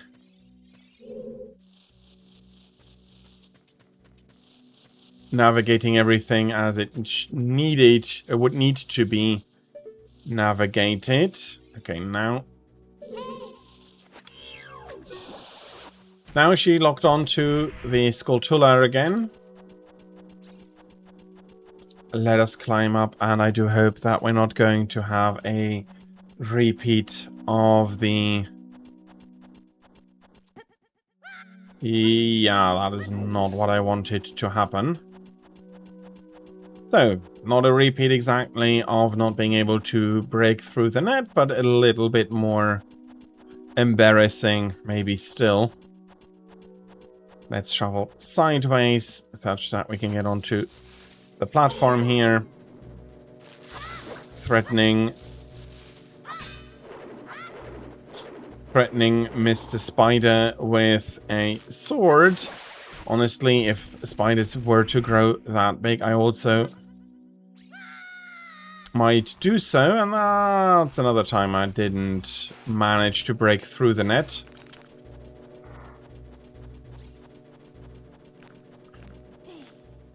Let's have a look. I don't...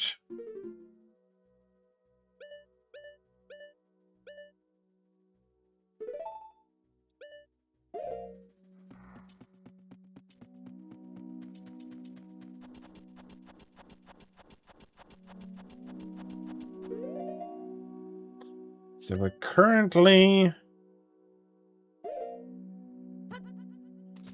This is floor 1. Yeah, I'd be guessing that it would need to be right in the center, but I'm also missing a chest for some reason. I thought I had collected all the chests, and this is definitely level 3. Oh well. It's probably not... There we go. Finally managed to make it into the middle.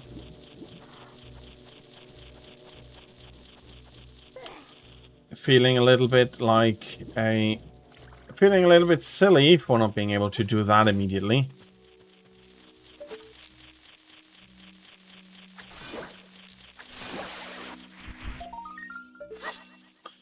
Hop. And that is another gold Skulltula, and we're getting another medallion to prove that. There's a ton here. of gold skulltulas. Come on.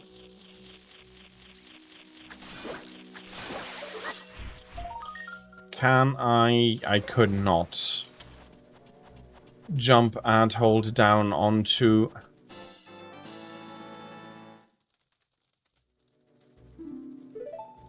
here. These are the vines that lead out of the root system of the tree. That is one more stick.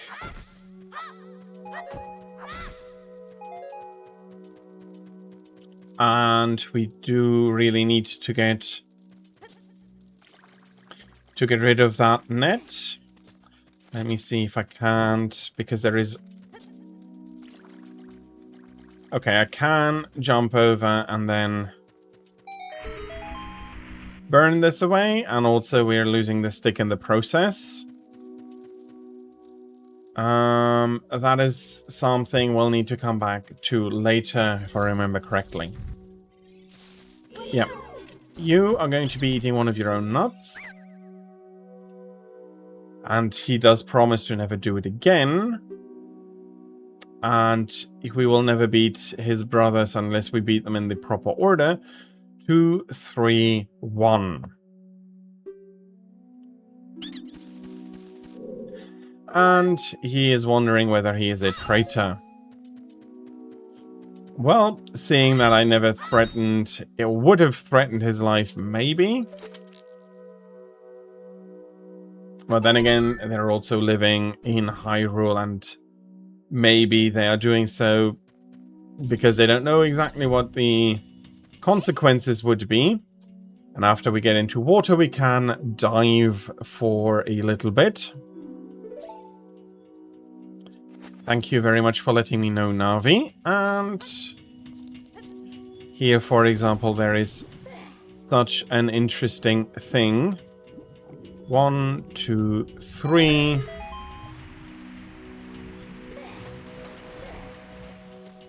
And the water is now a little bit lower than it had been before.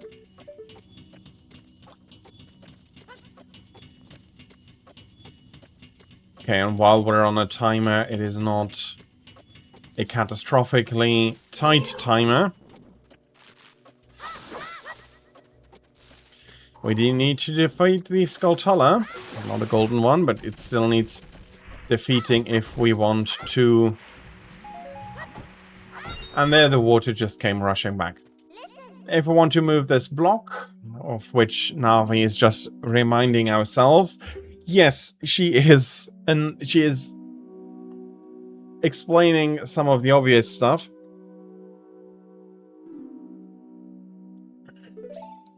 Pay attention to the action icon. Pay attention to the action icon. I understand. One of the things, though, that we need to remember is that when this came out, 3D games were still new. They were definitely establishing themselves, but it would not be, by any stretch of the imagination, be certain that whomever bought this game back in the day knew what to do, how to navigate a 3D environment, or anything like that. So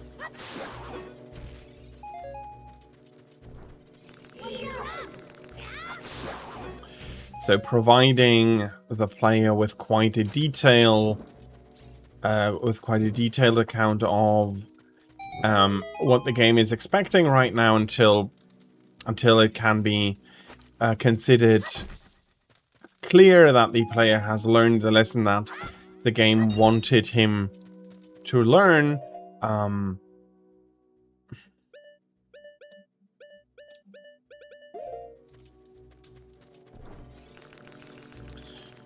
I think I need a bomb to find one of the last secrets in that room. Which I currently don't have, so yeah.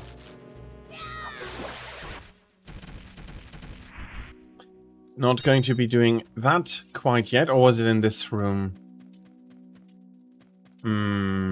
Might have been here. Okay, I am not interested in you.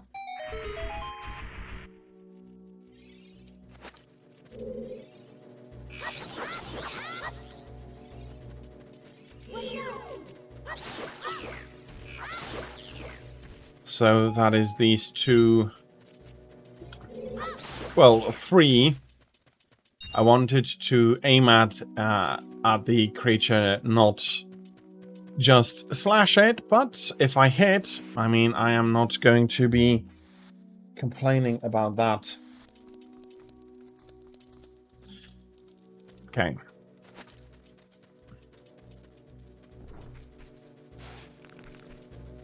That was actually the way forward.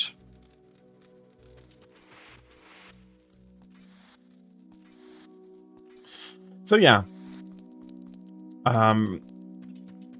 Primitive 3D graphics, in my opinion, done right again, in the sense that it is very clearly it is quite a simple model. It is quite a...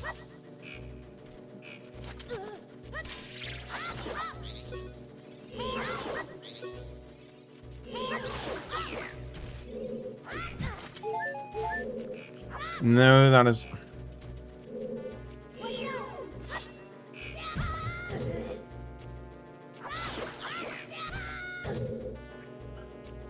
Oh, come on. Have a heart for me. No?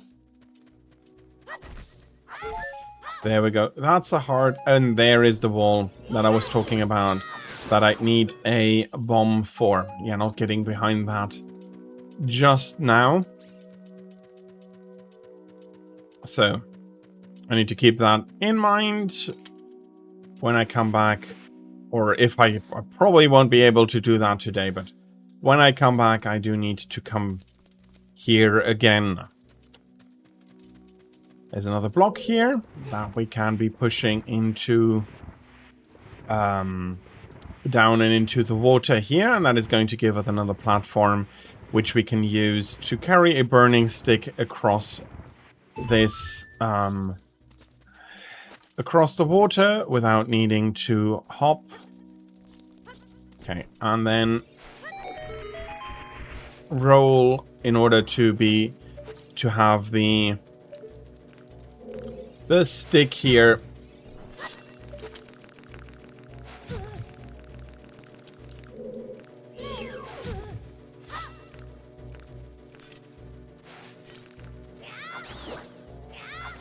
Hop, hop, you're down. And we're going to be falling into the basement where we have these three. So you should be 2.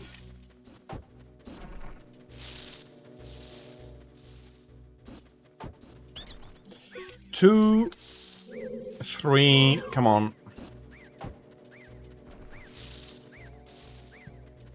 Go Pook. 2, 3, 1. Come on.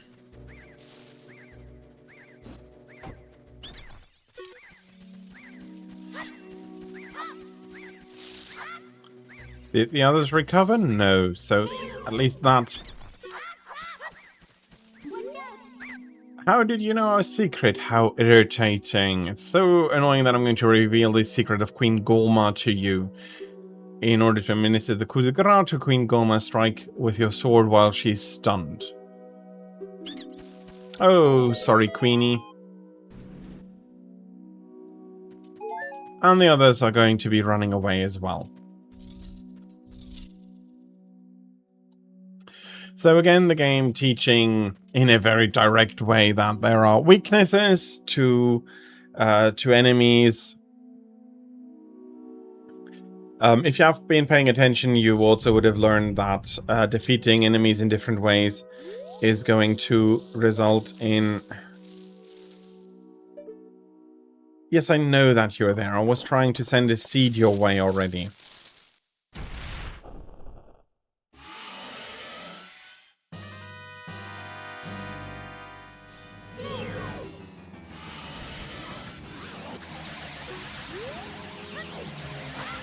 No, we need to attack the eye. We need to keep attacking the eye.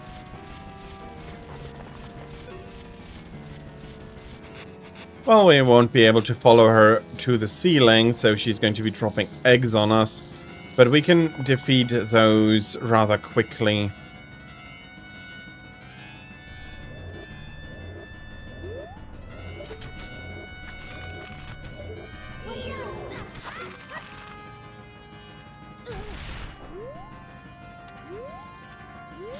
Can...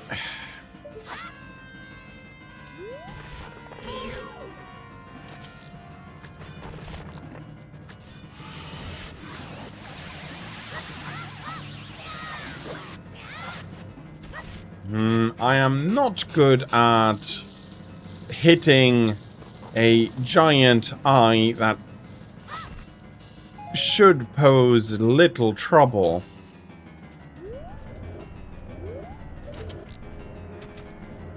And maybe I could have even...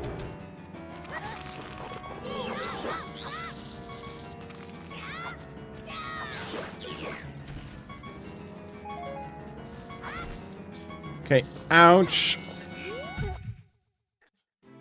And then, of course, I do turn around and aim forward. Let's try that again. Yes. And we will also continue playing this time. We'll be back in at the entrance of the deco tree. And if we're now jumping down, because the hole and everything has already been made, our path to the boss is also open, and we all we have to do is be ashamed that we didn't manage to do so on the first try.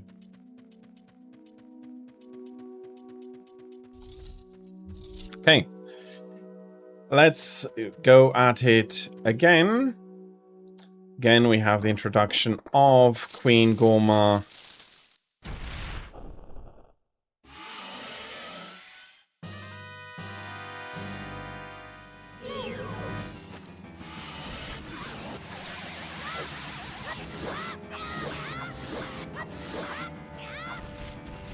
Okay, much better.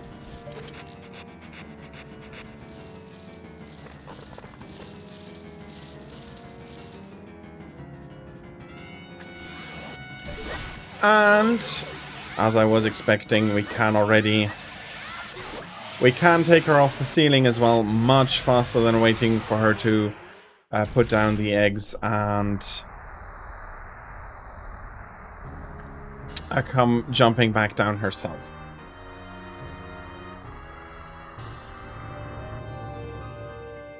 We have a heart container, also typical of a established trope of Zelda games by now. Increase your heart, increase your health by 1 for each main boss that you defeat. And we're being brought back to the Deku Tree. Zelda has already done a lot of storytelling in A Link to the Past. That was a little bit more fragmented though, and the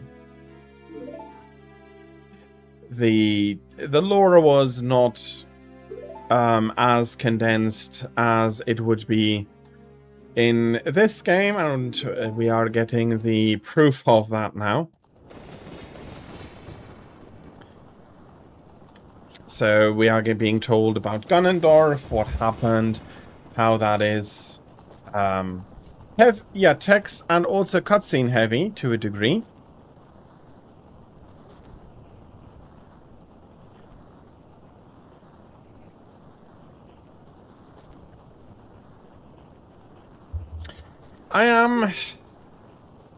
I absolutely understand what you mean with that. With how text heavy it is, it may not be a bad idea. On the other hand, though, would it? Skyward Sword didn't have intelligible speech, if I remember correctly. I'm not sure if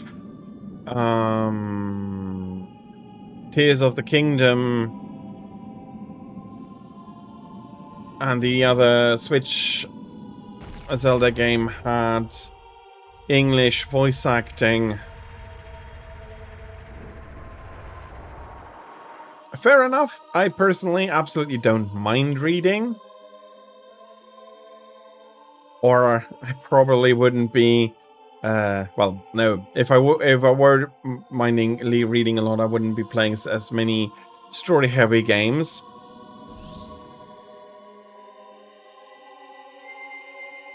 Uragan dead. Congratulations, and Breath of the Wild and Tears of the Kingdom did have voice acting. Thank you very much for letting me know. As I said, I wasn't sure. And Zelda was voiced by Patricia Somerset. I see. I think he's already fun in GU, not the most fun, but fun. Again, that may, though, be purely due to the weapon that I am using.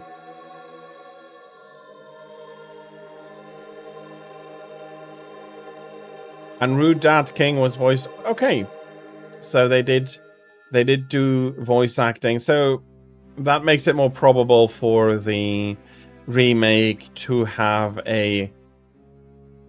voice acting as well.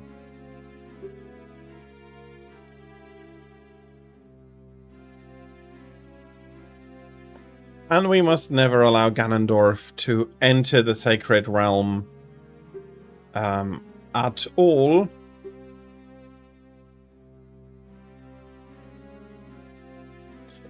And now we are being told that the tree is going to be passing away anyway, and that it is basically... it was more of a test that he had us uncurse him rather than trying to save his life.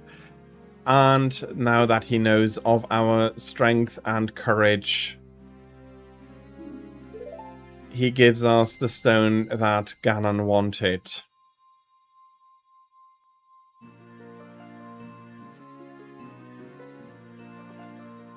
I suspect that he was made to be unlikable. He was written to be unlikable in that case.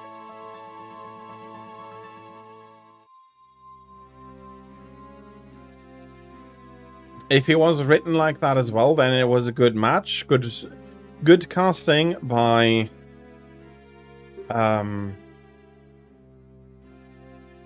the team.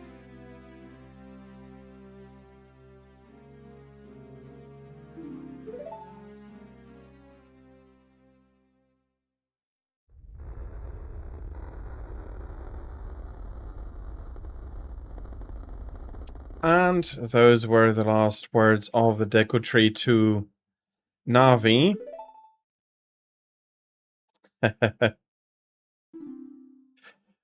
Oh, you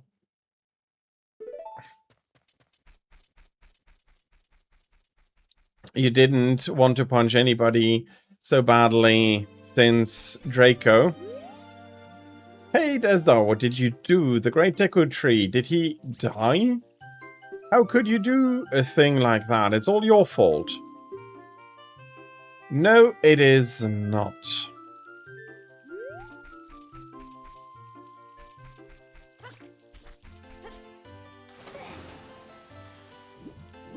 Fair enough. Those are...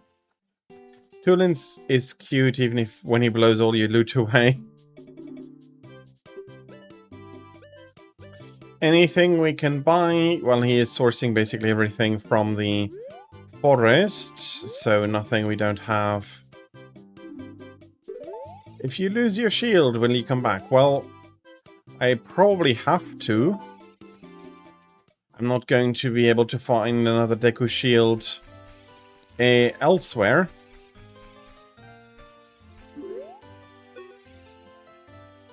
Yeah, fair enough, but...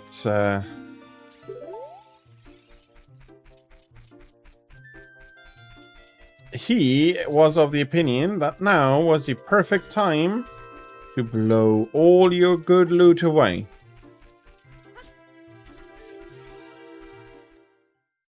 And you didn't ask nicely enough for him not to do it.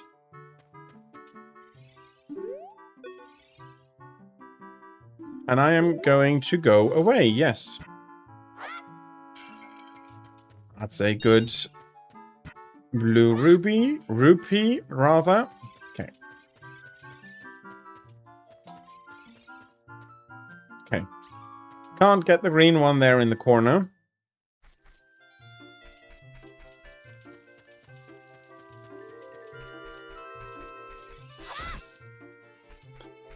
Oh, having an easy jump. Yeah, I can see how that would make stuff a little bit nicer.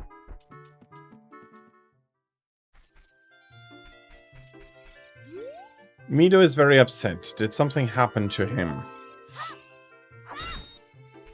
Well, not to Mido, but to the great tree of the forest. That is Saria's house.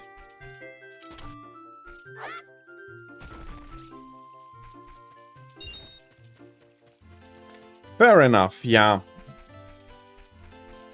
Again, I haven't played Tears of the Kingdom so much. So... it is, though, interesting. And we're getting a few more rupees from Mido's house here. He's just standing there watching us.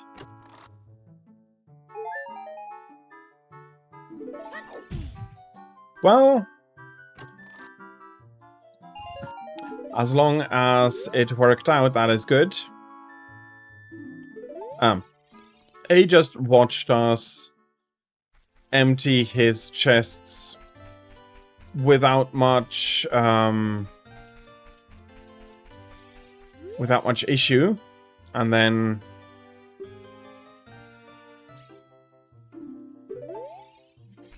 okay, so we will be leaving the forest now. BLSS got patched, I see. And there is Saria coming to visit us here.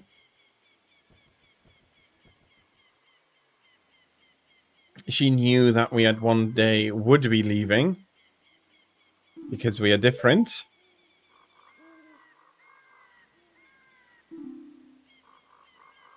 But she still considers us friends. That's very nice of her.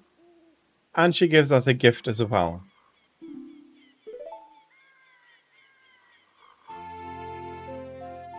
Yeah, Nintendo is very insistent of patching out anything that it considers a bug.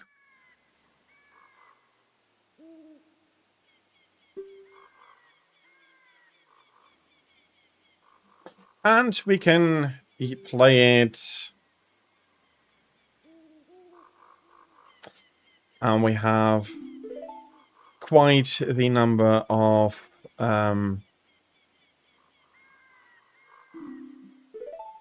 songs that are going to be available to us at one point. I haven't played Ocarina of Time in long enough time to remember the Bolero of Fire. Not that it is going to work, since we are not since we haven't learned it, so it is not going to be teleporting us.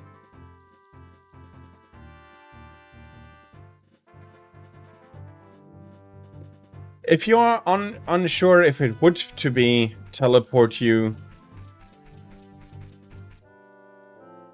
can you use the debug menu in MM? What do you mean? What did you mean with MM?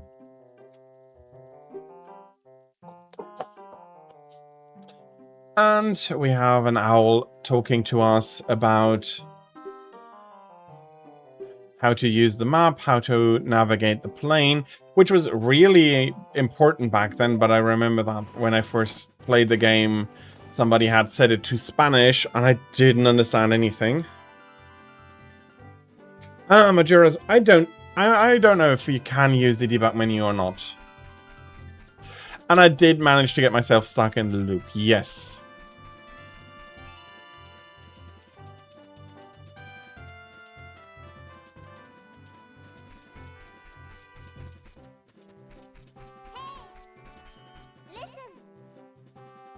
Wanted us to go see the...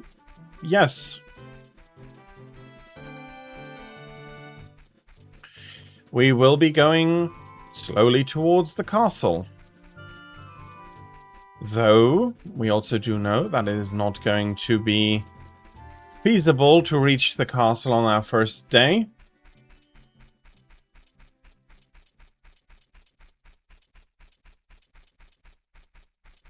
You can enter the debug menu by using a bug. Well, if they, then they, it seems like they haven't patched that out.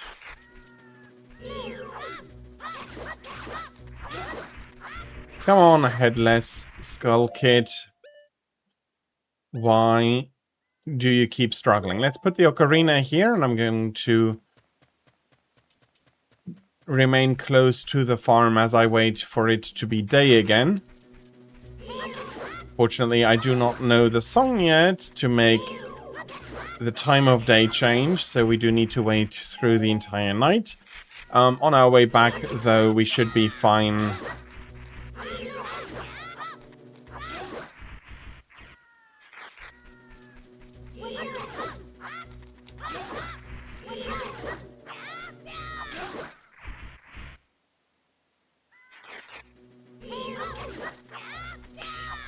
The owl, as well as Navi, do have an important role in this game, although I can absolutely understand them becoming annoying.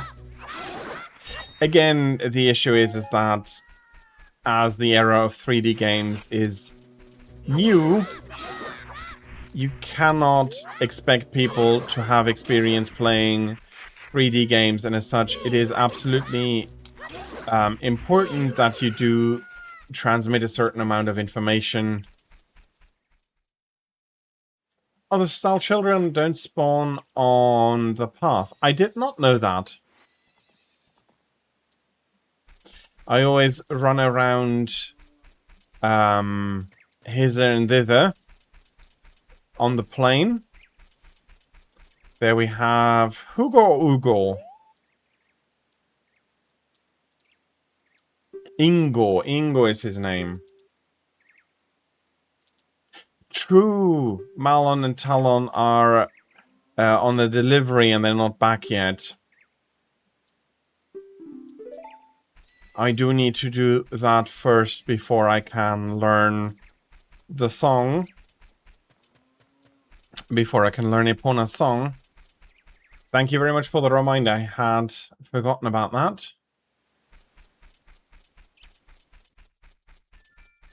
But it being early morning, that should not be an issue getting to the castle in time.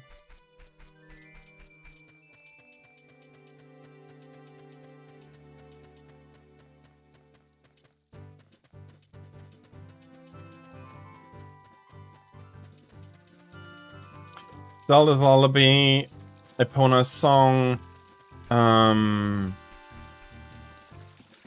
the Day-Night song is also going to be coming later, but I could go back to the forest to learn Saria's song afterwards.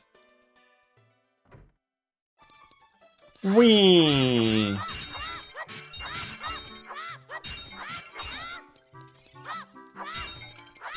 I'm pretty sure the devs knew what they were doing with this room.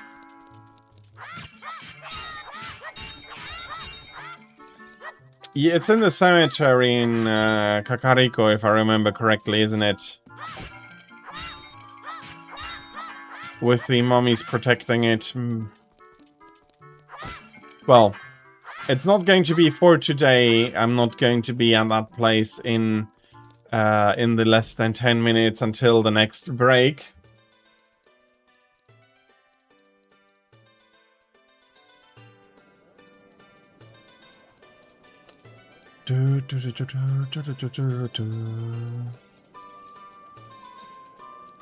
There's also some mini games around here. Can I do the archery with the... Yes, I can do the shooting gallery. 20 rupees per play. Take aim at the targets from the platform. And if I hit 10 targets, I'll get a perfect score prize. No.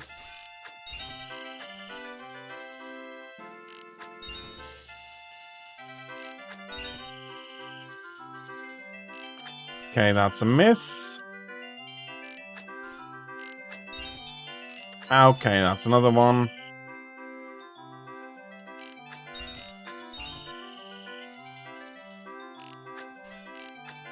And that's a bit too aimed too high. Let's try that again.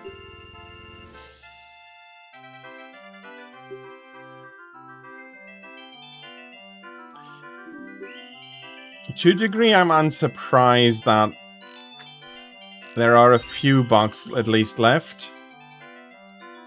Okay, that's bad. That's seed wasted.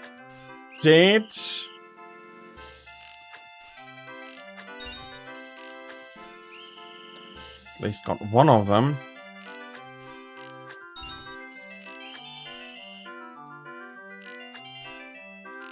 Okay, not great right now. No, we do not want to play another time. I thought I'd be doing better. And there's also a question, although I don't think I can, of the direction of the up and down aim.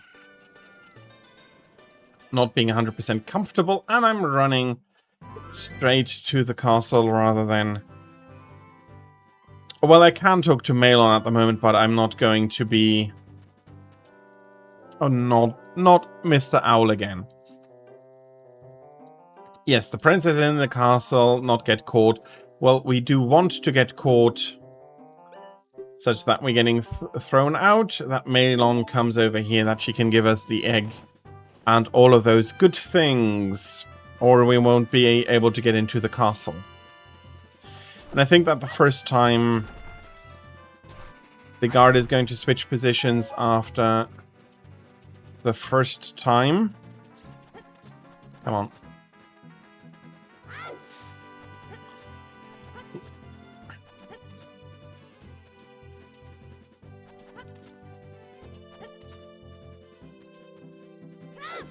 Am I not supposed to climb them yet?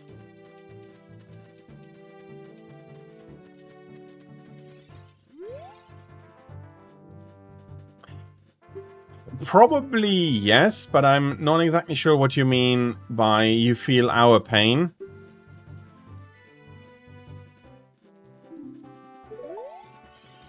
We are getting told off by the guard. Stop turning people into egg. Well, I did not intend to turn anybody into an egg, and it looks like I was not supposed to climb the vine yet.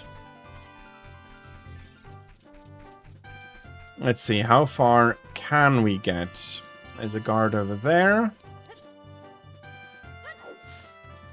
We need a bomb to get through here. If we take this path between them, we're going to be able to get around those, and then...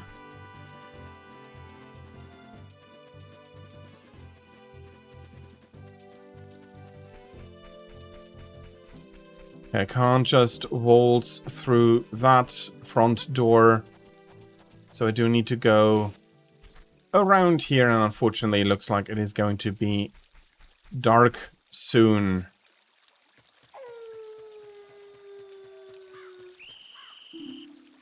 And we got caught.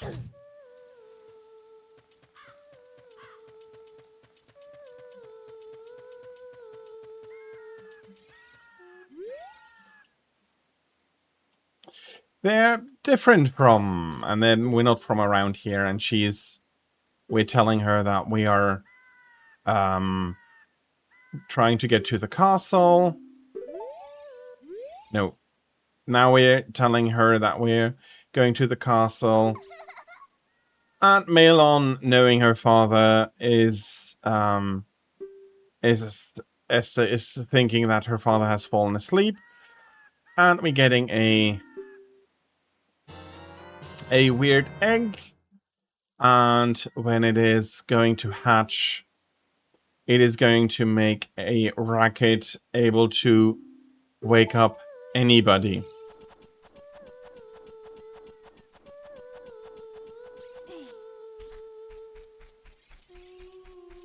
Again, Tira, I'm not sure what you mean with feel your pain. I do know about the...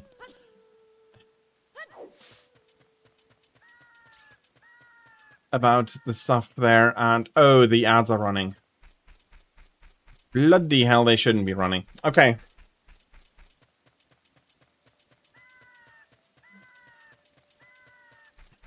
Okay, that is unfortunate.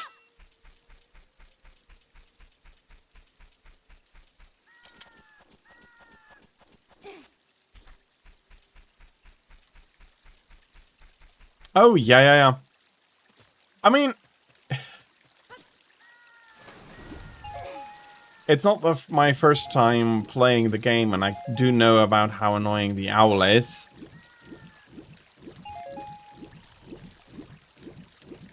And there are some people that are treating the moat here as a wishing well, apparently. But then again, there is there's stuff there. Someone in the office is possessed by an owl. That is very possible. I'm not going to be insinuating anyone. But let's wake up Talon.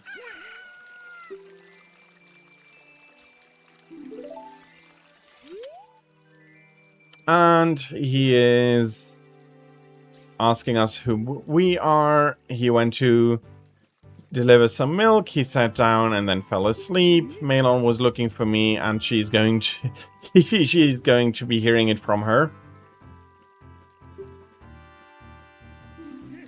And he is going to go back as quickly to her as he can. Okay. I just had a look at the clock, and time just flies at the moment. So, some final thoughts. A 3D action adventure game, taking Zelda now into the third dimension. First Nintendo did Super Mario actually a while back. Well, we do still have the Cuckoo, so we just need to make we just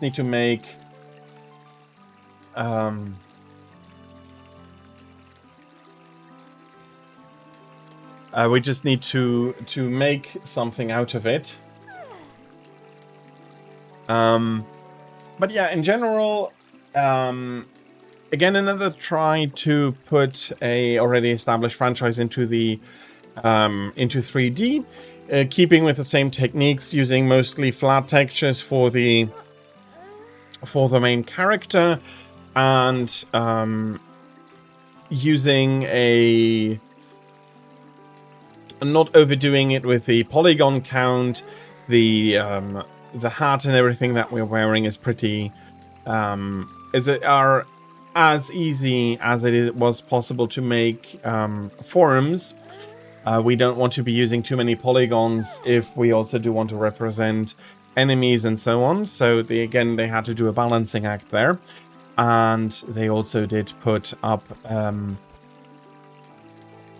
lot of tutorializing, because, well, yes, 3D games are the future, and they are being produced more and more. It is still a large chance that if you have somebody picking up this game for the first time, it may be a new gamer, it may be somebody who hasn't played games before, or it also may be somebody who has no experience with 3D games, and as such, you do need to very intently tutorialize some ideas that nowadays we just take for granted, and also remember that the shape of the controller was less than optimal, and how to hold the controller was also still something that needed to be taught. But yeah, so another great jump to 3D. And we'll be taking a look at Thief next, another 3D game. Again, I did showcase it on other moments in during events as well. But again, it is going into a new direction, and it's going to be showing us that so far no other game has really done or tried. So again, a very important step in the history of video games, and we'll be taking a look at that after a short break. I won't be running any ads since it just ran, so I will be trying to pay attention to the fact that I can skip them, put them 5 minutes back, and then they're pretty much where I would want them to be, and it almost took me only a day to get them there. So thank you everybody for your patience during the break, and I'll be right back after this with Thief.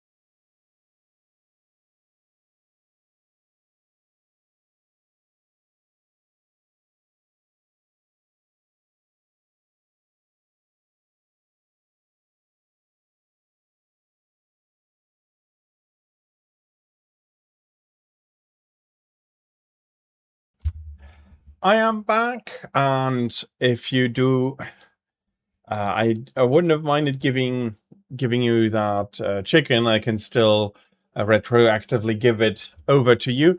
But yeah, Thief, the Thief Gold again. A great game. I've said so a few times. I'll be skipping training and I'll be starting with the first mission because it has everything that I needed to have in order and to show you. One thing before we really get stuck in, I want to showcase the difficulties of Thief. So, we'll be seeing what Thief exactly is, but first, the difficulty. So, pretty clear, probably already, that it has to do with stealing some stuff. So we have the normal difficulty here. Sneak into Lord Baffert's manor and pick the place. Find his chapter and redistribute it to myself without causing too much commotion. Difficulty hard. Sneak into the place. Sneak into the manor and case the place. Again, get the jewel. Steal 350 coins worth of valuables while we're in the manor. Don't kill any of the servants. They're harmless, so don't kill them. Once we achieve the objectives, let's get out of the manor and back onto the city streets. I'll be doing expert. Same. Get into the manor. Let's check it out. Let's steal the jeweled scepter and pilfer it for ourselves. Steal 700 gold worth of valuables. Don't kill anyone. And once we're achieved it, let's go back to the city streets. So quite a bit more difficult than just get in, get that scepter, and you're good. Which may be weird, but it is the way that I really enjoy and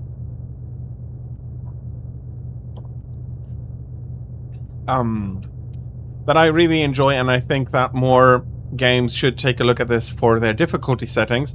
It is not, oh, the guards have this much more life, they have all of these extra things. No, it's the conditions for you to be considered to have successfully fulfilled your missions are becoming more complex and more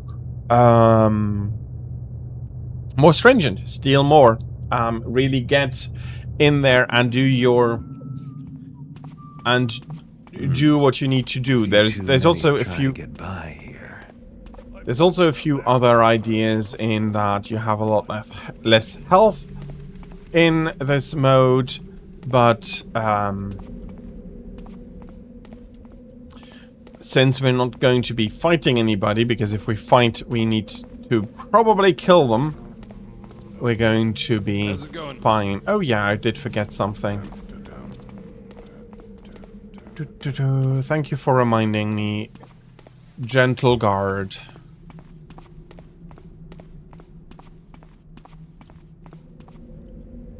Was it here?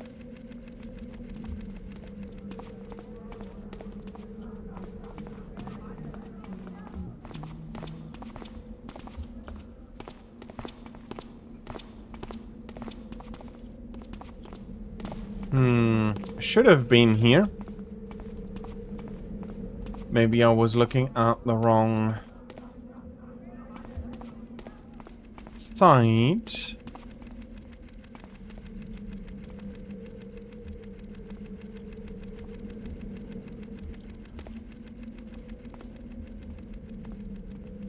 There they are.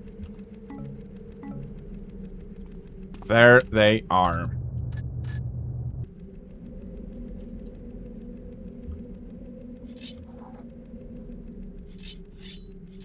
There we go.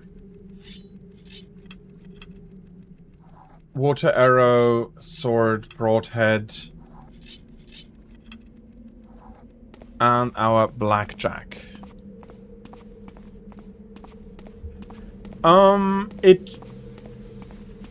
I should have both of them as well.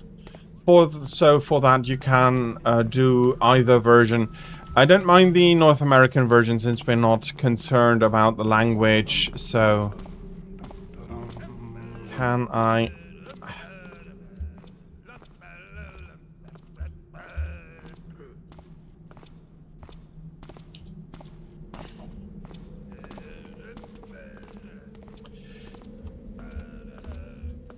I've forgotten how to holster.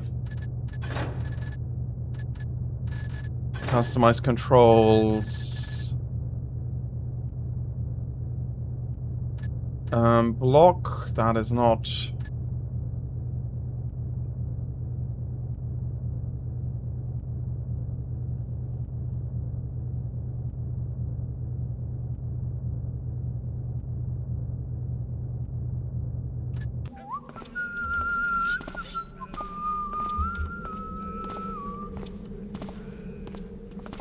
Okay, luckily he did not see us as a threat. Okay, there we go. Only one guard. Still, it'd be nice to get the drop on him.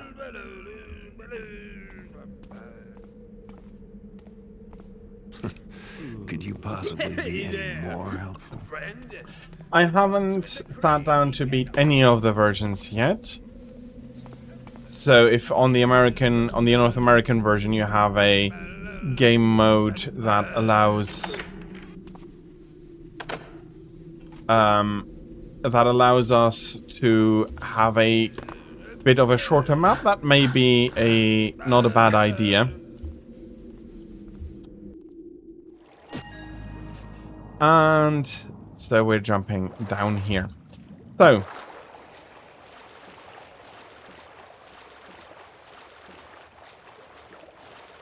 and it feels like you must have restarted.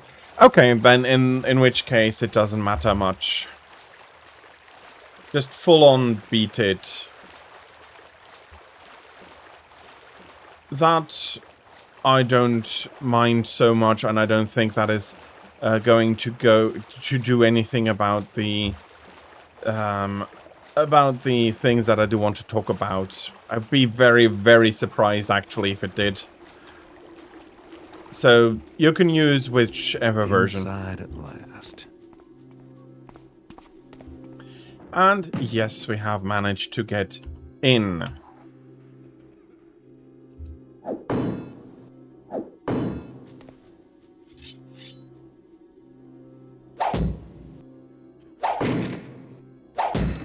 Okay, I'm making a huge amount of noise.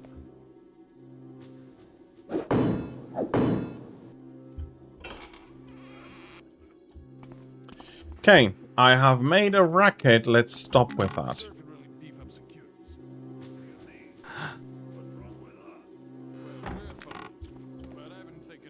And that is an empty box. No, then you catch them before they get inside, you taffer. Oh! So patrolling outside of the house is important. And the two of them are splitting here. One is going down that way. The other one is coming down here. I'm doing this stutter stepping.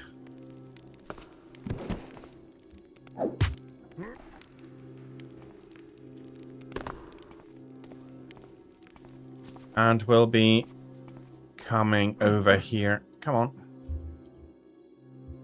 There we go. There we go. That is one of them down. And safely inside a place where not many people will be coming looking after him. And the other guard I still need to evade, and I'll need to be careful about that. Well, he called his colleague a taffer, so... And when he wakes up, he'll just... You started early. Yeah, that That is fine. I hope you don't mind that I will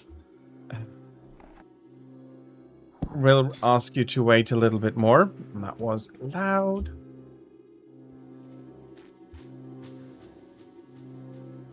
Although not as loud as it could have been. What do we have here? Who made that noise? Well, if you do want to come look, I don't mind now, do I? Passcode is 151. I think that is pretty easy to remember.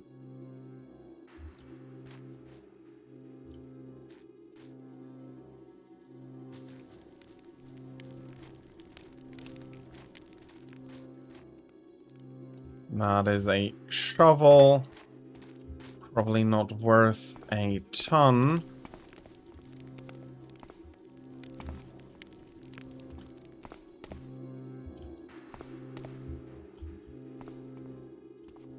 And there is some stuff over there. And again, you do have a map. This is it. Well, you do have certain... You do have a bit more information on some of the other levels, but you're a thief. You're a thief. You are trying to get in. You're trying to have an idea of what is going on. And at the same time, I mean, you're a thief, so you do want to have something to show for after all that effort. I see him standing over there.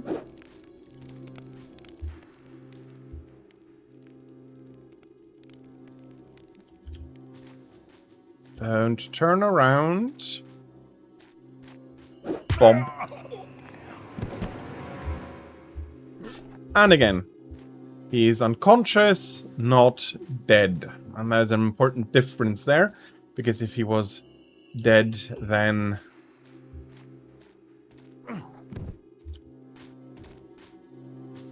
we would already have lost the mission.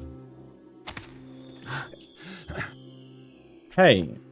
Okay, that's a goblet. That's not worth anything. We're just going to be throwing that about. That's another one. I don't think there's really anything valuable here. And he'll be sleeping in the corner over there until we're ready. Yeah, warm up and be ready to beat me a bit more into a pulp then. Or I'm pretty sure that is what you are going to do. When you're warmed up, and that is fine. I'm trying to showcase a game, not win a game.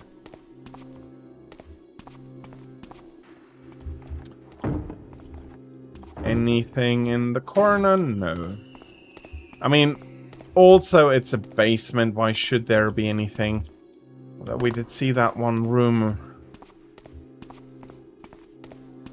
We did see that one room. I haven't gotten access to yet. That might be through here. No. No, not exactly.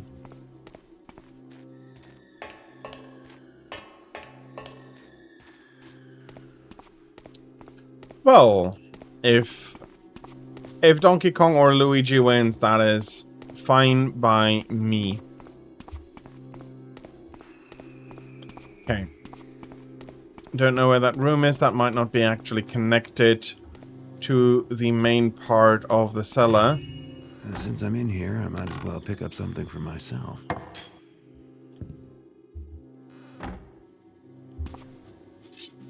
Have I managed to pick up something? Oh, I have already picked up a little bit. Not much, though.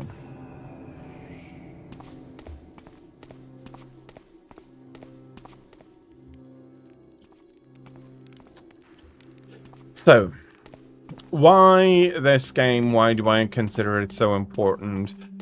Well,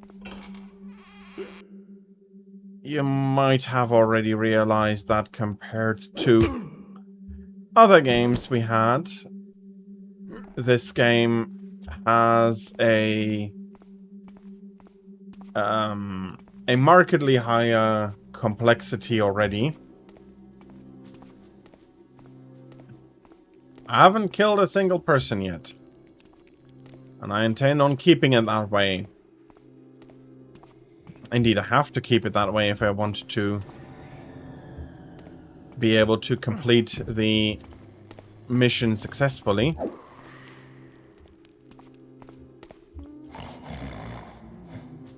Oh, there is somebody sleeping here.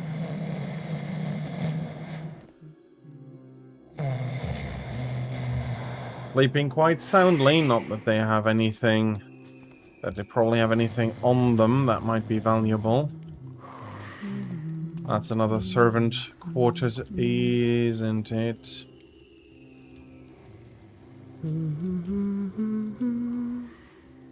The bee spam was crazy. What do you mean the bee spam was crazy?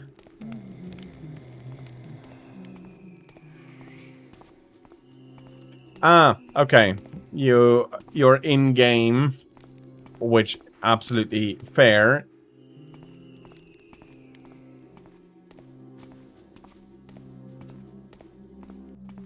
And somebody did some spamming there.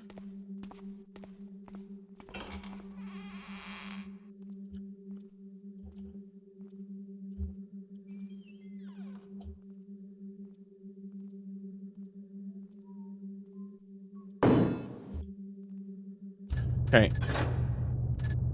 I just realized something. There's something in the controls.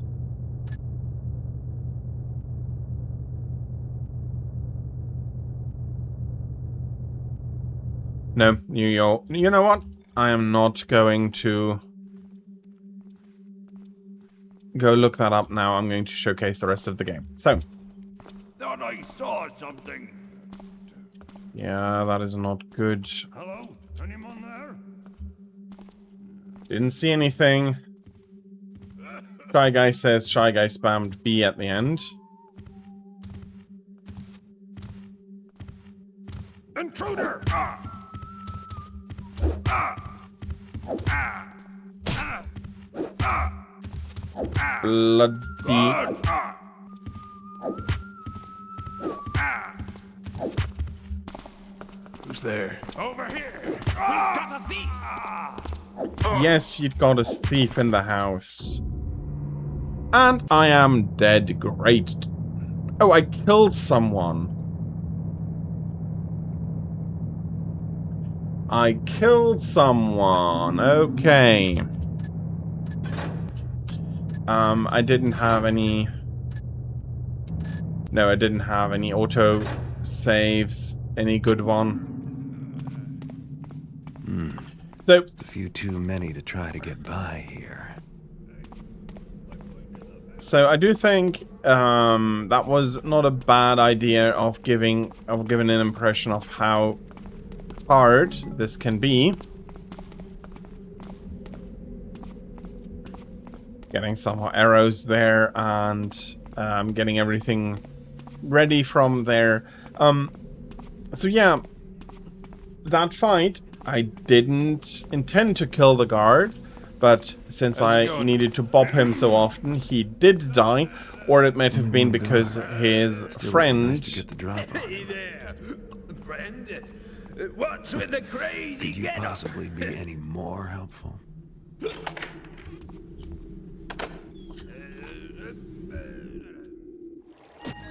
Because his friend had that strike after me, that he died.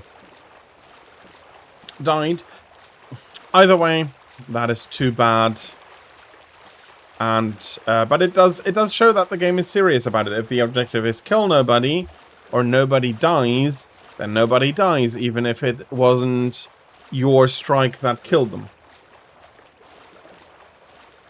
Split 2 due to lag, and you and Luigi are losing hard. That is unfortunate. Maybe in the end it's not going to be a battle fast. Between the three of us, but it's going to be a battle about who can, how we can survive, and What's wrong with us? Well, we're fine. But I've been thinking we should watch the outsides more. That's stupid. you didn't know how to stomp, so a lot of things coming together. No, then you catch them before they get inside you. I might also be saying, but wasn't sure on how to stomp here.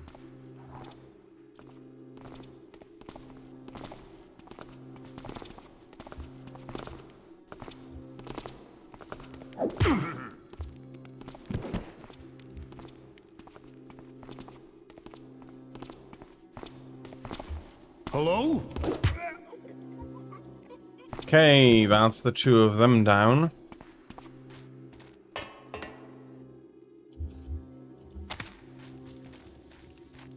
I'm not going to waste as much time as I had before.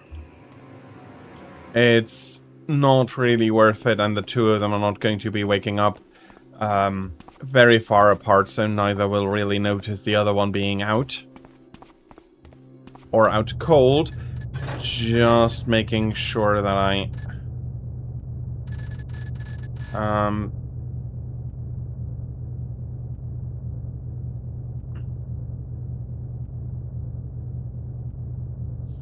Okay, I'm not sure about the quick load, quick save.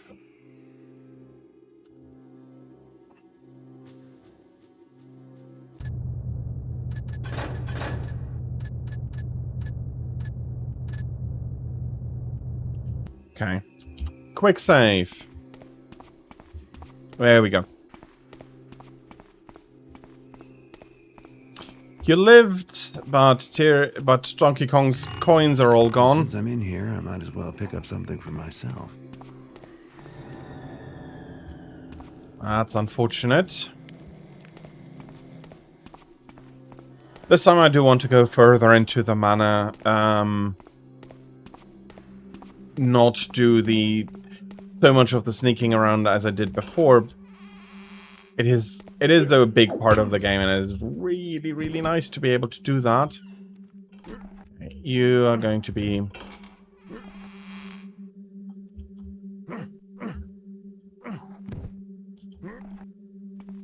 You are going to be coming along with me, and you're going to take a nap just there, so don't you worry. You're not going to be catching a heat stroke.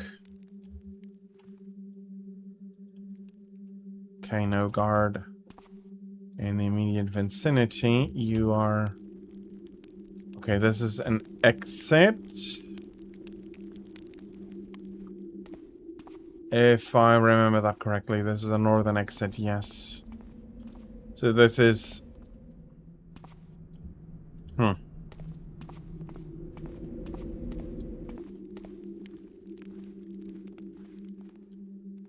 That's already good to know. But before we...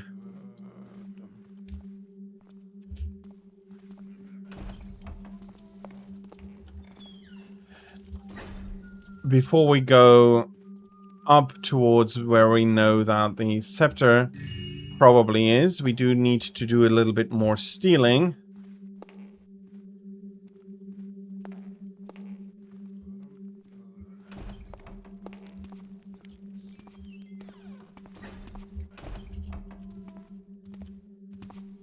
Who's there?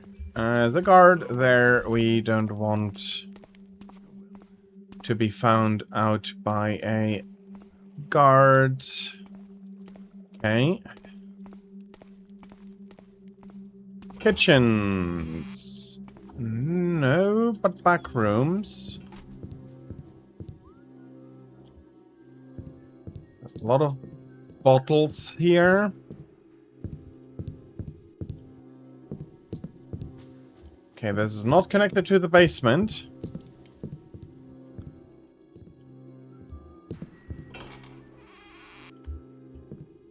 Ah, but it is connected to the kitchens. There I can see the kitchens.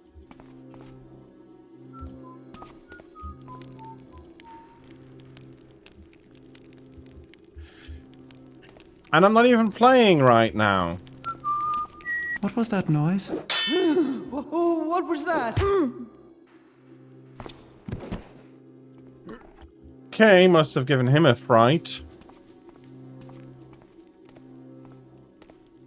Must have really given him a fright. Luckily, he didn't push the issue.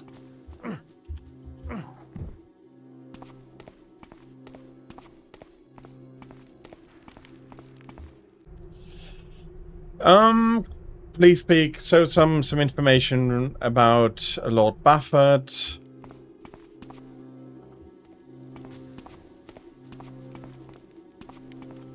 And there we have something. What is it doing in the kitchens? I personally do know what it is doing here.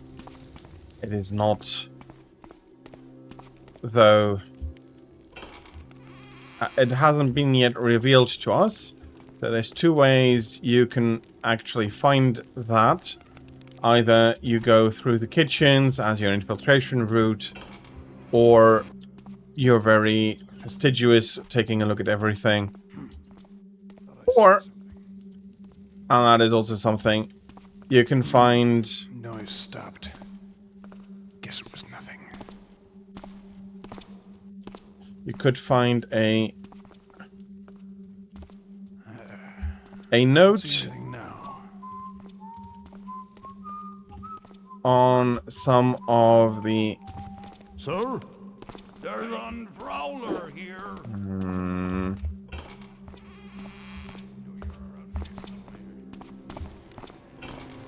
Look, I don't want to stay here.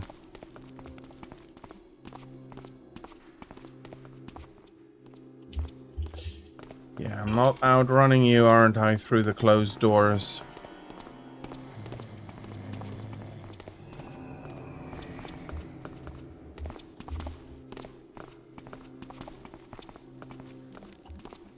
Yeah. That is going to be another death, and he's killing us very quickly in this mode. Menu, load, quick save.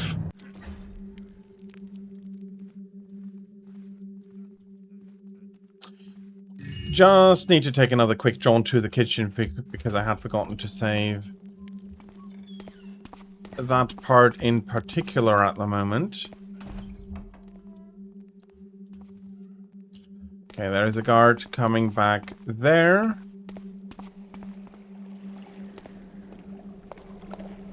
The question is there anybody on the balcony? Nothing here now.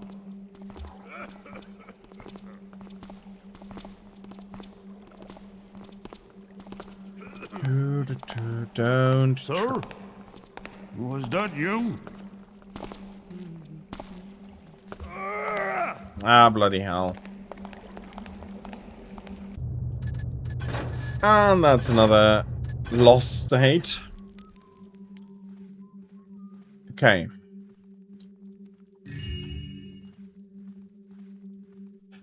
Yeah, not great, but I am rushing it a little bit. Which also does showcase one thing. You do need to take this game seriously, or the game is going to have a large amount of trouble for you. So, the game in its style is what has become known as an immersive sim. So, the idea is that a lot of things are... What's that in the shadow? A lot of things are interactable. Guards are going to be reacting to bodies, are going to be reacting to broken items, they're going to be reacting to noise, they're going to be reacting to a ton of different things, and whoever you were, you're quite the brave one, aren't you? Just a servant.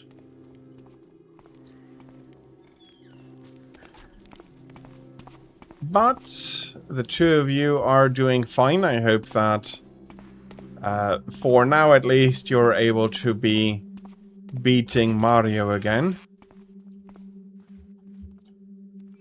Okay, there is no guard standing here immediately, but we do need to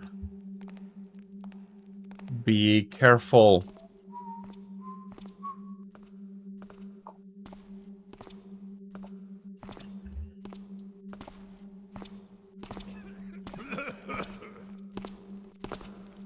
Oh, he's coming this way. Don't move! Okay, luckily that's still counted as a surprise.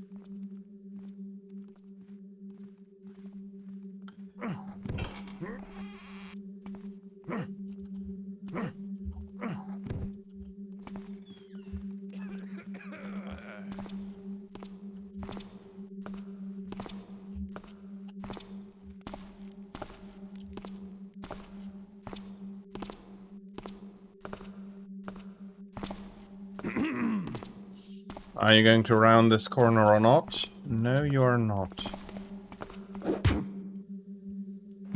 But you're also going to be taking another nap now. And I'll be bringing him to about the same place as I brought the other body. And I probably better close the door.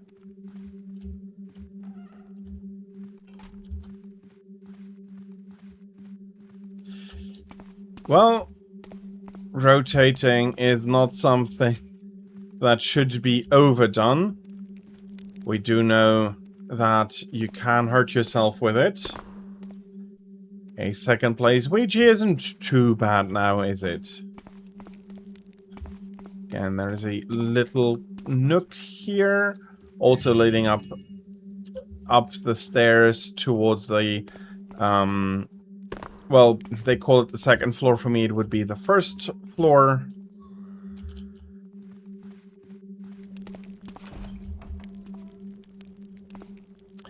No coins, Donkey Kong. I hope that is not going to be too troublesome. And there is another valuable for us to steal. Let me see. Where are we at? We're at 230 gold to have stolen.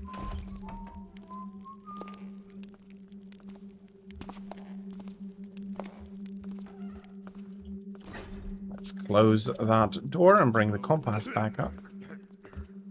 Seems peaceful enough now.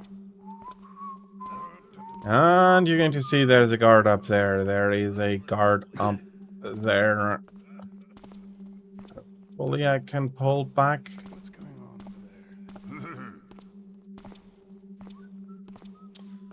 Out from his point of view.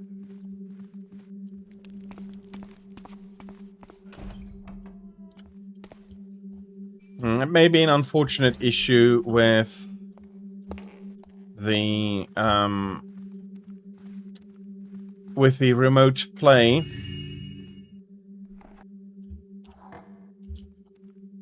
But we'll still give it a good try before we give up on it. Okay, that's another coming one around here. Thought I saw something.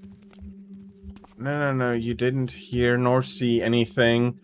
Drake, hello, welcome in. I hope you had a fantastic Saturday and that you can be looking forward to a great Saturday evening for yourself.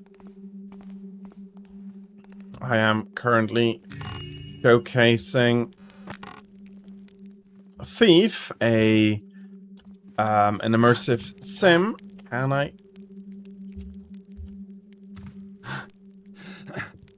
Let's step onto there. 10 never more than 10 coins per game. That's not a ton.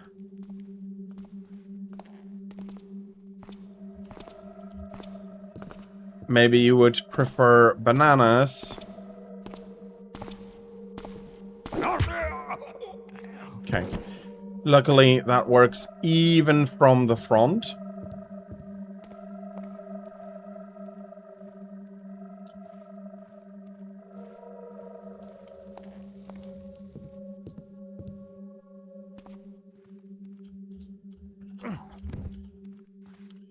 But I am pretty sure there's more to be had on the ground floor.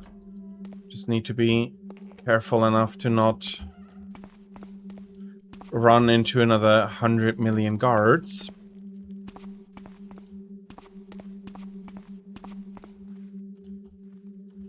And this is just a room with some food stored.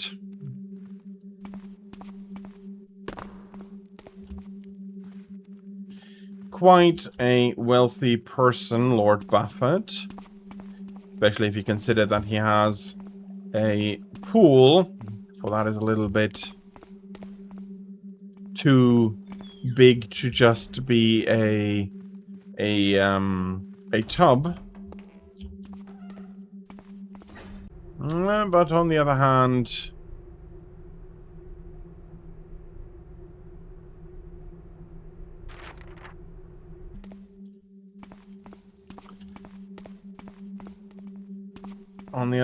though, I do feel like I have gone all the way around here at least once.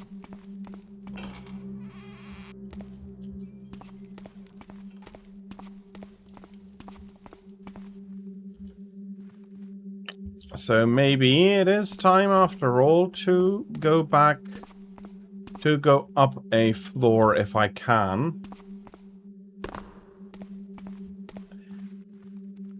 Well, I hope that they are going to be proving useful on your journey, Tira. Wink, and there's another pot for me to steal. Oh.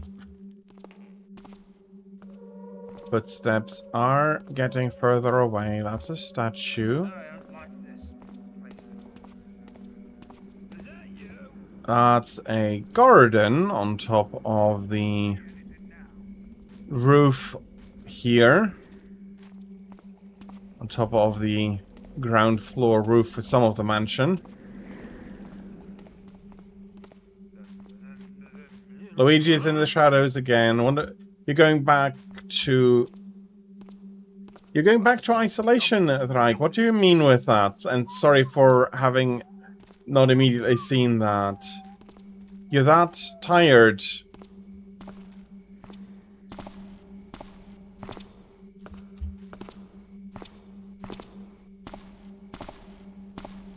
What's that?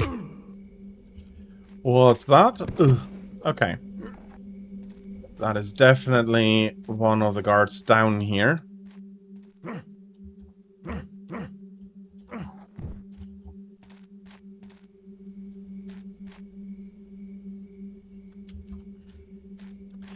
Okay. So, immersive sims are kind of a big deal because the 3D environment allows you to build environments such as this manor, which is, on one half, actually a believable house, where maybe you wouldn't want to live in it exactly.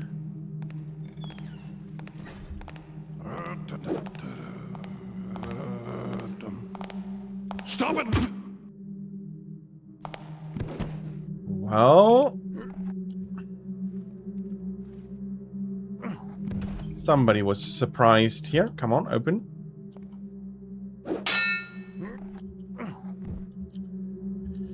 The door opens outward.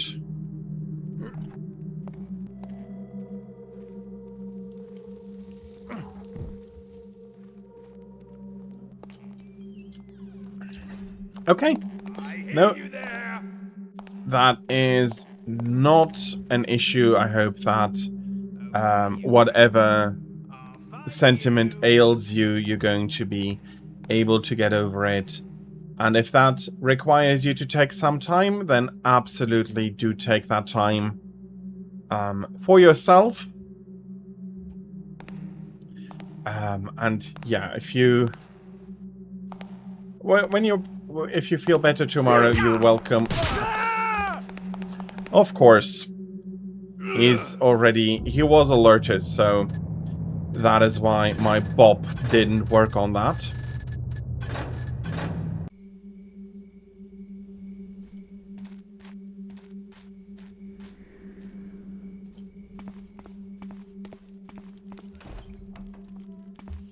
But yeah, that is absolutely fine, Draig. Thank you for being here, even for that short while, even if, you know, didn't really feel like it. Thank you very much for that, and I hope that you're going to be feeling better. Take care of yourself right now, first and foremost, Draig.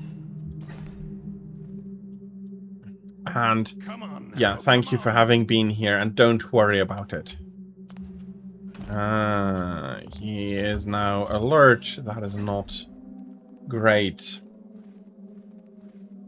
So, yeah, you see that the state of the guards and everything does matter quite a bit. And if they are alerted or if they are careful, then you are going to have more trouble knocking them out or sneaking around them, or to be sneaking around them. Show yourself. Can I be quick enough to the side of the fire? Hello? Yes, I can. Don't know what it was. Okay, you're going back, if I see that correctly? No.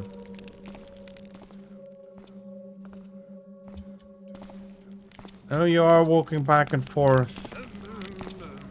Hey, who are you? What's that? Who goes? Who's there? Oh. Stand forth and declare yourself. Okay. That has been seen. There's nothing I'm going to be doing about that. Yeah, he is coming, and he is coming quickly.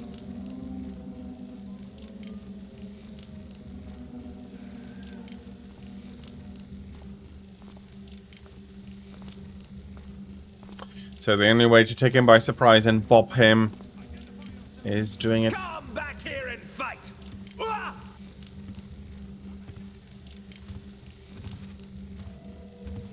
That was your last chance. And he's got me.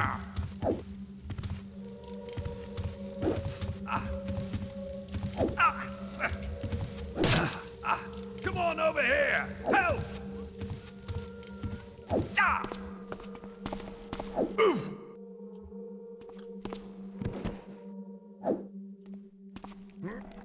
Okay, he is unconscious after all that.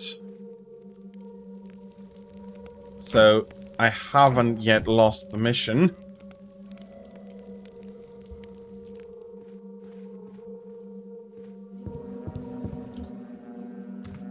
Okay. I think it is pretty clear that that stealth is quite serious in this game. I am not going to survive many of those, especially with with stronger guards later on. So, sneaking all about and getting them unawares is quite important. And at least nobody's watching the entrance from above right now. I still do want to find the other guard that I managed to be knocking out before.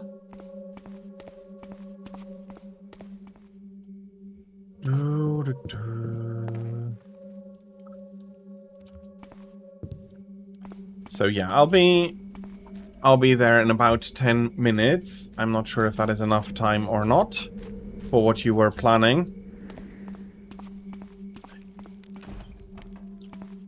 But also, taking a quick look at my objectives, I haven't stolen enough. I managed to get in, haven't stolen anything yet, haven't stolen the scepter yet. Just for show. But, and as such, I still need to find a few more valuable a few more valuable items. I am at 700 and something now. Okay, I have enough loot now.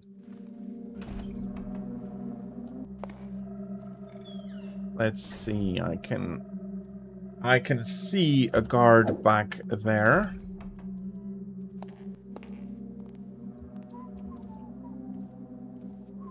He should be suspicious of the open door, though.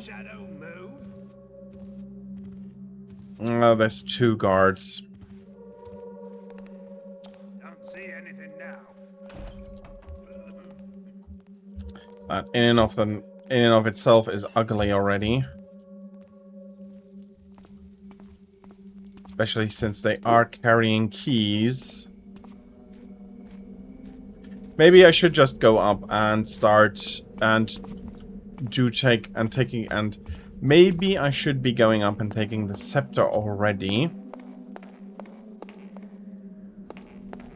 And I'm not sure this is just going to... Yeah, this is just going to deposit me back down on the other wing.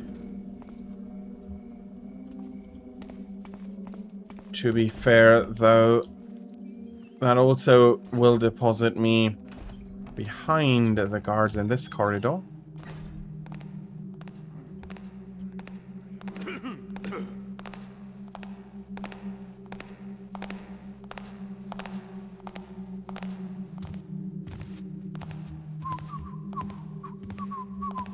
And there is a guard immediately behind the first one.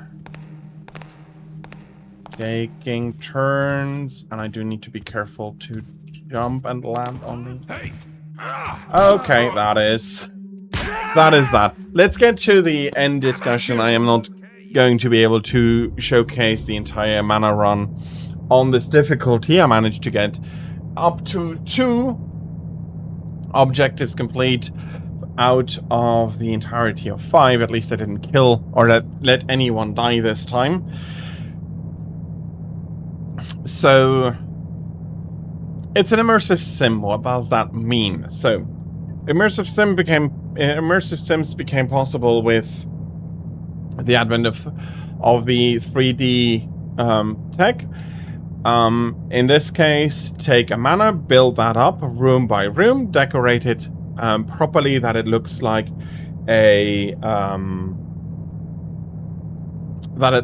a complete livable environment, a logical environment where the guards have purpose, where the objects might be strewn around a little bit, like in this case there might be a servant that wants to have a little bit more and maybe steal something as well and deposits it, in this case, in the kitchen. You have a lot of you can interact with a lot of items. You can pick up the bottles, the glasses, throw them, make noise, as distractions, as traps, as...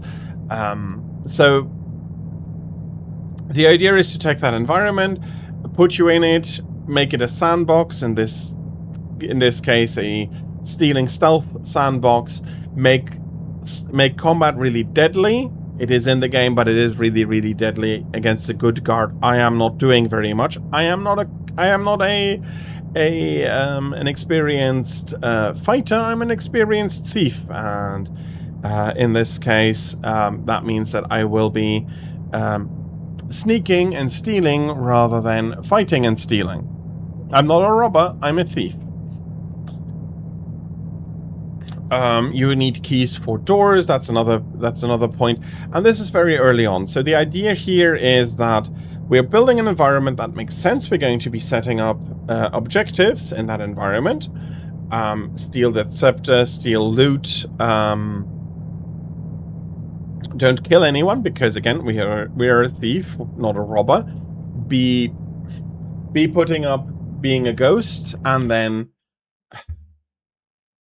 And that is... Okay. Okay. That is unfortunate. I did not pay enough attention to that, unfortunately. I am sorry, everybody. But yeah, the idea then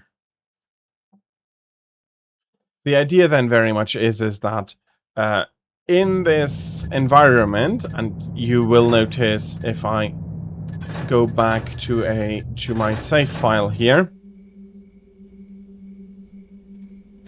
all you can hear are noises that make sense to be here. There's no background music, there is no there is no background music, there's not a choral singing and trying to get somebody's attention. No, all of those things don't make sense to be there. So you are sneaking about and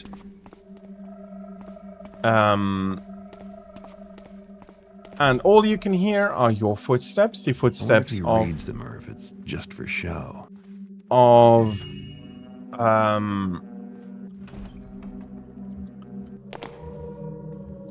the guards, and everything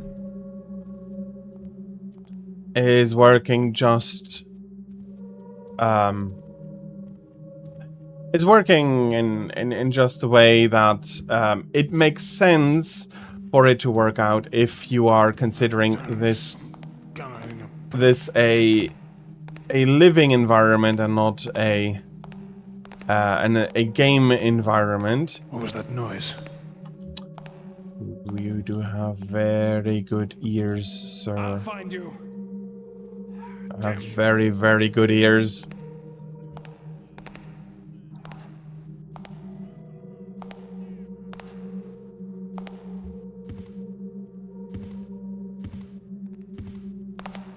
Okay, I am so happy he turned around there. Now. So again, tense moment coming about naturally because the guard heard me. Garrett is wearing tap shoes in this game after all, which...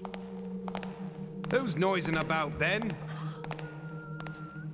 What's going on over there? Which to a certain degree I do find quite funny. You can't hide for long. That your own footsteps are so loud. But that is what makes this game and this series Too much coffees this morning. so feeling so exceptional, because it does not screw around. If you do not steal enough, you're not moving on. If you do not if you're not careful and you kill somebody, that's it. And it's not that these objectives are just, okay, you do it like this and that is going to be guaranteeing your victory. No, it is not. So this is the beginning, like, for me, I feel like this is the beginning of the immersive. Well, no, actually, System Shock started it. And then here we have that without the RPG elements, we're going to be a thief. We're going to be putting you into an environment where you need to be a thief, and we'll be going on from there, and we're going to build the interactions such that they make sense for the world that you're inhabiting. You can interact with objects, you can open doors, drag things around, and all of these things making sense. And then we go into we just put you into that environment as a sandbox and give you those objectives that you need to complete. But with that being said, we'll be going on to our penultimate break and onto our penultimate game. A few other people I'll be showcasing this game with are already ready. I am talking about Mario Party. There's again a good reason for why I have chosen that game, even if sometimes I might not exactly be able to enunciate it properly because I'm too focused on the game to be thinking of everything at the same time. But I'll be back after a short break, and we'll be showcasing Mario Party then.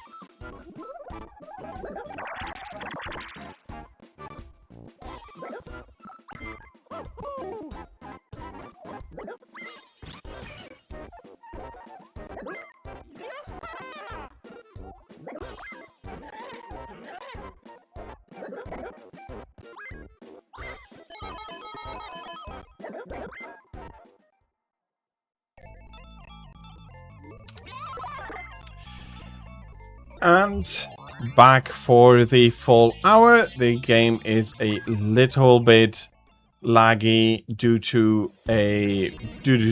some connection. I'm not exactly sure what it is. We'll be dealing with it because being able to showcase the game in a real group is a very nice thing, because this was a party game and I'm immediately going to be losing some coins. That is not what you want to see. Yoshi is going to gain the coins, and let's see how Luigi and Donkey Kong are going to be doing.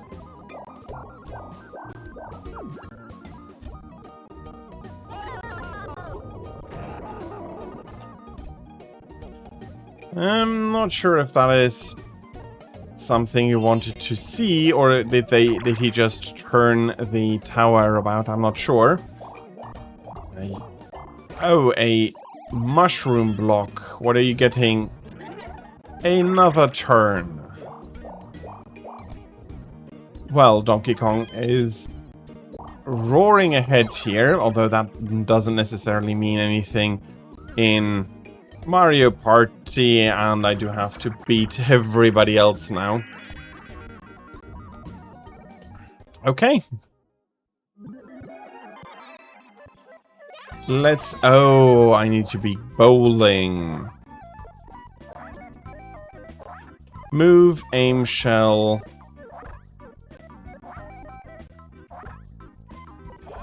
Well...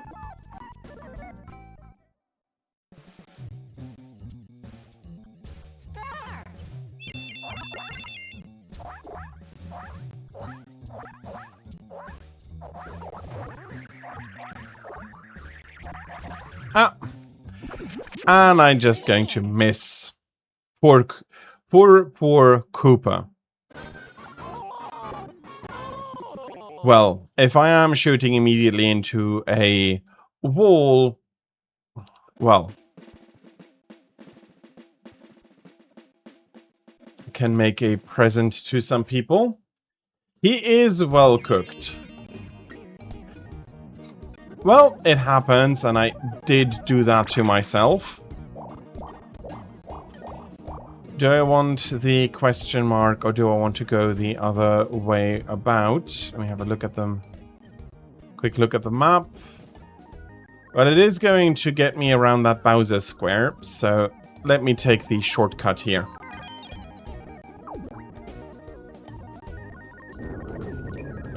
Turning the tower back to Toad.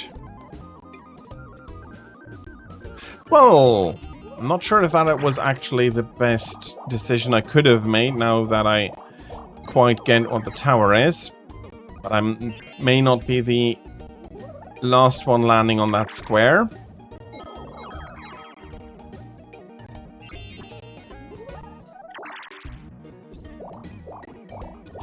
Ooh, what is Boo going to do to Donkey Kong here?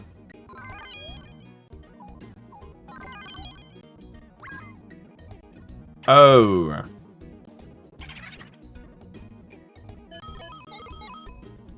Donkey Kong stole some coins from me. Getting up to the 20 coins he needs to be buying a star. And that is absolutely fair, Tira.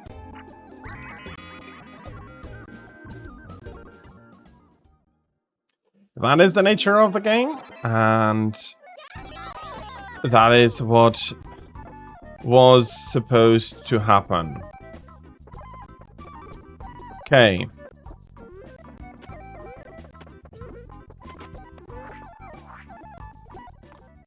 We need to screw in the audio.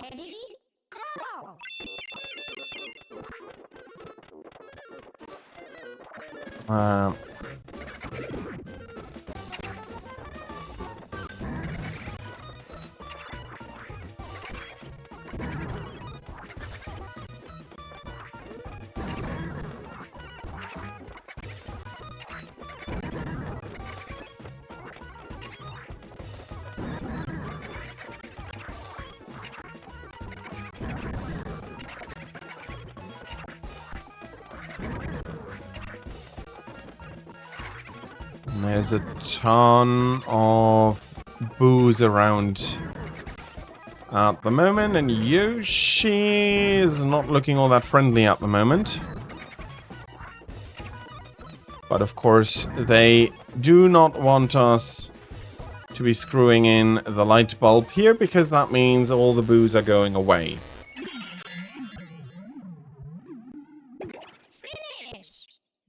That was indeed well done, and we managed to safely deliver the light bulb to the goal. Some coins for everybody. I'm still not advancing beyond 4th place, of course. And starting here may not be that great. And 6 is going to be bringing me past the... No, okay. It's not bringing me past the tower yet.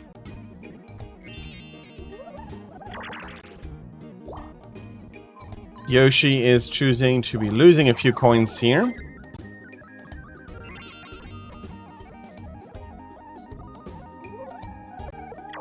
And yeah, this is a... It's a party game. There was a lot of... It was a new idea, being like, okay, we're going to have a game that is going to be exclusively for local multiplayer, but a mixture of competitive and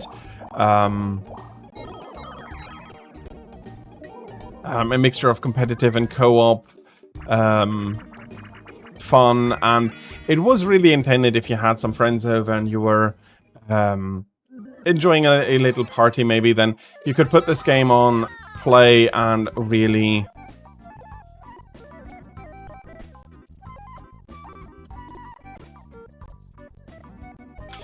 okay, so we are the prizes, and we don't want to be grabbed by...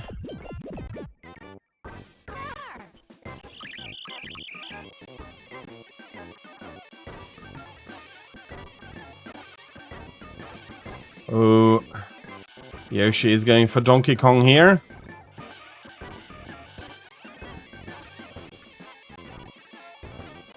Donkey Kong! Ooh, okay, not the pipe. Okay, and that is one poor Donkey Kong swallowed here.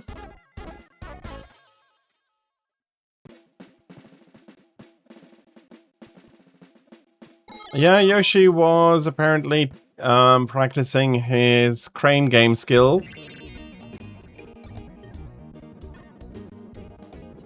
Okay.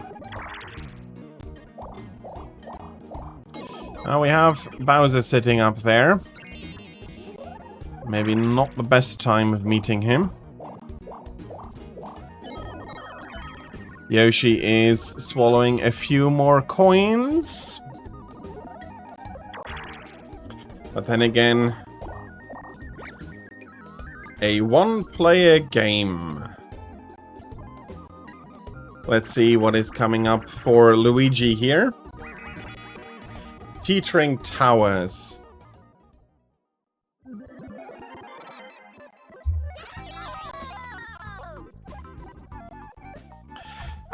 Tilting towers that you do need to get over.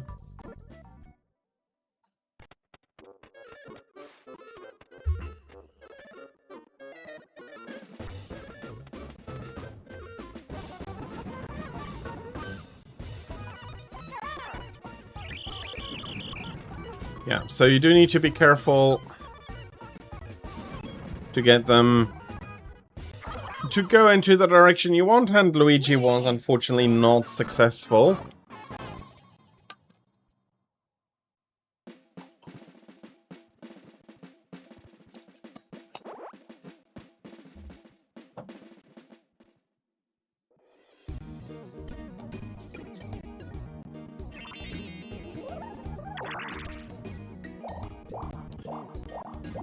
That it was unfortunate, and Donkey Kong is choosing not to have another single-player game for himself, it looks like. 4-player game, co-op, or versus game we'll be seeing. because the light bulb game was cooperative. Be part of the bandstand conduct.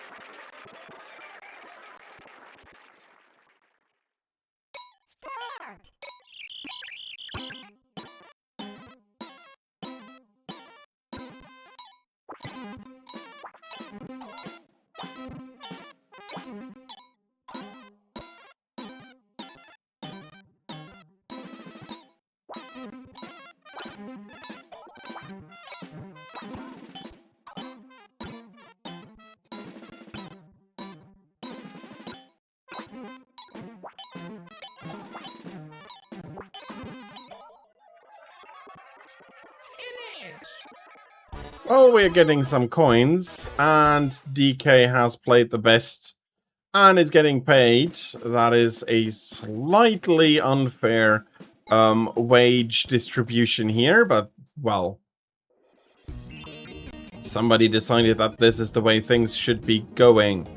Let me hope for a good number is 9.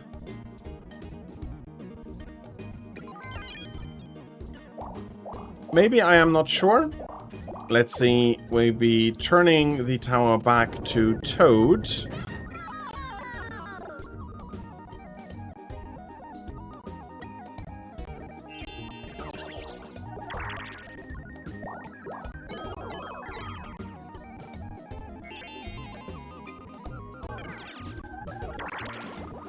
Ooh, how did that cost 10 coins to be using?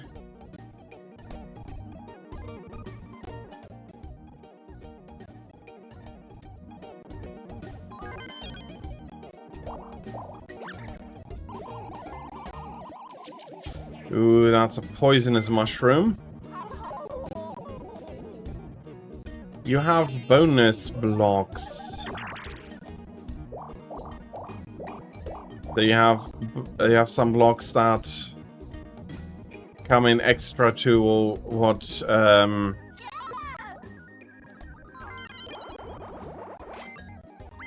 what others might. So some of the blocks might also give or remove coins from us. Okay. That is indeed a cool but unfortunate idea. And Koopa is going to bring Donkey Kong back. If that is the case, I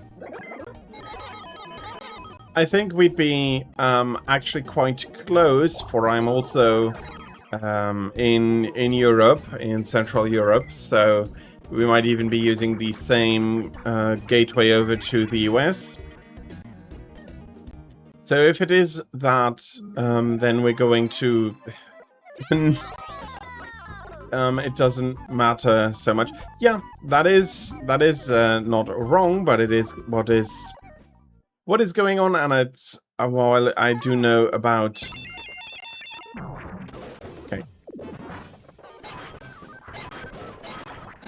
Okay, we just need to be punching boxes and not getting.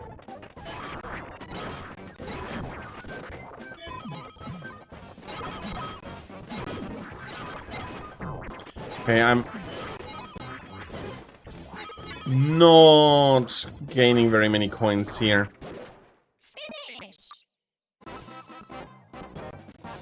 It is what it is. That could absolutely explain the lag that we have, some three-way lag going on between us. It is a little bit unfortunate, but it also shows that when you're trying to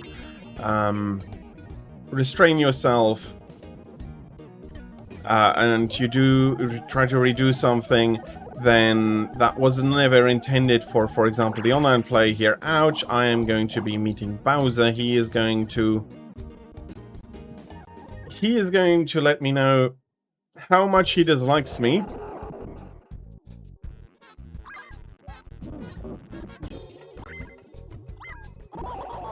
And I don't even have enough coins for the star, and he's taking everything.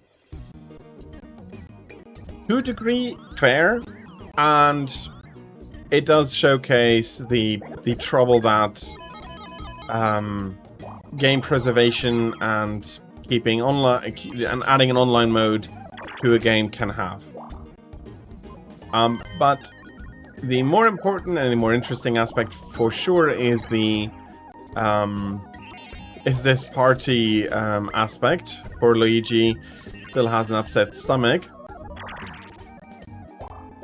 Really, to have a ton of mini games and have an enjoyable and make that an enjoyable or not so enjoyable if it kills your friends. If it kills your friendships, rather.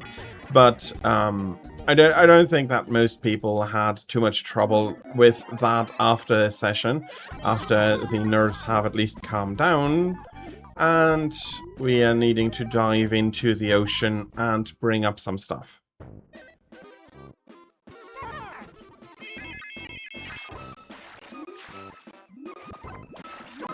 That's not what I wanted to do.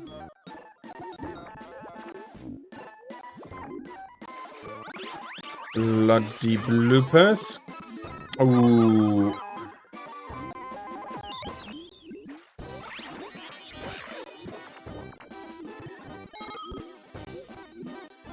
Not the shark again.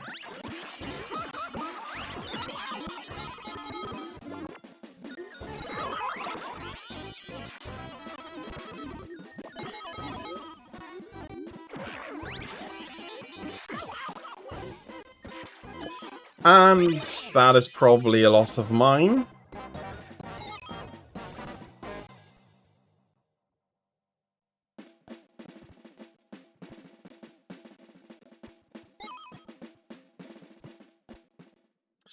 Yeah, 3 coins, not very much. I am rightfully in last place, and only moving 1 step here is not going to get me any closer to anything I would want. Yoshi, though, he might be able to get a star. Oh.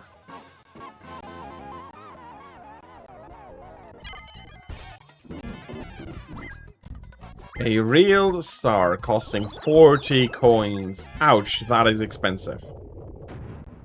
And I'm pretty sure that that would have... Does that take away a star? I don't quite remember. It might take away a star as well.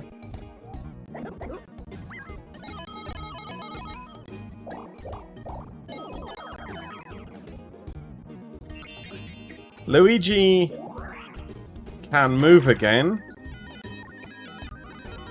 Oh. Okay, that is not really something you would want to see. Not as you were about to get to the area where you could buy a star finally, and then you get wished away and replaced by another player.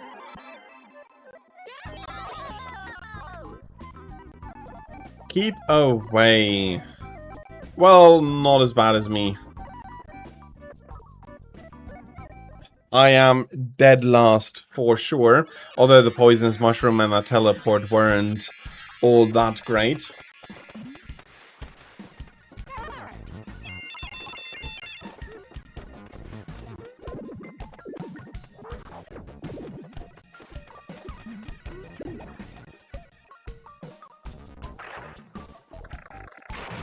And that seems to be Yoshi's victory, or is it our victory? Okay, it's a cooperative victory.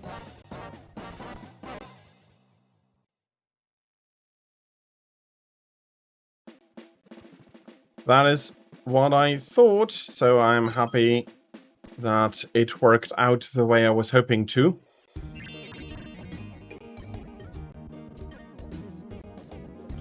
Let me get lucky with a 10. No, a 2. Well, maybe I can at least win in the game and get a little bit of money, a few coins here. Let's have a look.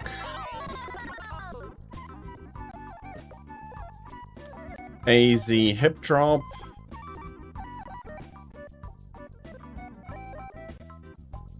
Okay.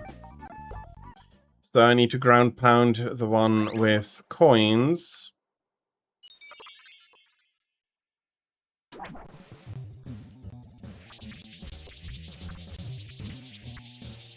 As long as they're not cheating, it should be possible to follow the right shell.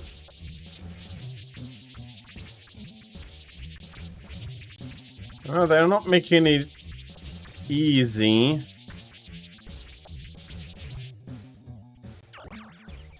And they've spun until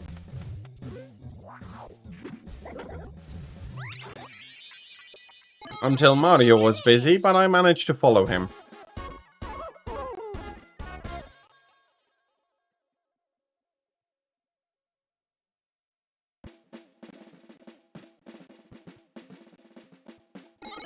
I would say that this has little to do with them being nice and just me being able to follow the Koopa.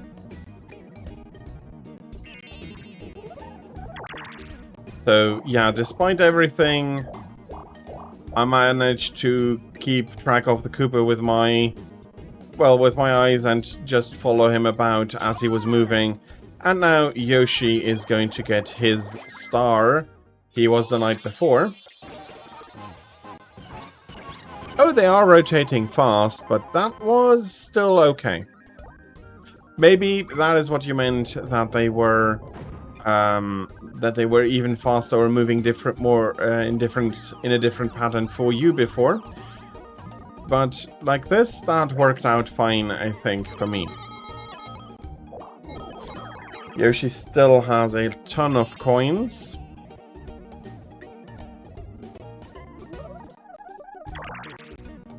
And Luigi is also up for the chance of a single-player game, Ghost Guess.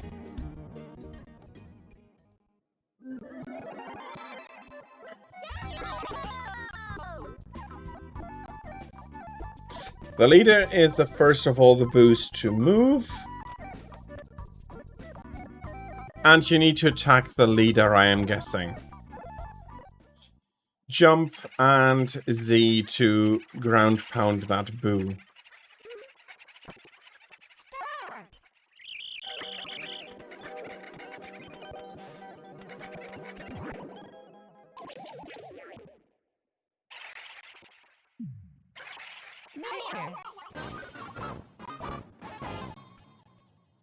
Okay.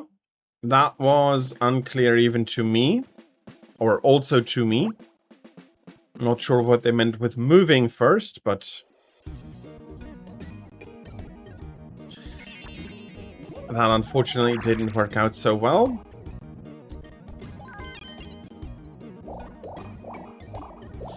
And DK is going to be losing a few coins here. A 1v3. Okay, so you just guess. Guessing can work if you get lucky.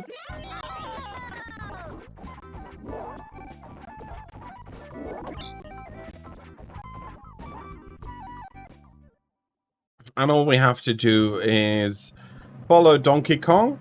Looking actually really cool here in your suit.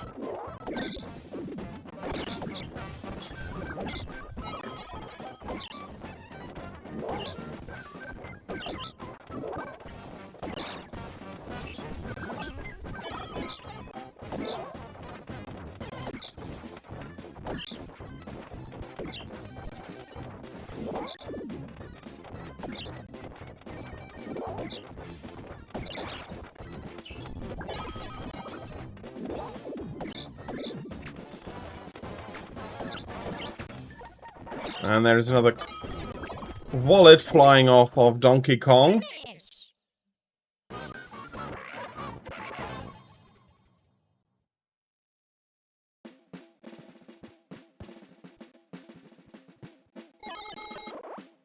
Yeah, it is slightly unfair that you do need to catch the coins afterwards. and Yoshi was pretty good on that, and that was a dice block that was only showing quite high numbers. And that is a dice block that is showing quite low numbers only. That is a normal one. Still getting a nice 10 and advancing over the board.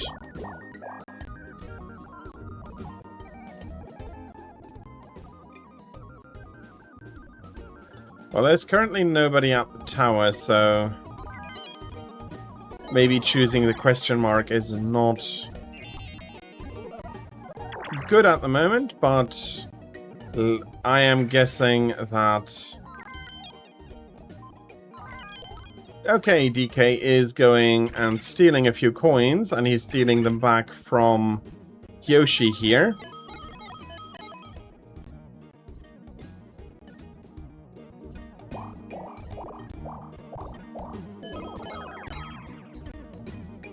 Another 4-player versus game.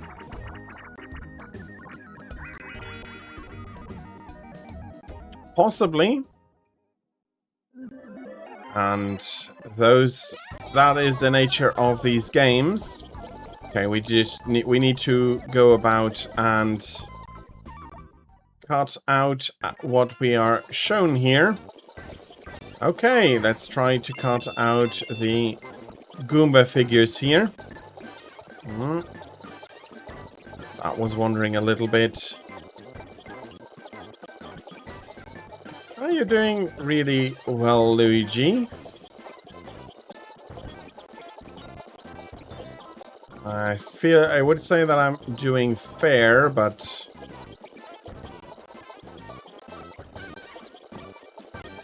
I think fair is the right way to put it.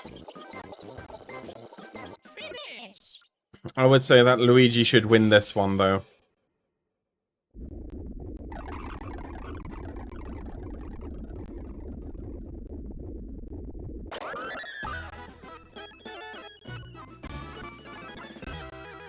But we were all accurate enough.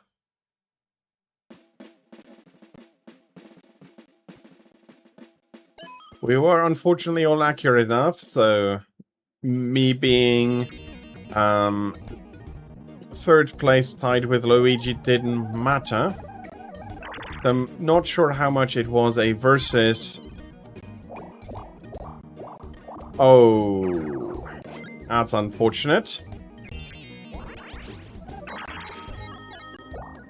And Luigi is getting a block where not only he gets to move, but he also gets some coins.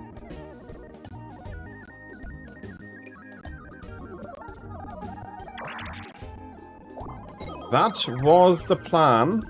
That was indeed the plan.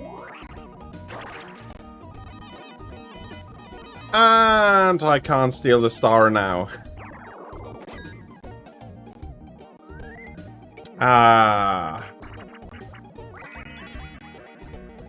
Donkey Kong is going to be stealing Yoshi's star now, probably.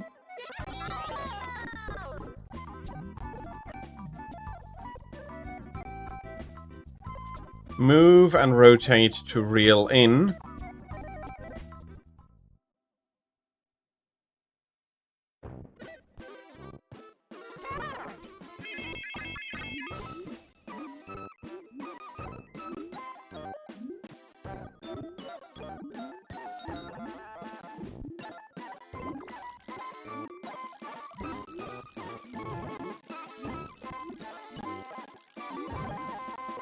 Come on.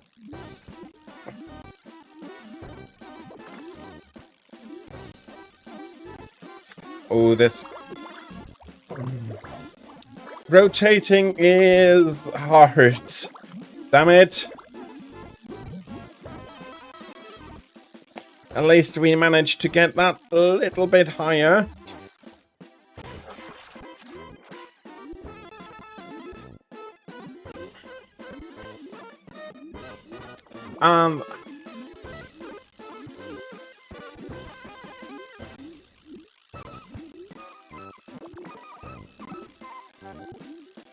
At least we're getting a smaller chest right now as well.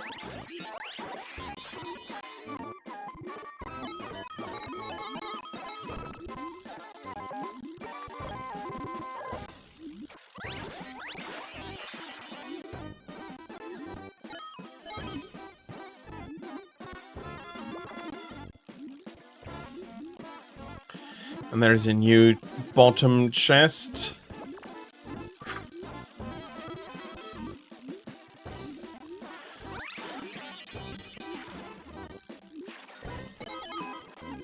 I see, you want to...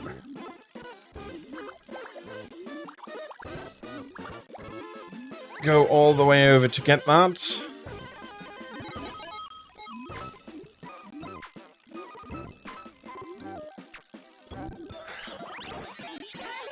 Okay, we still are getting that coin though. But we probably lost. Because I wasn't quite quick enough to reel you in. Well, we're getting some coins at least.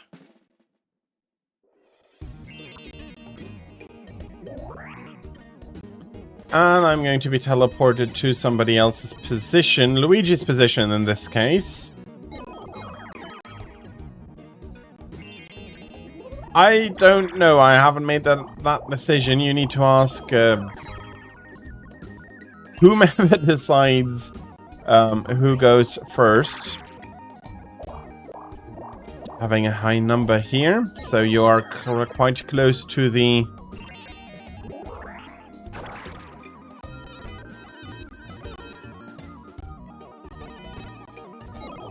And more teleportation shenanigans going on.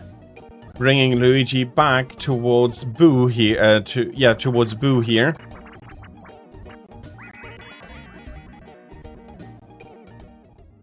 Adding a quite chaotic element here to this. The floor breaks away, and that is speeding up. Okay.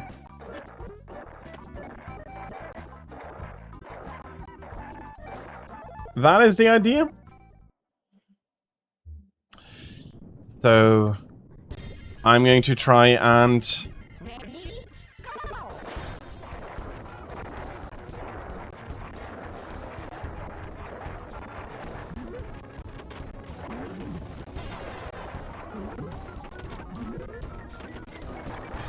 Ooh.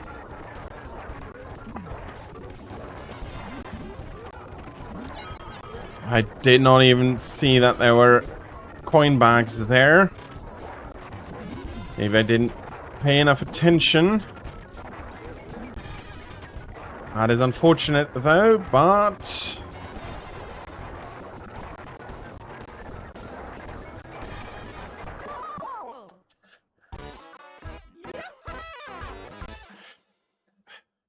Well, congratulations on that victory, Luigi.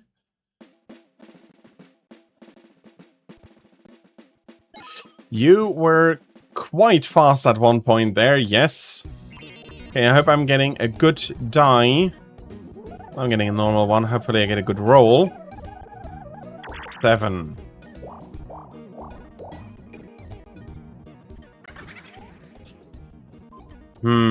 Yeah, let's steal a star from Yoshi. I need to pay a little bit, but Boo is going to be returning with a star for me.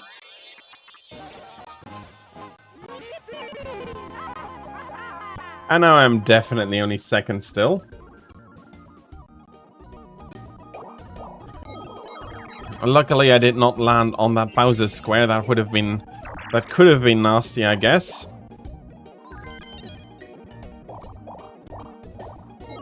Although, with how many coins he has, I'm betting that he's going to be stealing it right back.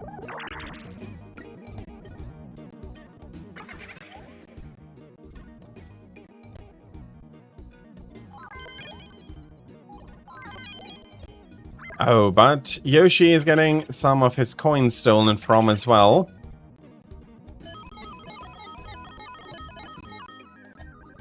Well, that wasn't a bad steal there. Ooh, that is unfortunate though.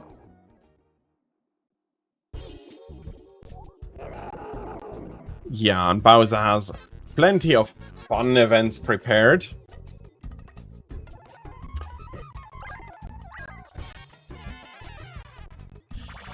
Ooh. Bowser's facelift. I'm not sure if that is. Ooh, okay. Need to get a minimum of points here, or we're going to be losing coins. Ooh, okay.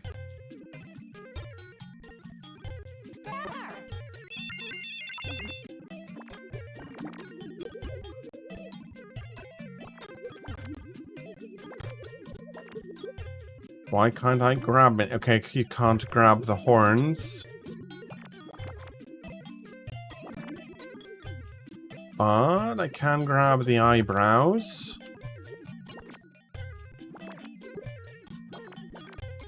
So, something like this?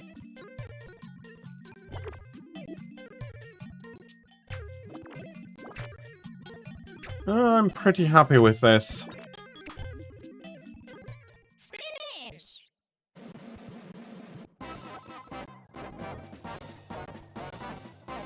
Ooh. How do you make somebody lose in this game? Unfortunately, Donkey Kong is losing some coins, so somebody is always going to be losing coins to Bowser there. Ooh, and that is also an unfortunate block.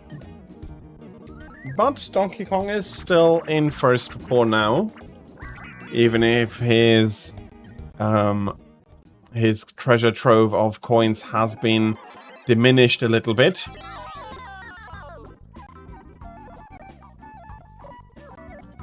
So Luigi needs to drop this into the... Or do we all need to do that?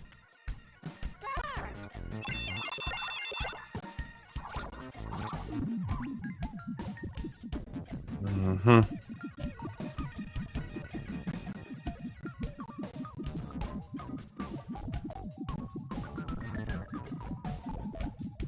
Going over one more, coming back, and... Oh, that is unfortunate.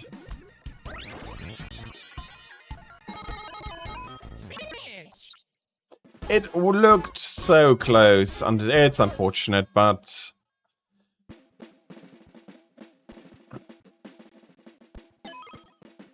It was indeed the worst person it could have been. Well, I am saying that and I have a star more than he does. And enough coins to hopefully buy another one, but I'm pretty sure that... Well, that's hard to say. He is probably going to want a star stolen. Oh no, you are not, you lousy dinosaur. He's not even stealing his own star back.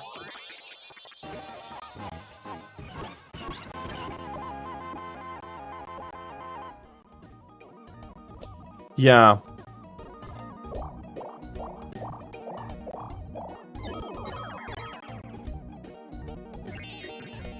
Let's hope that we can get revenge on that Yoshi.